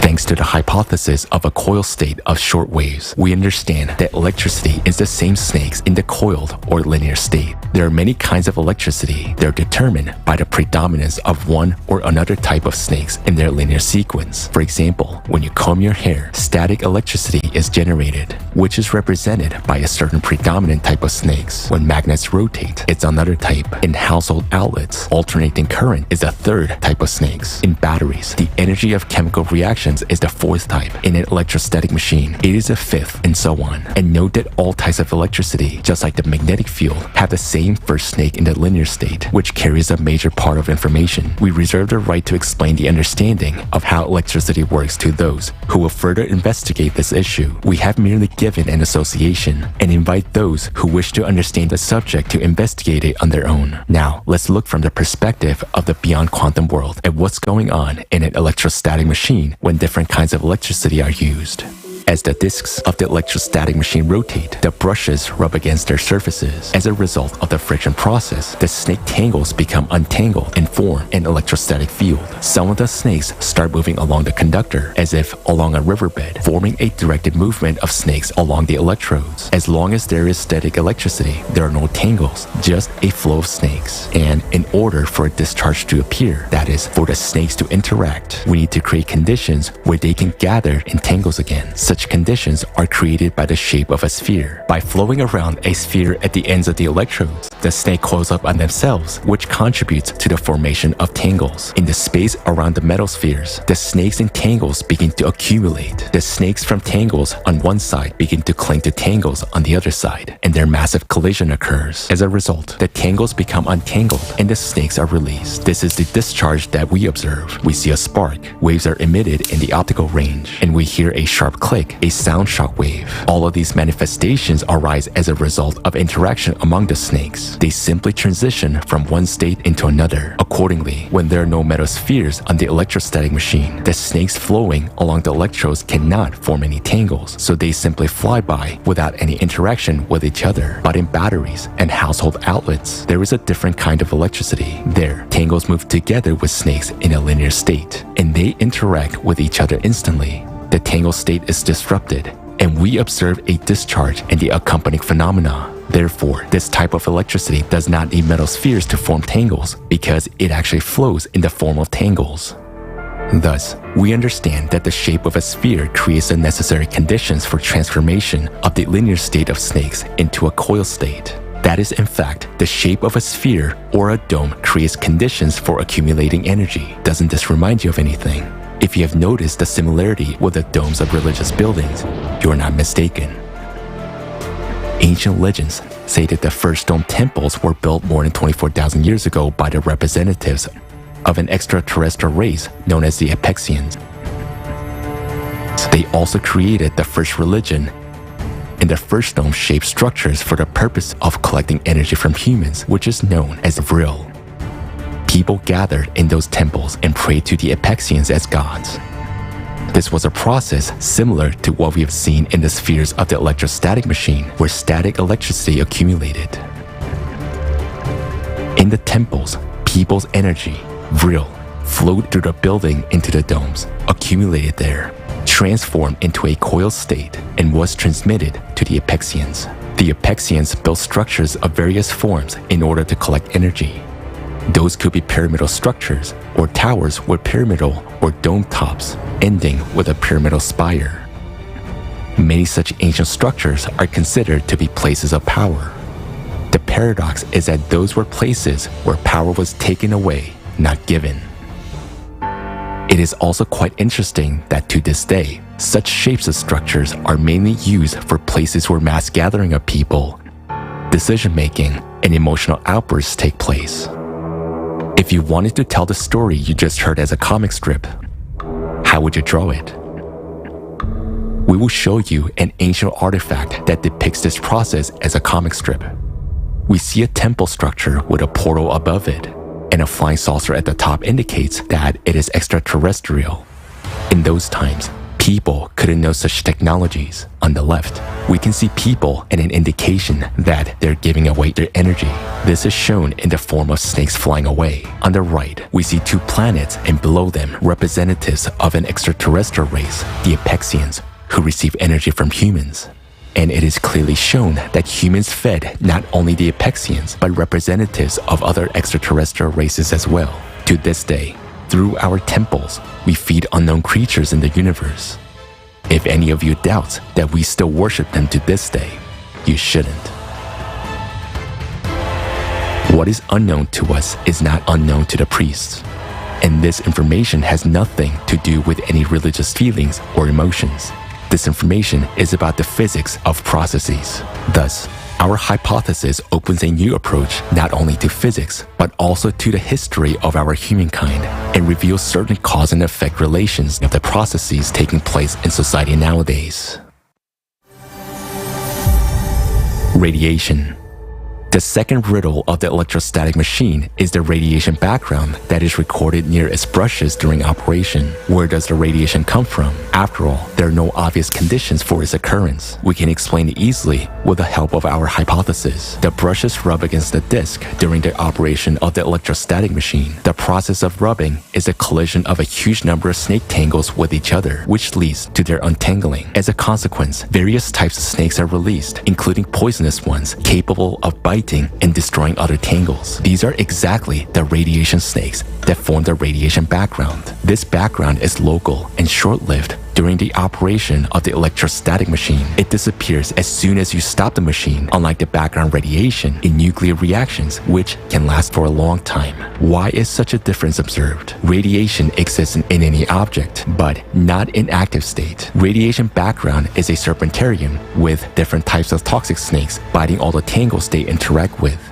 The power of the radiation depends on the position of the radiation snakes in the linear sequence. During nuclear reactions, a strong radiation background appears since there are many tangles in which a radiation snake stands first. Interacting with other tangles, it changes their code. It pulls the radiation snakes in them to the first position while losing some of its own energy. Therefore, the farther away from the center of contamination, the weaker the radiation background. Meanwhile, during the operation of the electrostatic machine, short-lived radiation appears because when the tangles become untangled, radiation snakes that were not in the first place are released. Such single snakes biting another tangle very quickly lose their energy and transition into another state. That is, they quickly lose their toxicity. Radiation snakes can penetrate anywhere, but there are exceptions. For example, lead is good at shielding radiation because the viscosity and the density of its tangles are very high, so it's not easy to destroy them. Figuratively speaking, tangles of lead consist of small sticky snakes. Interacting with them, radiation snakes quickly lose their toxicity and power. It is important to note that the position of radiation snakes in a tangle determines the strength and durability of materials. The closer these snakes are to the beginning of the linear sequence, the stronger the interaction exhibited by the tangles they're part of. Of course, this is all a figurative comparison, simple associative examples to explain what happens at the beyond quantum level, and it gives an understanding of what processes actually occur during a nuclear reaction and what radiation is. Taking this hypothesis as a basis, it is up to scientists to discover this. Understanding the structure of the beyond quantum world, even such an associative level, already opens up possibilities that seemed science fictional not so long ago. Manipulating matter, creating material objects, using elementary particles, prolonging human life for at least 1,500 years, rejuvenating cells in the body, and completely revitalizing it at any stage. How will the technologies work that will allow us to do it all? The replicator and the health capsule.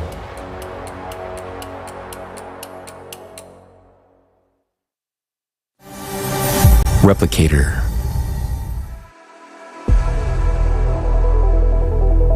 In the creative society, thanks to such technology as replicator, each person will have the opportunity to get everything necessary for life. A device the size of a microwave oven can be installed in every home.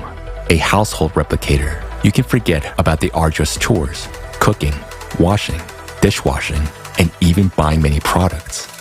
Because with a replicator, it will be possible to create anything out of elementary particles. How will it work? We can say that the replicator will manipulate particles, but in fact, it will manipulate what the particles are made of, that is, snakes. Moreover, in their linear state, each particle contains a few certain types of snakes, which have a strict sequence determined by the information embedded in them. Thus, by replacing one or several snakes or their sequence in a particle at the beyond quantum level, we can create a new particle, and thus a new material object. After all, the difference between a soccer ball and a hamburger is only in the characteristics of the snakes that make up their particles. This is a principle of how the replicator works.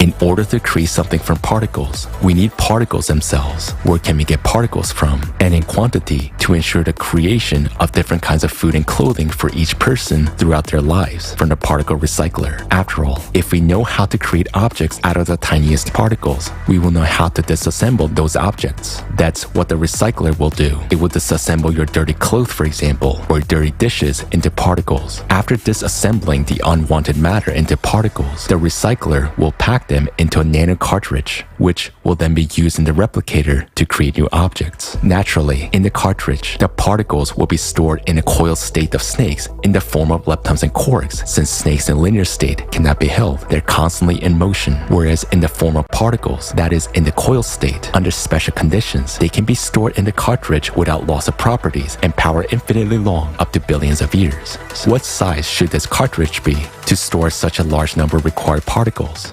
About 1 million nano cartridges can be placed in one human hair. 1 centimeter of nano cartridge can contain about 10 to the 36 quarks. So, 1 centimeter of human hair can store as many particles as to create a great number of material objects about the volume of an entire city.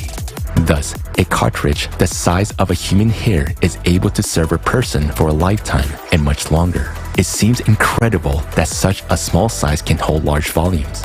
In a cartridge, particles will be stored in a compressed, compact manner, not interacting with each other. While there are enormous distances between the particles that make up material objects, the distances between elementary particles in the microworld are similar to the distances between stars and galaxies in the universe. And the reason for this fractality is in the beyond quantum world. Having this knowledge, we will rethink the value of different materials. For example, the same plastic that we simply throw away today will become the most valuable material. Why? Because the tangles of hydrocarbons contain the largest number of different snakes, 33 types, from which you can create a lot of combinations, gold, hamburgers, and so on. For the same reason, cotton will also be valued because it is close in characteristics to plastic and many other particles can be created from it.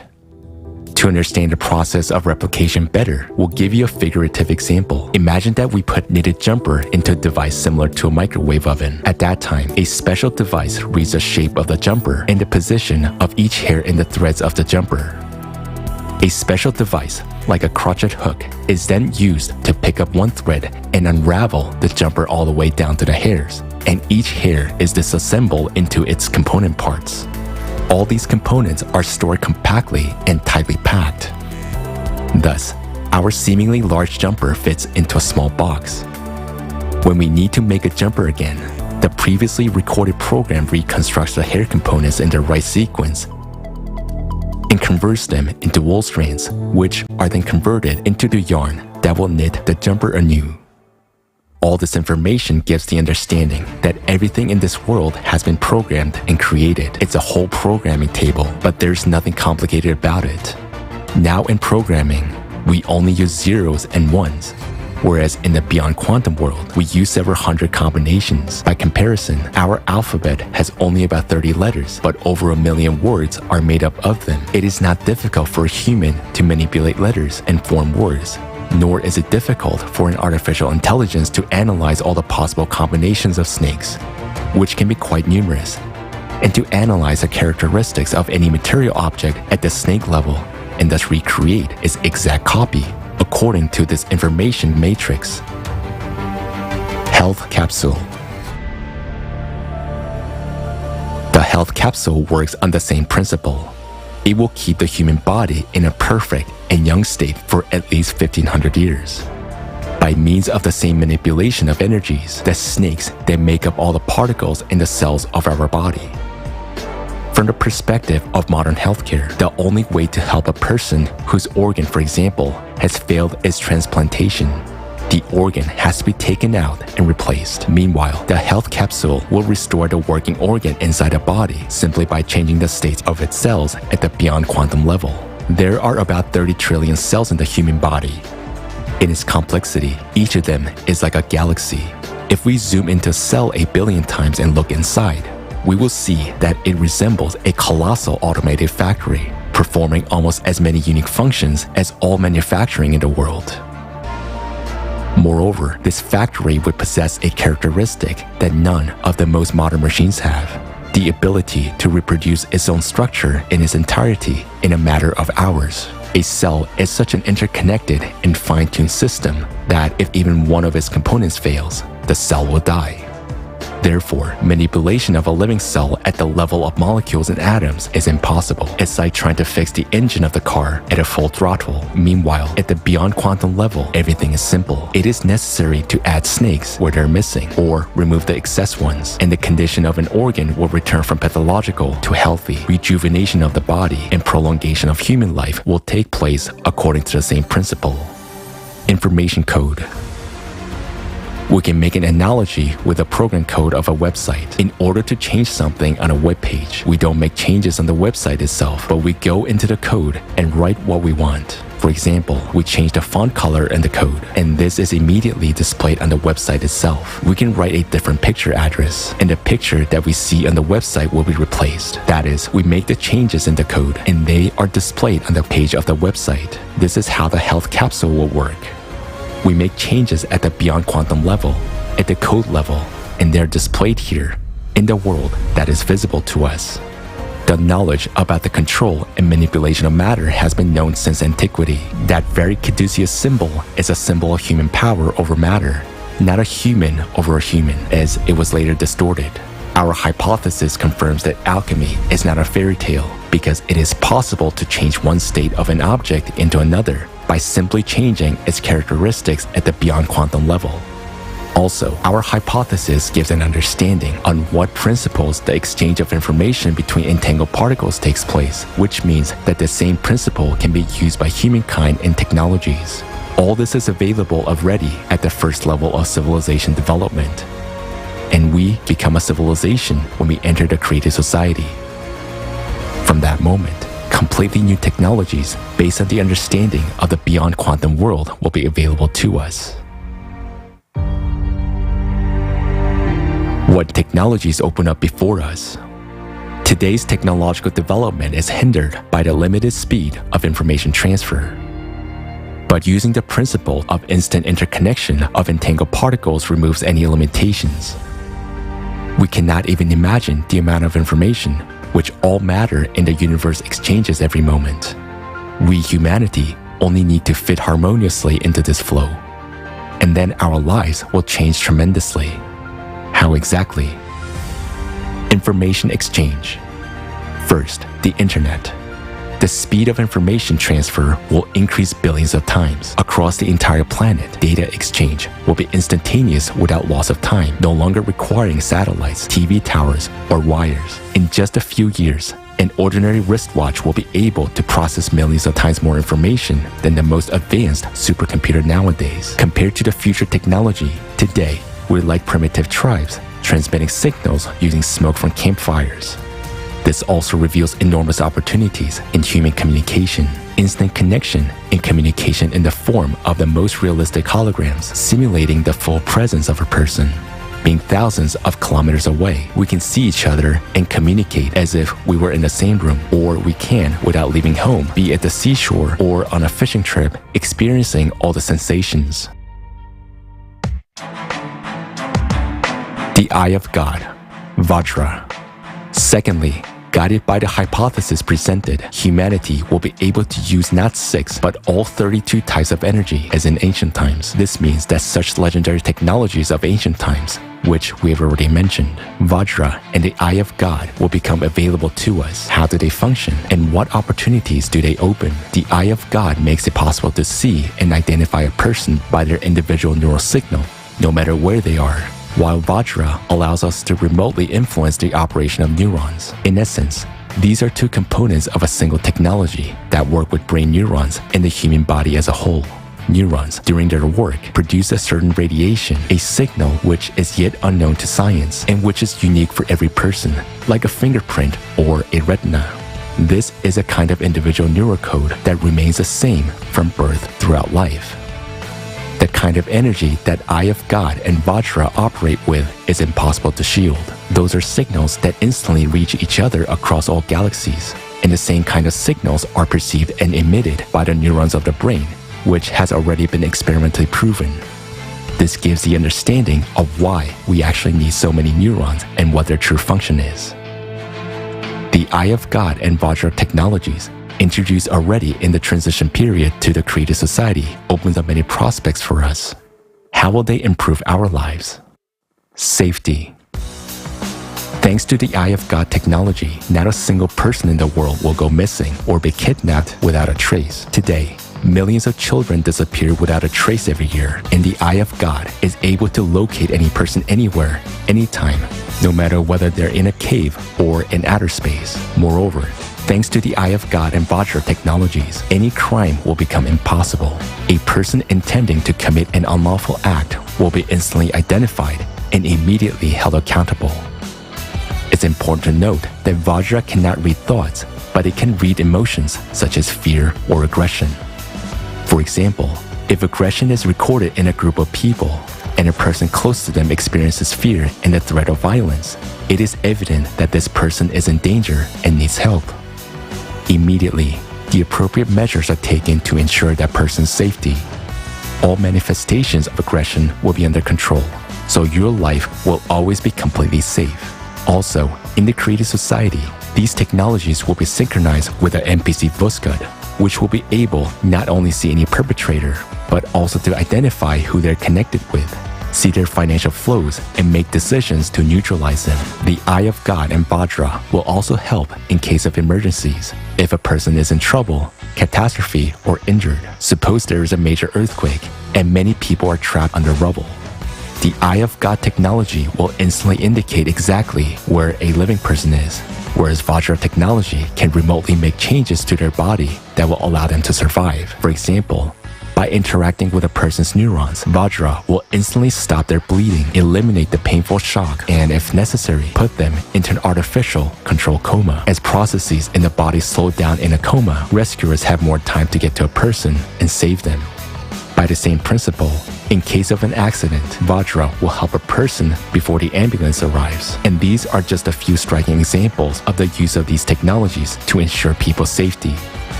There will be no more accidents on the road due to drunk driving. Vajra technology will simply not allow a person under the influence of alcohol or drugs to get behind the wheel.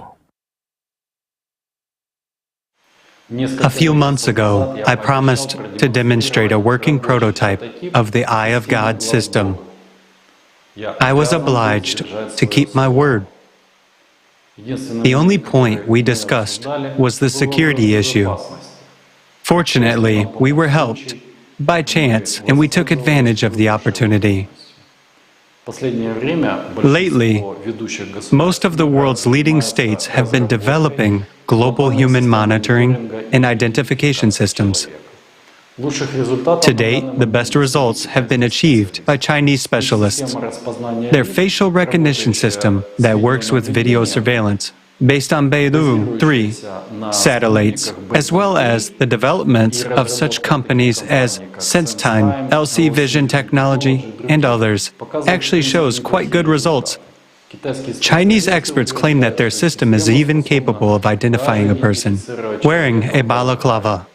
Well, this is partly true, but there's a nuance. The thing is that their system is able to identify a person wearing a balaclava only provided this person has been identified before, meaning his data is already in the system database. It means that if the person has never been exposed to the system, it is not able to identify him. Or here's another example. We take a person, put a pot on his head, and the Chinese system will not be able to identify him. Or we put a sack on his body, and the Chinese system will not be able to identify him either. The prototype of the Eye of God system we are demonstrating is completely different from any existing system. It works on completely different physical principles. And it doesn't use human anthropometry to identify a person. It uses the signal imprint of brain neurons. And that signal is unique. It is as unique as our fingerprints, our retina, or our DNA. It cannot be changed. It cannot be shielded.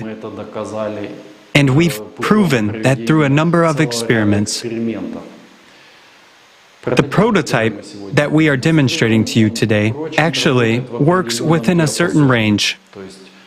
That is, horizontally, the scanning angle is 135 degrees. Vertically, it is 10 degrees. The scanning depth is 150 kilometers. These figures are confirmed experimentally. The scanning, or rather, the result of the scanning does not depend on the landscape at all. Look at the screen. The white dots you see are the people who are in the scanning cone of our prototype. Let me remind you that we are in Switzerland, and this is not the most densely populated country on the planet. Plus, we have mountains behind us. So, the population density here is quite low. So, if we were to hold this presentation somewhere, let's say in Tokyo or, for example, in Beijing, of course, the result would be completely different. Also, I think you noticed the linearity of the signal reflection, which is merely a result of the vertical fan-like operation of the prototype. What does this mean? It means that our prototype is unidirectional and unilinear. In other words, there is a constant vertical scanning.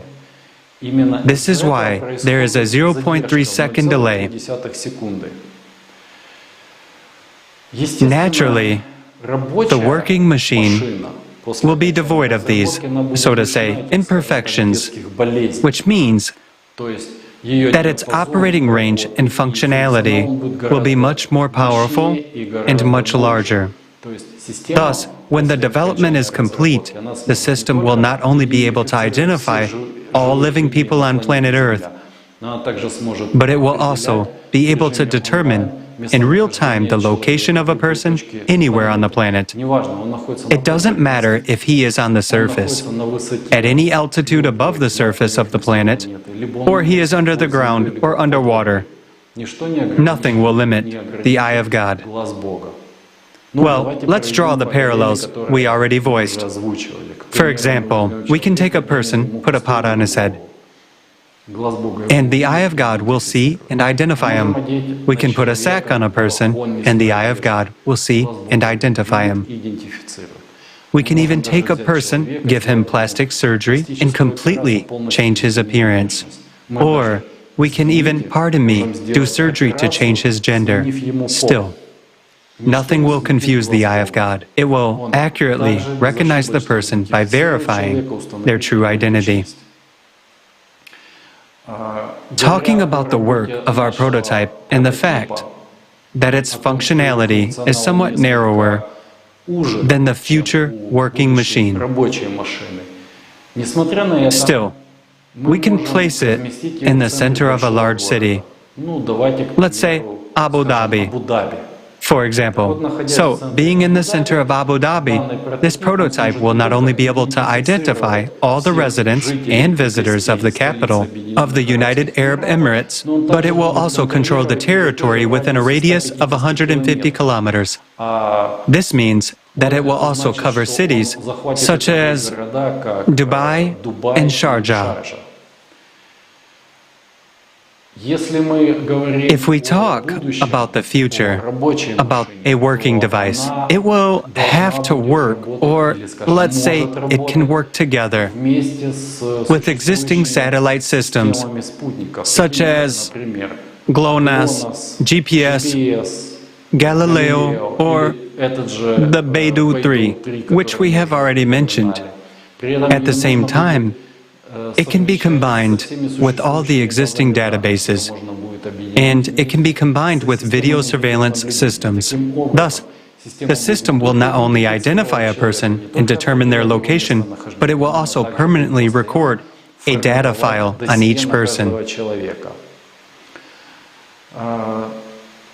We would also like to draw your attention to the screen. Now, you can see how the system works when connected to video surveillance. And this is how it works without being connected to it. Here's an interesting fact for thinking people. Our prototype consumes 2.8 volts when receiving a signal. It only needs 1.2 volts to send an outgoing signal. Just think about it. 1.2 volts, which can change the world.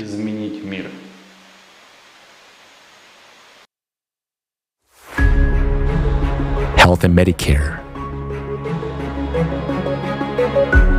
Vajra opens up tremendous possibilities for maintaining our health as well. For example, a person may not even realize that he has a pre-infarction angina, while Vajra can already detect this through his neuroradiation, and emergency assistance will already be on its way. Anesthesia during surgeries will no longer be necessary, nor will any painkillers. Vajra will be able to anesthetize a person for any length of time, no matter how complex the surgery is. Drug-induced pain relief always has negative effects on the body, but thanks to Vajra, everything will be solved with just one click of a button without any side effects, thanks to the targeted impact on the neural group. In essence, the Eye of God and Vajra are a new level of care for human safety and health. Some people may have concerns like, what about private life while a neighbor is away? And if someone visits the neighbor's wife, is this technology going to record all of this too?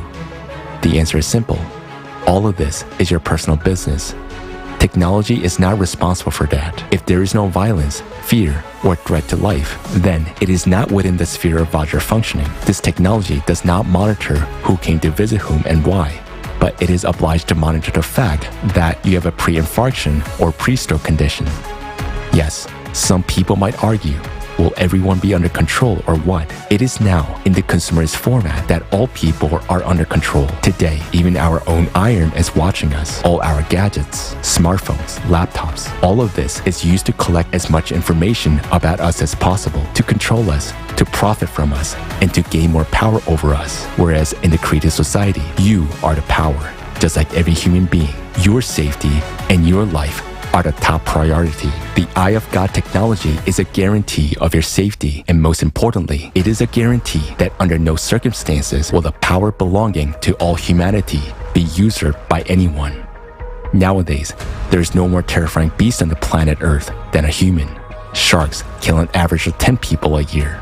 Crocodiles kill 1,000 people a year, whereas one human today is capable of killing hundreds of thousands of people per year. Now, the Eye of God and Vajra technologies will make it possible to identify even those who stand behind people who give such orders and eliminate the entire chain. The Eye of God and Vajra technologies in the creative society are the main guarantee that no one will be able to impose their will on people. Power will never be taken away from humanity under any circumstances. If the Eye of God and Vajra technologies are used in the creative society, where human life is a top priority, they would serve for the benefit of people. But if these same technologies are used in the consumerist format, where human life is worth nothing, this will inevitably lead to a global totalitarian regime. Why?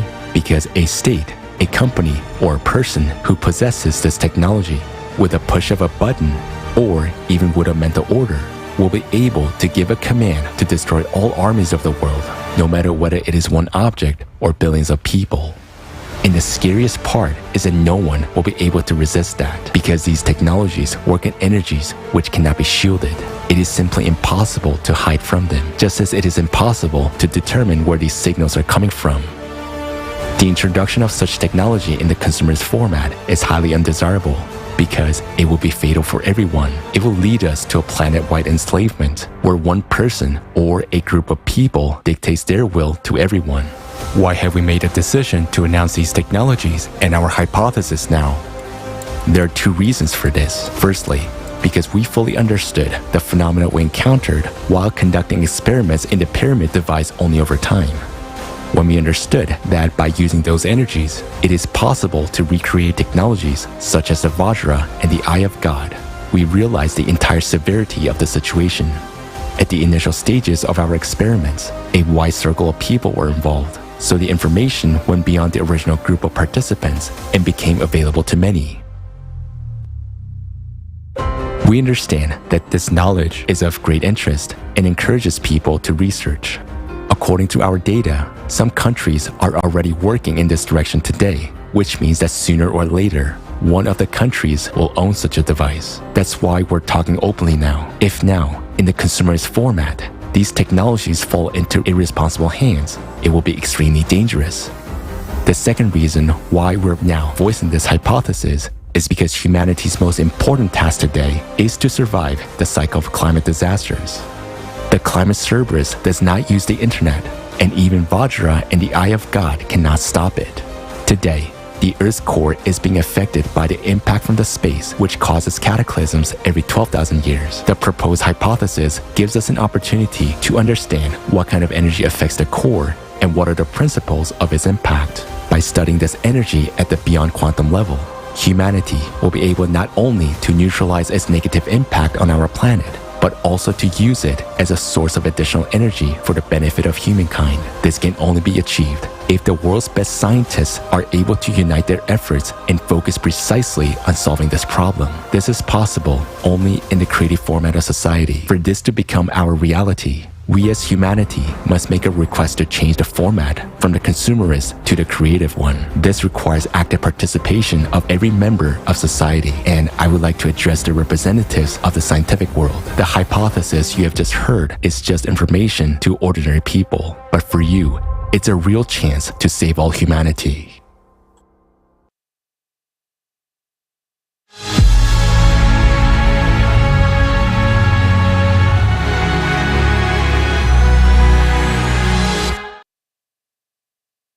Now, after watching this, you know the laws of the universe. You know how your thoughts work, what they are made of, and you understand the complexity of this world. Yes, you have understood a lot, and so have we. But we still have unexplored areas that we have yet to explore so that we can truly save the planet. Now, you know that we are exposed to cosmic rays and that we will have to confront them. In order for us to stop processes that are destructive to all humankind, we need to fill in the gaps and explore the unknown. There is not as much time for this as we think. And we are honestly saying our knowledge is not enough for this. We need the whole world. We need the collective potential to become a united civilization, and only then will we succeed. If we are divided, there is nothing we can do. And this is true. It is now a question of the survival of all humanity, and everyone must put their hands to it, their time, their efforts. Then we will survive. But if we don't make efforts, if we do not unite, if we stay divided, we won't succeed. So, dear friends, people of the world, join the creative society. Dear scientists, you have spent your entire lives studying science. Make an effort now to save all the people. There's only a little that is required of you. Remember Archimedes, who once said, "Give me a fulcrum and I shall move the world." We have provided the most important thing, the fulcrum. And thanks to this, there is now a real chance to change everything. We have provided the fulcrum, and all that remains is for you to use science instead of a lever. And then you will finally be able to turn this world upside down. Dear scientists, make every effort now to save yourselves, your loved ones, and all of humanity. Believe us, people are worth it for humanity to be saved. Nothing makes sense without the perspective of humanity's existence. The climate situation is indeed severe. Now you understand that. We only have one chance to save ourselves and save our entire planet. The situation is extremely difficult, and today many could feel hopelessness. But believe us, there is a way out, and we have voiced it today. People, unite.